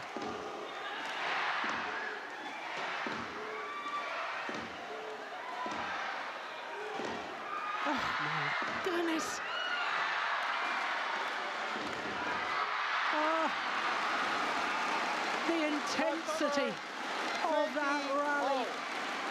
Absolutely of the highest quality.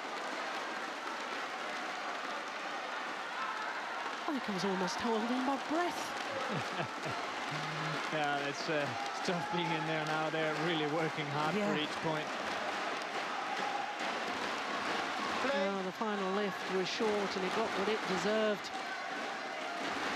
So game point saved, 20 all, and we require extra points until there's a clear 2-point winning margin. Much better serve this time. Yeah, still going for that long serve. Yeah.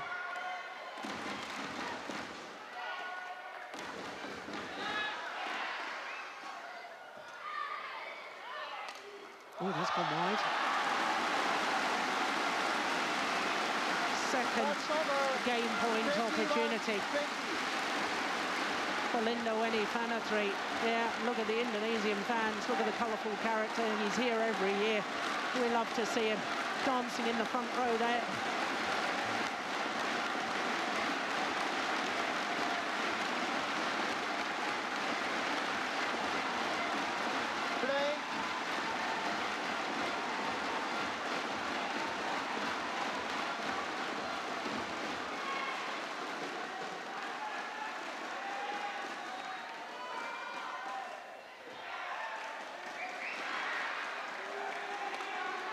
Oh, that is brave, isn't it?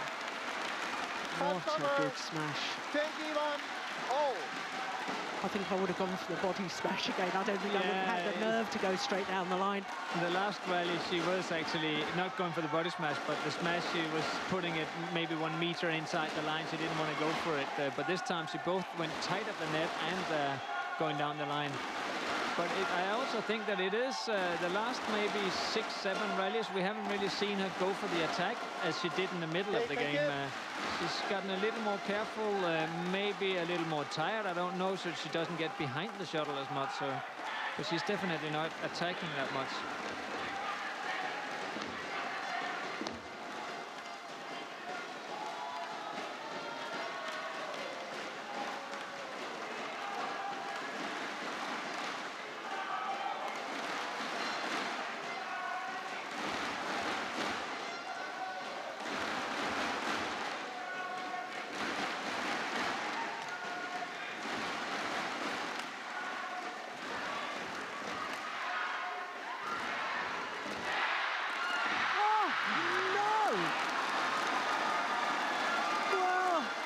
Attack from Phanatri, and she misses a sitter at the net. I suspect that she was getting frustrated. She hadn't already won the rally. 1, 2, 3, at least 4 or 5 attacking shots, and the final one was so determined to eventually win the rally. She made the mistake, and now having saved 2 game point opportunities, now the former world champion has a game point opportunity herself.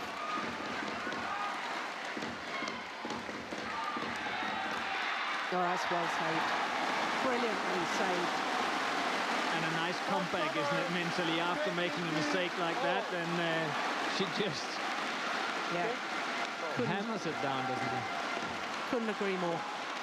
That's mental toughness for you. Courage. You said she needed courage. She needed to go for it. She certainly is. She has done well this set, and I'm really impressed with her. I will say, though, that she needs this set because Ratchanok on the other side will put so much pressure on her, and she needs this one to stay in the match.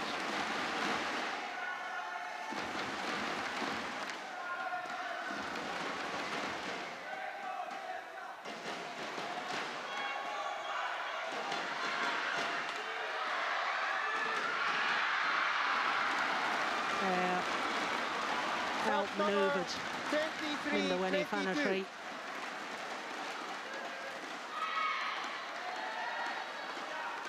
Well, I think the court's going to need to be mopped. I'm going to ask you why you're saying that, especially as Linda Weni-Fanatri came back from a game deficit in her previous match against Mitani. So I think it's not because she can't come back, it's because of the drift. So I think when... right, I'm with you. Yeah, so Ratchanok playing against the drift will be able to put so much pressure on the back line, so it will be, the next set will be very difficult for Fanatri. Yeah, yeah. Game point number 2.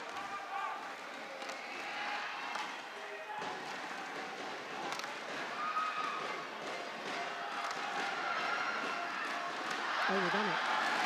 So they both had 2 game points that have come and gone. And still this opening game continues. What a thriller.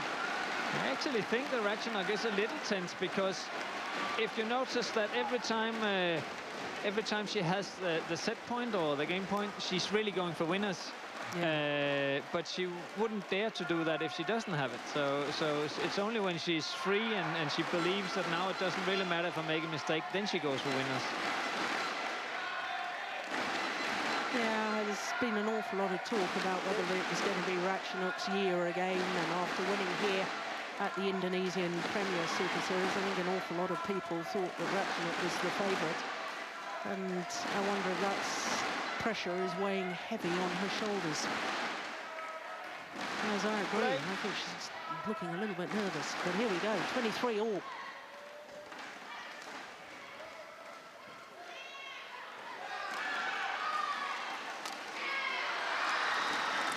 So will it be third time lucky for Ratchanok Intanon? Third game point opportunity. But it's also easy for us, both for coaches and also for the commentators, to sit here and know that she's actually going to be well off in the next set because of the drift. Like, she just knows that she's about to lose a set. Yeah.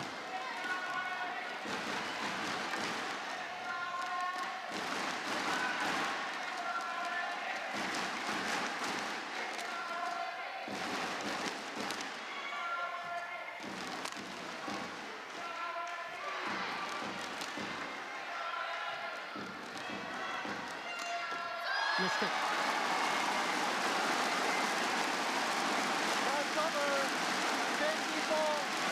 What an opening game. 35 minutes already just for this opening game. In fact, just clicked over the 36-minute mark. And 24 all.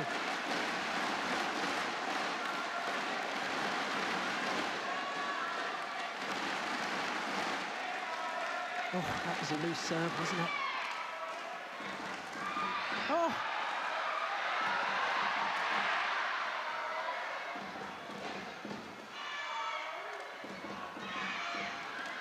What a good shot.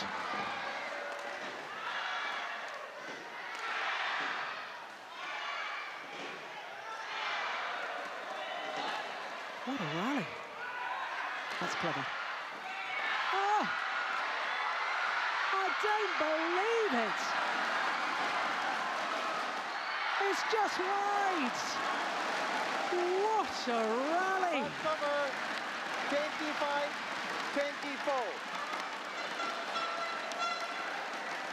I'm really happy it's not my lungs having to be in there. Yeah. I don't think I'd last the second game. Not at this pace. Game point number 4 now for Ratchanok Intanon.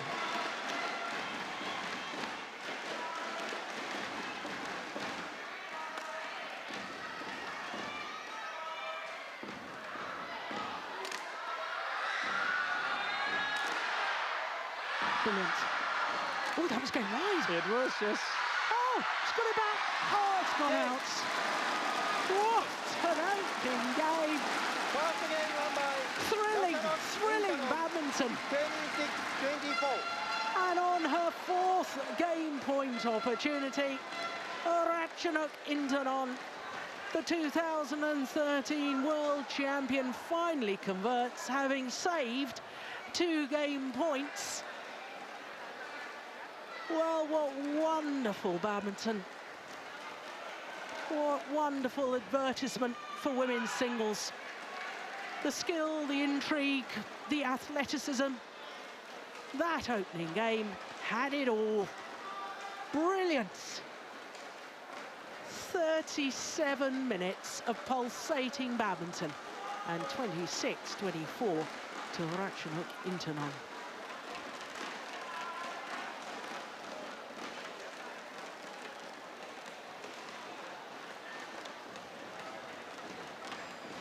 Crikey, after that, we all need a cup of tea, don't we?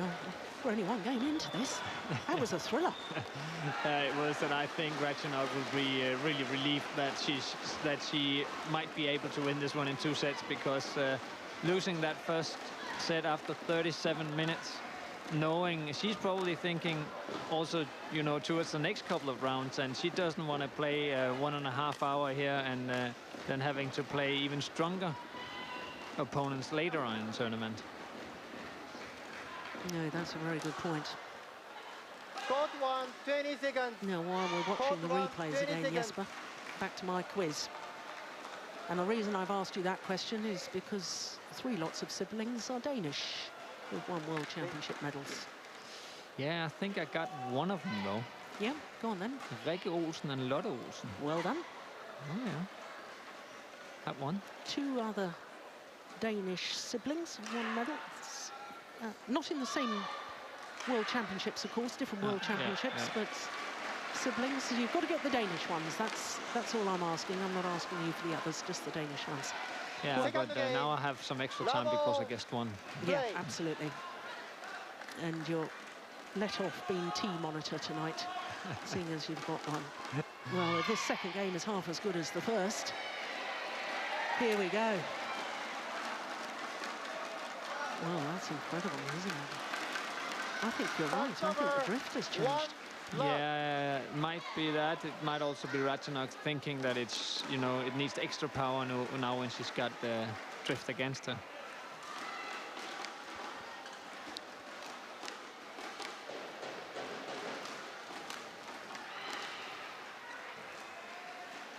Oh, look at that back shot.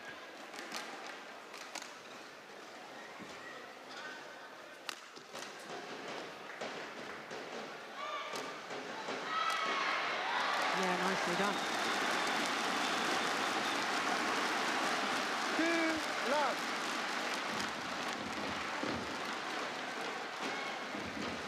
Vanitra is not, she's not giving up. She might lost that first set, but at no time in that first set, she was looking tired. I think she was looking quite fresh all the way, and she still continues to attack this second set.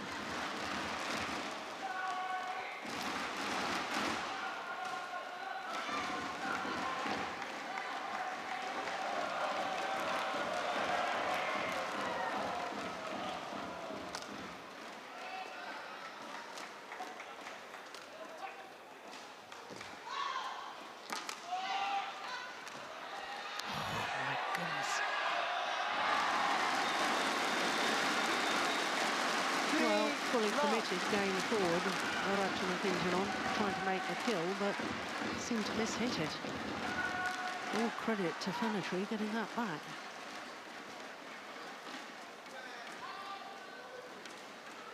Yeah, and now we see this little mental game with the shuttles going on. Ratchanok wants a new one because because of the drift, and Fanatry wants to keep the old one because that one is slower.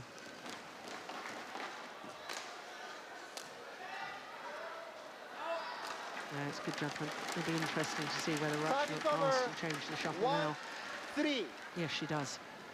No, she really did want the shuttle changed.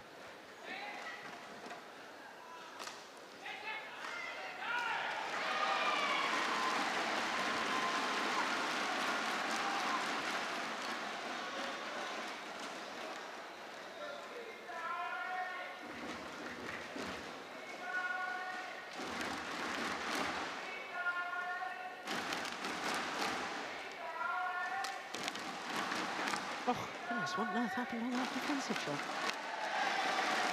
Likewise, question on that drop shot. 4-1. She mishit it a little bit, and It tumbled around.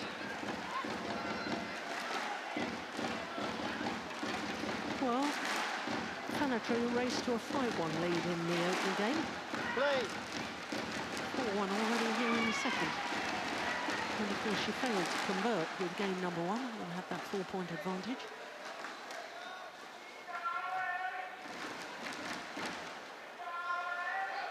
Yeah, good job. Time's over. 2-4. Both of the coaches showing her, hey, you need to lift it higher if you're lifting from there.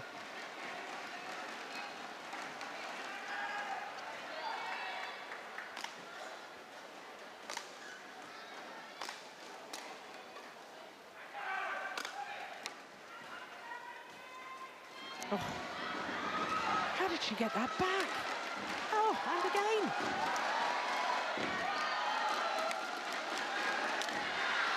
What a play! How on earth did she dig herself out of trouble there?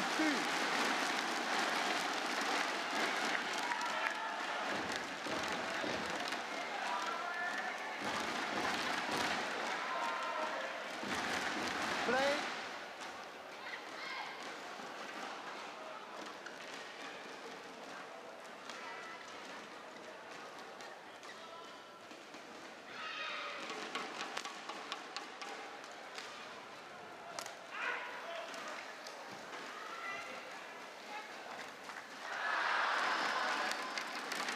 Time is over. 3-5.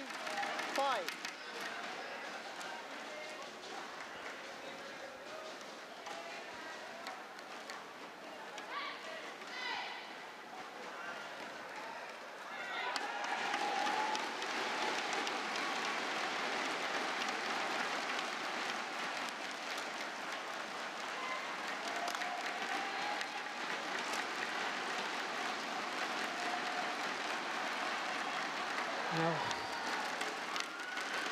Well, you won't see better than that.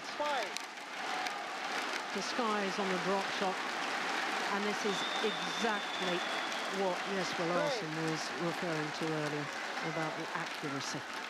That's amazing, isn't it? Yeah, that was a very nice shot. Lift a little short though, so she also, Ponnappa had to move back and wait for that hard smash. Oh, that's landed well in. That's come a fair bit back in with the sideways drift. Oh.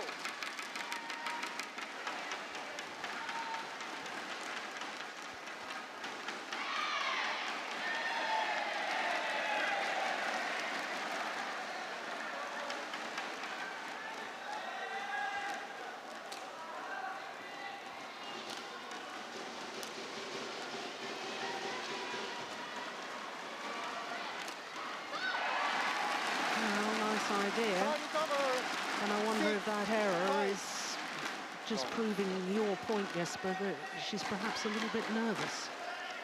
Yeah, you know, I've been standing here or sitting here just looking at this and thinking about if I should mention it, because I think that Ratchanok looks a little tired. I'm not sure about it, but that's just, you know, the feel I get of the game. I know she looks very relaxed and sometimes almost lazy when she walks around, but she does look a little tired, I think. Yeah.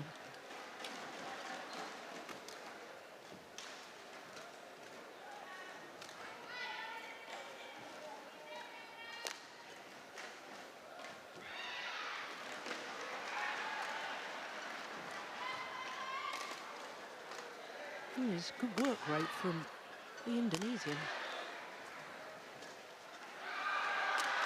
Yeah, all until that final mishit shot, she was commanding the rally, and I like that. You know, she's always been a player that I think is so underestimated.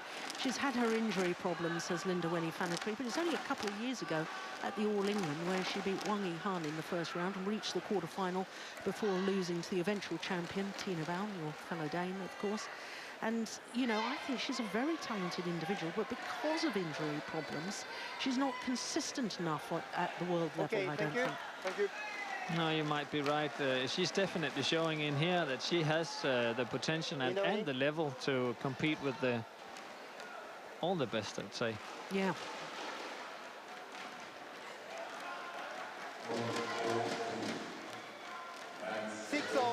Play.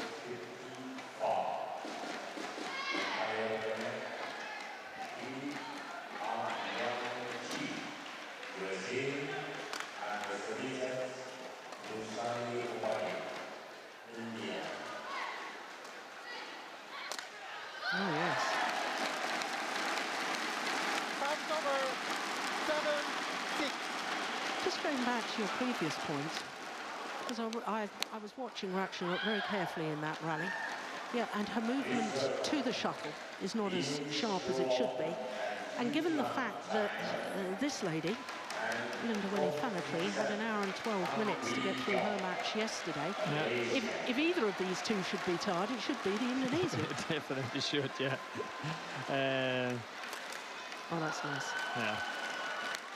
But sometimes it's so hard predicting what's going on with Ratchanok because she looks so relaxed and it's just, you know, walking around, looking a little lazy. And sometimes her head is hanging a little bit. And yeah. After she won the world title, I was certainly a little bit critical and said that there's no urgency about her style of play. And I think earlier this year, we saw that urgency again. She was still playing quite beautifully, but as you say, looking at times over-relaxed and just a little slow in between points. Perhaps, you know, when there was an opportunity to win the rally, she would just play another delightful shot instead of really getting on and having that urgency to win point after point. And I think the top two now definitely, and that's what happened the last couple of years, isn't it? That they definitely have that urgency, Saina Nehwal and Marin. Yes. Because they want to kill that shuttle every time they have the chance. Yeah.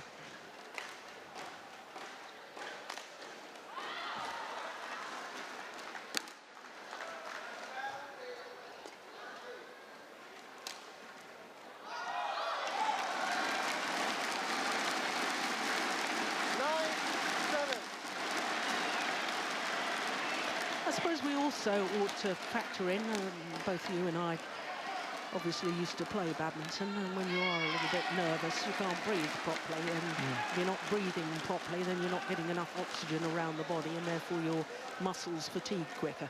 So perhaps it's all sort of tied into this nervousness that she's looking a bit tired. It can be, yeah. She was also trying to keep the attack because of the drift in the first set and maybe using a little more energy than she usually is, and it was a long set.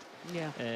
But I also think tactically here in the second set, I'm a little amazed that she's not trying to move Fallatry more and use that drift to push her to the back line and then finding the gaps on the front court afterwards. She still continues playing it downwards quite a lot and attacking quite a lot. And I think she could save some energy with giving some of the initiative to Fallatry. Yeah, very interesting. You also remember I predicted that that would happen, and that she would actually win the second set quite comfortably, and that was because I thought that was what she was going to do, but she really hasn't. No.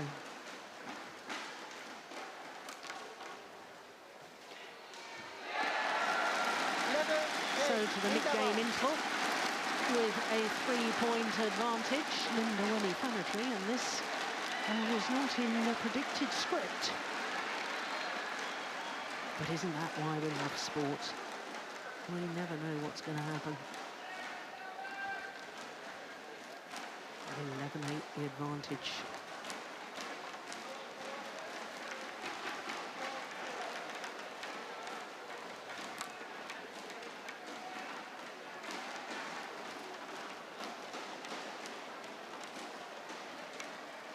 Court 1, 20 seconds. Court 1, 20 seconds. Okay, coach, thank you. Coach, thank you. Coach. Coaches. Coaches. Okay. Any more thoughts on those Danish siblings, Jesper? Yeah. I got one more, and it's embarrassing that I didn't mention that one the first, because it's actually one of them is my former roommate, Thomas Sture Lauritzen. Yeah, well done. And his sister Lisbeth. Yeah, well done. And I'll put you out of your misery. Yeah, I think the last one I don't have. Anne and Lou Jorgensen, is that right, or is that? Yeah, they're not siblings. They're not siblings. No. Well, there you go. You've put me right. I got my stats wrong. Yeah. Well. There you go. That's me making the teas tonight. How do you settle a player? And, you know, we've talked about the fact we think that Ratchanuk is a little bit nervous. If you were coaching her, if you'd had the opportunity to be down there courtside, what would you have said? Yeah, I think I would definitely have changed the tactics towards a more patient game and moving Van Metre more around that court, using the drift to put pressure on her.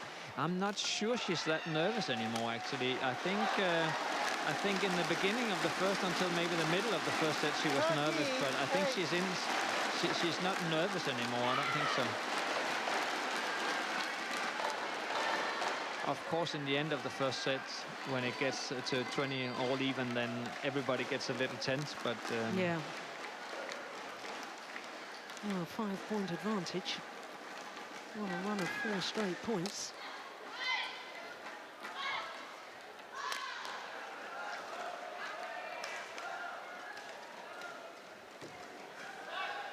Oh! How good was that? 9-13. Sometimes it's a shot like.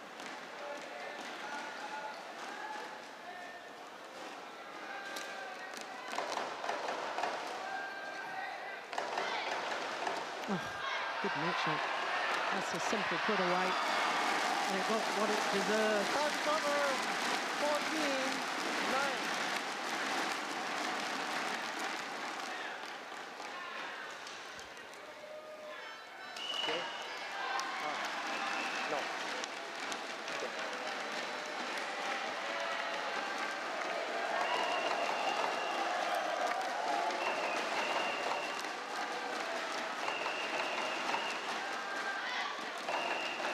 Van Metre still want to keep those slow shuttles, or slow and slow. I don't think they're slow, but the slowest they can get in here.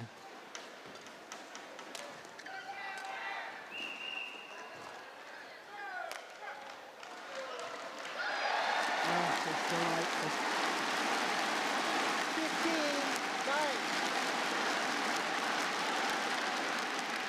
15-9. 6 of the last 7 points. It's another win of Van Metre. Yeah, now I'm having a look down at the tie coach to see if he's going to help her in any way or try to change that tactics, but he's kind of just nodding and trying to help her with her mentality, but the way she's playing now is not going to work.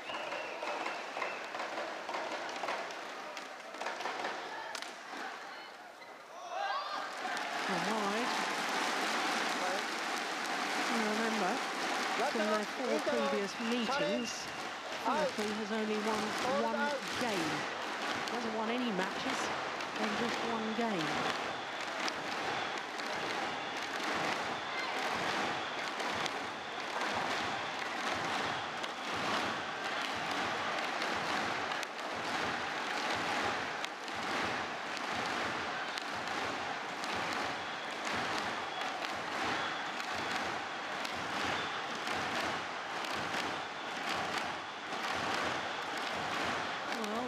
This match will play against the number 4 seed, Tai Su Yin.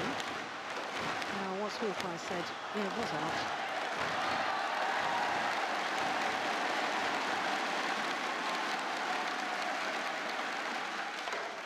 Challenge unsuccessful. 16-9. No, that seemed a strange challenge to me. Challenge remaining. Play.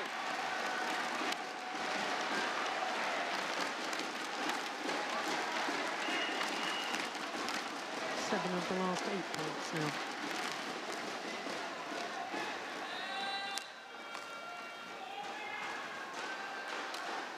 it's almost like she heard that we were talking about her being tired, and then she got even more tired. Yeah, that to me, you're right, Jesper, that's a very hard-looking shot.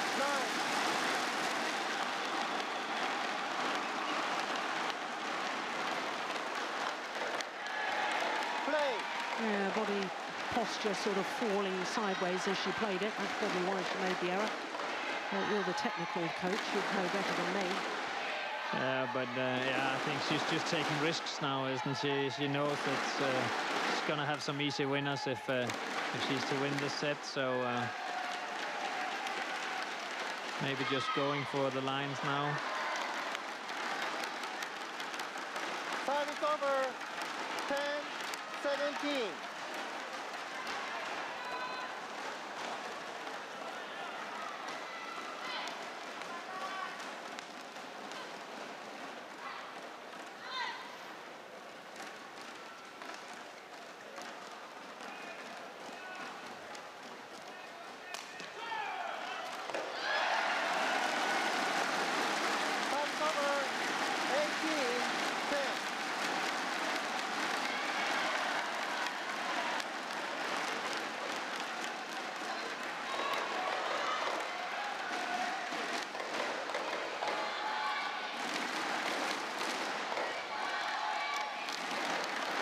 Quite impressed with Fenetri and her physical abilities. I would have expected her to be the first one to be tired, and also, as you mentioned before, she had that long match yesterday, but she's really sticking in there, and she still looks good, moving good, and also her posture and the way she looks at her opponent, she looks fresh. Yeah.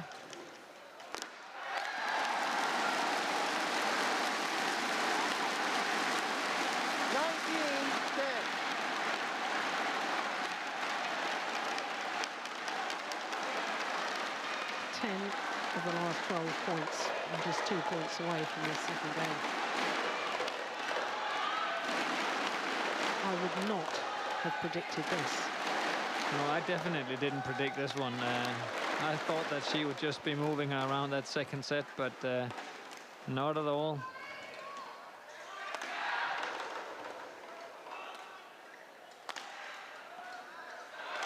Yeah, that's landed in. Game point opportunities. A couple of fistfuls.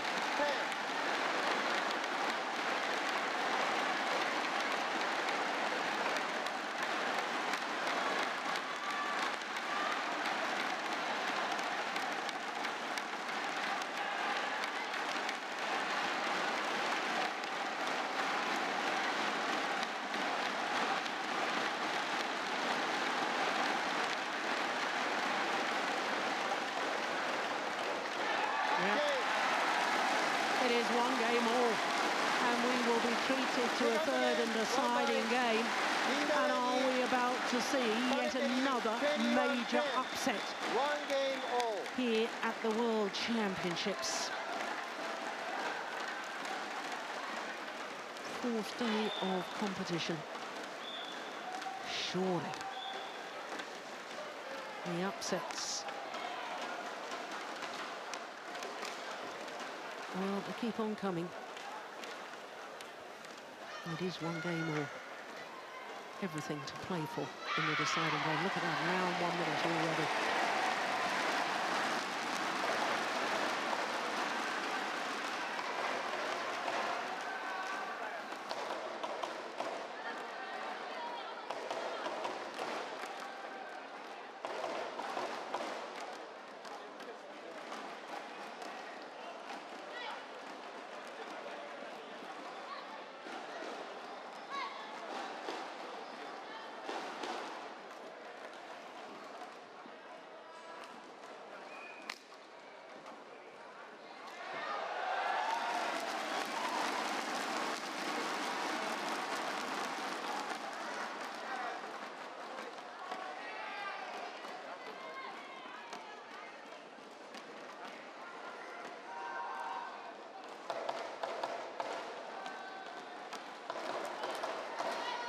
Court 1, 20 seconds. Court 1, 20 seconds. Well, An hour and 1 minute. Okay. Already, and we're only one game apiece. Well, question marks perhaps about her fitness. She has only played 33 minutes of matches so far. One match, she had a bye in the first round. Winnie Prannoy, 42 minutes for her first round match against the Radivish Ibergen of the Netherlands, and an hour and 12 minutes against Minatsu Mitani yesterday. This is the lady that should be tired. But certainly in that second game, she looked the fresher of the two.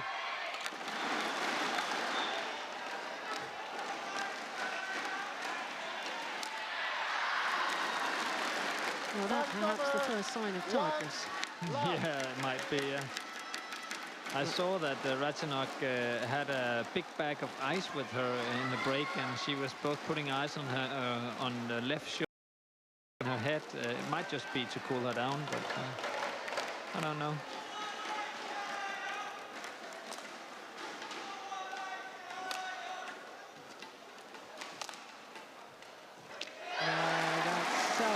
So clever and so well executed by Winnie Prannoy.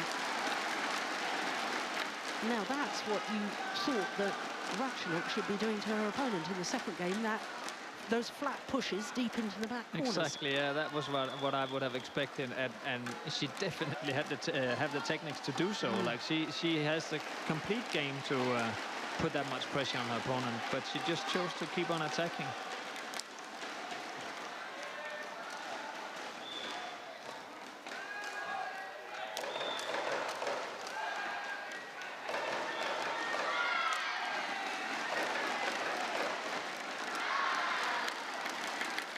Over. 2-1.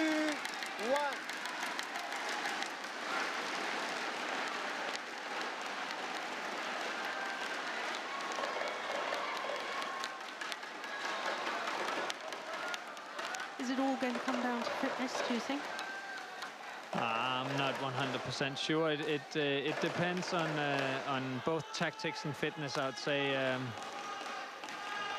But at the level they both have been playing, it seems like it's going to be fitness. Or if Ratchanok can get this level back, as she, for example, showed during this Indonesian Open, because she hasn't really been playing like she did at the Indonesian Open yet.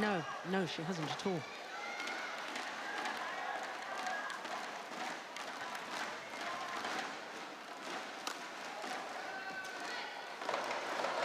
It's gone wide. And I think after winning that world title in Guangzhou, there was so much publicity back in her home country, you know, and from royalty downwards were giving awards to her, and there was so much media attention and so on. And I think she admitted herself that she was perhaps sort of getting involved too much on that side without the training. And I think to emphasize the point I made a little earlier about not having the urgency, when she won the Asian Championships in Wuhan earlier this year, that was her first title since winning the World Championship, which was over 2 years and 3 months without a title for a world champion. But being 18 years old and then having all of that attention can be very difficult to handle. Absolutely. You understand that, and she might, you know, maybe she also started earning quite a lot of money after that World Championship, and yeah, lots of things conspiring to sort of affect the form on the badminton court. Well, here's a challenge. Crowd getting involved. It was called in by the line judge.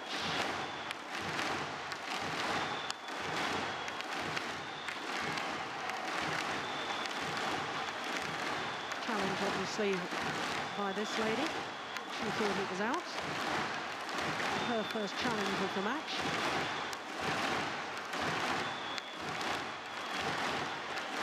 Crikey, it must have been close because the instant review system. I think it was in. Taking their time. Looking up towards the Brian screen. Here we go. What does Hawkeye say? Yeah, just in. Crikey. You don't get much closer than that, do you? It doesn't, no. Yeah, well done, line judge. I have to say, the line judge has done a wonderful job. They are very good, I think, here. They don't make many mistakes, and they don't take favor, and no matter if it's Indonesians or not, they just call what they see. Of course, we've got some international line judges here, as well as our court officials, the umpires and service judges, and it's one of the initiatives by the BWF, the Badminton World Federation, that we should have international line judges travelling to these major events, and jolly good thing too. I think it's wonderful. Oh, that's wonderful too, isn't it? See her in full flow is one of the most delightful sights on a badminton court, isn't it? Sorry? Yeah, definitely, and it's strange now that. Sorry, what? What's going on now? What? Yeah, then what is it? We can't hear the umpire.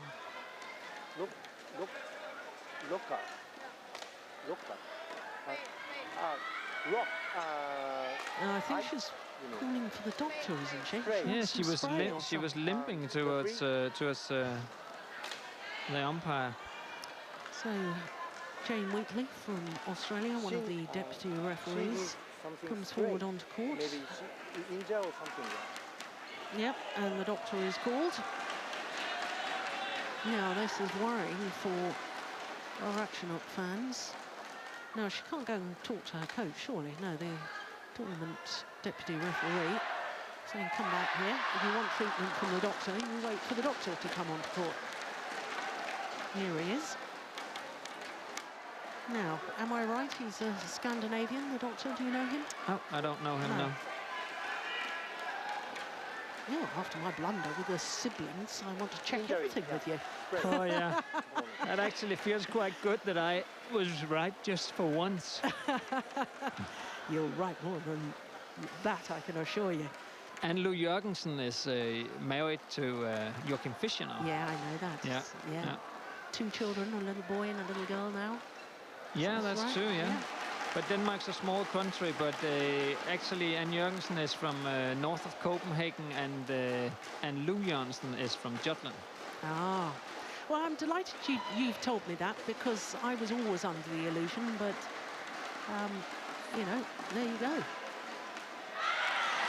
But definitely Thomas and Lisbeth Stura Lorentzen, we're certain about that. Yeah. Okay. And Bang Bang Supriyanto nearest to us. Indonesian coach. I hope I'm right on that. He was a medalist in men's doubles. Have I touched a raw nerve about that? He's definitely beaten me a couple of times in men's doubles. At the World Champs? Yeah. Don't remember. No, I don't remember. No, I've not losing in World Champs against him, but many others.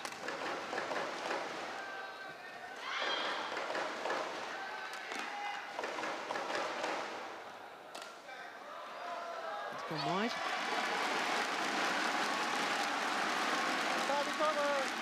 Well, 3-7. There really must be a problem with Ratchanok Intanon, because, I mean, she was on a bit of a roll there, wasn't she? Yeah, she made this scissor kick. I don't know if when she hit that last smash, I don't know if something happened there or it has been wrong all along. Or something brewing. Was it the All England where she got cramped? Went down on court. Ratchanok Intanon. Semi-final of the All England, or quarter-final, I think it was, against Sun Yu.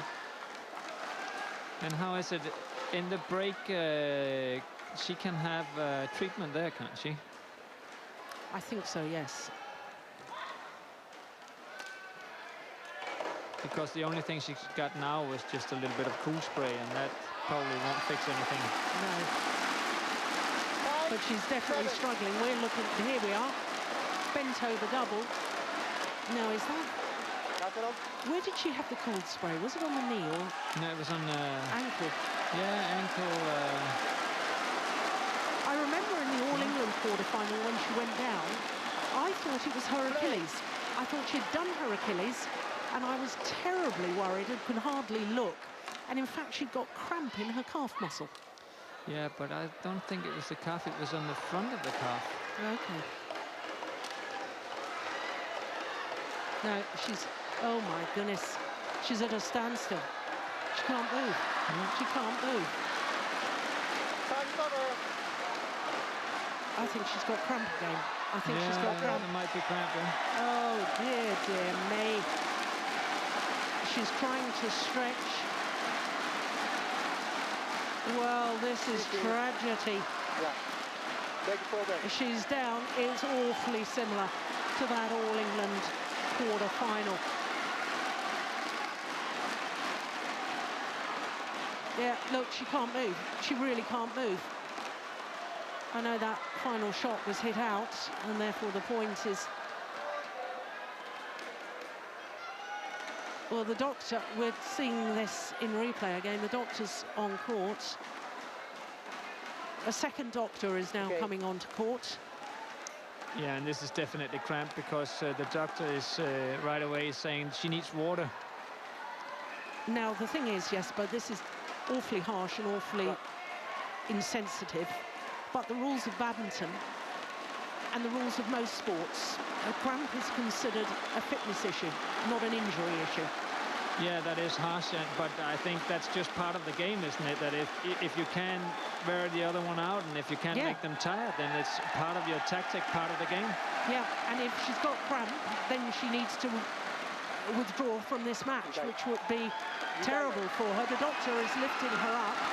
The match, I think, is over. She has quit. The victory, although it may seem a little hollow, it goes to Linda Fanatry when 8-5 down in the deciding game. Linda Fanatry, the doctors, I can tell you, are calling for the medical assistance to bring the wheelchair. This is nice of Linda Fanatry to come and see if her opponent is okay. Ratchenuk's coach is on court. The doctor has lifted. We need a wheelchair or a stretcher or something. Oh, this is so sad to see in any sport. But you're right, Jesper. I mean, she's been made to move by her opponent. She's been worn down, and her fitness levels have been proved to be insufficient. Yeah. And I know I cannot hardly believe those words are coming from my mouth, because you know that sounds just terrible that I'm being so insensitive. But 26, 21. Yeah, she's not feeling well in there. Now, I think Linda Wenny has called the deputy referee back onto court because this is not looking good. You made points and made note that she had the ice pack to her head. I wonder if perhaps she's not been feeling well.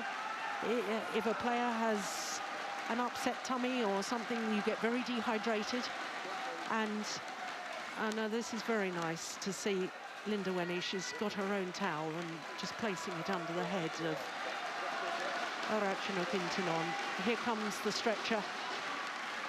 I hate to see this in any sport, and for a player that was one of the pre-tournament favourites, this for her is obviously tragedy. And a very, very sad sight in any sport to see an athlete carried from the field of play. But I'm pretty certain it was cramp, and that hopefully she will be recovered fairly quickly. I don't think it was a serious injury. Hopefully she's okay and haven't lost too much fluid, because that is, of course, the worst part. A cramp, you'll get over a cramp, but yeah, it's tough to see. Yeah, very, very sad indeed. Well, an hour and 16 minutes officially. Certainly we all wish Ratchenuk Intinon well, but let's not take anything away from Linda Fanatry, because she made her opponent move. She played quite brilliantly today, did Fanatry. And despite being down in the third game, 5-8 down in the third game, she goes through to the quarter-final stage. Well, we see some of the highlights, and There was some great play, wasn't there, Jesper? But it's such a tragic way for it to end. Yeah, that first set was brilliant. That was a very good set and so tough physically too. And I don't think actually that Fanatry is feeling bad about this, because she did well, and you could also see that she was showing some victorious emotions when she found out that she won the match. Yeah. Of course, she will be delighted. The home fans will be delighted. And that's quite understandable and quite natural.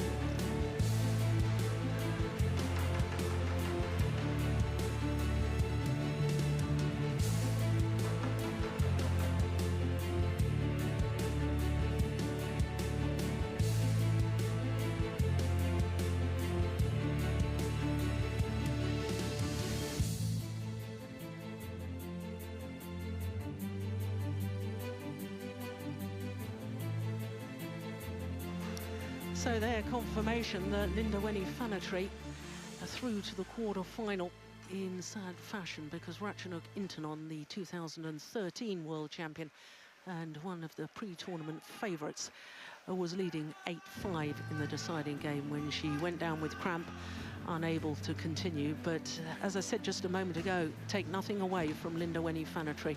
She outmaneuvered her opponent, she made her move, she pushed her to the back, brought her forward, and that is exactly the sort of tactics that she should have employed. So a first ever victory for Linda Fanatry over Ratchanok Intanon in their 5th meeting. Well, it really has been a day of thrills and spills, upsets galore throughout the day. The fans here treated to some spectacular badminton. They really have been. Our first match of the day, well, that was a bit of a surprise to us as well, wasn't it? Carolina Marin, the defending champion, world #1. She needed 3 games to come through against Pai Yu Po of Chinese Taipei. And, well, there was question marks about Carolina Marin coming into the tournament. 5th metatarsal, a bone in her foot was broken, or a stress fracture or something. I only saw one newspaper article about it, but yes, but there was definitely question marks about Carolina Marin and her defense of her title when she was 100% fit. Yeah, that's right, and I think that was a stress fracture. I spoke with the Spanish coach before the tournament started, and he said that she's ready, definitely ready mentally, and then we have to see how physically strong she is, because she didn't have the same preparations as she usually has, so of course they're not quite sure, but she's still surviving. Absolutely, but I guess in the women's singles, the biggest shock was the beaten finalist for the last 2 World Championships, the Olympic gold medalist, Li Shuirui, the #3 seed, going down to PV Sindhu, who of course has been bronze medalist on the last 2 World Championships. That was a 3-game thriller, 21-17 in the deciding game. And PV Sindhu herself is coming back from injury worries and a stress fracture in her foot. She seems to love the World Championships. She does, and of course, if you're ready to play and the fracture is gone and you don't have any health issues, then sometimes it can also be a quite good mental boost that you're just back and you have nothing to lose, and you can play free, take the risks, and so yeah, so sometimes it also helps you that you didn't have the right preparations. Yeah. I remember once Peter Gator won Malaysian Open after being hospitalized just before the tournament. First ever Super Series event, Malaysian Open 2007. That's right. The honor of being a first ever Super Series champion. Well, there's the list of results that we've had on our main court today, and of course the second match, the 2013 World Champions, they were unable to defend their title in Copenhagen due to a back injury to Toi Ahmad, but Liliana Nasir, who is the most successful woman in the history of World Championship mixed doubles with 5 medals. She and her partner coming through that against the Malaysians. Chen Long, as you saw, the defending champion in the men's singles, well, he was safely through in 2 straight games. So some predicted matches, some surprises. Saina Nehwal, the #2 seed, well, she's safe through.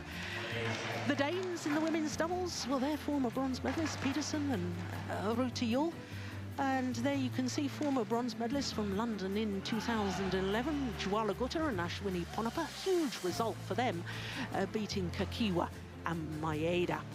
And then, of course, we've had the singles. Lin Dan safely through, Lee Chong Wei, and then that match we've just seen, the women's singles. Well, next up is the last of our matches, and it's Victor Axelsen, the #7 seed from Denmark, bronze medalist last year in Copenhagen.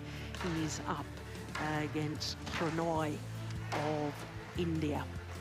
Well, this men's singles from the top half of the draw, and this for the right to play against the defending champion, Chen Long of China.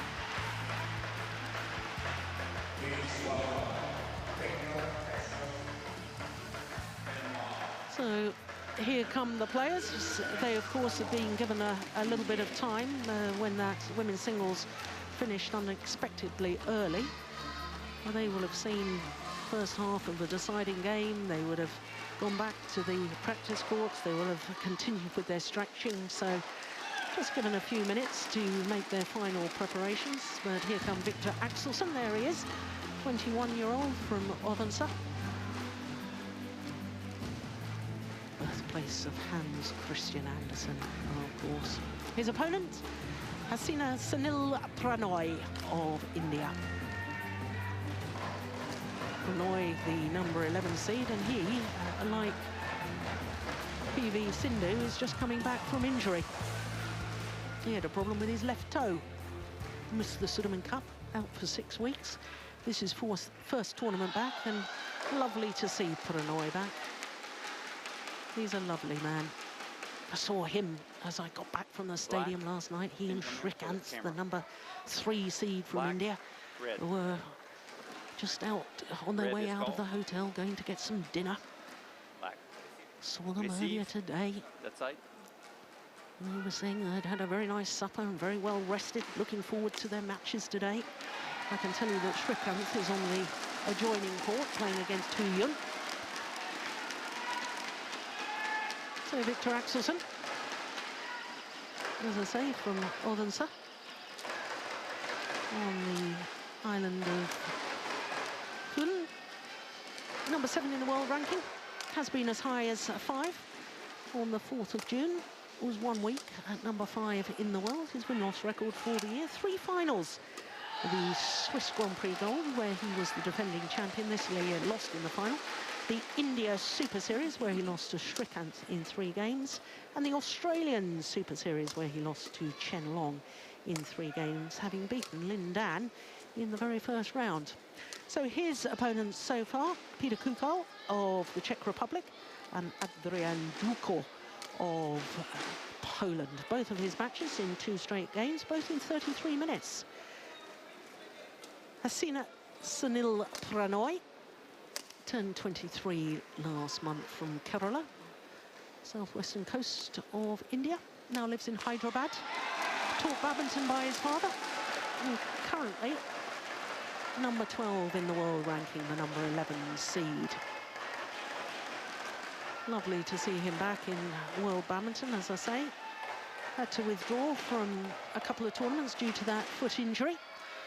And he, like his opponents, both of his matches won very convincingly indeed. The first against the Brazilian, Jong, and then the man from Uganda, Akaring.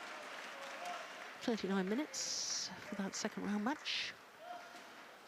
And this is the 3rd meeting between these 2 men. The first 2 meetings were both 3 games. The last meeting, the quarter-final of the India Super Series earlier this year. And obviously, with Victor Axelsen going on to reach the final, of course he won that quarter-final encounter. So umpire Arsenal from Canada and Crystal Tan from Malaysia are court officials for this one.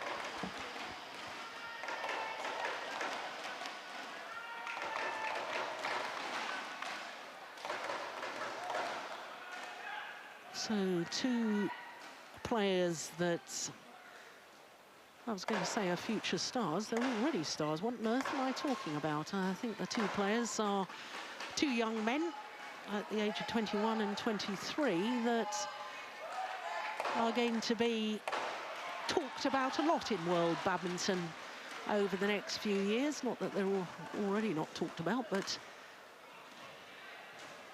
Ladies and gentlemen, players ready. On my right, Victor Axelsen, Denmark. I hope you can hear the umpire. We can't hear him at all. HS Prannoy, India. Victor Axelsen to serve. Love all. Play.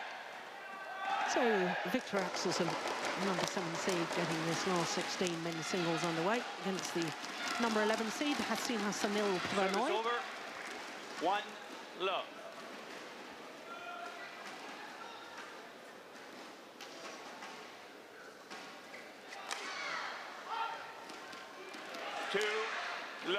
No. Yes, but I was saying the last 2 matches between these 2 men, both 3 games, I have to say I'm really not terribly sure about Prannoy's form. Having had that injury to his toe and been out for 6 weeks. You were talking in the last match about, you know, the freedom if you're not expected to do well because you've had an injury problem or something, and sometimes that just makes you play even better. Yeah, and sometimes it also puts some stress on your opponent. Like now we're just watching the start of this match, and Victor Axelsen tries just putting it into the drift, and that's probably one of the big things they've been talking about before the match, is not doing that. Maybe Prannoy is looking a little more relaxed and ready here in the beginning of the match than Victor is. fifth long. Service over. Saina is his mother's name. Sunil is his father's name. It's very unusual in India for a son to be given his mother's name as one of his own names, and I think it's Service delightful. over. Prannoy, and he's a delightful young man too.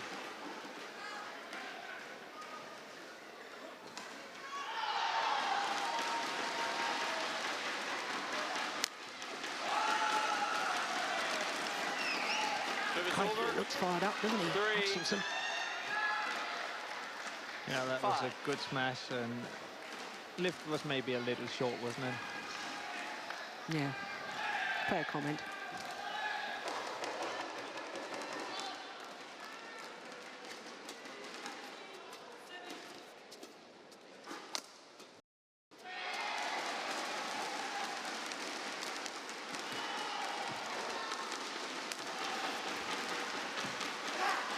Yeah, he is nervous, isn't he? How many errors has he made so far, Victor Axelsen? 6. What is that? 2 in the net and 3 with the 3 out the sideline with the drift. So that's 5 out of the 6 points.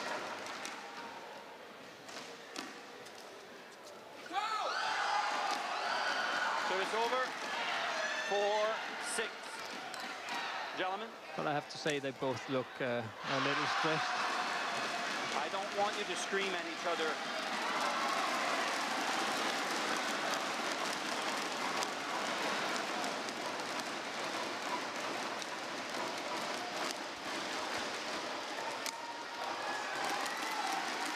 That's a lovely smash, good angle. Great movement to get behind the shuttle.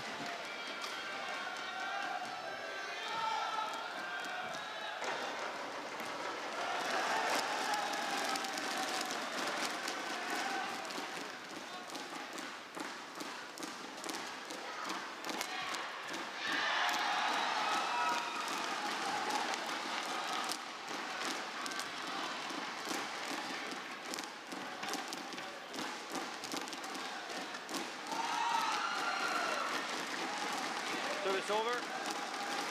5-7.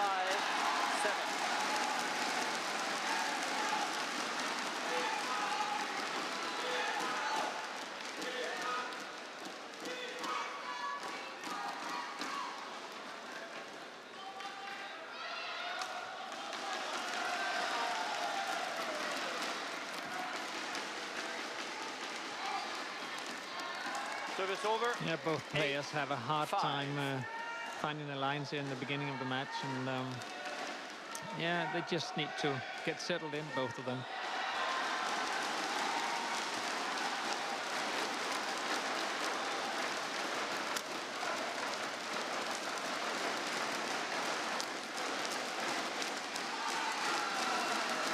Service over.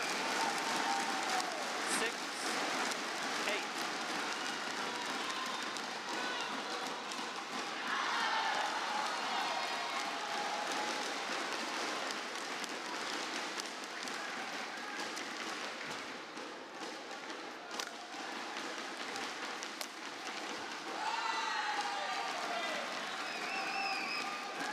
Mitch Axelsen breaking his string in the last smash, but lucky for him, Prannoy didn't get it back.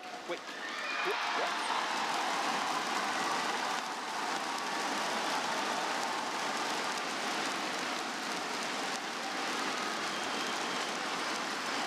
they don't look too concerned at the moment, do they, Lars Uar and Kenneth Jonathan?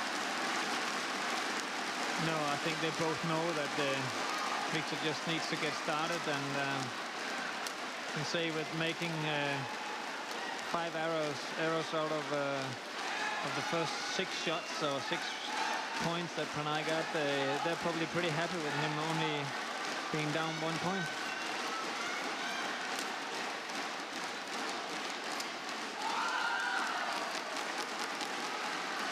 And now back level. 8-all.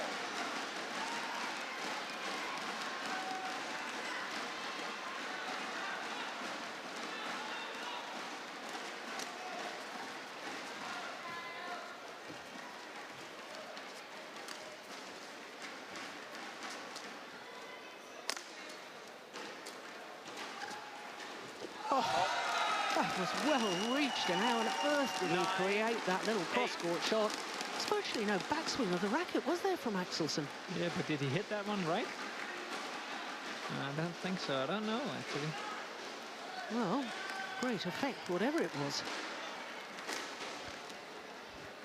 Only 4 straight points to go into the lead. 10-8.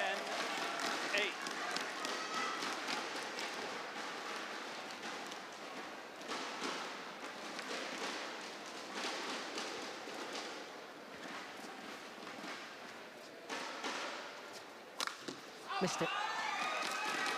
11-8. So 6 straight points into the mid-game interval with a 3-point advantage.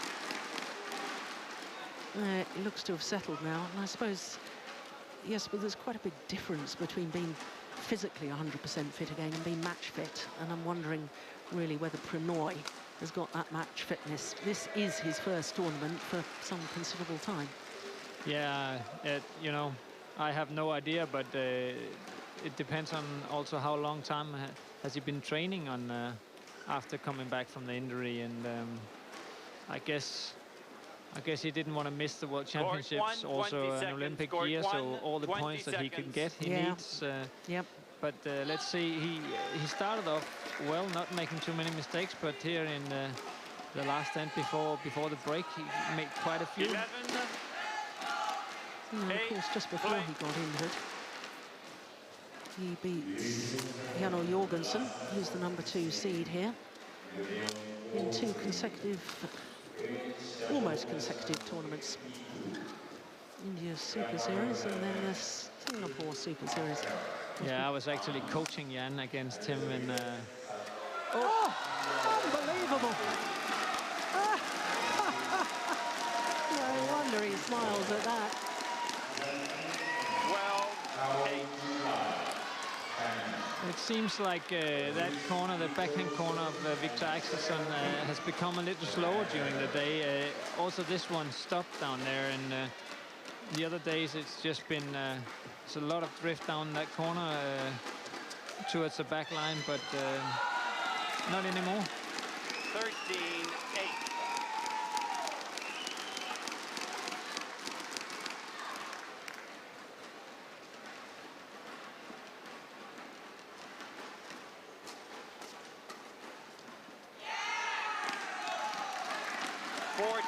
Well, it really is all one-way traffic at the moment. 9 straight points. Yeah, Victor definitely. He's settled in now, and he looks sharp. And Prannoy, maybe because of the fitness, is taking a few chances, making some mistakes. But service over. He probably also just needs to get started. 14.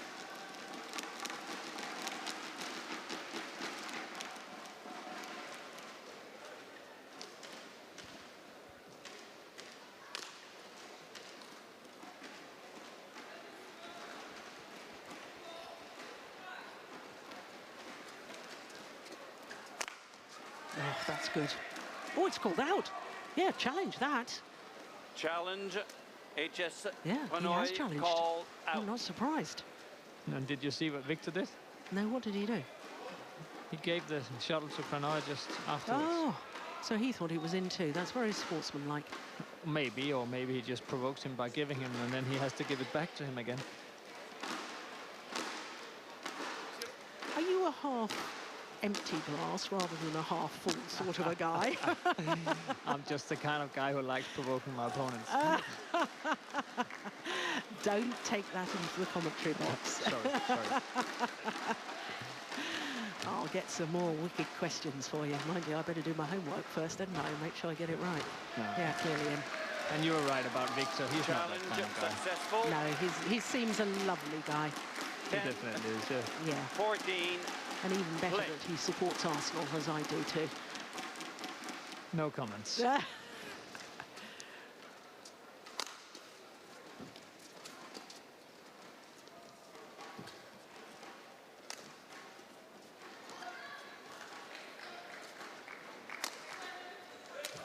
Oh, well done.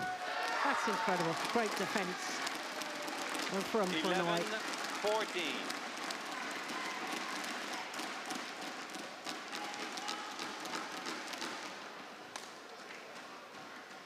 It's incredible, isn't it?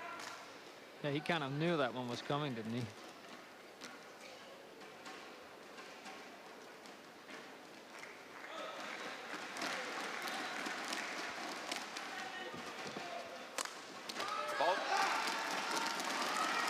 He's got good attack, hasn't he?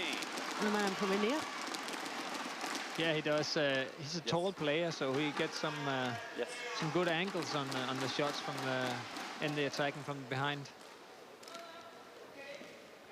Not as tall as Axelsen's, eh? No. Axelsen's what?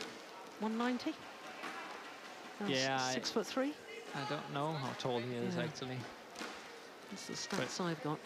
When I'm standing next to him, he looks pretty tall.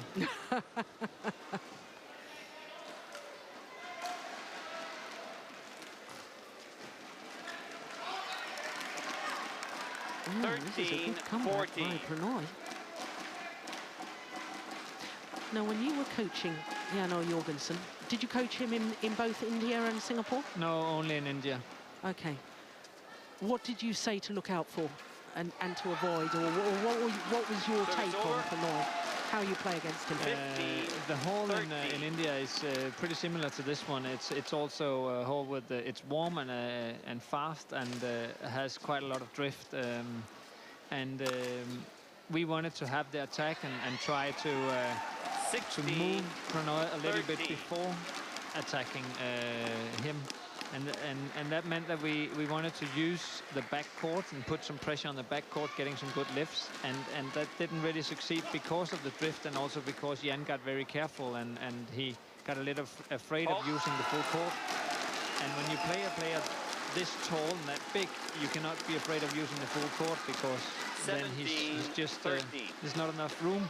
Yeah.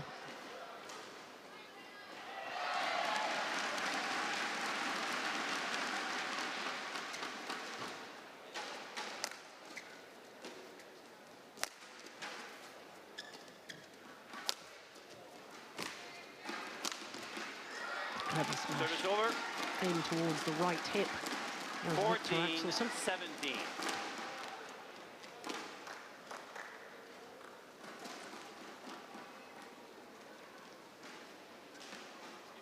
Now, when you're coaching against somebody, what you do is that you start off watching the opponent taped or in a video and formal matches, and preferably against yourself or against the player that he's going to play against, and then of course you learn something from that. Sometimes we even clip the match, so we know what is he doing after short serve, what is he doing after long serve, and so on. So we know a lot of the habits that the player has. And as I remember it, Prannoy is much stronger from his round ahead backhand corner than the forehand corner. So I think we tried to use that forehand corner also. 18.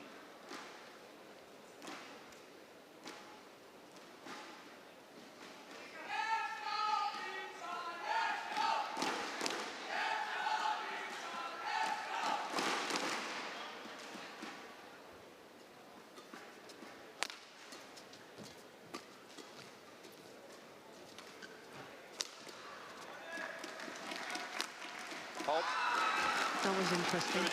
The lift was so high, Victor Axelsen had time to look at the shuttle, look down at the court, get his spatial awareness. There it was. Decided he had to play it. I'm still a little unsure about the drift. Yeah, it's changed even more now, I think, because it doesn't seem on the side that Victor is on, it doesn't seem like there's such a strong drift anymore, not even from the side either.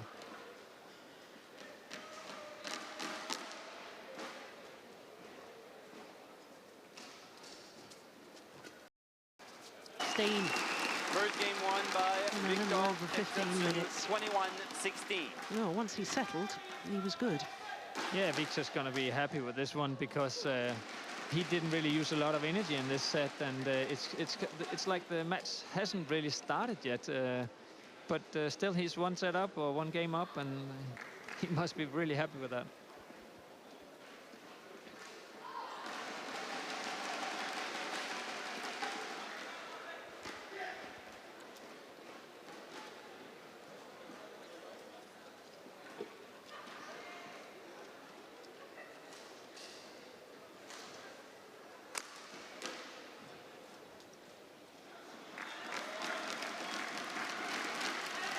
We see the same here in this break, that Prannoy's also got a ice pack with him, or a bag with ice that he's getting on the neck while they're talking, coaching.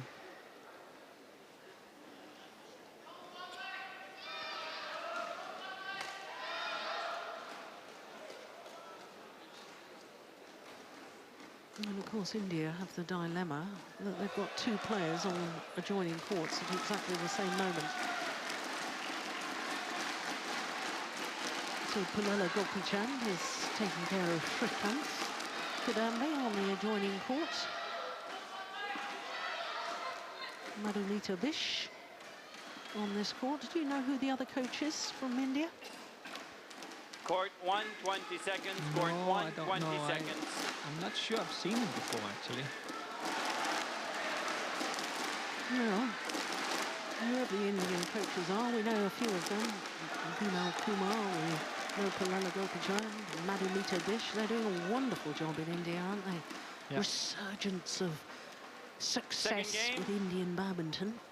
Love all. And I was reading in the Indian newspapers that it's the second most participated, or not participated, second most popular sport in India now.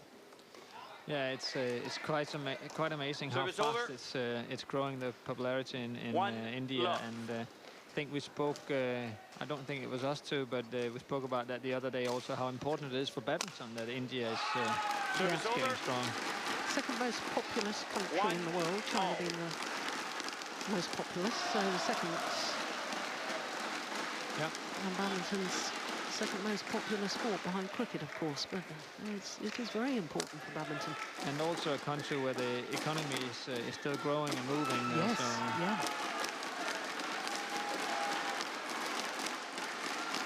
No, it's good placement. Prannoy, a little annoyed at himself for leaving that one, I think. All right, at first I thought he was annoyed with the line judge, and I thought, why is he not just challenging it? But that was with himself.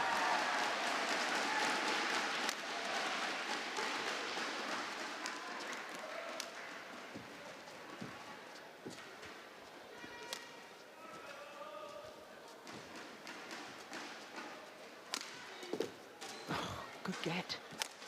Oh, my goodness. Brilliant. What a good rally. The dive from Prannoy. Victor Axelsen standing his ground at the net, intercepting early, but couldn't kill it. 2-all. No, unfortunately, we're only seeing the last couple of shots, but it was earlier on in the rally with the dive when it was so impressive. Thank you. Yeah, this is one of the ways that Prannoy can put some pressure on Victor, is that Victor, because he's such a big guy, then he has some difficulties with the racket skills to cover his body, and this flat game is a way of getting some points for Prannoy.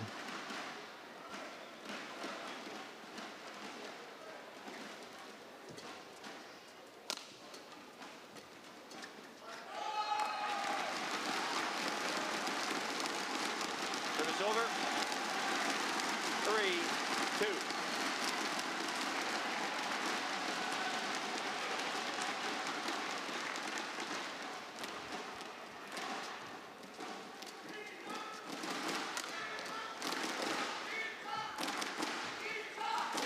Oh, good net exchange.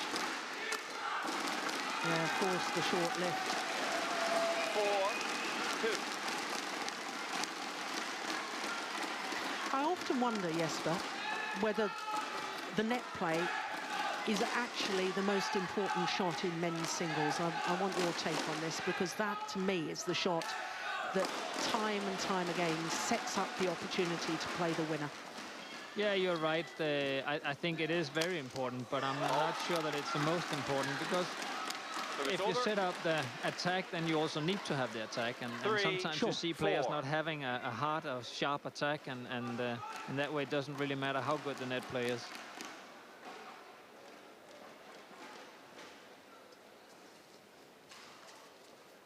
Oh, well, that is brilliant. No question about that. 4. Yeah, right now there's a fight going on for the net,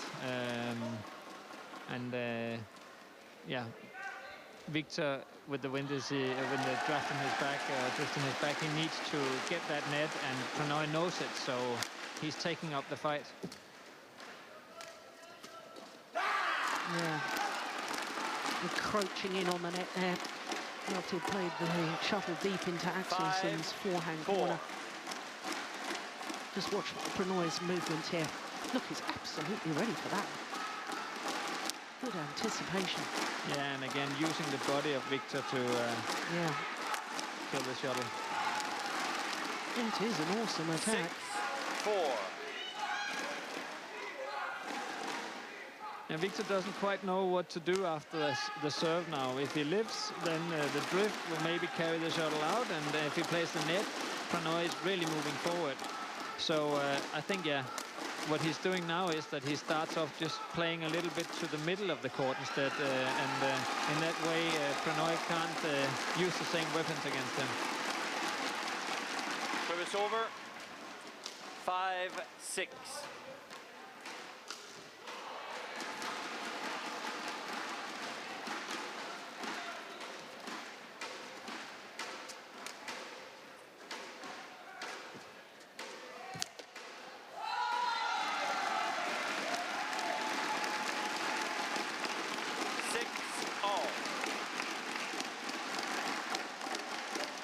See again, Prannoy really ready to close that net down, and Victor just makes a little deception, and then Prannoy is under pressure.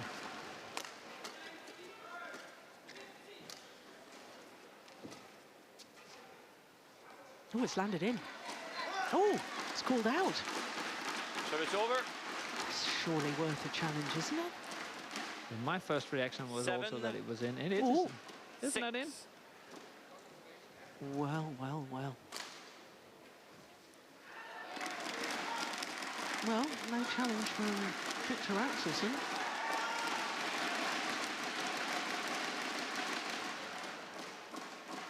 Well, maybe it was long by a whisker.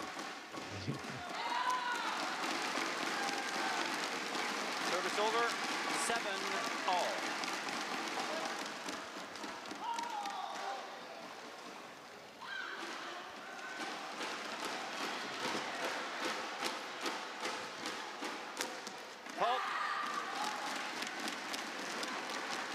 Real breakthrough for Prannoy, who was winning the Indonesian Grand Prix gold last year. First Grand Prix gold title.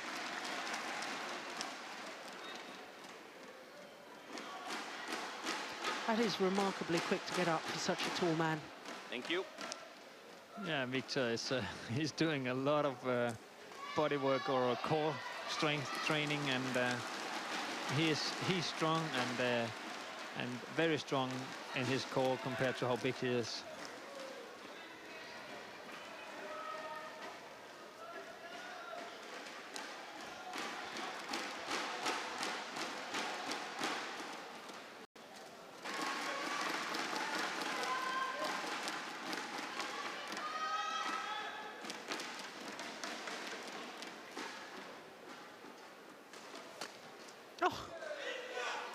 Goodness. Well, that would have been sensational had it gone over. They're still searching for a solution in this service return and what to do. And I think what he should do is still, use the back line, play that mid-court sometimes. Do this is also okay. And then whenever Prannoy comes towards the net, he should cover up his body. He should stand there waiting with the backhand and waiting for Prannoy to put pressure on him.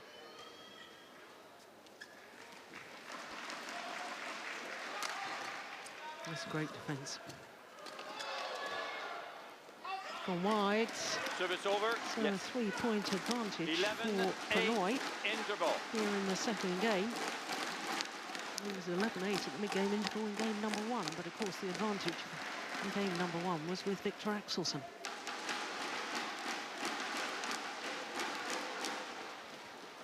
Yeah, both players are having a difficult time on away from the camera on the other side of the net, controlling that drift and finding the right tactic.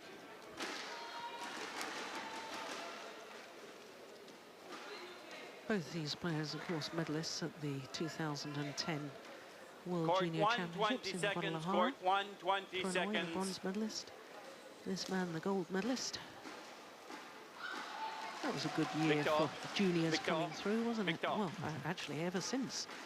Every World Junior Championships, Thank you. Steen and I were talking about this wonderful pathway now from junior competitions with the number of international challenger events, and then you go to Grand Prix, and then Grand Prix Golds, and then the Super Series, and within just a few years, these players are coming through to the top of world badminton. It's a wonderful development pathway now provided by the BWF. 9-11.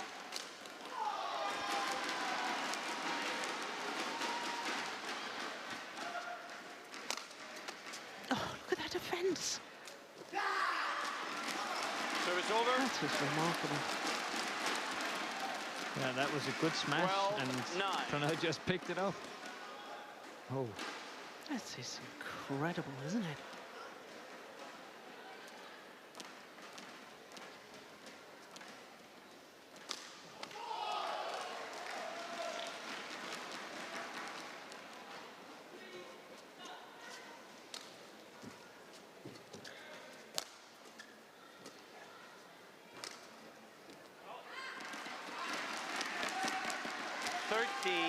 I really feel that I know the difference in ends, and I know the effect of the drift and everything, but I do sense that there's been a shift in momentum here.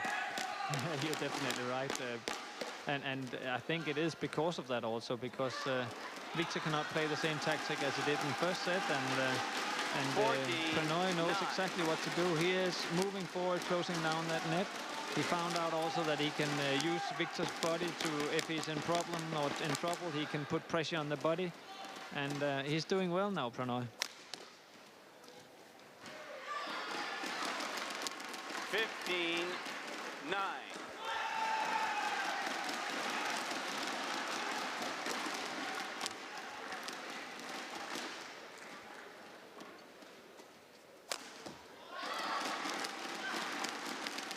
Yeah, broken the strings, you can see that. 16-9. Good well to control it. Victor. Yeah, immediately knew, looked down at the racket after the smash. Give the shuttle, okay? It's a completely different sound of the shuttle coming off the racket when the strings break. Yeah, and you just hope you're going to win that on that shot, because it's quite difficult playing with afterwards. Was outside the other side.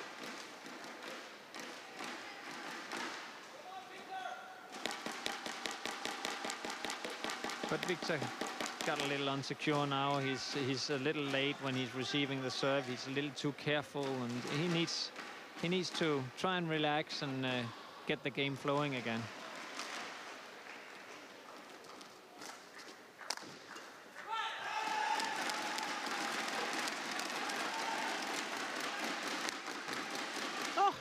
Behind the back, it didn't work. Service over. 10-16.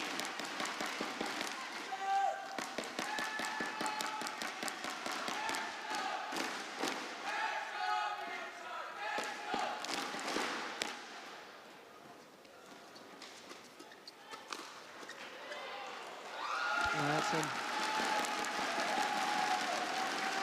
Yes. Trying to do something now. He's attacking the shuttle, moving faster, moving forward.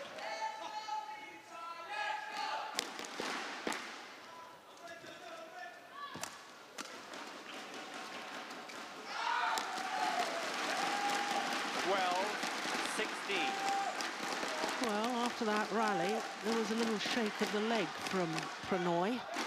I hope he hasn't aggravated any injuries. No, hopefully not.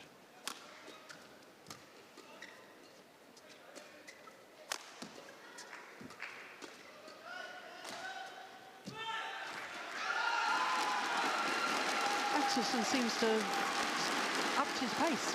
Yeah. Well, he was getting too careful and maybe a little nervous also, and he changed that into more aggression now.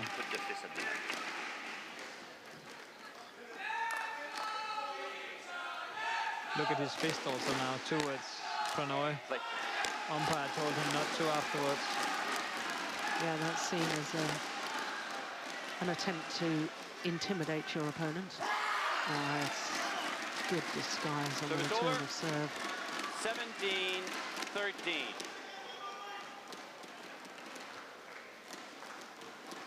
Yeah, this is what happens when you sometimes you really try to you know, rush the shot early, and of course if the other one makes a very good shot like here, then he will catch you. 18-13.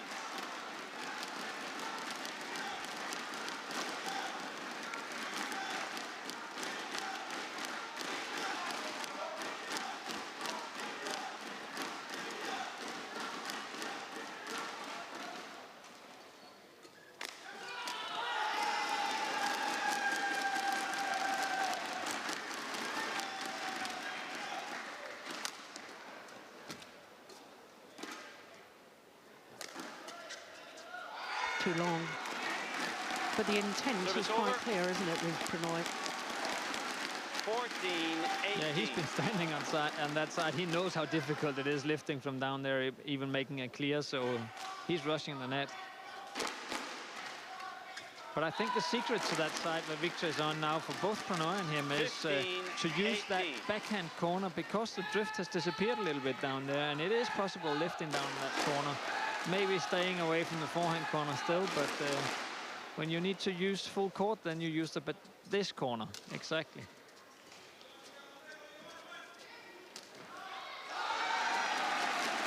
That is just delicious. 16-18. Such a big guy looking so smooth. Yeah. Great disguise, the reverse slice, great drop. Just 2 points in it now. Oh, that is magnificent. Service over. 19-16. And then your opponent's just closed down to within a couple of points to find a smash like this.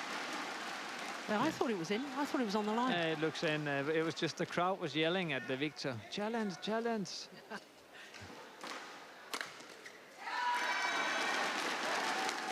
Service over. Yeah, good use of the body smash. 19.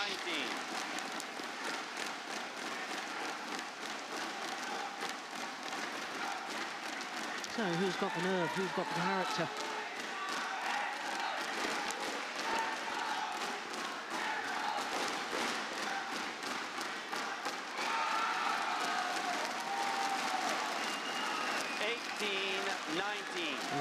Point in it. 18-19.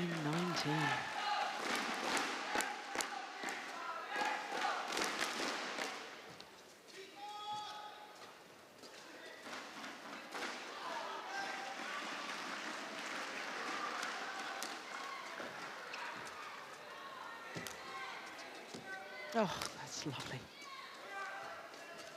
What a good rally. That's some good badminton, isn't it? Yeah. Service over. 20, game point. Under pressure 18. early on in that rally, Prannoy. And then that final push. Look at his reaction. 2 game point opportunities to level this men's singles last 16 encounter at 1 game apiece. Gosh, we've been treated to some thrillers today, haven't we? And for all us neutrals, I'd love to see a third. Yeah, this is the game is picking up and definitely getting better all the time. So why not?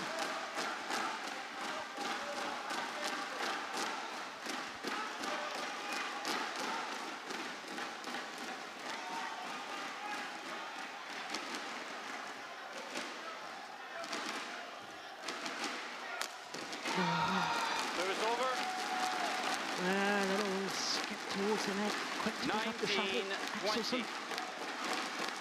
I like to see that in a player. Too many players just wait for the opponent to go to the net and hand the shuttle back. 1 game point saved.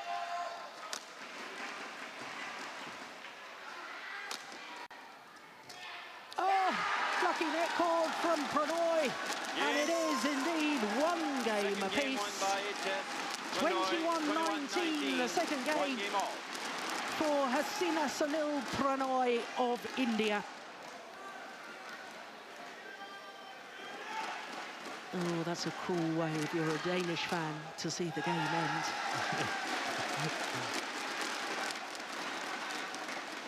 But he was in control most of the set, though, and he did well this set to take away the net from Victor Axelsen, and here in the end, Victor just put a little more pressure on. So their confirmation after 37 minutes, one game apiece.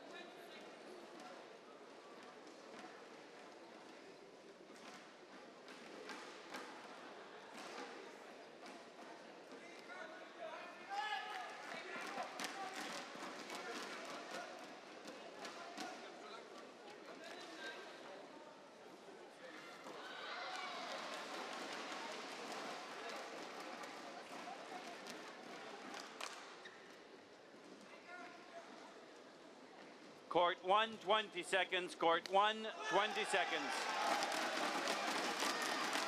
Thank you. Thank you, coach.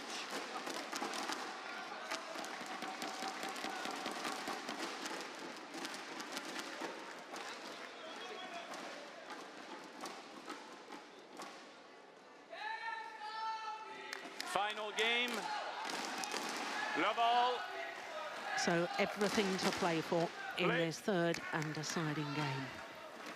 One game apiece. A place in the World Championship quarter-final awaits. Service over.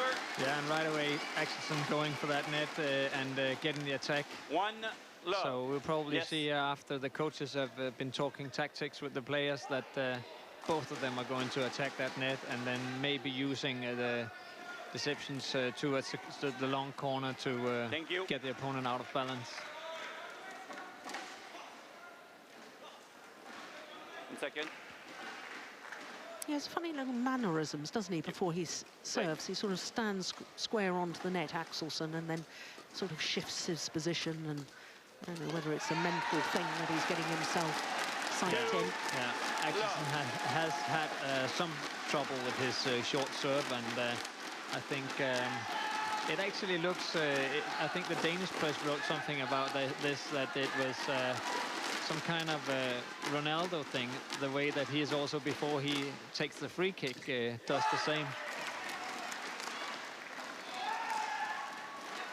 Service over. Happens in rugby a lot. Johnny Wilkinson had a funny old routine he went through before he took a penalty in rugby. Maria Sharapova in tennis, what a funny sort of routine she goes through. Turns her back to her opponent and does a little skip and then quickly turns around. If that's what the player wants to do and get themselves in the mood, well, I suppose that's fine. Yeah, you also remember Boris Becker also had that. He had to turn two balls around in the hole in the hand for 3 or 4 times before he could serve. Yeah. Oh, look at that. You know, it's funny. Certainly I've discussed it a lot with Shrikant and the number 3 seed who's on the adjoining court about, you know, his style of play being very attacking and how different it is to Kashyap Karupalli. I think he's number 10 in the world, isn't he, Kashyap, at the moment? But Prannoy, I think, is equally as good as Shrikant on the attacking play. I think I hadn't really realised until watching him today just how potent he is on the attack. Yeah, and he's got a big smash, and we spoke about that he's a tall guy, and this gives him some very good angles.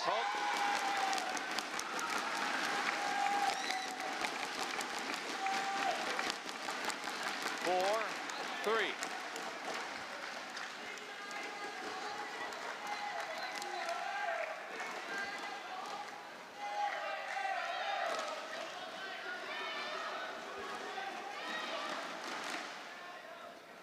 Oh, that was a loose serve. Got away with it. Yeah, No, a he couple didn't. of them. Service over. 4 all. That is a great smash, isn't it? It's crisp. I like the sound. Yeah, yeah. You know, apart from the result of it. The movements, sound of the shuttle off the strings there. It's lovely to watch.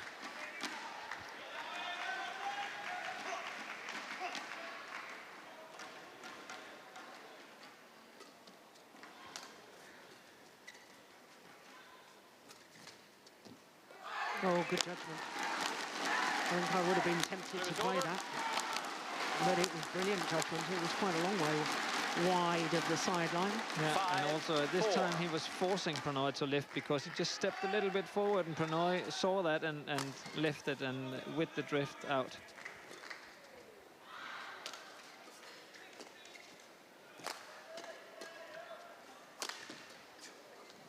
Oh, slanted in. That came back in with the drift. Yeah. What a beautiful block. 4.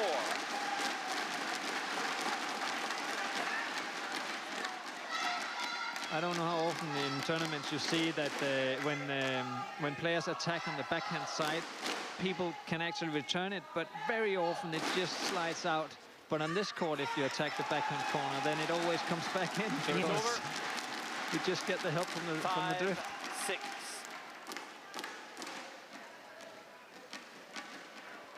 Desperately close in this deciding game.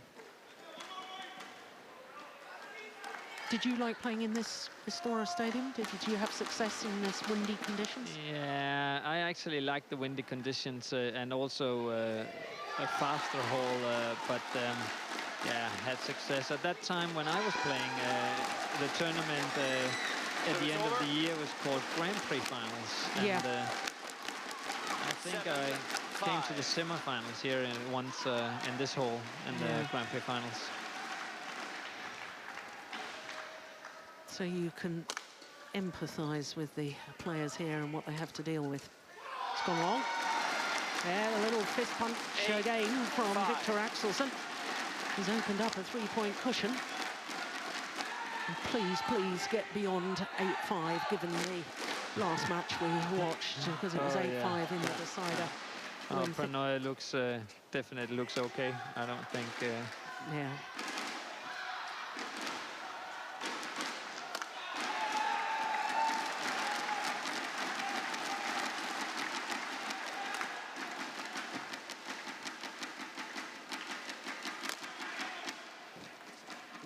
Good rally. Oh, what a net shot. Well, not only the skill, I have to say the courage at this stage of the match. Yeah, exactly. To do that. He knew Prannoy was waiting up there. He was just standing there waiting for it. But that's tight, isn't it? That. Magnificent. And before this rally, I was thinking, after you said that hopefully it goes on the game, I was thinking, yeah, it hasn't been that tough, but this rally was tough. Yeah. Ooh.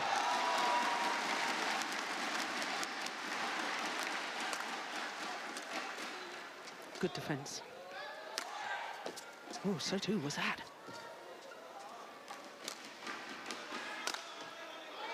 Brilliant. Absolute pinpoint accuracy. Now that was it. Do you call that a little lazy, or is that just conserving energy? Turning to play that high backhand from Axelsen. Yeah, I think he was probably expecting Prannoy to rush the net, and in that way, even if he then looked more lazy, he was thinking that he might move him forward, but Prannoy was waiting for this. Yeah, good point. But after the speed of that rally, I wouldn't call anything laziness. No. Yes, see, I'm harsh too, aren't I?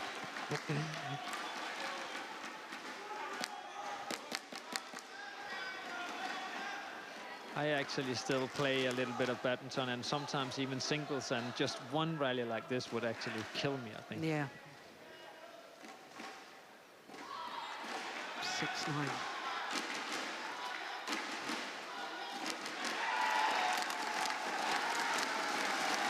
Yeah, once again, it was very good net play, wasn't it, from Axelsen? Yeah, he's moving high at that net. He knows that it's hard for Prannoy to lift, and in that way he dares moving forward and is very high at the net.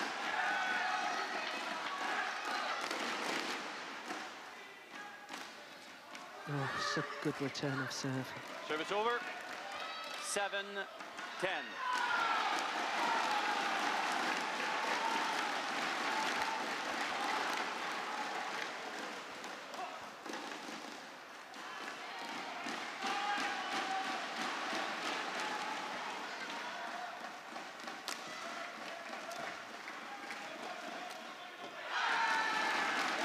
Yeah.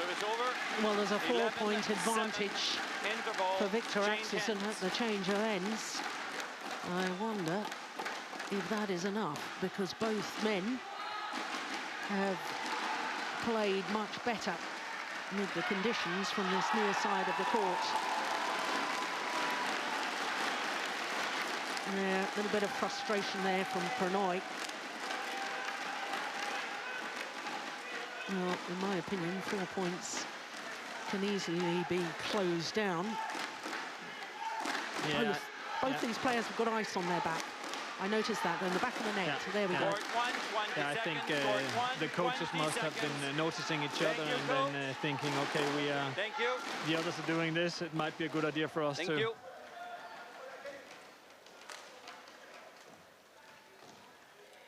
Victor.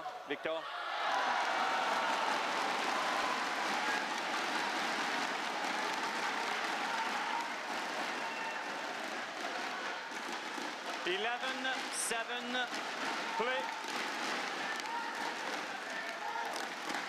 Oh, dear me.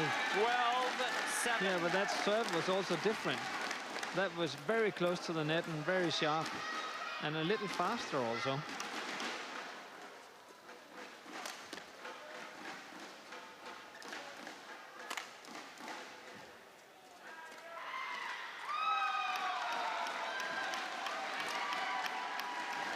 Oh, he did well to control that. That was a vicious spin on that net cord. Difficult shot. Yeah. This thunders off the top of the tape. Look, vicious spin on it. Axelsen did remarkably well there.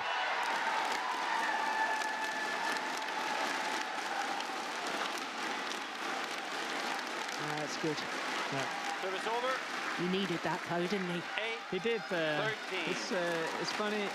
Axelsen definitely decided to close down that net and move forward, but he should maybe look at that serve before he rushes in, because if it's that high, then boy, that's a good shot. Yeah. Service over. 14. A little bit of trickery. 8.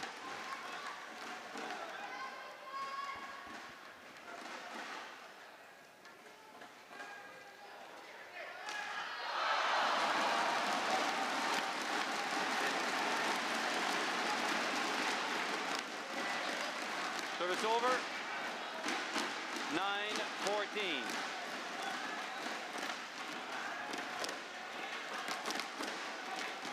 Axelsen hasn't challenged, has he? I don't think either of them have. Oh, I've only missed it. Oh, that's well taken. I think Axelsen just here, this part of the game, maybe using his energy in the wrong way. He made a mistake on that back line, and then he was pointing in direction of the Indian coaches, and he should focus on the game right now.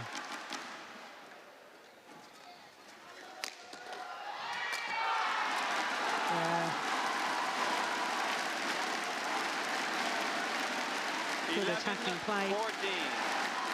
And he's narrowed the gap to just 3 points.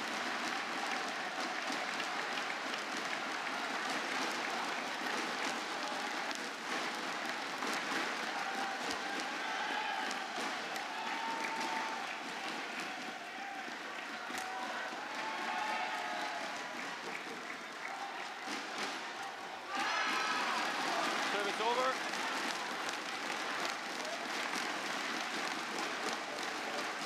15-11. It seems like when Axelsen is aggressive like this and meeting the shuttle fast, then he is better than Prannoy. But as soon as he just takes the pace a little bit out, then Prannoy is really doing well.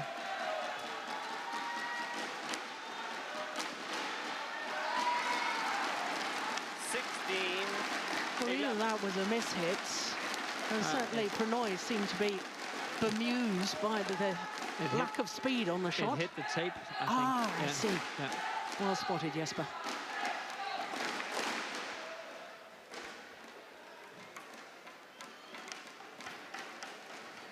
Oh, that's well taken. That is brilliant.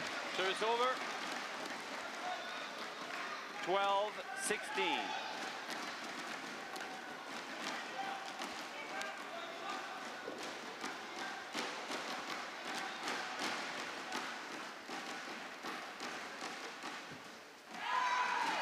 Service over. Yeah, it's this net play that I think could be the deciding factor. 17. Who's got the nerve, 12. who's taking it early, who's pressurizing from the front of the court. It's gone wide. Service over. Yeah. Regarding the net 13, play, I think if I was a Danish coach, I would tell Victor to go for that forehand corner at Prannoy. That's where the mistakes comes from.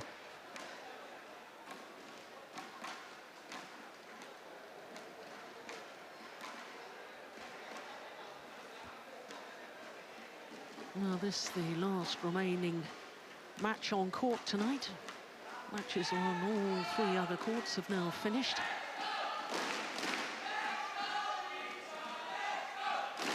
There's a lot of Victor fans, aren't there? Yeah, some Danes sitting over there. I think some of them is his family, I think. Yeah, I know his father's here.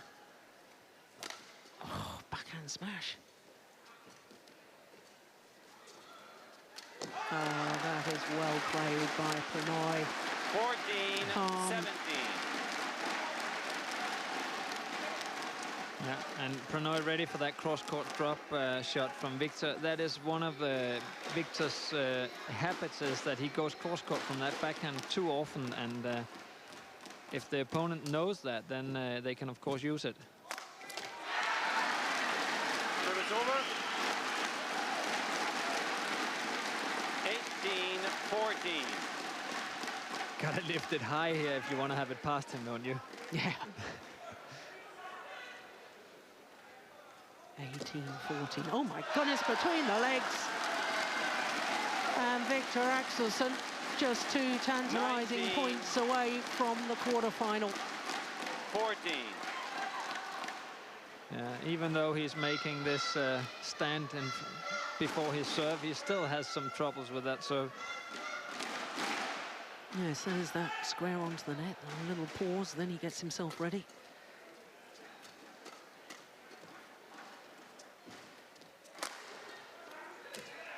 Well, I think that first smash or push from Prannoy may have been going along with that back line, but Victor Axelsen choosing to play it. Let's take a look at that one. Yeah, it looked high, that's true. Yeah. Well, sometimes you're just so engrossed in the rally. You know, your instinct is to play it. Yeah. And also still remember from the side that Victor's on that he's got the drift, so it might stop even though it looks like it's... Yeah, good point. 16-19. 16-19. This is far from over.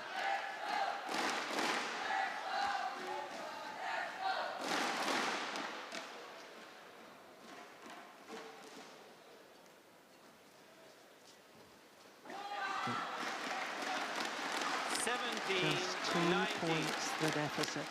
Yeah, he needs to receive that serve towards the forehand of Prannoy and not the backhand. It's or he needs to push it further into the court. Right now, Prannoy is just ready in that backhand. Backhand net. Yeah. Yeah. Right. Yeah. So to the forehand. Yeah. Yeah. So it's over. 20. Clever. Match point. So 17. match points have arrived for the tall man from Denmark, Victor Axelsen. You think he'll flick?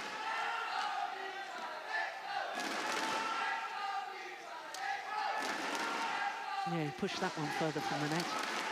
And to the forehand. Brilliant. Brilliantly saved by Prannoy.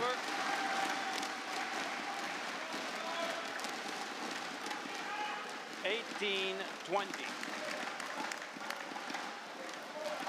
So accurate and hitting with the drift. It's going to be interesting to see where he puts this return now. Yeah. Yeah, forehand again. And he's done it, the error on the net shots from Prannoy. And look at the delights for Victor Axelsen. Through in 3 fantastic games against Saina Prannoy of India. 21-16, 19-21, 21-18 in the deciding game, just 2 minutes shy of the hour mark. And the bronze medalist from Copenhagen a year ago will play the quarter-final tomorrow against the defending champion, Chen Long. This, the final points. Well, let's spare a thought for Prannoy for his first tournament back after 6 weeks off injured. He's done remarkably well. He put up a brave, brave fight here today. And it was an intriguing and very good men's singles encounter. But confirmation that Victor Axelsen, the number 7 seed, has won against Prannoy, 21-16, 19-21, 21-18 in the deciding game. As I say, just 2 minutes shy of the hour mark. Well, it has been a remarkable day here in Istora Senayan. I hope you can still hear me because people seem to be partying already. Both the defending champions have come through in the singles, as though Carolina Marin needed 3 games to do so. Chen Long safely through, so is Lindan, Lee Chong Wei. But of course, the big upset, Li Shuirui, the Olympic champion and the beaten finalist at the last 2 World Championships, beaten by PV Sindhu in 3 games. Also, the world #1s in the women's doubles, Matsutomo and Takahashi. They lost today in the last 16. That's the 4th time they've lost in the last 16 of World Championships. There are the results of the last 5 matches. We will be back with all the quarterfinals tomorrow, 11 o'clock in the morning, local time. That's 0400 GMT from Jesper Larsen and myself, Jill Clark. We'll see you tomorrow. Bye-bye.